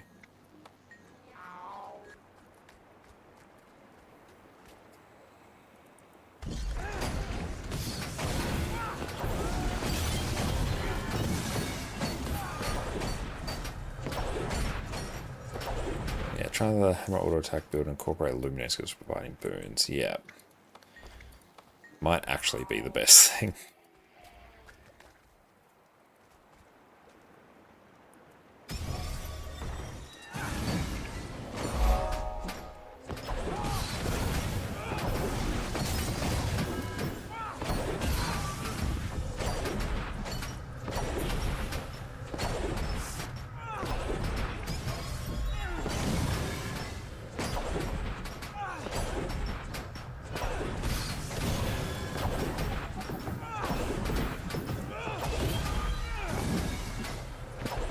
Yep, that does damage.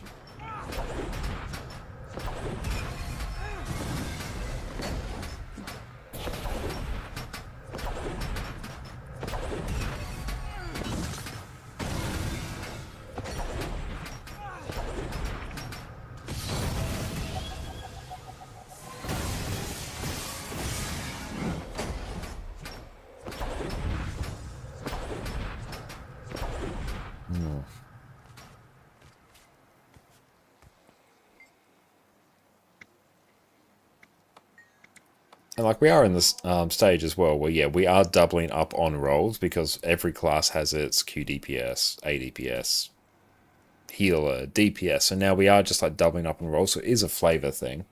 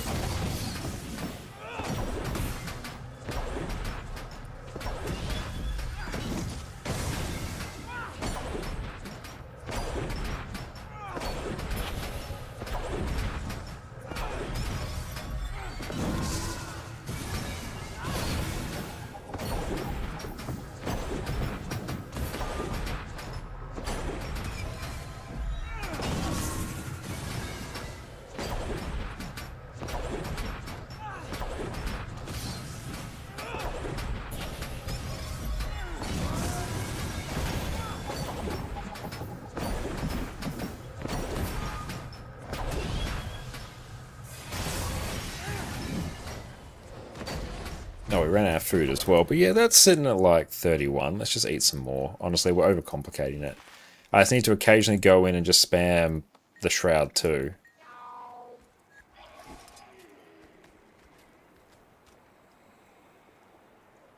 Oh yeah, the Artyom playing said it should come from the light aura interaction. You agree? Yeah, that would actually tie into the, you know, the key thing, the key theme of the build. Because yeah, you get light aura when you use a heal skill. What's the other traits here? Yeah, here we go. Sovereign of Light. Gain light aura when entering Radiant Shroud. Yeah, just like whenever you gain light aura or something, just make it so you give alacrity there. Luminary skills detonate light aura damaging. Yeah, when you explode a light aura, you do alacrity. That would be cool. That would be a cool thematic way to do it.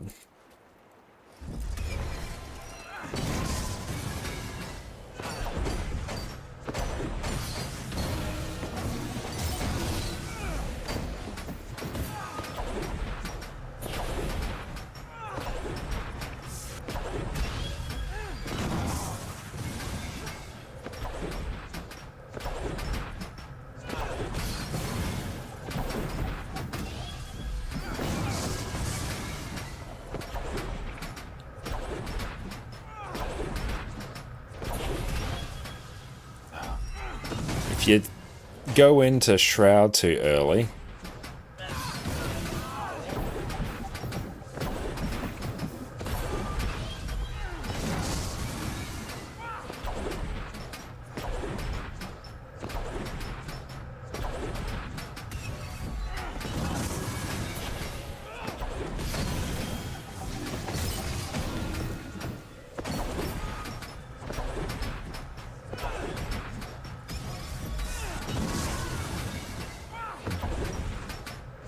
it's just chilling. It's going to do about 30k.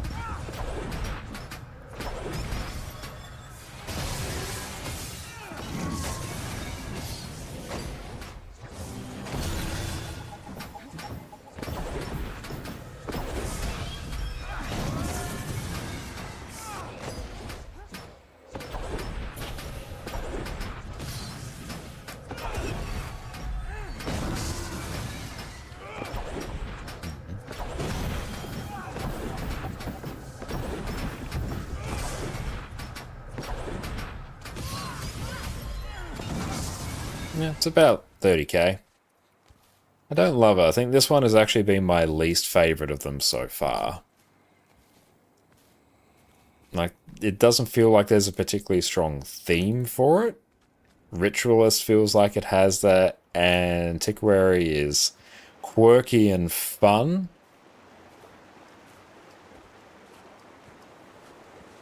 Even Conduit. Conduit isn't particularly interesting, but it's good.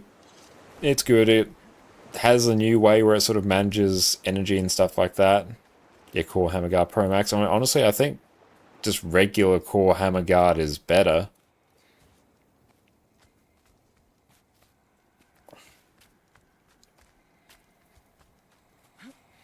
It's like, even if you look at, like Valorous Stance, it's stability Proton, it's like a bit of healing, like just stand your ground, and it's just kind of better. Hi there. Use the compass Yeah. to begin combat testing. If you have Don't love it.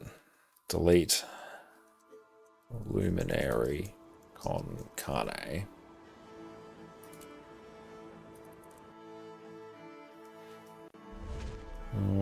Just arbitrary. We are at, you know what? Let's do Evoker now. Bam. Oh, hang on, no, we gotta just do randomize.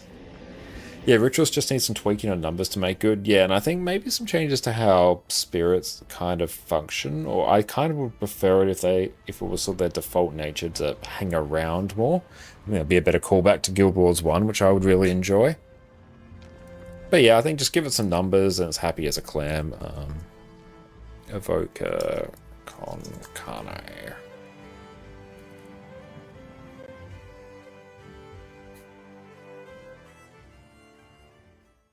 I think we just must have some Condi damage option.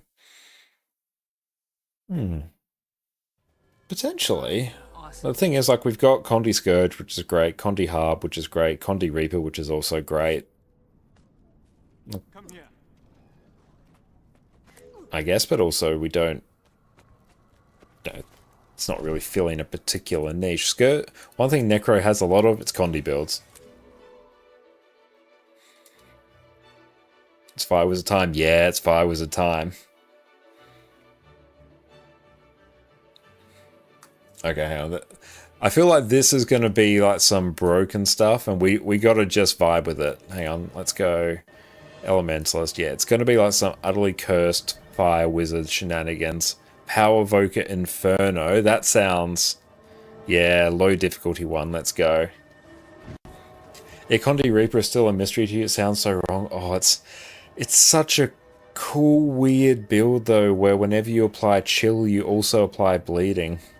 First try on Fire Wizard Evoker, you did 44k on the Golem. Good lord, I love it. Okay. Also, these... Oh, you can't actually see it because, yeah, we're not on display. These skill icons, weird as hell. Your mind doesn't like it. Yeah, it makes no sense, and I think I've only ever played it like twice, but I like the fact that it exists. Familiar just... Yep, love it. Okay. All Berserkers, Flame Legion...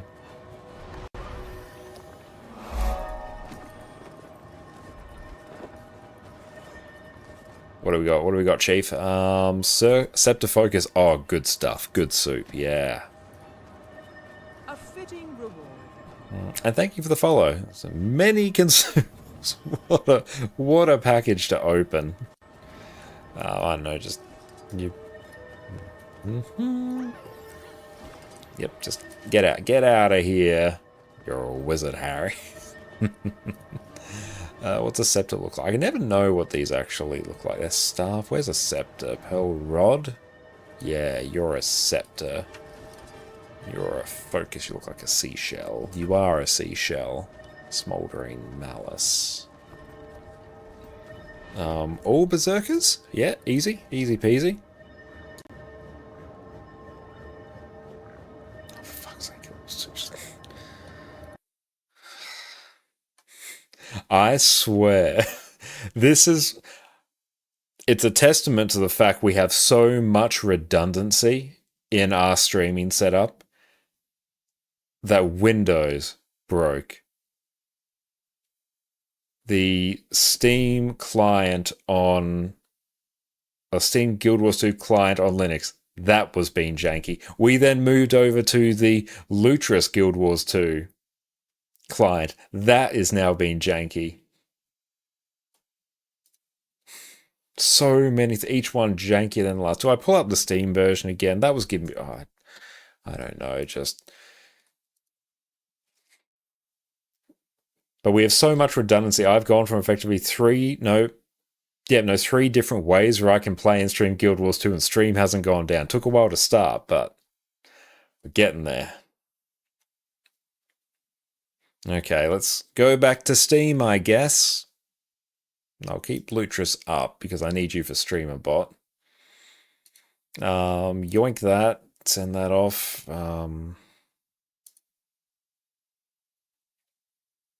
Oh, the best evoker build currently isn't locked to a single element. Yeah, I figured. Let's check this. Manage properties. Compatibility, set this to 10.9. Why are these not sorted alphabetically? Oh, do I have to fully exit Steam? I think I do. Off you trot, on your bike. We're just... The number of technical issues that we've had, even during Cerus, number of runs there that could have actually been the kill, but our keyboard just went, nah, none of it.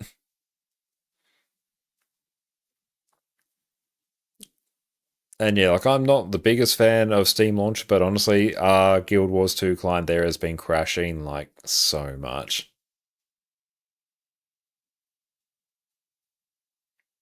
A Vagabond, not going to lie, confused how you have these troubles with Guild Wars 2 and Lutris. It's the best way to play it, unless you have Blish HUD, then it's horrible. I mean, honestly, it might not even be a problem with Lutris. No, don't launch. No, I actually want to update some stuff. It's probably not an issue with Lutris. It's probably my motherboard. It's actually probably my PC. Guild Wars 2 just literally didn't even launch there. Hang on, that's fine. Properties. Maybe let's... Did I uninstall the version of Proton that I'm now trying to run this with? Hang on, G 10.9. You know what, let's go again. Laz, how's it going? Welcome in. As you can tell by our black screen, we're going fantastic. Yeah, if it's a PC problem, it's only one thing. Nothing only has one solution. Yeah, it has one solution. But it's a very expensive solution. Oh, traveling back to city? Oh, nice. I hope you had a good time away. Thing is, I can also, like...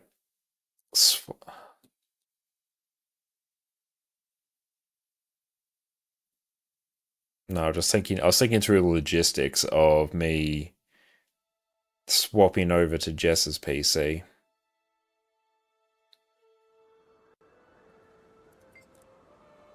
Hello from Belgium, how's it going? Welcome in, JJ. Okay, let's see how this goes. We've gone back to Proton 10.9. It's all a meme. It's all a meme. Actually, no, what I need to do is go back to Windows, downgrade it. Your ideas to fix issues on the fly are very good. Yep, they are. I'm not going to pretend that I'm in any way competent at fixing things. I mostly just like, it's equivalent to just shaking it until all the parts sort of fall into place in a configuration where they work. What time's in Australia? It's 1:51 AM at the moment. Okay, I can equip things now. I will test out Evoker, and you can't stop me. You can't stop me, PC.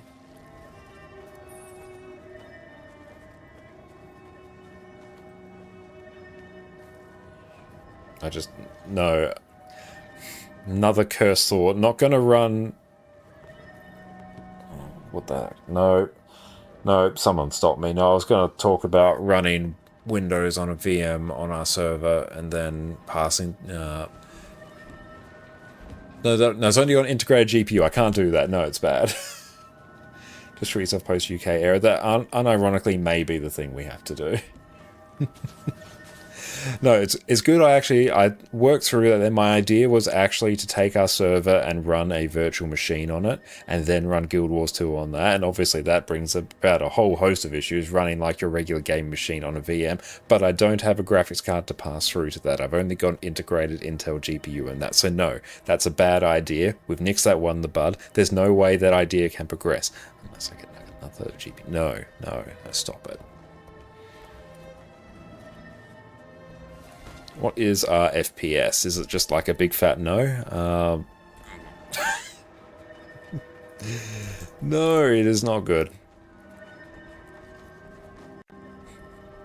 The funny thing is, like, Windows was tempting us by having just like the most phenomenal Guild Wars 2 performance on our current configuration. Our PC is taunting us. What's actually happening? We can have one of two things. We can either have the lack of intrusiveness, the calmness, the serenity, the control of running Guild Wars 2 on Linux, but we also have somehow worse Guild Wars 2 performance, or we can go on Windows and have the most just smooth, perfect Guild Wars 2 performance, but a forced Windows update which completely breaks our stream setup. We can't possibly have both. I must choose my boon and my What's the opposite of a boon? Curse. There we go. That's when I really want to know what's wrong with the machine. I've even done a BIOS update, and that it fixed things for a while, and then things broke again. Condition, yeah. There's boon and condition, yeah, but I think like boon and curse, or yeah, boon your condition, yeah, that's it. Boon and bane. Bane's a good one, yeah. I pick my boon and I pick my bane. I can have a good operating system, or I can have good Guild Wars 2 performance. I can't have both. What's wrong with the Windows update? And it basically makes it so NDI or OBS teleport don't work. And I use OBS teleport to send my OBS like output over to Jess's PC to encode, so it literally just broke our streaming setup. Just no. If you don't use that, it might be okay.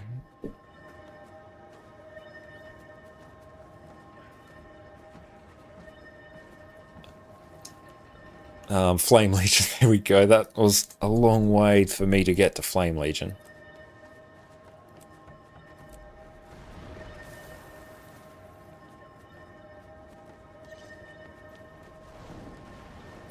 What if I plug everything into the single USB hub? That's one thing I haven't tried. If it was the update, it may or may not corrupt certain drives. True.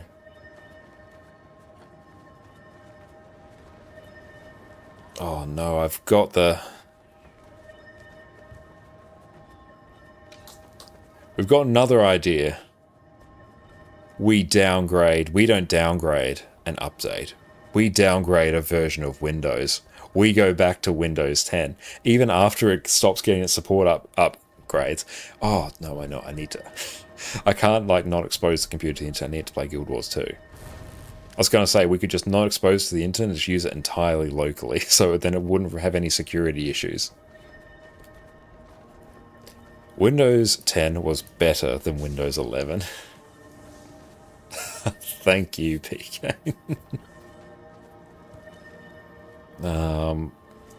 I will eventually get Berserker's gear equipped, Smoldering and Malice.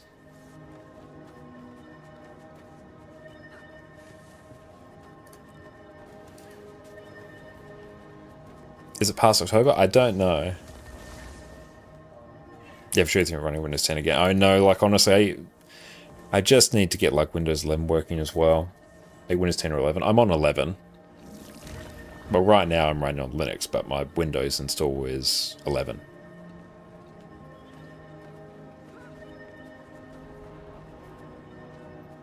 Yes, don't connect to the internet. We'll just stream entirely within our house.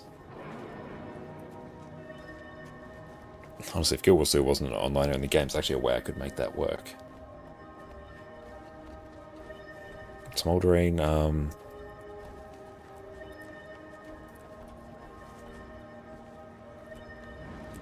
we go. I'm gradually selecting Berserker's gear.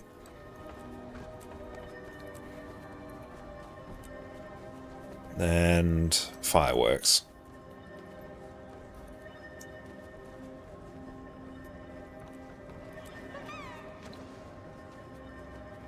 That's great. Actually, updates for 2020. I think, damn, that's insane.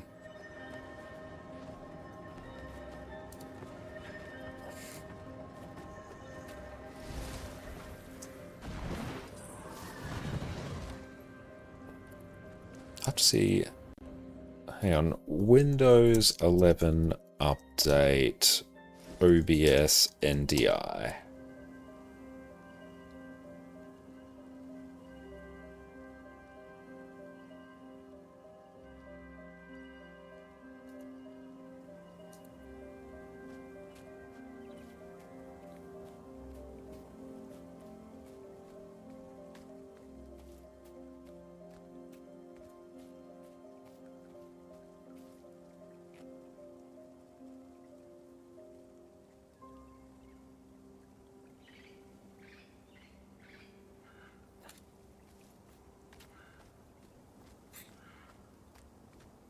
I'm also really confused as to why we started getting much worse performance in OBS lately. Hang on, let's go unlimited. not in OBS, in Guild Wars 2 on Linux lately. Like, there's something weird going on. Honestly, what am I talking about? It's just our PC. Like, at this point, it just is. Skill. Rejuvenate, charge of familiar skill. Nice. I wired that over Windows for your case. The original reason why, one, I don't particularly like running Windows 11. I find it very intrusive. And also I was running into a whole host of like really weird USB issues, particularly for stream. Like webcams would literally just deactivate and activate all the time, which is really, really annoying. Mice and keyboard being unreliable. But that's actually persisted across operating systems. So I thought, hey, while we're here, let's actually try just having a new operating system, because I have been meaning to try Linux for a while. And overall, the process of getting Guild Wars 2 running on Linux, super chill. Great. No issues. Even getting streaming set up, it's actually been very, very stable for the most part. So I thought, hey, you know, I'm tired of Windows. I'm having all manner of technical issues. Now's the time to swap over to Linux. And plus I had a second drive installed on my PC anyway. So I'm like, I'll just throw Linux on there. And Linux Nobara on the recommendation from our friend Cow. And that has been great. But yeah, I think there has just been issues with our PC. But fortunately, we're using the dual PC streaming setup using Jess's PC to actually encode the stream. So all the shenanigans that break on my end, stream still stays up. What limitations you found? Good questions. It is more tinkery than Windows, which if you're not into tinkering, that's a very real consideration. Stream Deck doesn't work natively, so I had to install another program to get that working. Software for my Razer Naga, my gaming mouse, doesn't exist on Linux, so I had to find an open source alternative and get that configured. StreamerBot doesn't natively work on Linux, so I have to run that through a compatibility layer through Lutris. Which works, but it's missing some of the key functionality, particularly the combined chat, which is super helpful for me. And there'll be, yeah, like Scorp saying there, a bunch of other issues if you're running games that have various anti-cheats there that just won't work on Linux. Fortunately, I don't play on any of those. Yeah, no native Stream Deck support, but there's third-party program from what you've heard. Yeah, I'm using a program for that. Hang on, what is it? I've literally got it somewhere. Stream Controller, yeah, just an open source software called Stream Controller. It works, just not as well as the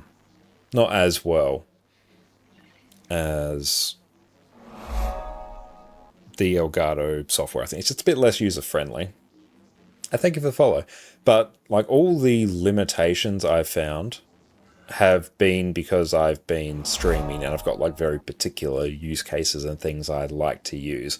Whereas honestly, if I just wanted to start playing Guild Wars 2, I was done with that like relatively in minutes, excluding the giant Guild Wars 2 install that we all have to go through at least once. Pro tip for that, just make a copy of the DAT file somewhere, just copy it to like into USB or something, and then when you go to install Guild Wars 2, tell it to start installing, then stop it, and then just drag in the 70 gig DAT file, and then it'll think it's done. So that's very nice. But I think all the limitations I've had with Linux have been entirely because I've got a whole bunch of streaming stuff and habits that have been built up around Windows. So it's not so much a Linux thing, it's that I've been acclimatized using Windows and trying to port them over. I'm sort of just trying to jam a square peg into a round hole and we're having some issues. But straight up just getting Guild Wars 2 set up, that was trivial. That was so easy. Unbelievably easy. But I think also a lot of my issues that actually come from my PC's being a little bit jank right now, and yeah, I don't particularly want to fix that at any point in the immediate future.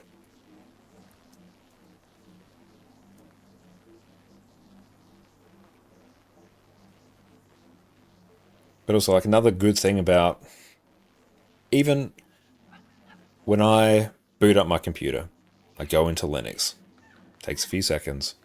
I'm just greeted by a login screen. I log in. I'm in the operating system. That's it. I'm ready to go. There's no issues. got a nice simplified updater that I occasionally run. It's fine. It's not obtrusive. It's minimal. It's clean. It's the feeling of like, oh, this is no nonsense, and it respects your time. It's treating you like it cares about you. Like, oh, sorry, I've got an update. You can run it if you want, or just do it whenever. There's no need for you to update. Chances are you probably won't even need to update at all.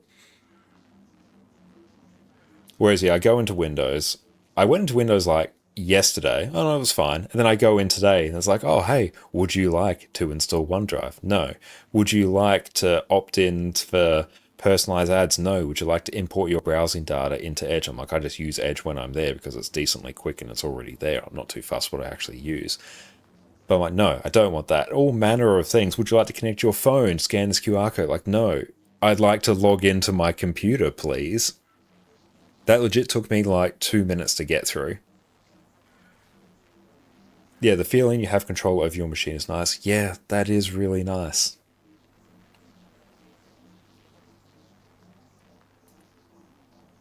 And yeah, like I could just install the stuff I want for the most part, and it was fine. And also because like I really just need like the PC at the moment to play the games that I play on stream and to physically stream. I don't need it for video editing anymore. We've got our MacBook for that. That's phenomenal.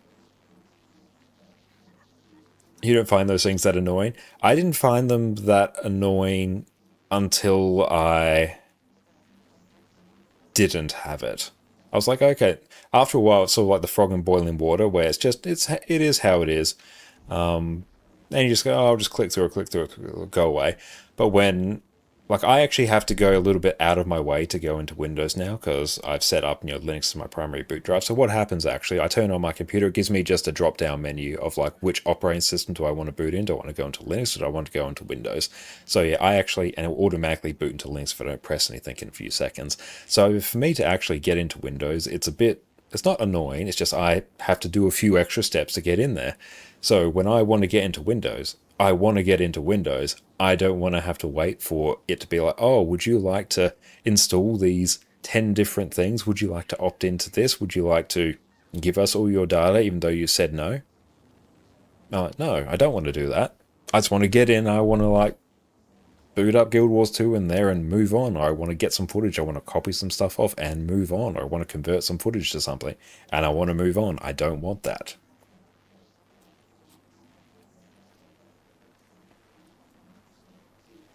Okay, now get the rest of this build set up. Love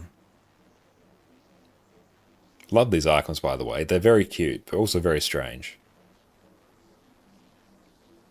And like in most games, only just work. It's literally only the first time. It's not the first time. I've had Windows set up for a while. I get them periodically.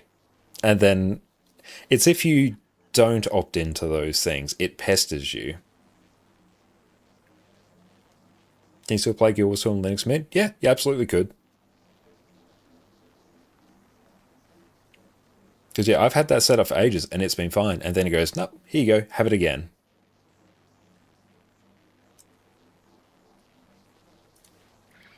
Like you told us no before, no, I'm going to come back and check. Like, no, if I want this installed, I will get it installed. I will choose to.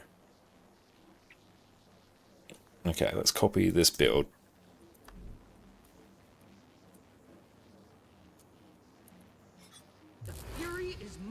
And oh, this build's like almost right there.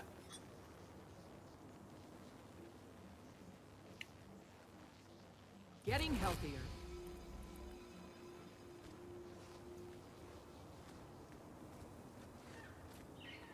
Oh, that's a fun.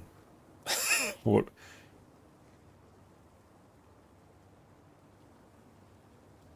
Is that normal? Why are they all fire? Is that a thing? Well, that's a cool skill. Oh, Grandmaster trait. Oh, okay. Oh, you cannot leave your selected achievement. Okay, good. Okay, I thought I was glitching. I'm like, of course, like it's some other glitch. Excellent, good to know. Okay, let's actually read through what it does. Actually, I'll also probably go take a break and fill up with water, grab a wheat bag. It's getting cold here. So we'll catch everyone in a few minutes. Things like DXVK work wonders. Oh yeah, absolutely. Even Windows can help get a few extra % performance. I installed that on Windows. The DXVK, the DLL to basically trigger that, and yeah, I got like much better performance because it was basically just doing what Linux does. It was just doing it on Windows. Oh yeah, I've come across some Chris Titus's Windows utility there. It's very, very handy before. I might actually have to look into that. Oh, another issue I randomly have is, I mentioned this earlier. It will not set the time correctly. It's connected to the internet. I'll tell it the time zone. Refuses to set the time correctly. It's always wrong. I'll set the time manually, and then I'll reboot it. It's gone. Don't know why. Multi-billion-dollar company, everyone. Operating system's been around for, what, 30 years? Can't set the time correctly. Syncing the Windows time server? Yep. Like... Oh, you have that... Have that issue in a dual boot Windows, so it knows you're dual booting. Yep, dual booting. Oh, don't tell me this is like some known issue that I'm going to have to deal with. Well, it's encouraging that it's an actual issue, but... It's been like a giant it's me just complaining. Oh, it's a known issue. I'm glad it's a known issue. But the annoying thing is, I rely... Oh, hang on. No. Is this different? Is the time in Guild Wars 2 different to what it will actually show on your computer? Because I actually rely on that clock in Guild Wars 2 to tell me how long I've been streaming and when I should be taking a break. So if that's wrong... That's actually really annoying.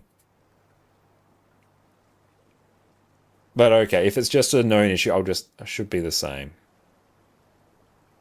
I'm gonna have no idea what the time is. Well, there you go. That's how we get the 72-hour stream. I get tricked by my operating system to streaming for 72 hours. Okay, we're gonna go take a break now and fill up with water. I'm gonna go calm down, and then we're gonna come back. Welcome back, friends. Since its release, Blish HUD has been the Guild Wars 2 add-on that I've come to rely on the most. I use it to speed up my map completion, control my mounts, find my items, and so much more. So today, we're going to walk you through exactly what Blish HUD is, how to set it up, and some of the best features you can add to it to take you to the Guild Wars 2 promised land.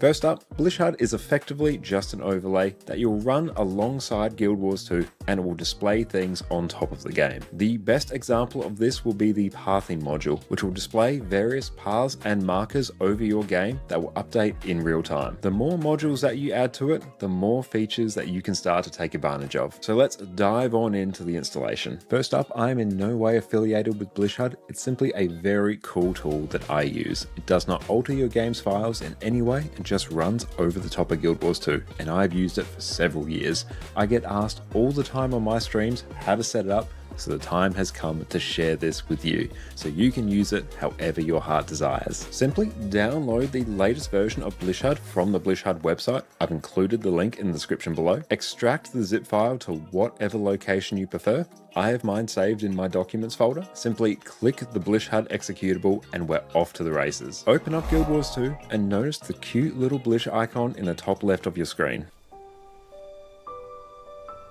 And that is it for the first part of the installation. Simply open up Blish HUD whenever you want to use it, and it should work perfectly. Now, without adding in any modules, Blish HUD is not going to do a whole lot. So let's go through and add in our first modules. Click on the Blish HUD settings and go to the module repo. From here, we simply work our way down the list and add in whatever we like. We'll start with the pathing module, which is easily one of the most useful ones I find. You can simply click on install or update in my case, given I already have it installed, and we are good to go. We'll then head over to our manage modules section and enable the module that we just added. You'll either see another icon pop up on the top left of your screen to the right of our buddy Blish, or within the Manage Modules page. Here, you can tweak the settings for each module as you'll see fit. I won't be covering the settings for every module, or else this video will be hours long. However, I've always found the settings to be fairly simple and straightforward, so I have complete faith in you. Next up, it's a good idea to add in your API key to Blish HUD. Your API key is basically a code that allows different applications to read specific things about your Guild Wars 2 account,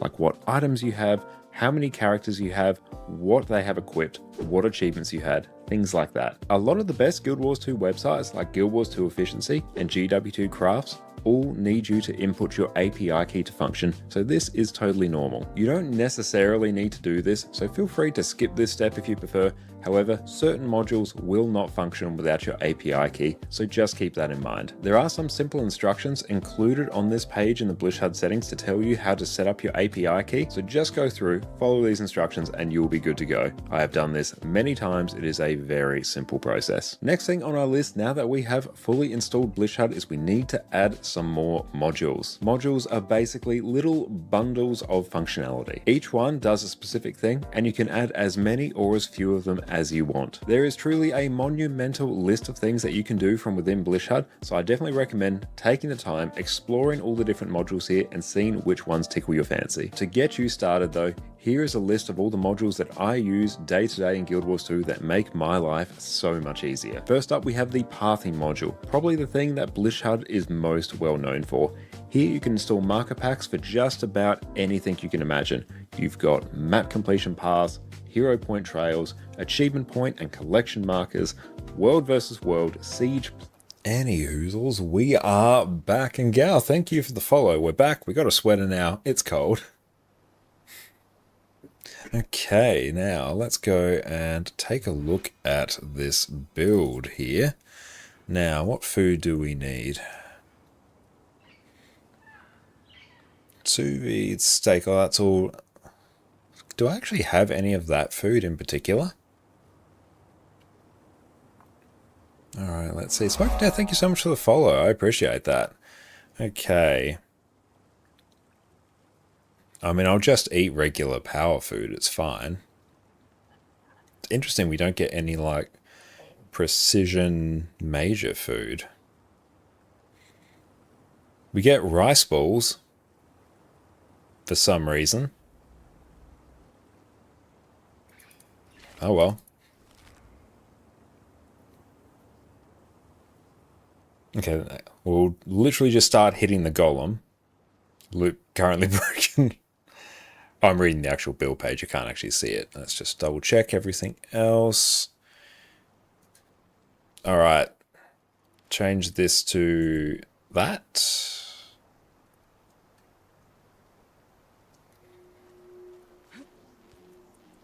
Okay. These traits can leave. Your basic skill charges more quickly. Activate your weapon skills. Activating your familiars and power skill, recharge your weapon skills and triggers traits as if you entered. Alright, let's just go in and literally start pressing things as they light up. Spawn, big, average, additional options, add conditions, all of them. Spawn.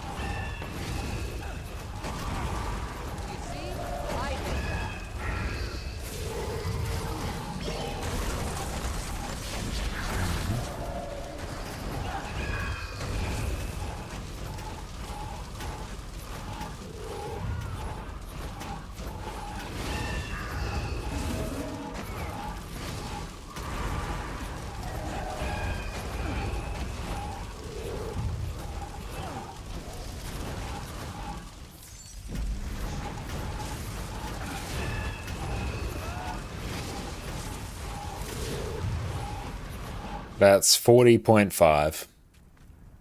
That's 40k DPS.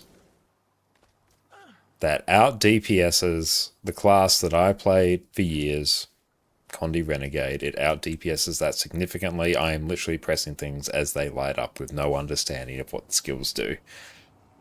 Okay, yeah, that's broken.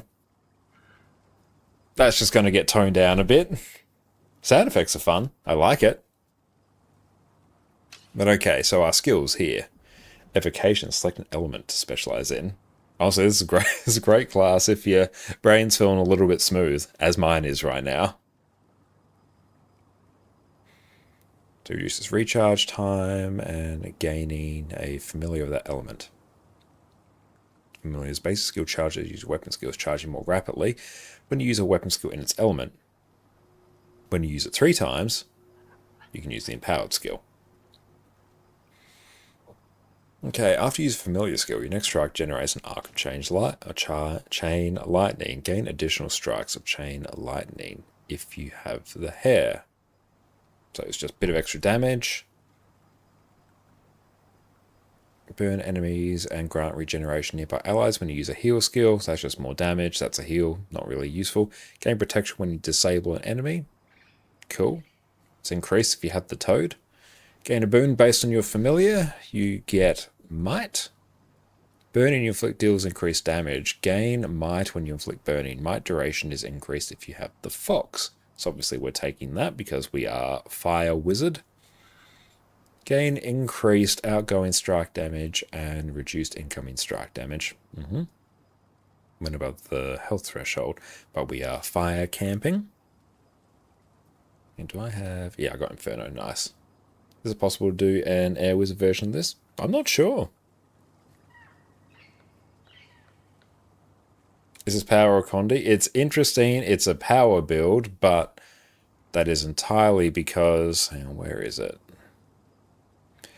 This trait here, Inferno. So burning you inflict scales off your power instead of your condition damage. So you're technically a condition build. Like 63% of my damage comes from burning, but you're a power build.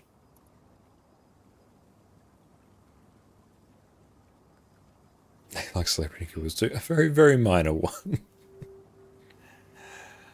Let's see. When below the health threshold, strike damage is further reduced. And above... Okay, that's just a massive strike damage modifier up to 15% by looks. Cool. Soothing evasion. Grant regeneration nearby allies when you dodge. That's quite nice. Heal allies when you grant them regen. Healing's increased if you have the otter.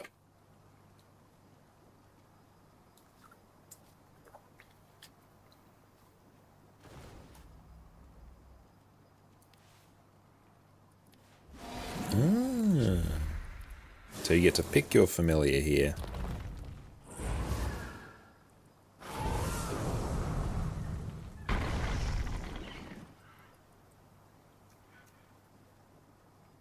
Gain a temporary bonus after using a familiar skill. So for us, in fire, it's Condi damage. In water, it's healing increase. In air, it is damage. And then it's incoming damage when you are in earth. Okay, Familiar's focus, Familiar's prowess is improved. Okay, so that's a 25% condition damage multiplier. Heal yourself when you use a familiar skill. Okay, like that's a big old damage modifier. I imagine there's probably a more complicated version of this build that uses that. Familiar's blessing, remove conditions from nearby allies and grant them boons when you use a familiar skill. Interesting, you seem to be getting... You can do quickness and alacrity, or quickness when you're in air, and when you use familiar skill when you have that, and alacrity when you do water. So can you do some sort of like a heal or lack build and a quick DPS build just based on that trait? Maybe. I have to see what people are pulling together. And specialized elements. You cannot leave your attunement. Your familiar's basic skill recharges more quickly, activating your familiar's empowered skill, recharging your weapon skills, and triggers traits as if you entered the attunement. Okay. We're gonna have to take this into an actual encounter. This is broken.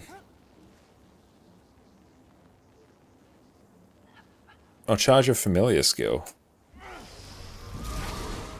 Oh yeah, we should just like use that.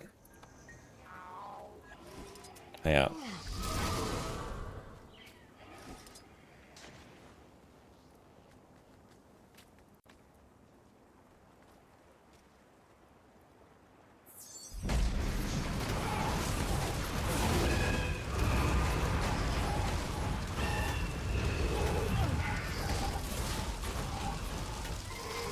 We need to push that up higher because that's crazy. Hang up. See if we can push this even more with like just a massive pre-buff. Okay, there we go.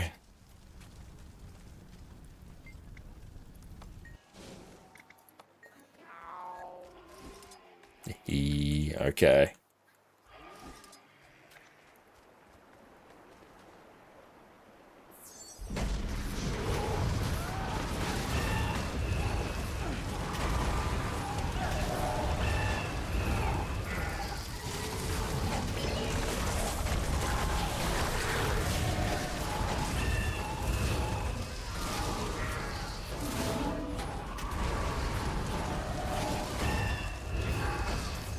Oh, that's ramping quick.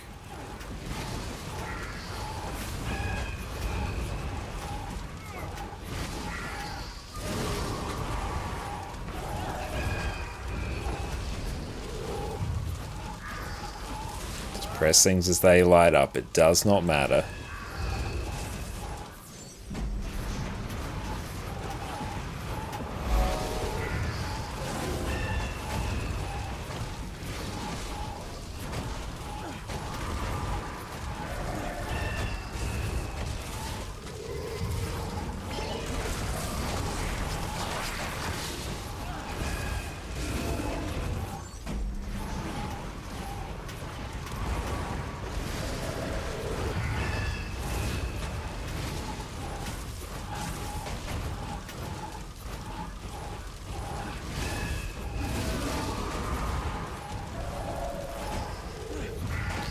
Like, our skills are recharging too quick. We can't press them off cooldown. That's 43.4k.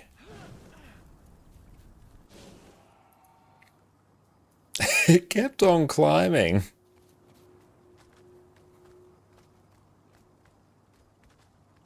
Oh, we gotta take that on something. That's busted.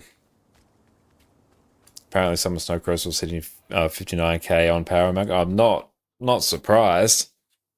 New class tuned heavy. I'm still in beta and numbers will very much get tuned, but that's a number.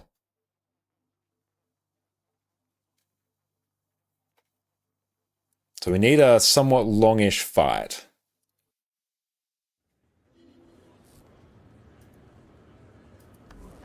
Okay.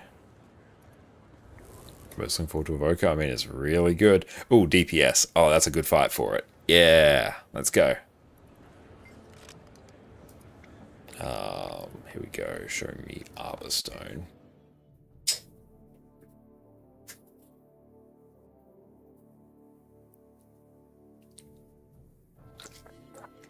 And Robocop, welcome in. Sorry to hear you couldn't sleep. Are you in Australia by that time zone there? It's 2:30 my time, so you can join me in not sleeping.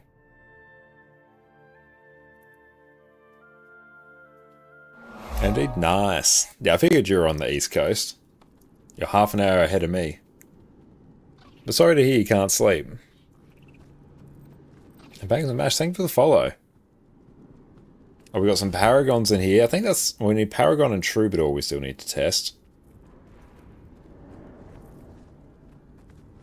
Yeah, South Australia is half an hour behind the East Coast.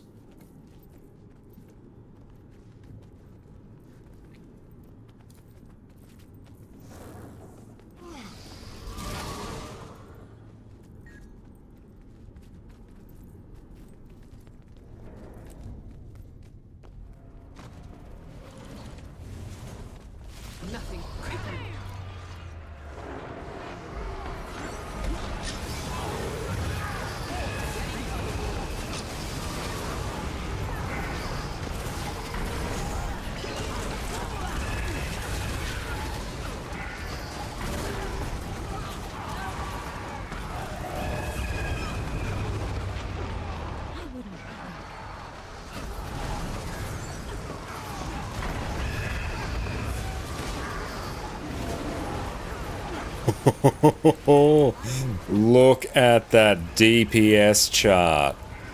I do not know what these skills do. It does not matter.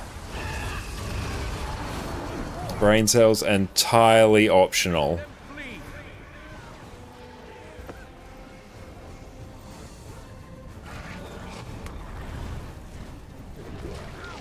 Oh, we can do Omega Burst. We got no CCs. That kind of sucks, but oh well. No CC from me. Carrier's team. Feels good.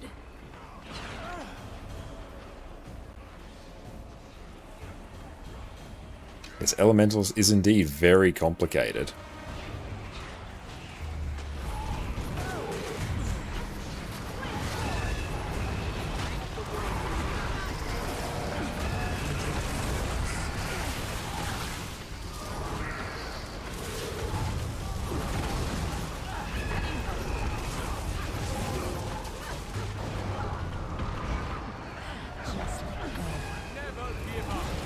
Oh boy.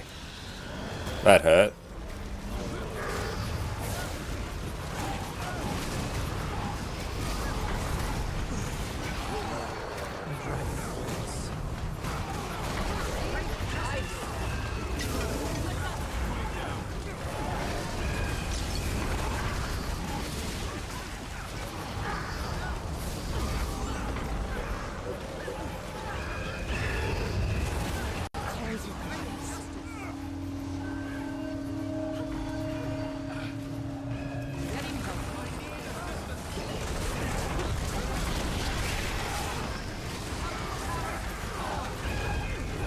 Yeah, 0.5 was not Tempest. Yeah, 100%. This is like the most bare bones, simplest pared down Elementalist build. This is not representative of other Elementalist builds. Honestly, a lot of them actually aren't that complicated.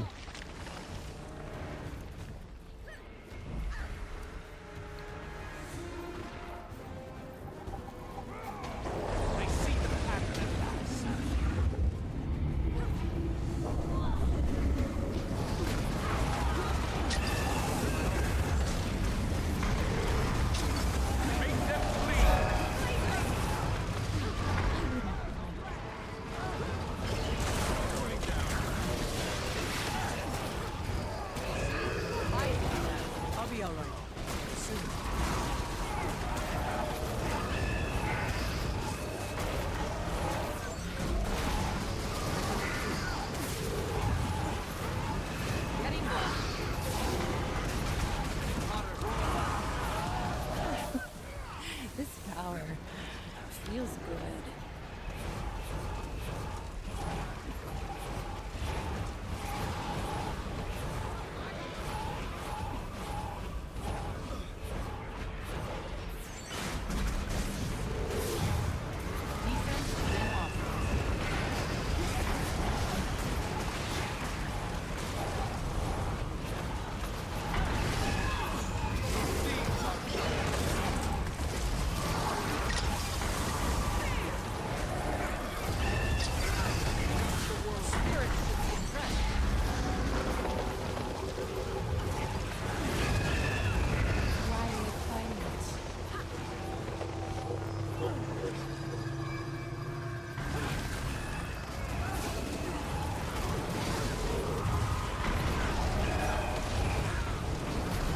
Incoming! Searing flesh!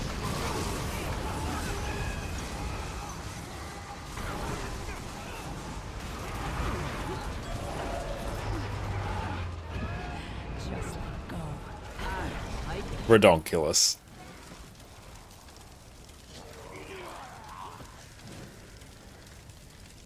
On the way, it follows a design you can get behind. Easy to play, but not the highest damage. Does lowest damage is other harder specs. Yeah. It's really good fireworks. But yeah, broken. Love it. Broken for now.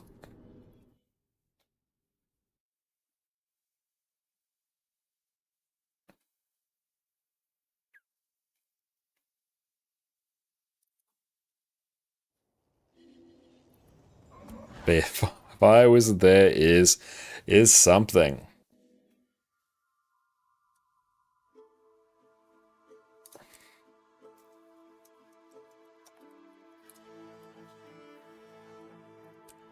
ConnorConCarne. Alright, we got 2 more left.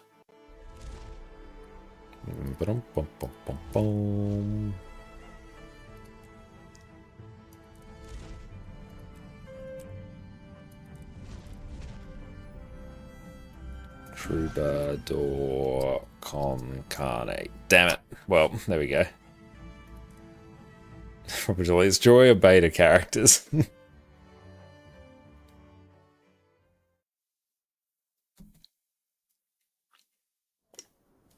Is it just me, or am I amazing? See, what we actually need to do, Sparse, is we need to do Cerus CM, but we need each person, each DPS player, to cycle through Fire Wizard. So then one person gets the kill on their actual count, everyone else just hard carries on the beta. And then we just cycle through. And we don't need to do it like 6 times. We have time for that. You might have to bring the camera time for this. Oh, and yeah, like some of the unused specs are looking really, really fun. What's your favourite new elite spec? Do you have your top 3? I mean, my favourite, the one that I see myself enjoying playing the most, Gale Shot. It just, like, the Cyclone Arrow just feels really, really fun. You get to live out the Longbow Ranger RP. And it buffs really well for quickness. There's great burst damage. It just feels really, really fun to roam around with. And it's like good DPS as well. Amalgam is great. Like, Amalgam's just awesome. Tons of damage. Quite smooth to play. Yeah, it actually might make people use the longbow. Yeah, like, very true, it will. Gale Shot, Amalgam. Evoker, that's, like, I've only really played Fire Wizard. And it's broken right now. Like, Conduit, I played on the Golem a bit. It's just another version of Condi Renegade. With different energy management. Yeah, like, it's not particularly... I feel like if that could have, like, a really good sort of power build to go with it, because apparently the power build's not really popping off right now. But yeah, it just seems like a Condi spec.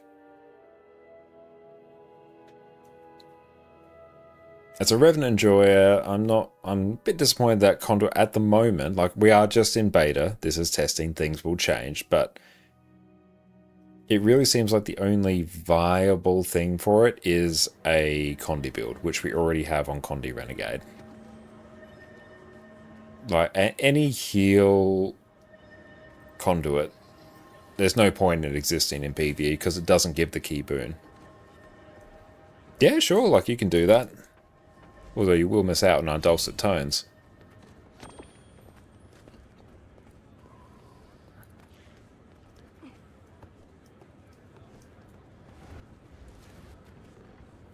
And yeah, like the baked-in movement speed for Gale Shot, it feels nice to be on.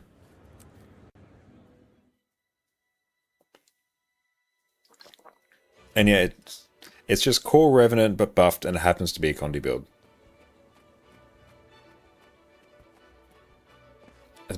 Barely any of them are usable as boon heals and don't offer anything new. That was always going to be the tricky part with their new, with these new specs. They're going to start treading on the toes of all the old ones. That's why I was actually convinced for quite a while they wouldn't introduce any new elite specs, because from a balance perspective, they already have all the roles that they need for how the game modes are designed. So really, we're just getting new spins and new flavors, which, cool. I like new spins and new flavors.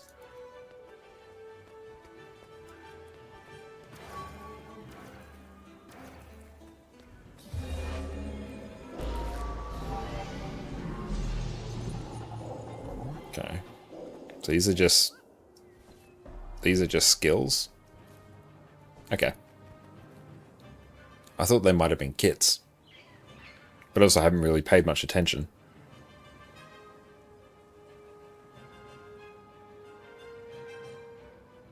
She is Rev main. I'm also a Rev main. I mean, I like playing Rev, so I like playing Conduit. But I feel like Renegade, I think does that have more DPS? You know, I can't remember. I think Conduit may actually have like a little bit more DPS. But like it's sort of, you know, within the same ballpark. But I think Renegade has more options for you to tweak the build to give yourself, you know, a different play style and adjust it. So you can go from a straight DPS build to one's a bit more tailored to open world, to obviously one that gives alacrity. So you have more options within the same spec, whereas I think Conduit doesn't really feel like that right now. It's just, oh, do you want a new Condi DPS spec that plays very, very similarly to... Oh, so there's a bit more DPS. Perpetual Wisdom should do quite a bit more with Fixed Misfire. Okay. Is Mirage Staff still good? Yeah, I'm pretty sure it is.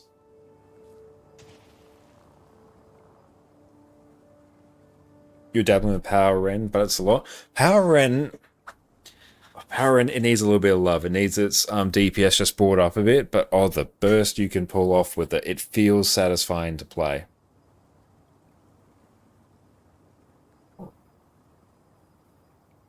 Yeah, it feels like Conduit, it feels like buffed core rev.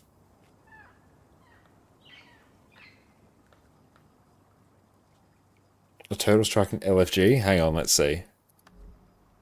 Bump bum bump bump.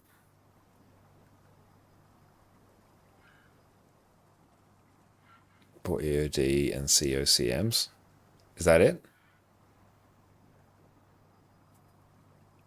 We do that. Do it on a class we can actually play. Okay, let's look at traits. Oh, it's the one below. Hang on. What is the Total Strike? Oh, it's Kiting Overlook, isn't it? Bump, bump, bump, bump. Oh, I can't read. Oh, I've forgotten. What are words? Oh, Kiting Overlook for Turtle. Oh, okay.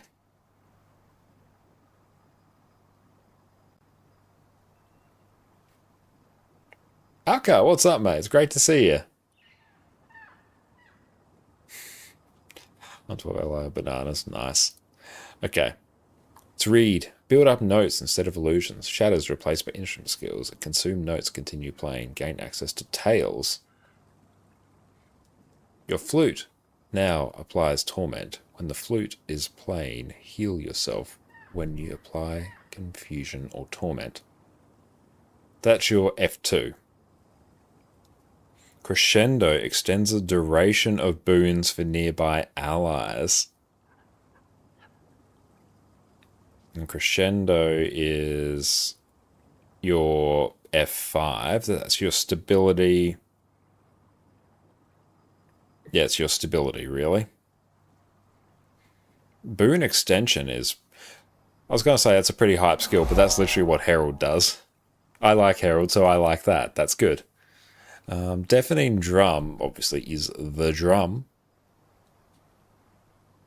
Releases an additional quick wave after delay. When your drum is playing, deal damage to enemies you disable. Feel the fury. Okay, so you keep it up and it's playing. So if I was to press literally everything all at once...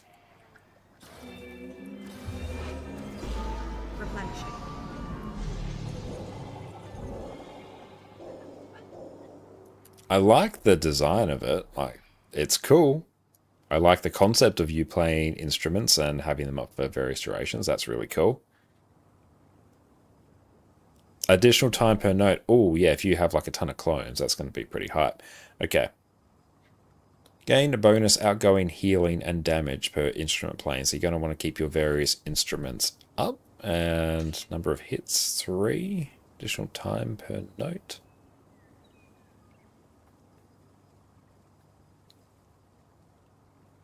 Okay. Your loot's damage is increased per wave. So that's your strike damage one. They all follow the same rule. Deal increased strike damage when you have the loot playing. Tails grant a note and reduce their corresponding instrument.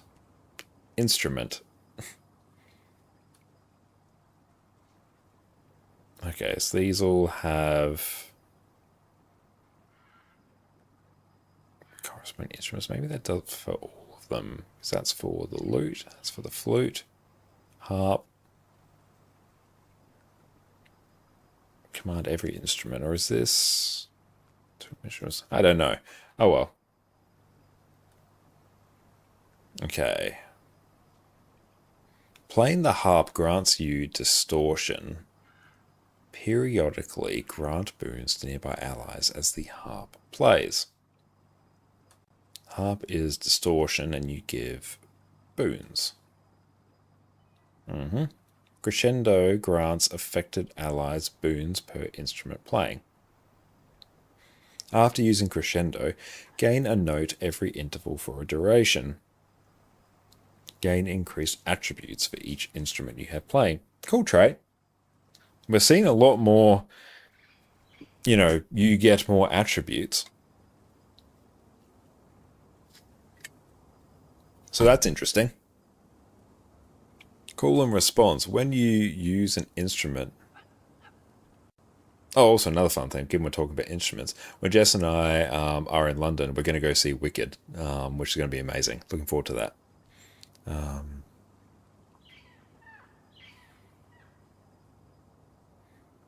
When you use an instrument above the note threshold, required notes 3. Create an after image that plays the instrument after a delay. So you basically get double up of your shatters.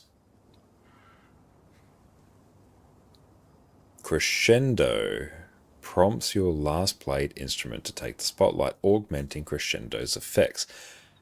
Playing an instrument recharges Crescendo. Okay, so basically you get buff Crescendo. Now for our skills, Tale of the Second Scion, deliver the story of Aurene and the Dragon Cycle, rejuvenating nearby allies. These are some cool descriptions. Ascended true at Dragon's Fall. That's awesome. And performance, reciting this tale with 2 or more instruments playing will increase the healing received. So 33% heal effectiveness. That's pretty huge, pretty bonkers. Tale of the Soul Keeper. That's Almora's Soul Keeper. Alright. Rouse allies with the Tale of Almora Soulkeeper, granting offensive boons. 10 stacks of might, fury, and alacrity. It's only a bit of alacrity. Performance. Reciting this tale with the lute playing will grant you notes. So, 1. Vengeance stirred within her heart.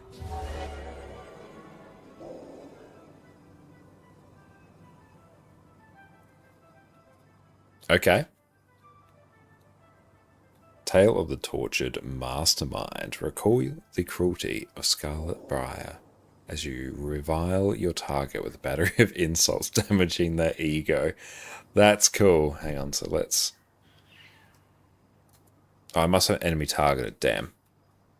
First hit weakness, we do vulnerability, we do boon removed, number of hits 4, damage, there's days, there's lots. Assign this tale with the flute active, we'll do torment and defiance break per hit. Damn, that's loaded. That's doing a ton.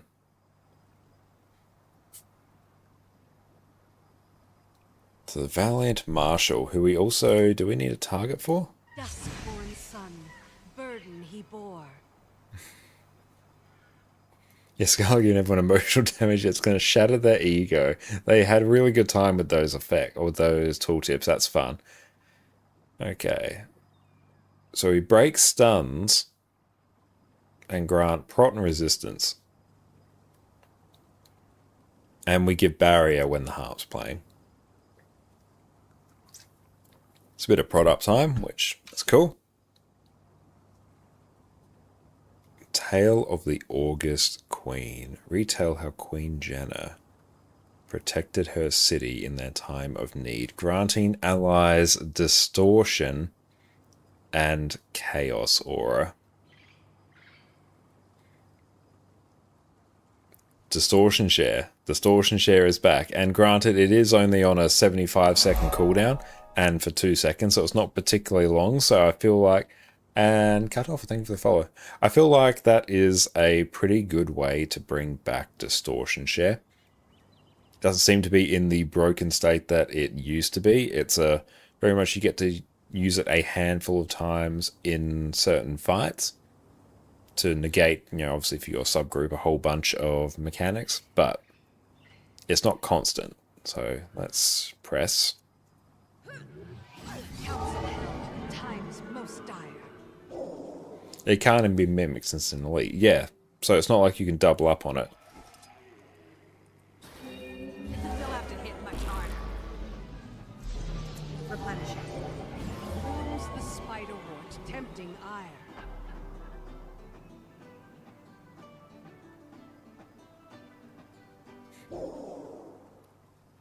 Cool.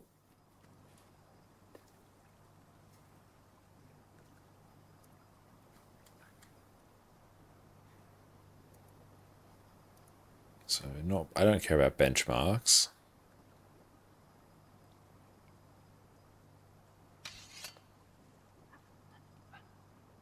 Power Troubadour, I'm sorry, is at 50k? Why on God's green earth are you at 50k?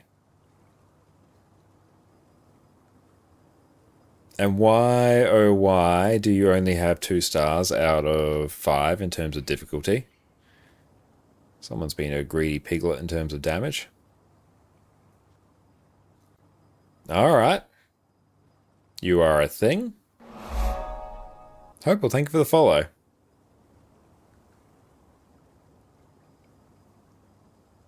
Okay. We'll just go and equip this.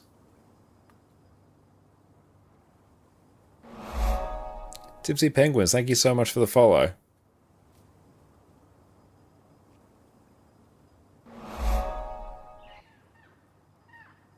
And thank you, Zato, for the follow as well. Okay. Need to equip the build. That just took us a minute for our brain to catch up. Oh god, our character looks horrifying. Alright.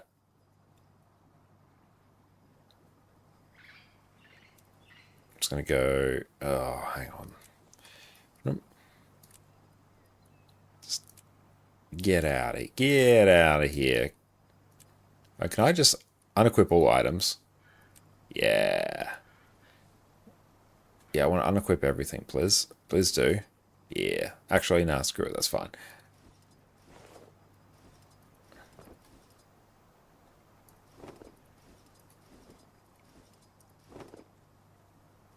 Is that a book collection behind you? Yeah, that's just mine's book collection back there. And we're using a great sword and we're using a spear and we're very happy about it. All mine. Where is the spear? There we go. Got one there. If I can click on it. Oh, there we go. Carver of Force. Great sword. Glad we have mostly full legendary.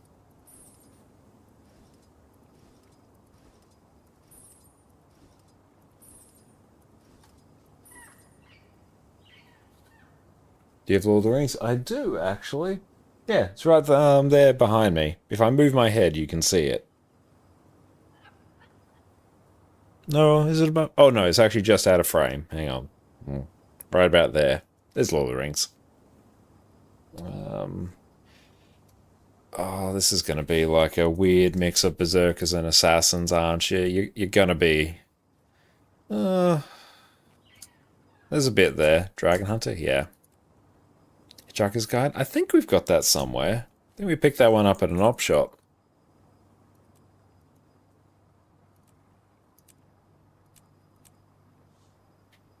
Who would you be? Pretty sure it's here. Might be over that side.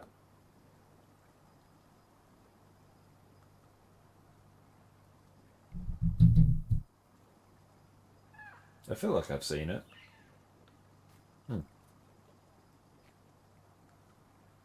Oh, you're planning to start Guild Wars 2 with all the expansions. You played it once for free until level 15-ish. Is a good time to start. How's the solo experience like? Now's a great time to start because we have an expansion coming out in October, tail end of October. So interest in the game is really, really high.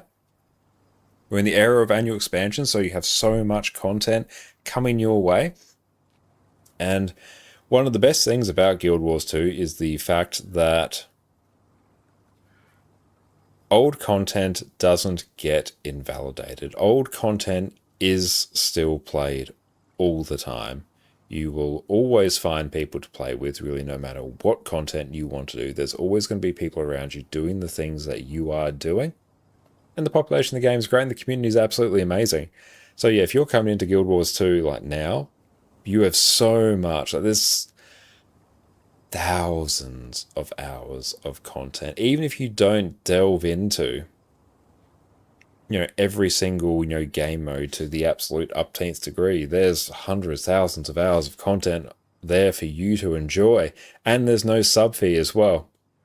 Plus, there's giga sales going on in Guild Wars 2 at the moment, like up to 60% off for the expansion. So yeah, if you want to upgrade your experience, buying the expansions is the single best thing you can do for your overall enjoyment of the game, because you're going to get masteries, you're going to get mounts, you're going to get story, you're going to get new maps, new subclasses. They are the single best thing that you should buy if you're looking to improve your experience in Guild Wars 2. Grab yourself the expansions. They're the first thing that you should buy. And yeah, there's tons of content, zero pressure to rush things. Highly recommend it. Yeah, absolutely. And yeah, if you do decide to purchase Guild Wars 2, if you do so through my affiliate link there as an ArenaNet partner, I will get a small commission which helps support the stream. But 100%, I think you should do it. I've played Guild Wars 2 for over 11,000 hours over 13 years. I'm nowhere close to done. Thank you for that, Alcar. Random time fact, yesterday, 23rd of August, it was exactly 9,000 days away from the last day of the second millennium. Now it's over 9,000. That is awesome. Very good. I'm going to set all this to Berserkers as well. This is Claw.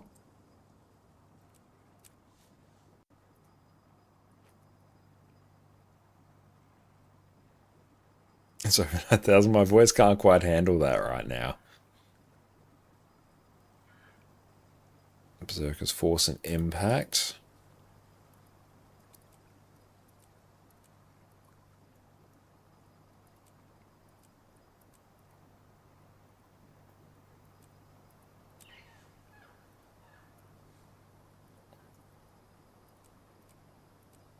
Oh, that's the wrong one. Go away. I need a broadsword. There we go.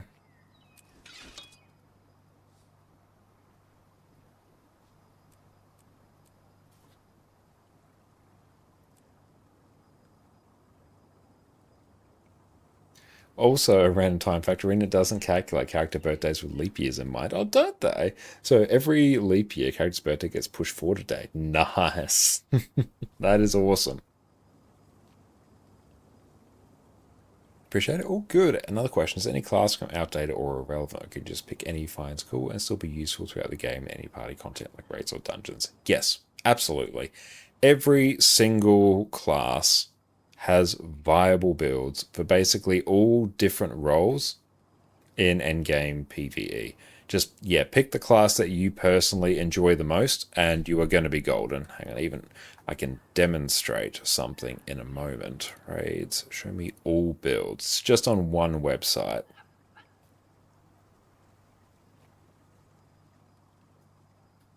Okay. This right here is snowcrows.com. This is a consolidation of all the generally considered, these are the optimized raid builds that you should know. Just for a bit of context, these are all individual builds, and all the ones we just saw there, that's just Elementalist. And yet these are meta builds, and these are a higher bar of like quality and optimization than viable builds. So there's variants of these builds that you can run. Like, we're still going. And then there's beginner builds down here as well. There's even some old builds there. There are so many builds. So many. It's like absolutely unfathomable. So you don't have to worry about that. Any class that you play, there will be great builds on it that you can enjoy. Let alone all the slightly off-meta builds that you might want to play. Awesome impact. I need Assassin's shoulders and coat.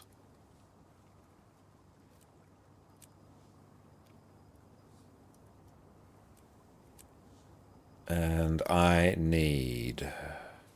Might just put the boots as assassins as well, just because I'm not going to be bothering with some infusions. That might just make my life a bit easier. Okay, that's there. Now, we're going to get domination, dueling, troubadour. Pick the standard traits here. It will be probs that from memory. Yep, it is. And then bottom, top, top. Deafening drum does an additional wave. That does more damage. That does more damage. Okay, builds coming together. We're going to take Signet of the Ether. It's like the most broken Mesmer skill in the game. Let's get Scarlet skill there. Let's get Soul Keepers there.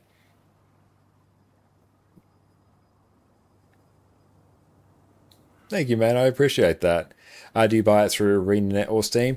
Whichever. Both are totally valid ways to do it. Yeah, really there's no difference. I'd personally recommend going through the ArenaNet one. But really it makes no noticeable difference at all. I think, yeah, there are like some very slight differences, but yeah, both are fine.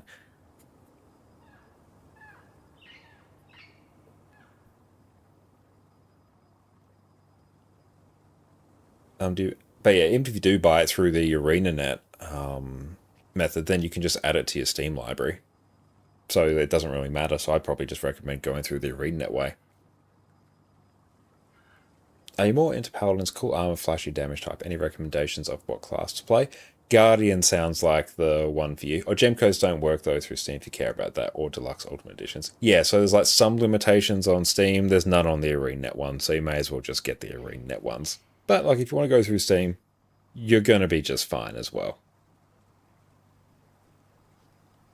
A good point there, Alka. But yeah, I think Guardian probably sounds like the, I don't know, the best maybe starting choice, I think, for you. It's one I always recommend to new players as well. But try them out. If you like it, play it. And if you play Guild Wars 2 long enough, you will have one of everything. I mean, I've got 25 characters on this account. I've got 25 characters on another account. And Mantra of Pain.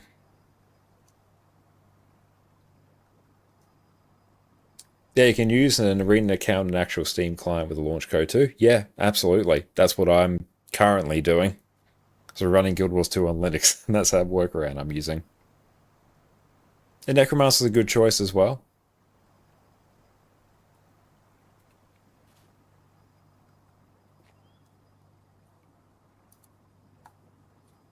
Alright, let's just go and like blast something. Just give myself all boons. Welcome.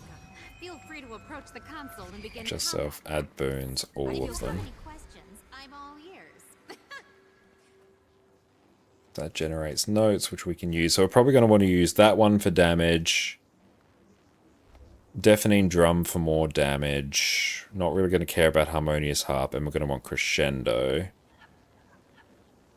So I'm probably going 1, 2, 3, then 4 as my priority. Spawn a Golem. And spawn.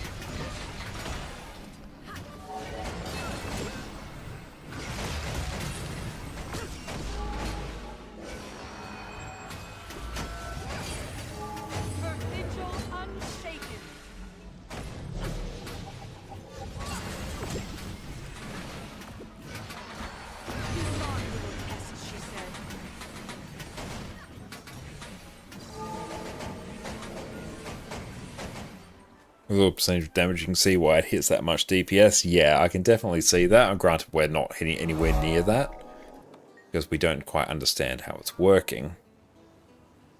24% damage, good lord. So we need to prioritize a few things here.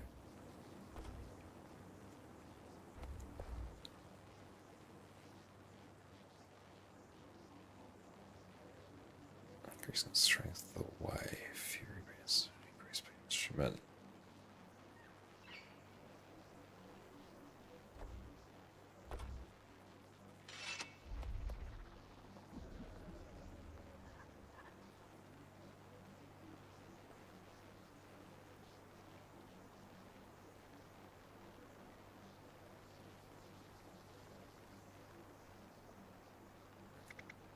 Okay, let's go again.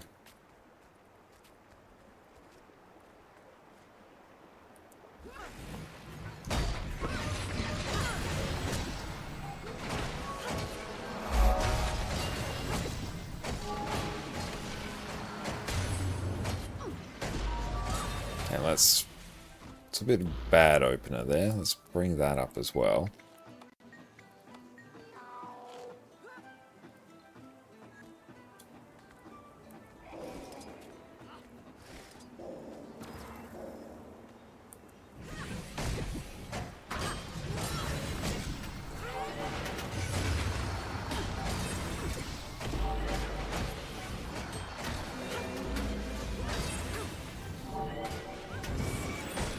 Or you'll be dead.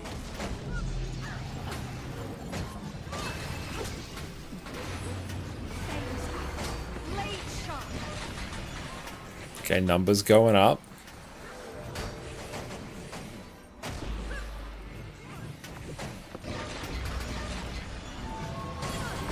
The mad scarlet blood. Vengeance stirred within her heart.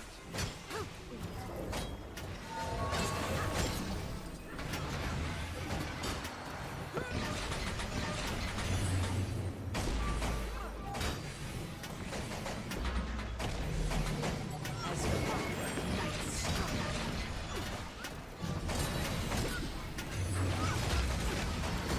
Foes and lessons, never forsaken.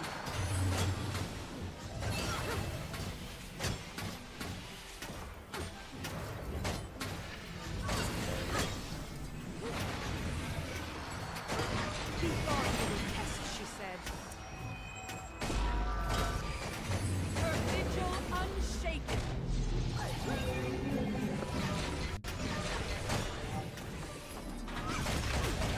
We're also just getting some of our skills mixed around a bit there. So I had like a really high burst there, so we actually just need to maintain that a bit.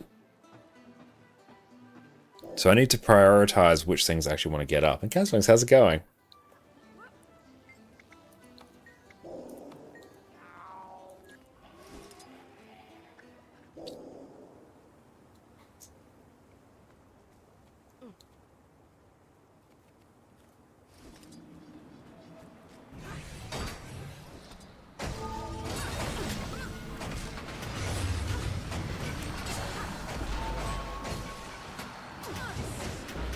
Or you'll be dead.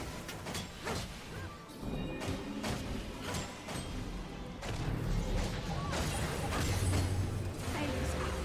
Blade sharp.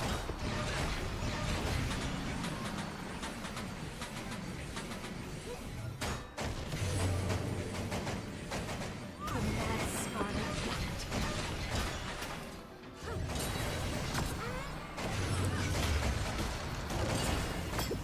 Vengeance stirred within her heart.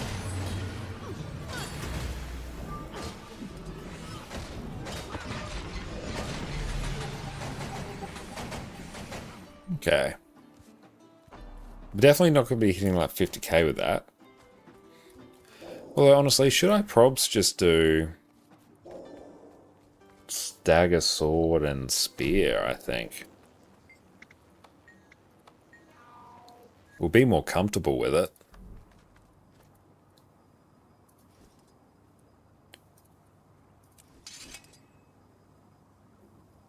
That sword, let's go over here, and we will put Spear. Not spear, dagger. Customize. Berserkers. Impact.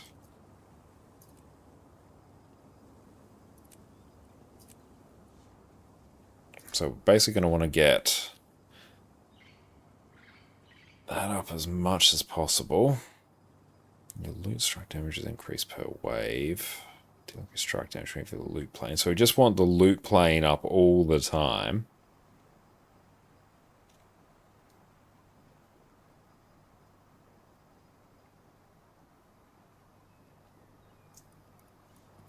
So we kind of want to get all our instruments up and running and then go crescendo. Always keep that up. Use that to generate notes when we've got the loot playing. A few streams ago, he asked to go legendary runes or sigils first. Decided runes purely because 6 versus 4. That's totally valid. That's what I've done every time as well.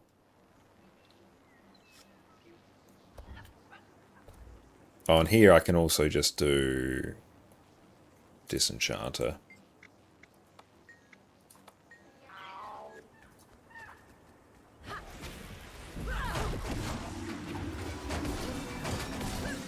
Oh, we're on the wrong set.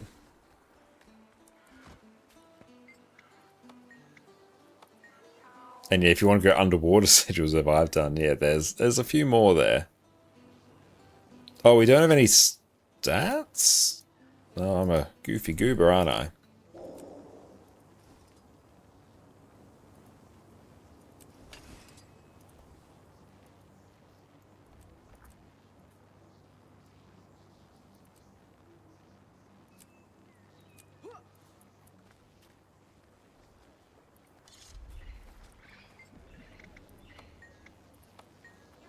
There we go.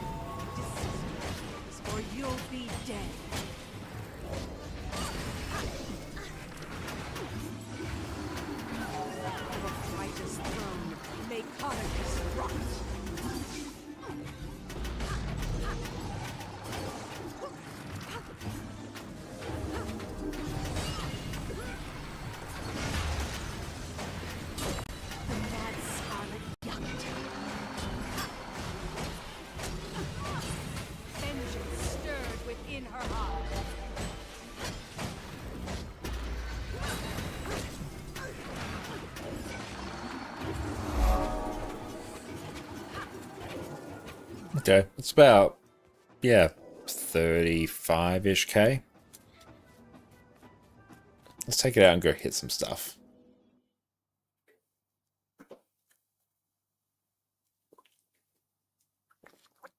Oh, Enchanted Music Box Fusion would be good. Yeah, that would be.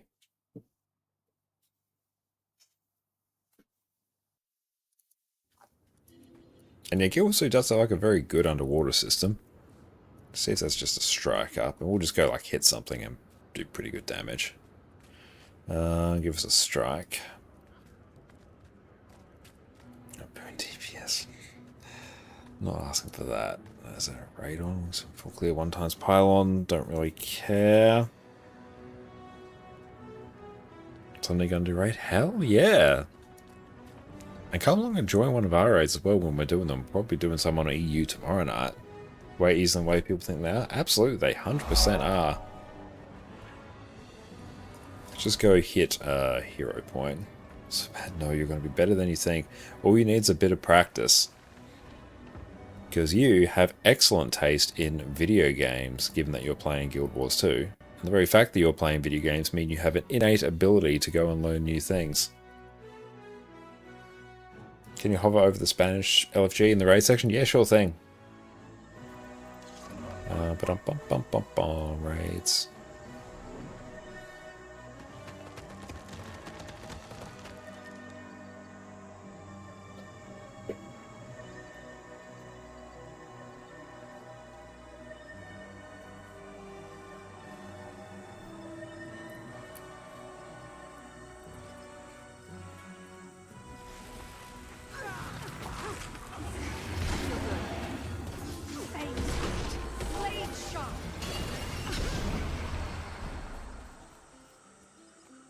I should stop trying to win the game lottery. You can't rely on it.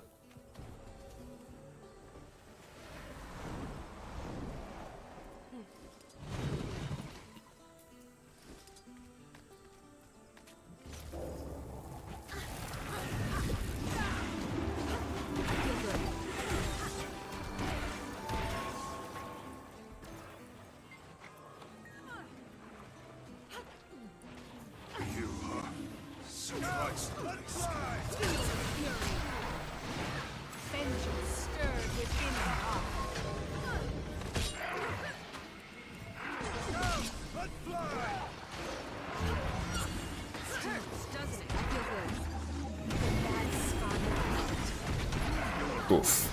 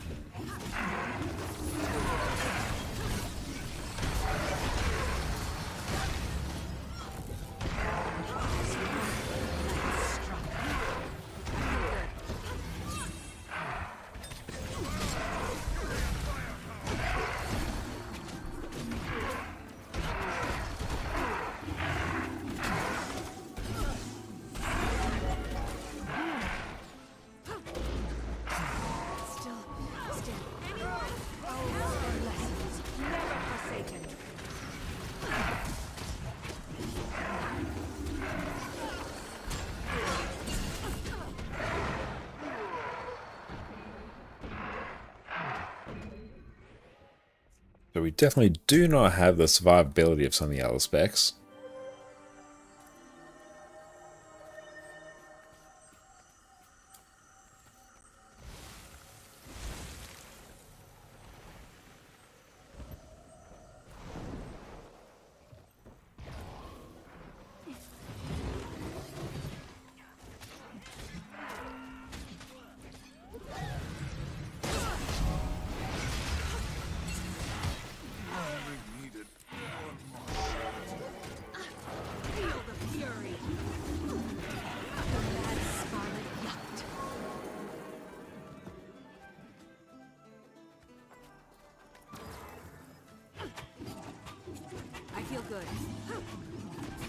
That's what's the X password Blish HUD is. Oh, that's Nexus. I've got that sitting over there because sometimes I run Blish HUD on Linux, but at the moment I'm running into a whole host of PC issues, so I'm like not doing it.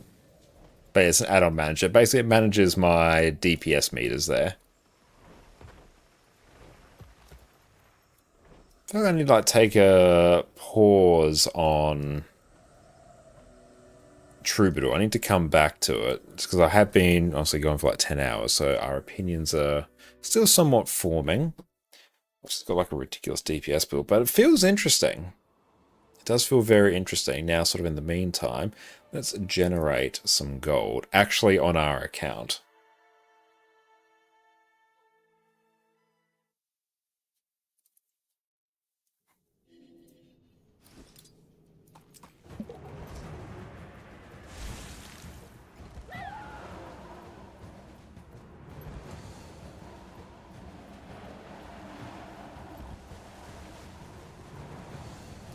We get.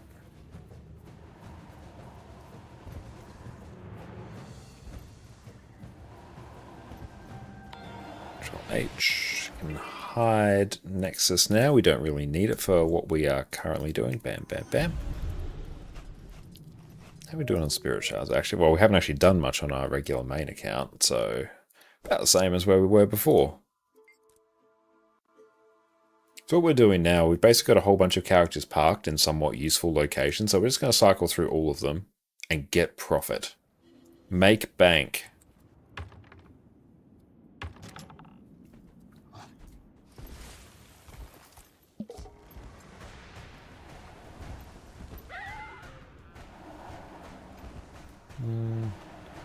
Will I even be able to do this one? You know what? Yeah, we should be able. This one has such a generous time limit. I'll be surprised if we don't get gold.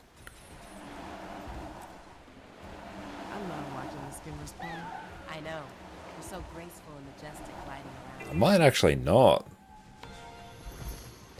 Actually didn't. Yeah, because we didn't get the initial flap.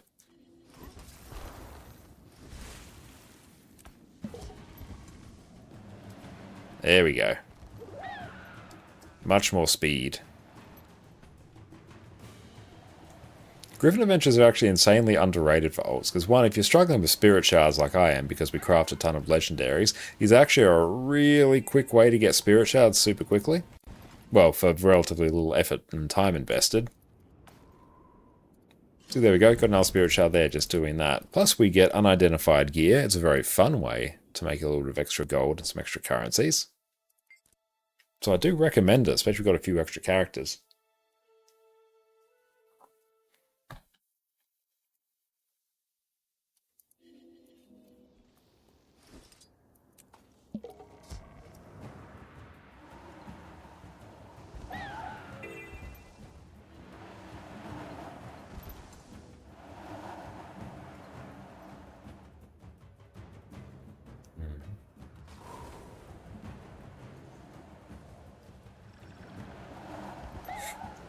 Game is like a little bit stuttery at the moment because it's still loading all the shaders.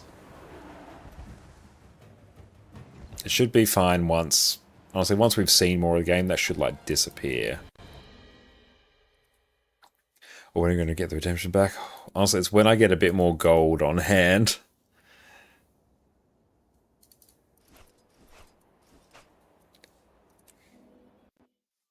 How many Spirit Shards do you gamble your alt parks per day? I think the number of characters I've parked at actual Griffin Adventures is somewhere in the ballpark of about 9 to 10.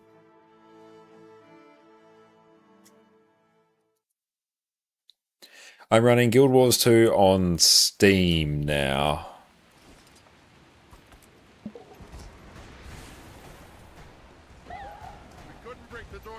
But yeah, it's stuttery.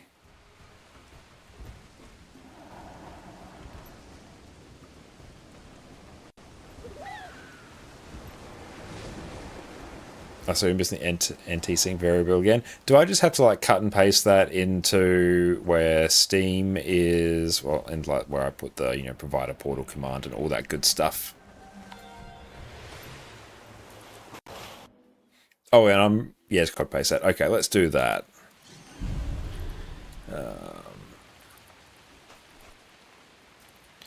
Okay, back to display so everyone can witness what we are doing. Alright, so let's do Steam. I'm actually running like the ArenaNet client, I just linked it. There's actually a trick you can do. Properties. So here we go, just put the dash provider portal command in there. And it just means that instead of using the Steam client, I'll use the ArenaNet client. Okay, so then I need this here, and I need to configure that. Game options.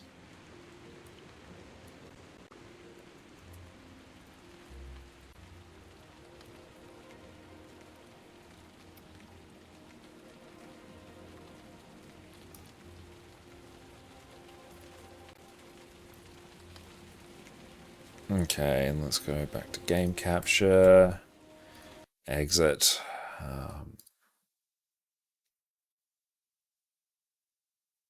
What are you validating?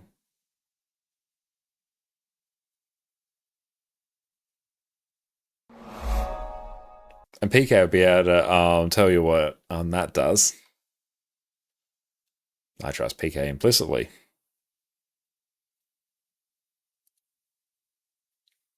Okay, let's bring that back up. Hopefully you don't try and recompile all the shaders. Oh, it is. See how long that takes. However, what is up, mate? This is all good, Annie. I mean, you should 100% go get some sleep. You have a fantastic rest of your day. And everyone, make sure you go check out, well, rest of your day, rest of your night. You're in the same country as me. Go get some sleep. Thank you so much for hanging out. You're an absolute legend. Everyone go check out Annie on Twitch. I might just let that process the shaders. Will processing the shaders alleviate the stuttering?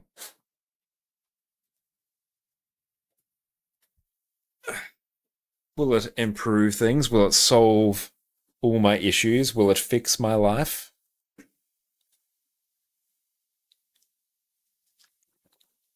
Technically, it should. In reality, it doesn't. Great. Okay, in that case, I'll just skip it.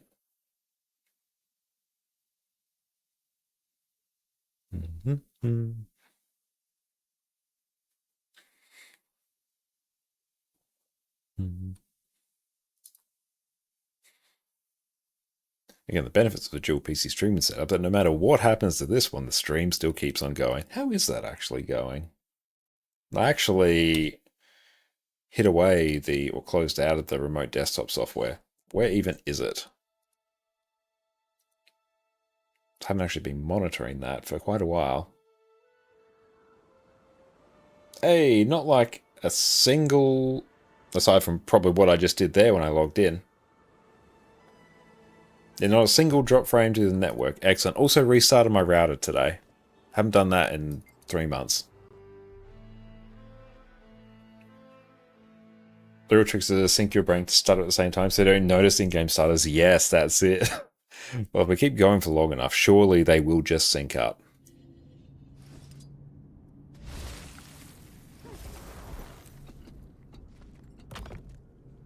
Okay, what's hang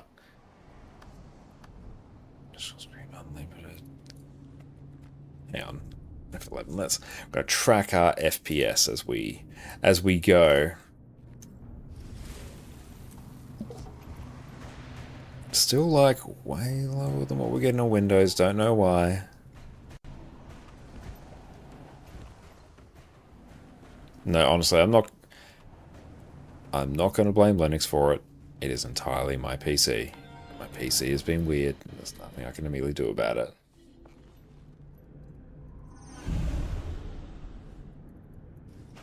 There you go. Another spirit shard.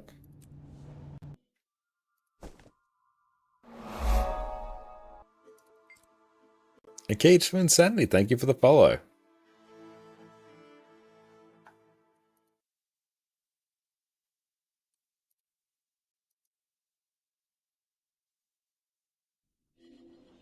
So it just depends heavily on your setup. Fair enough.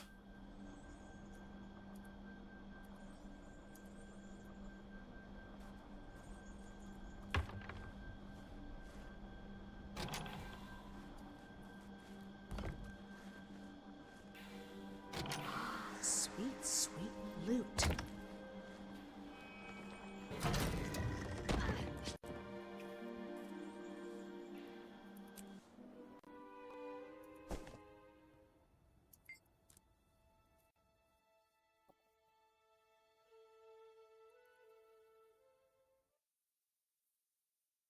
Surprised that headphones are still lasting actually without needing to charge.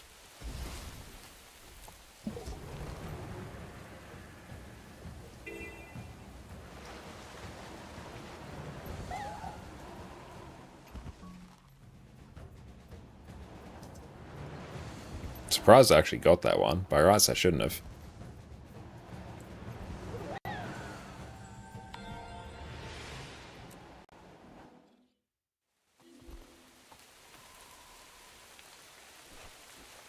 I wonder as well, actually.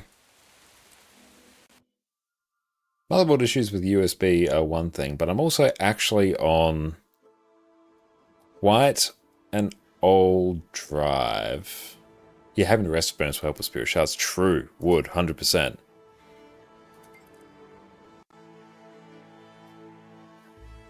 I can actually check the properties. Root, can I go properties? No. Details? No, I might be able to drive. Hang on. If I pull up drive. Alka, thanks for the bits, mate. Alka Calamo cheered 100 bits. TILA woman in Australia discovered she had an unlimited bank overdraft and went on an 11-month $4.6 million spending spree buying designer handbags, clothes, jewelry, phones and a vacuum cleaner. The bank discovered the withdrawals and the woman arrested, but all charges were later dropped. I think I've heard about that before. That's hilarious.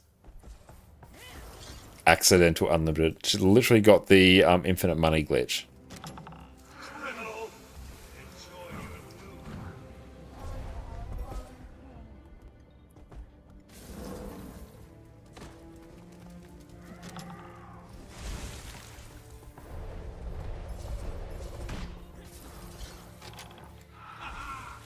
And also because I have swapped around between Proton versions so much lately, I wonder if it's also an issue of me literally just having to constantly be recompiling shaders like in the background.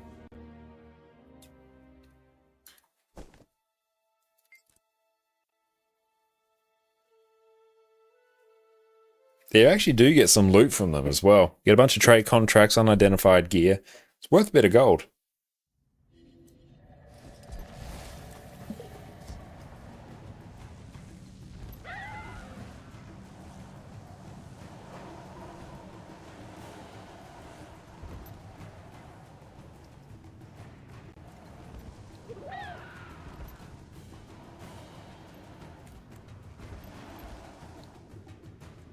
Oh, that is some stuttering.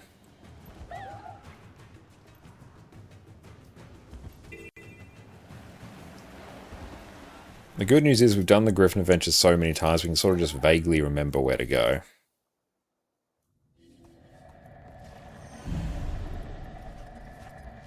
It's probably not the worst idea as well for me to repair my game client.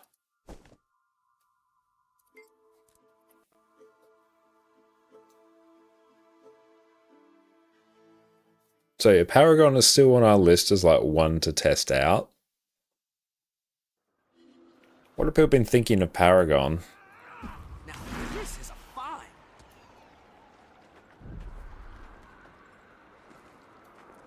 Oh, that is amazing. It's alleged that Christine Lee, 20-year-old Malaysian restaurant who was studying at Sydney University, realised she had unlimited overdraft July 2014. Alleged to have stocked up on Hermes, Chanel, and Dior products.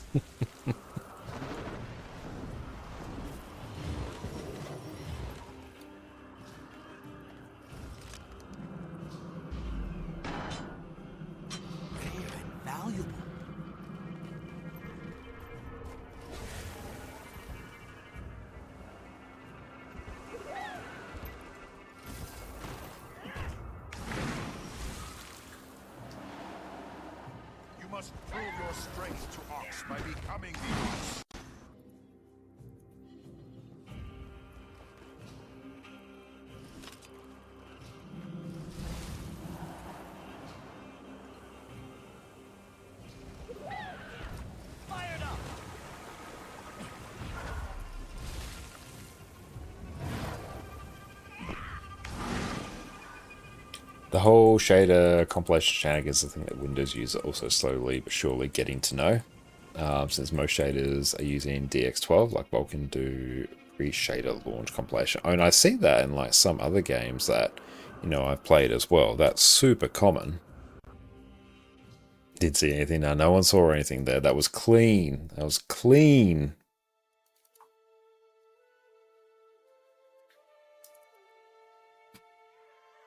Oh, game's probs crashing.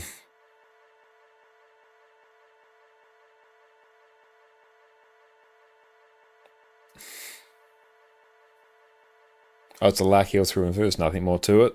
Fair. Ah.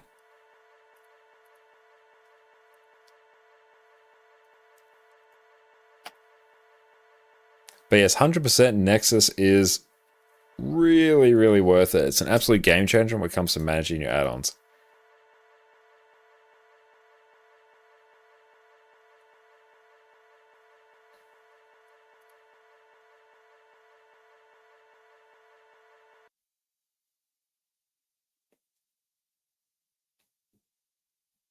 Really didn't like that. Whatever I did, back in we go. Actually, no, we need a crash counter. Now I'm going to skip that. I'm going to skip processing those shaders. And again, yeah, don't take my experience crashing in Guild Wars 2 as any sort of indication as to how stable the game is. Tech you stay really stubborn. They really are. They really, really are. But the good news is Linux itself has been stable. Oh, it's still trying to launch. Good lord. Thank you for the stretch. I think that may actually just be entirely like hung.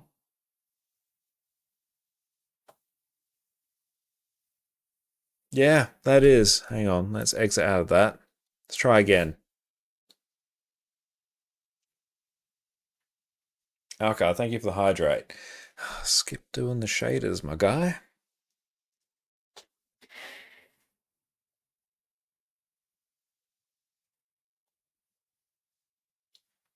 Don't know. I didn't know Lucha Store. Okay, last time Guild Wars 2 ran, it detected a problem with its in-game data. We recommend you let the game verify and repair its data. Would you like to do this? I mean, not now. I know that's literally going to take ages. That's actually probably... You know what? There could actually be a situation because I first installed Guild Wars 2 on Lutris, and then I messed around with things and balked the installation, which I shouldn't have done. Then I installed it via Steam. Then, what I did, I decided to try and download it again via Lutris. Then what I did was I copied the DAT file over from Steam, dumped it in Lutris, and basically just picked that up. So there's a potential of what I've done is somehow gotten some issues in the Steam version of the DAT file, and then I copied that over to the Lutris version. That would make sense. That would maybe explain why I'm getting somewhat coherent issues across both of them. Let's just tell it to go again.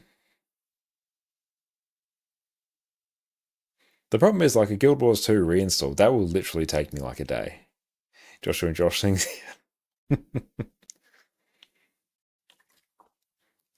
That's right, we're back in, I think. Yes.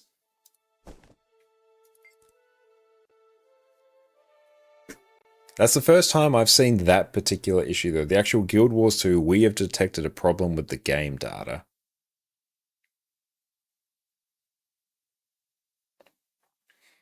You've not reinstalled Guild Wars 2 since 2012. Same installation ever since. Oh, as someone who has done it quite a bit lately. Oh, we're doing the thing. Did I actually get credit for that? I did. Because I have done like fresh installs of Windows and like Linux, I've installed Guild Wars 2 like a lot lately, and it's a 70 gig file, which a 70 gig file in and of itself isn't a lot in this day and age. It is when parts of it download at 2 kilobits per second. Any advice for getting research notes? Yeah, check out the site fastfarming.eu. They will have a section of their cost per research note. Look at that and pick a recipe that you think is reasonable for the time invested, and then just craft literally thousands of them.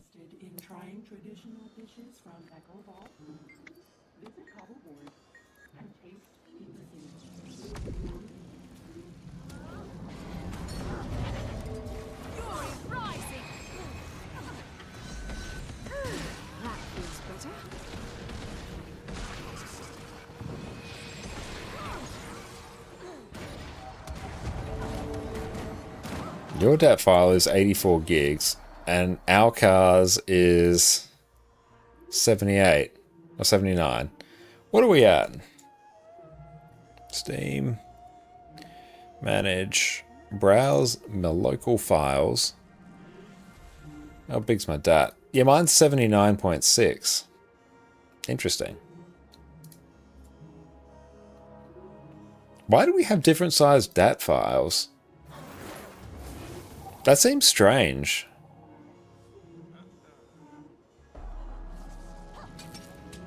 It can be wildly different since they never delete things. Okay. Everyone's got their own literal unique DAT file. Okay, well that probably means I've somehow corrupted...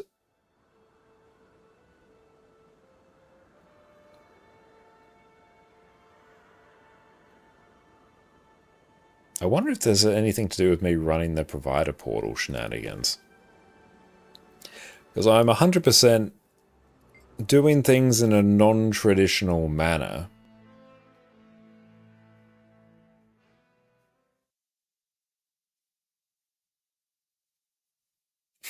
Very precise. I love it.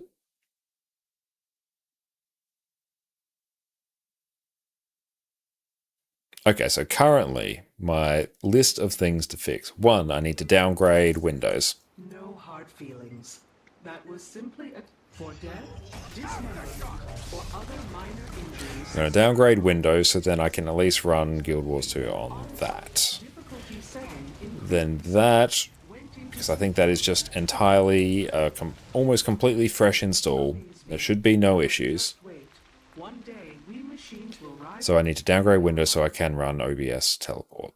And then, my next step, my pièce de la résistance, is going to be doing a full reinstall of Guild Wars 2 on Linux. Just full, wipe it, send it to the pits of despair, and then we are going to come back with a fresh install. But I can't do that between now and literally my next stream. It will take longer than now and when I'm going to stream next. So we can't do that, but I can downgrade Windows in a, not downgrade, uninstall and update. It's not downgrading, it's actually improving, it's fixing. I can fix that in the time that it will take. I don't know, for me to hold a coherent thought.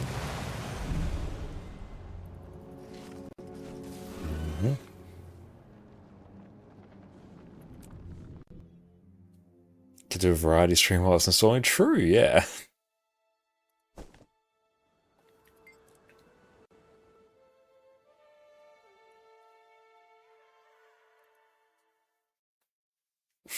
Education would be like just streaming the building of the PC.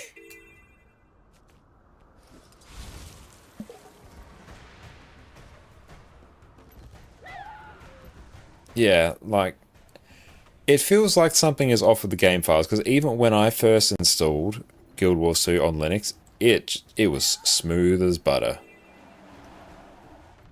And yeah, I myself noticed, and a lot of other people noticed that, yep, things are actually smoother than what they were on Windows. By quite a significant margin, and now that's very much not the case. Get new Josh in October. Yeah, you're getting married, Josh, in October. New installs of everything. Oh, completely fresh. Completely fresh setup. It's our equivalent of spring cleaning, actually.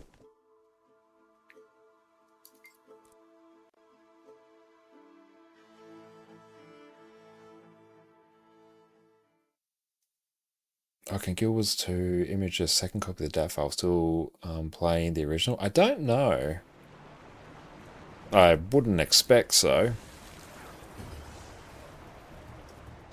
Oh. That's valuable. No, we'll just eat the bad FPS. It's fine. It's okay. It's okay, PC. Like, one day you'll be able to rest.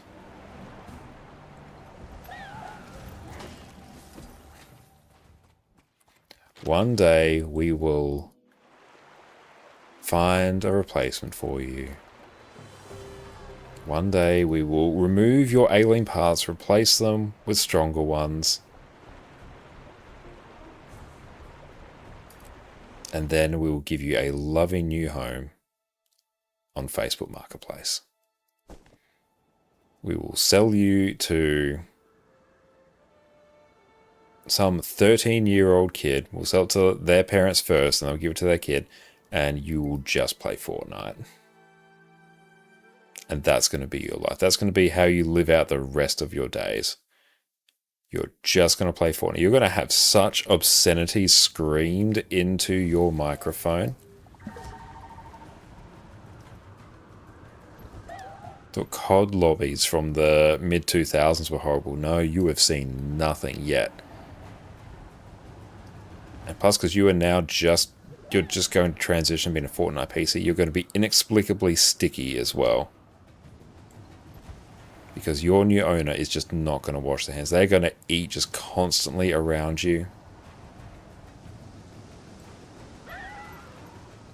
The power button's going to get stuck because the nuggy residue is just going to build up there.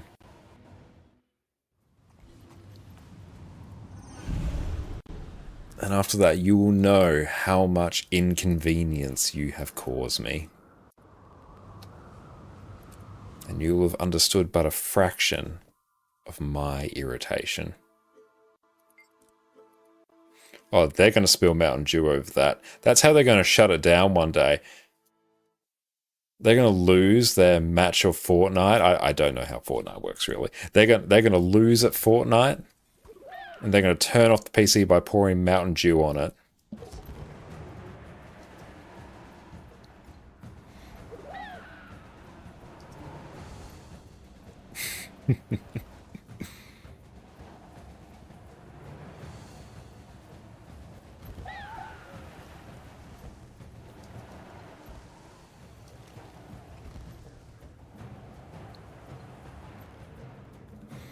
And then, just for the meme, I will install Fortnite. And I will find the lobby in which you are playing. And I will zoom around on our new upgraded spec with all the FPS are capped at 144 FPS while you're soaked in Mountain Dew, sticky. You've got a cat chewing on the power cable, just waiting, like the cat's just waiting to shuffle off this mortal coil. It's working its way through that power supply cable. And then you will know that your work is done.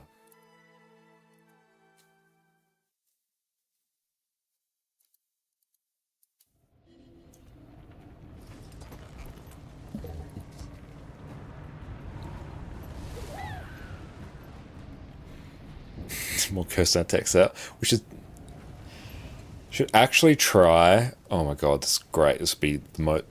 We can go even more cursed. We can tee up like every. Oh no. Different error. It's fine. Just ignore it. Ah. We could effectively, you know, when you really want a cable to go somewhere, don't have an extension cable, but you just so happen to have like 5 power boards, you invariably end up daisy chaining them. We could do that, but use OBS teleport to keep just ping-ponging the stream from one to another. So we could go from my PC to my gaming laptop. Very old one. You could go to the $60 PC in the living room. You go to Jess's PC. Go to the MacBook. Go to Jess's MacBook. Go to a VM in the server. Go to another VM in the server. And then we'll stream.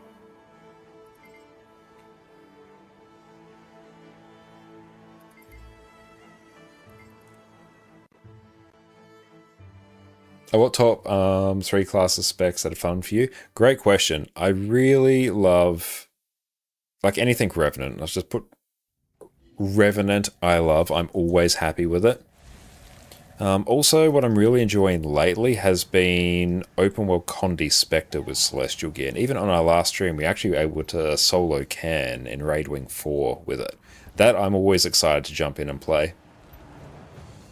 Have you tried having a normal dual PC streaming setup? That's actually the one thing I haven't tried. Like, just using a capture card. And, yeah, just doing the thing. Just, yeah, having the stream PC, the game PC. No, I have not tried that yet. Would that be a good idea? Probably. But also just at the various stages of, you know, Jess and I being in it, that hasn't been practical.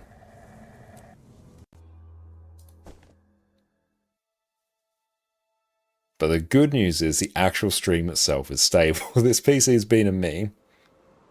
Nothing like UK aerials.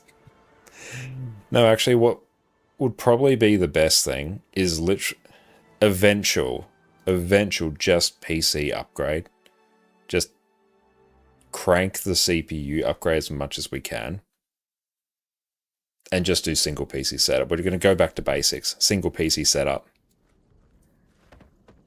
But not before we take a side quest to the quad PC setup. Could introduce so many points of failure. It's going to be impossible to diagnose.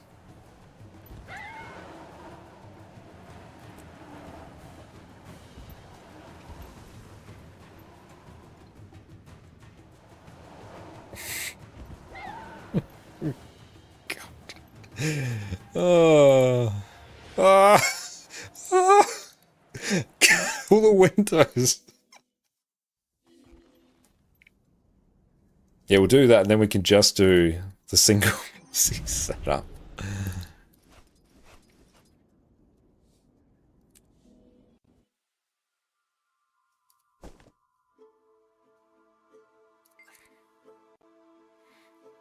And circling back to the very long-winded joke about selling our PC to be a Fortnite PC, I can speak from first-hand experience because that's literally what I did to my last PC. And Cam, thank you so much for the follow. Old PC I built back in 2014. And once we built this one in 2021, of course, we didn't need that one anymore. So after a while, after we stopped using that as a home theater PC because it was way too big and way too loud, sold it on Facebook Marketplace, and the guy who I sold it to, he got it like explicitly because he's like, oh, my son wants to play Fortnite. Does this play Fortnite? I'm like, it probably plays Fortnite. So I installed Fortnite on that and went, here's the FPS in Fortnite. Yep, it does indeed play Fortnite. I think it may have been like 60 FPS in Fortnite. So I don't know. I cannot remember, but I installed Fortnite on it, and he was happy with it. And I sold it. So yeah, the last PC, it went to a Fortnite home.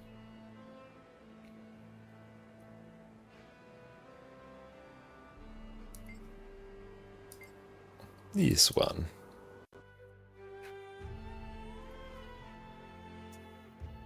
Yeah, that's exactly it. Yeah, or by OBS pause instead of capture cards. Yeah, but we're going to go from teleport to NDI, from teleport to NDI, and then we're going to circle back to another instance, a portable instance of OBS, and start the chain again. There is no limit to how cursed I can make it. Oh, that would actually be a phenomenal YouTube video, the most cursed OBS setup. And then we'll send it to Restream.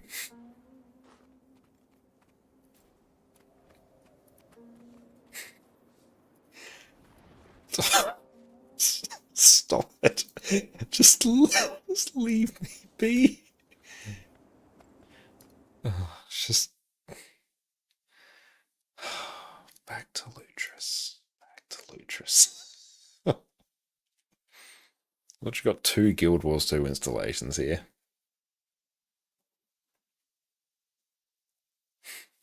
Oh, but also on each PC, I'll have Guild Wars 2 installed on that, so when one PC fails, I skip along the chain. So instead of being like PC 8 or PC instance, OBS instance 8, I then just move up to 7, and we keep just we work our way back up to single Streaming PC. It's going to be a journey. Export everything live to another PC that has a hard drive over 80% capacity. Oh, and a mechanical hard drive. Oh, hang on. Another instance of PC string equals to 1-2. Oh, and it's going to be like -1, -2, -3, -final, -for real this time. Yeah, we've got to do the uni naming nomenclature. Got a 5-minute wait time. Another curse thing I did. A couple of years ago, I got my dad's old HP ProBook. It's like a 2012 laptop, and yeah, final version 3 for real now, _latest. Yep, I've totally done that.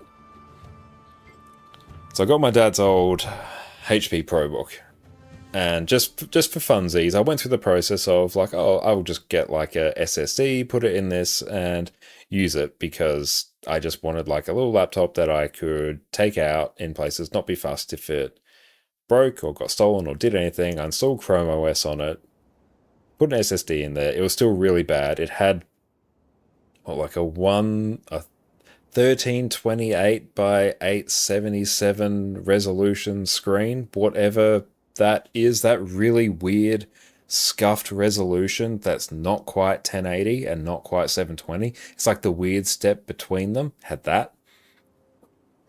And out of that, there was the original mechanical hard drive. Me being the wise and all-knowing tech guru, I pressed I and my character's moving forward. That's not the button that does that. Oh, he's going on a journey now, as we are.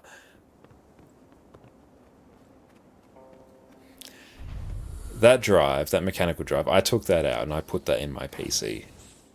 And that was actually the place where I was recording a lot of our old streams to. I would record them to that. Don't know where he's going. We were recording to that and then exporting them out to the server because I didn't want to saturate the network anymore. So I took, at that time, probably would have been like, 2-year-old gaming PC, streaming PC. And we put at the time, a 12-year-old mechanical drive in there, and we were actually using it. We were doing our part to prevent e-waste.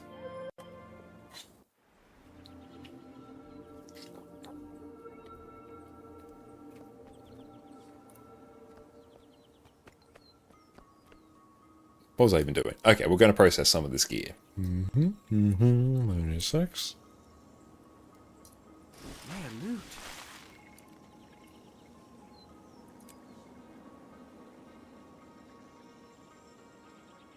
There we go.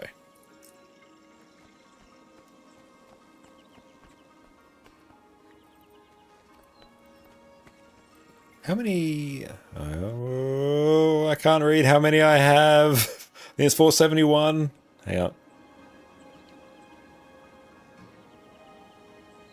487. I have 487. And to this day, it still runs silently, unknowingly. Even though I don't know that it still does, but it runs yet. The thing is, I'm not even done. That drive, that still works. That's in a sort of external, 2.5-inch mechanical drive enclosure. It functions as an external drive if I ever really need to back something up. If something's really broken, no. That doesn't even take the cake for the most cursed thing. I've mentioned this before on stream, but for those who don't know, you're a tech hoarder as well. I do declutter it occasionally. A year ago, I decluttered my cable box. And I donated basically a bag of like cables and sort of taken it granted I promptly built up another stash of it, but I did it. I took those components down to the thrift store and went, here you go. Even. I didn't even know what a good chunk of it did, but I'm like, yep, got to get rid of it. So we have declared cables which was a blasphemy. I still have the original motherboard box for this with like all the various components and like power supply, spare screws, all that.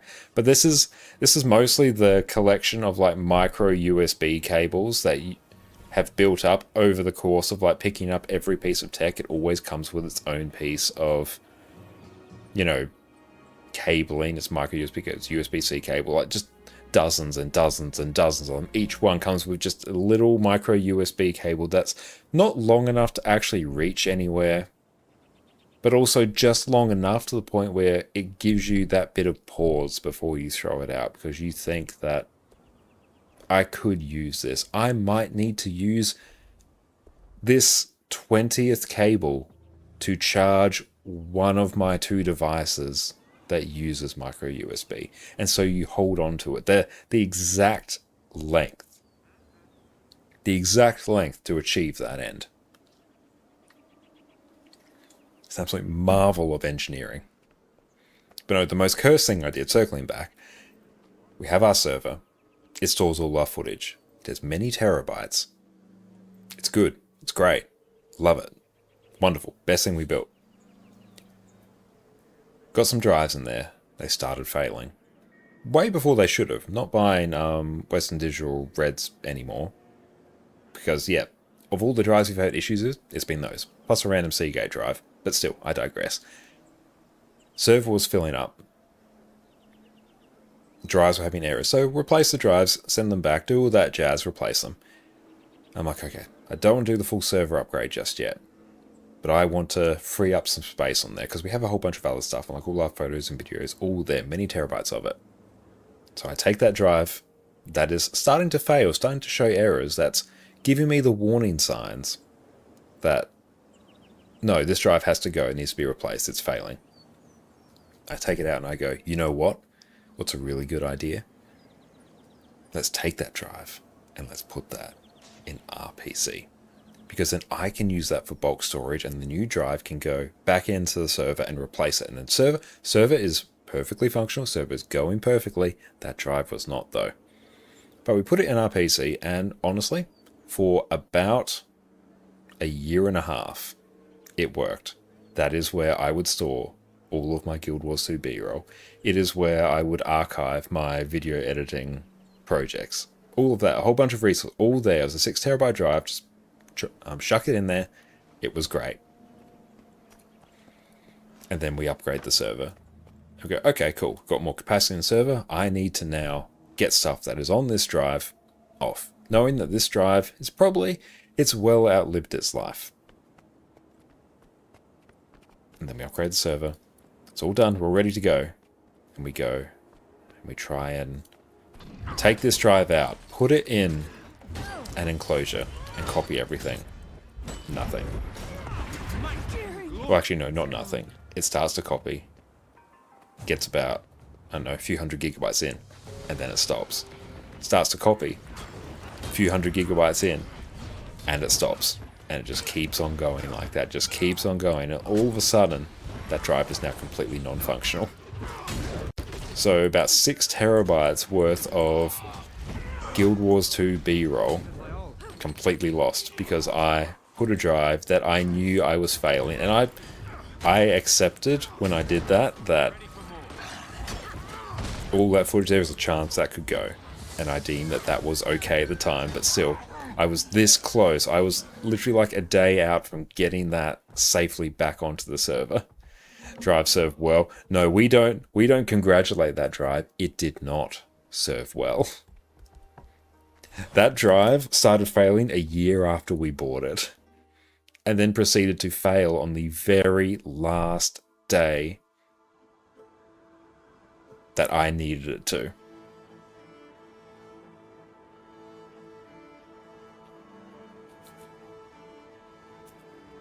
You don't upload a stream back up to YouTube unlisted? It's not so much the streams I was worried about, but yeah, like we stream to YouTube as well, so stuff goes there as well. But yeah, this was like all, like, whenever I'm playing Guild Wars 2, quite often I'll be like recording my display at certain points if I want to get B-roll for a particular, fight, because I'll use that for various video guides and stuff like that. all of that. So I'll go do a raid clear, I will get B-roll of each individual boss, and then I'll file it away, I'll label it and have it sitting there, so then when I want to do a Condi Spectre guide, I just grab everything Condi Spectre, drag it in and go, cool, I'm going to work from that now.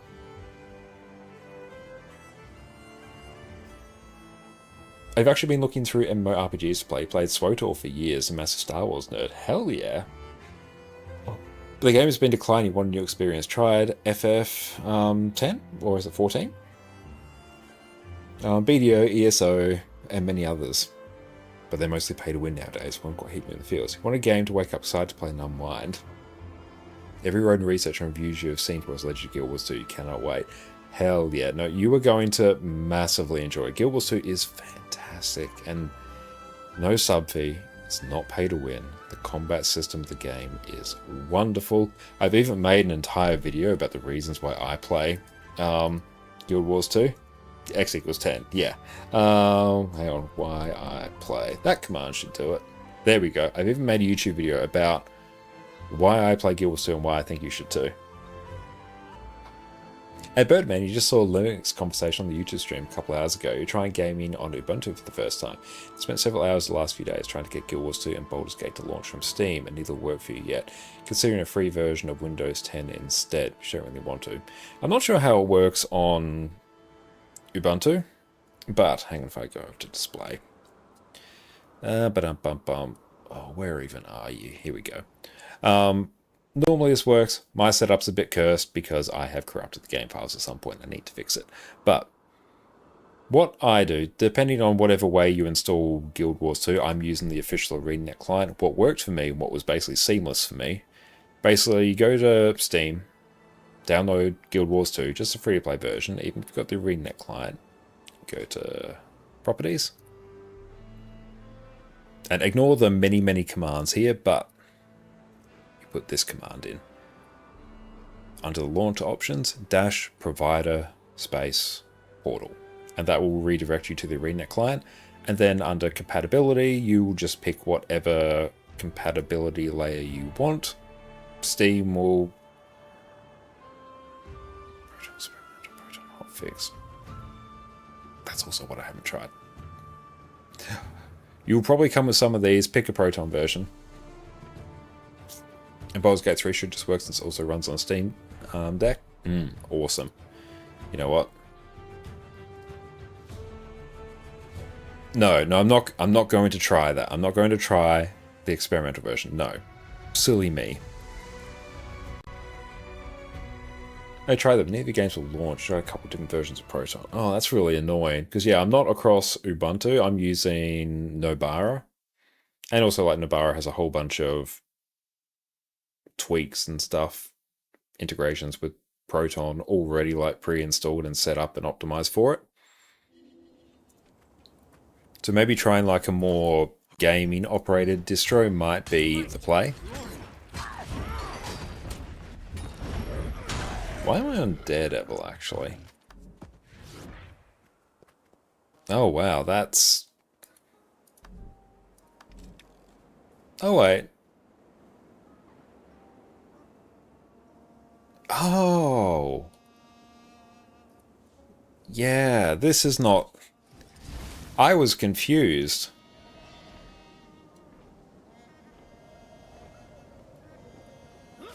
This character has the exact same look as another character. It's also a thief, but it's a different thief. The thief that's actually parked at this spot.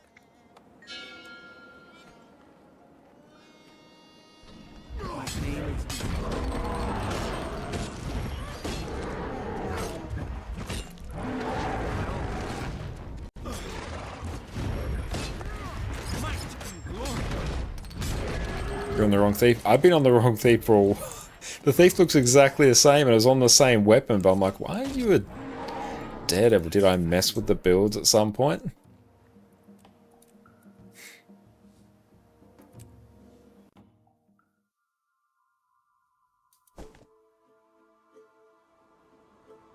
I think. Wait. Do we do this one? Crystal Oasis. We did that, did that, did that, did that. This is it. It's actually almost 11 hours. This is the thief I meant to be on. That's the thief I was on. You can see my dilemma. And the funny thing is, I just clicked randomize dies between these, and this is what we've landed on. Thank you for the follow. I properly bamboozled myself. There we go, that's actually the one. What do you like about Red the most, you would say? Overall, like, I love the general aesthetic of it. I like how relatively simple it is to play, how durable it is. I like how flexible it is. I like the fact you can just swap out your legends to get access to 2 skill bars. I like the fact that it has amazing open world builds as well. So very flexible across all areas of the game. And I really just like, it's very personal, but I like how the skills feel to use. I like how Citadel Bombardment feels. I like how Ice Razor's Ire feels. I like how Spear and Shortbow feel. Is that aside from Valorant cosplay? I don't know. I don't play Valorant. This is getting worse.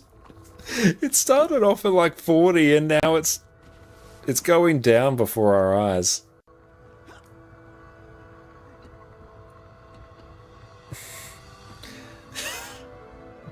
Literally over the course of the stream, we've watched it go down.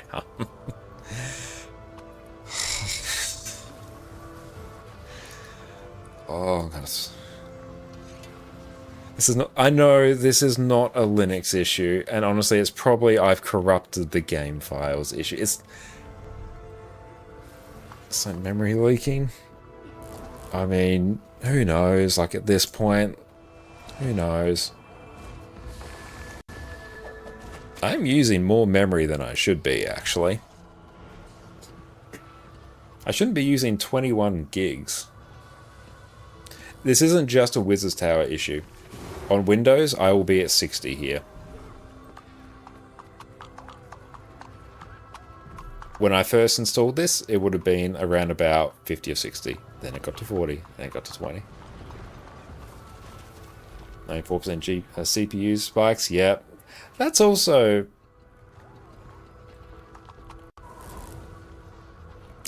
different.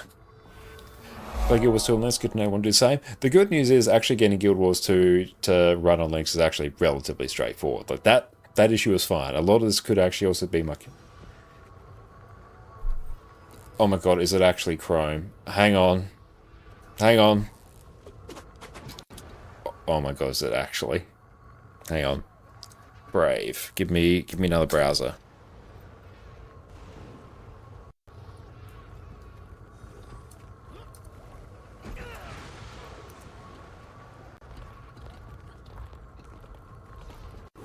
Hang on. Could this be it? Create a dashboard. I literally, guys, need this to work. Hang on. Go over here, and then I will also grab YouTube Studio, so then I can do the YouTube side. Let's grab that. Oh no, I don't want to upgrade my layout. Leave me be. Also for standalone client? Yeah. Download it through Steam. Just the free-to-play version. And go into the settings, under launch options. Type --provider portal. And it will redirect you to the ArenaNet one. Okay, so we got that.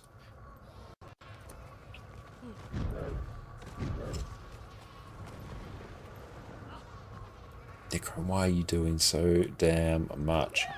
I know why. Because you're Chrome.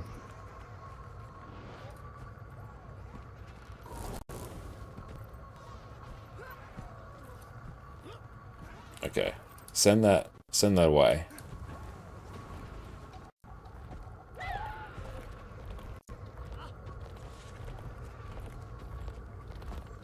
How'd you get your Arc DPS display that nice formatting? If you check out my YouTube channel, I've got a guide on how to install and configure Arc DPS. I've just got a custom font. The only reason I was on Chrome is because it actually seemed to gel well with the window snapping I liked. Okay, hang on, so that's gone. Actually, no, what am I doing? I'm literally just nuke all Chrome things from orbit. I feel furious. Oh, there we go.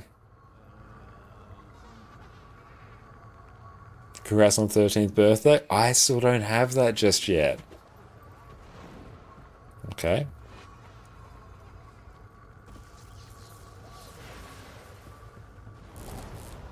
Is that actually Chrome?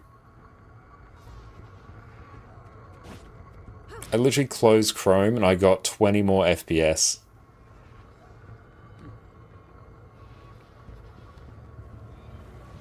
Like, that's still a bit low, but that's not monstrous. That's not insane.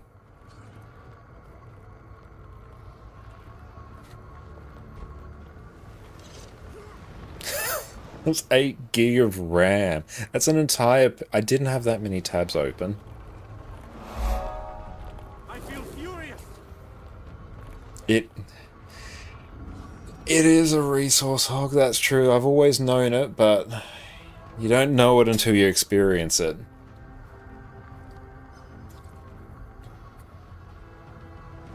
That's a lot of...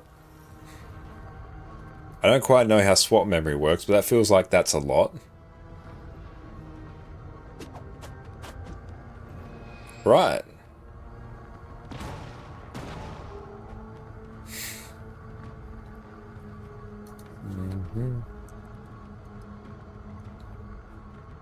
I'm on disable swap. I couldn't find the section for how to do that. Hey PL, what's up? It's great to see you.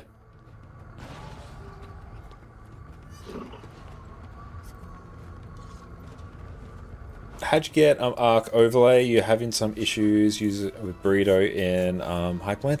Arc is just done entirely through Nexus and...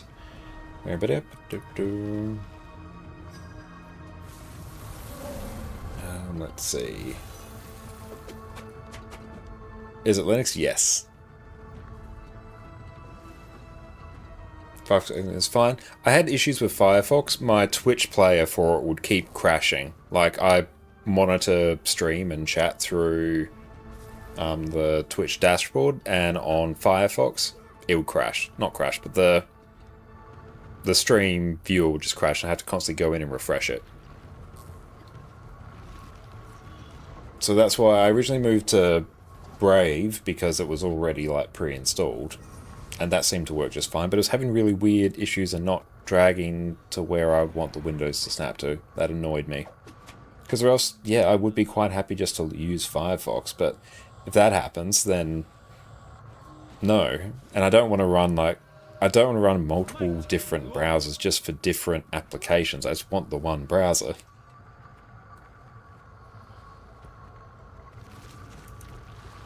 And tech support.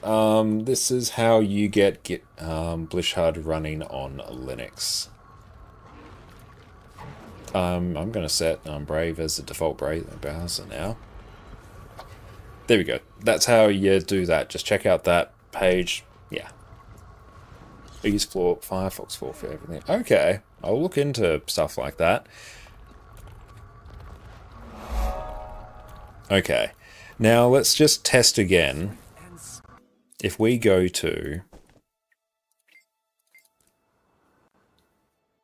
here, Griffin Adventure. Griffin Adventure will tell me if things are working well. Okay.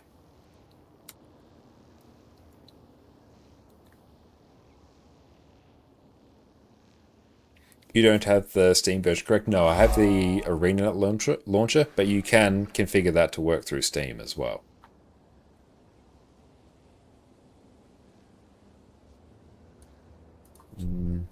Linux, Nobara, how to disable swap.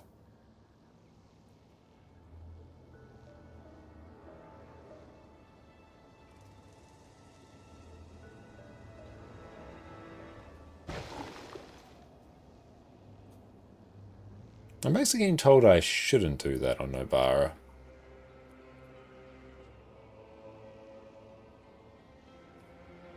Oh, thank you for that.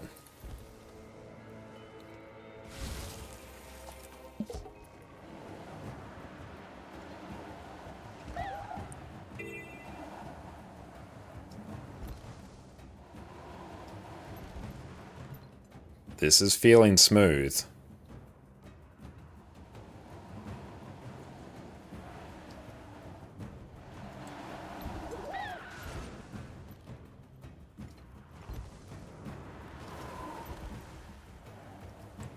Oh no.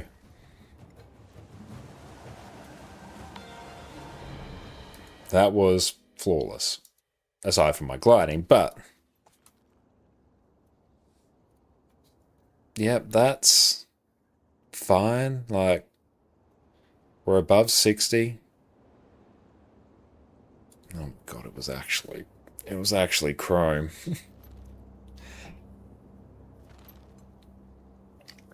God damn, that's enough. It's great. I'm glad. I'm really glad that that is resolved. I still probably need to fix my game files.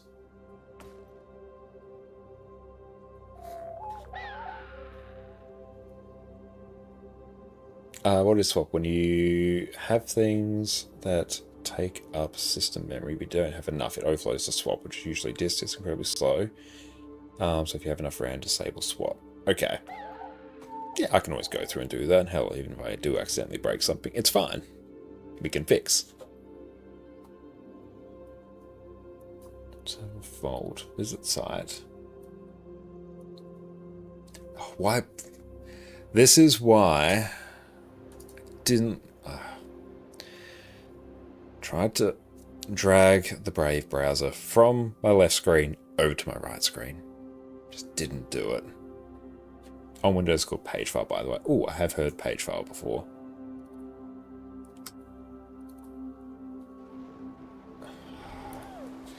Brave, hang on. Linux, Brave, browser window, not going to top. Not going to top or not? Not being focused after dragging.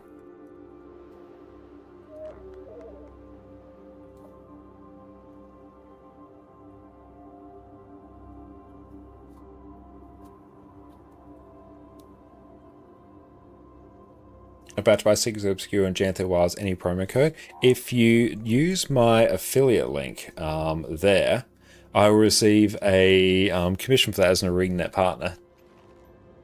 There's no promo codes, but there's promo links there. Yeah, exclamation mark Guild Wars 2 or exclamation mark partner. They both work.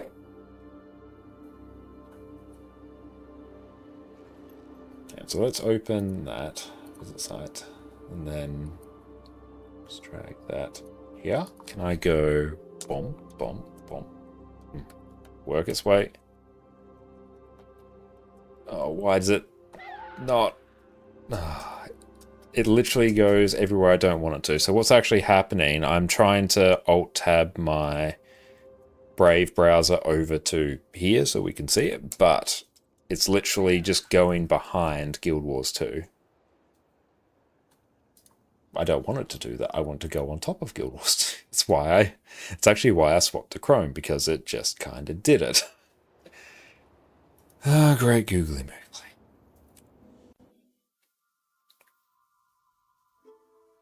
Only played no idea what you're doing. Well, welcome to Guild Wars 2. Been creating deleting characters for the past 2 weeks trying to figure out what you want.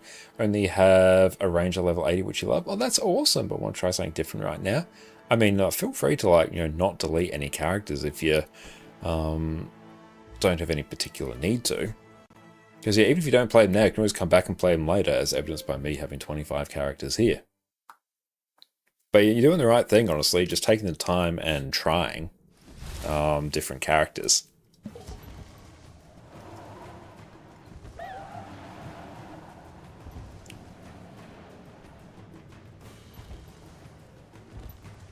Oh my god, that's so much better.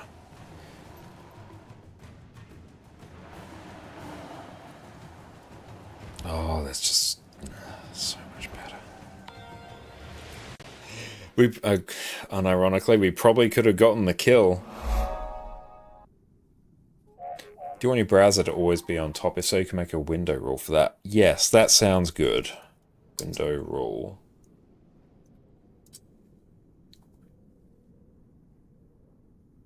Window rules, okay. Window behavior.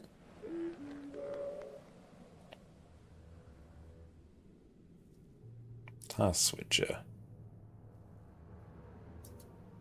Alex, thank you so much for the sub, mate. I appreciate that. So playing Ranger now to get some quality of life, like flying mounts and glides and all that. Nice. Actually, now that you wrote it, it does seem like a smart choice. Yeah, no, that seems like totally fine. Window rules. Add new.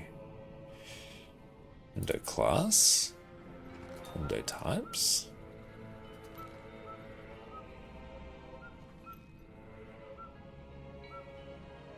I'll deal with that later. I'm not going to do that right. Just gotta go away. I'm not going to do that right now.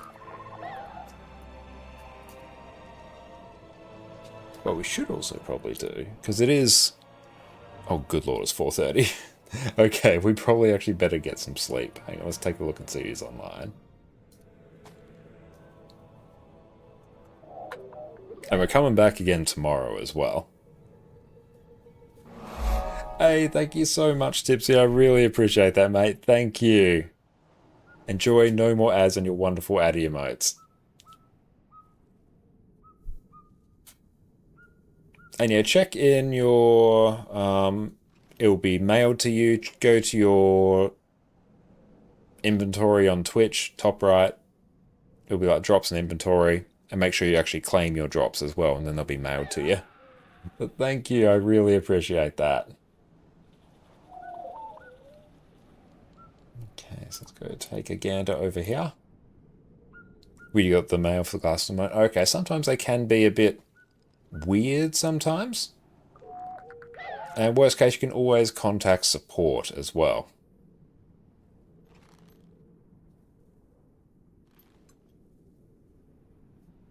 But thank you all so much for support. I really appreciate it. And if you don't get it soon, contact support.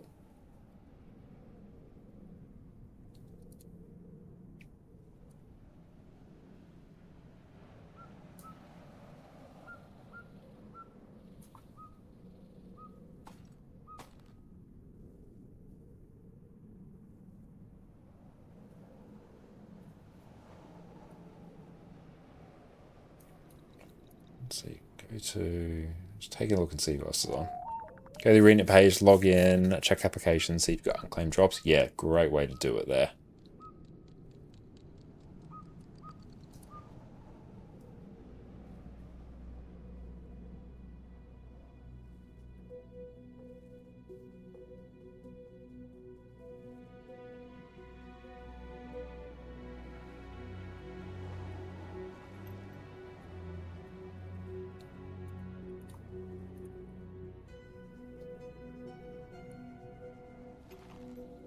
Let's go and tee up a raid. We're going to head out to Stethoscope today, who is also playing some Guild Wars 2.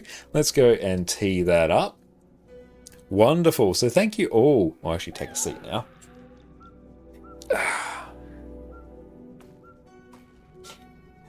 Accessory browser, right click on the icon. More always on top. Okay.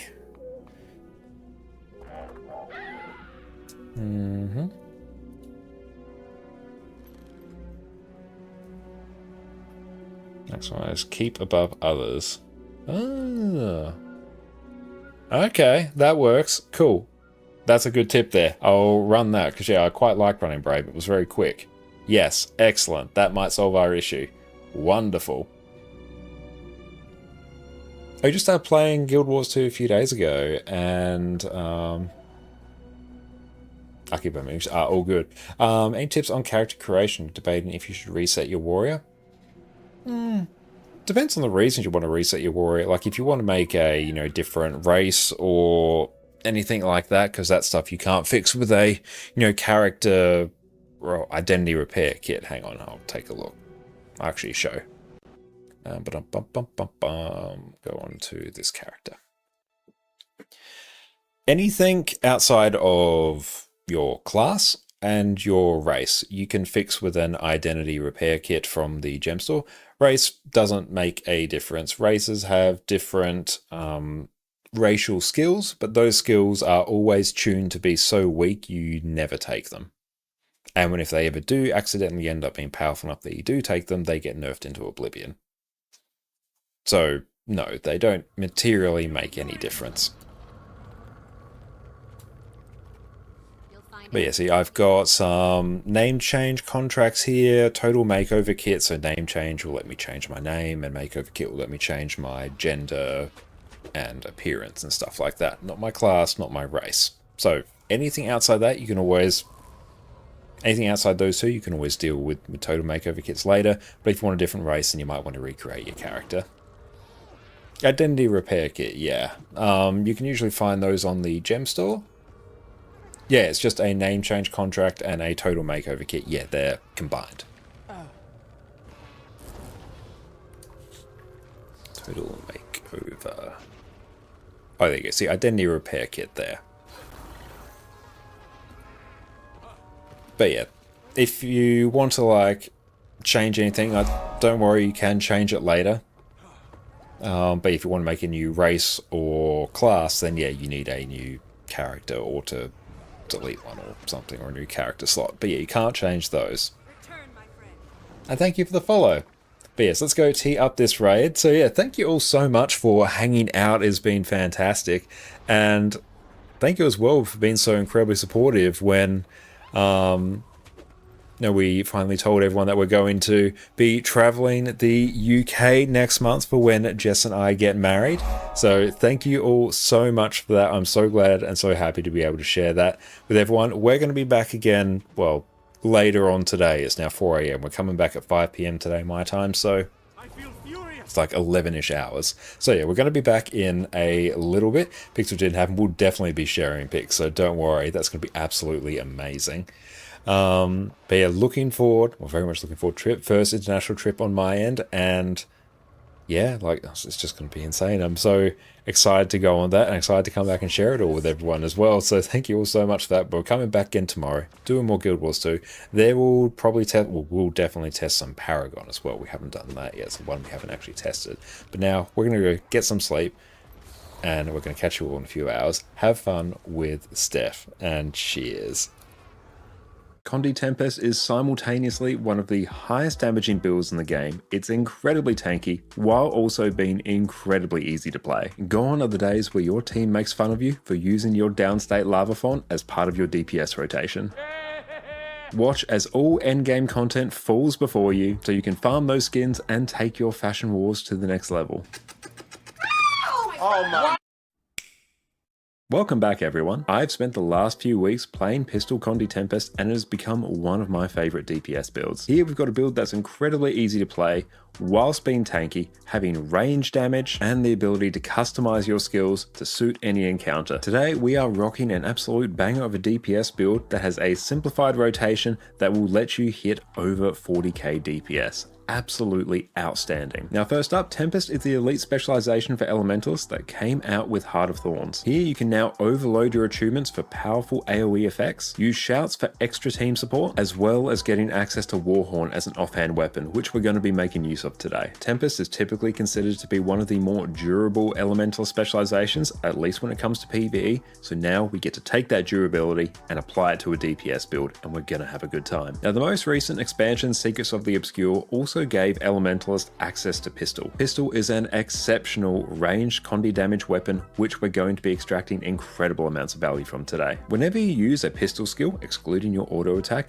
you will either generate or consume an elemental bullet, depending on whether you have one stocked already. If you take a look at your skill tooltips, you'll notice your skills have additional effects depending on whether you have an elemental bullet stocked. With this, you get to choose whether you want extra damage or defense or utility from your skills. Given we're rocking an absolute pumper of a DPS build though, we'll typically be going for the offensive option every time. This means the order in which you use your skills is very important, which we're going to be covering when we touch on our rotation later. With the new pistol, there is also a new skill called Elemental Explosion. If you have all 4 bullets stocked, you can use them all at once to inflict a ton of extra conditions, as well as granting you an aura based on which attunement you find yourself in. With our simplified build today, we won't really be making use of this skill, but the option is there if you want to try and flex your DPS muscles that little bit more. This does change how you need to manage your elemental bullets, so just keep that in mind. Now for our gear, we're going to be rocking a Viper's gear in every slot, with Rune of the Trapper for the extra condition damage and duration. On our pistol and Warhorn, we're going to be rocking gain Sigil of Bursting for the extra condition damage, as well as Sigil of Malice for the extra condition duration. Tempest inherently doesn't easily cap out on condition duration, and even with full Viper's gear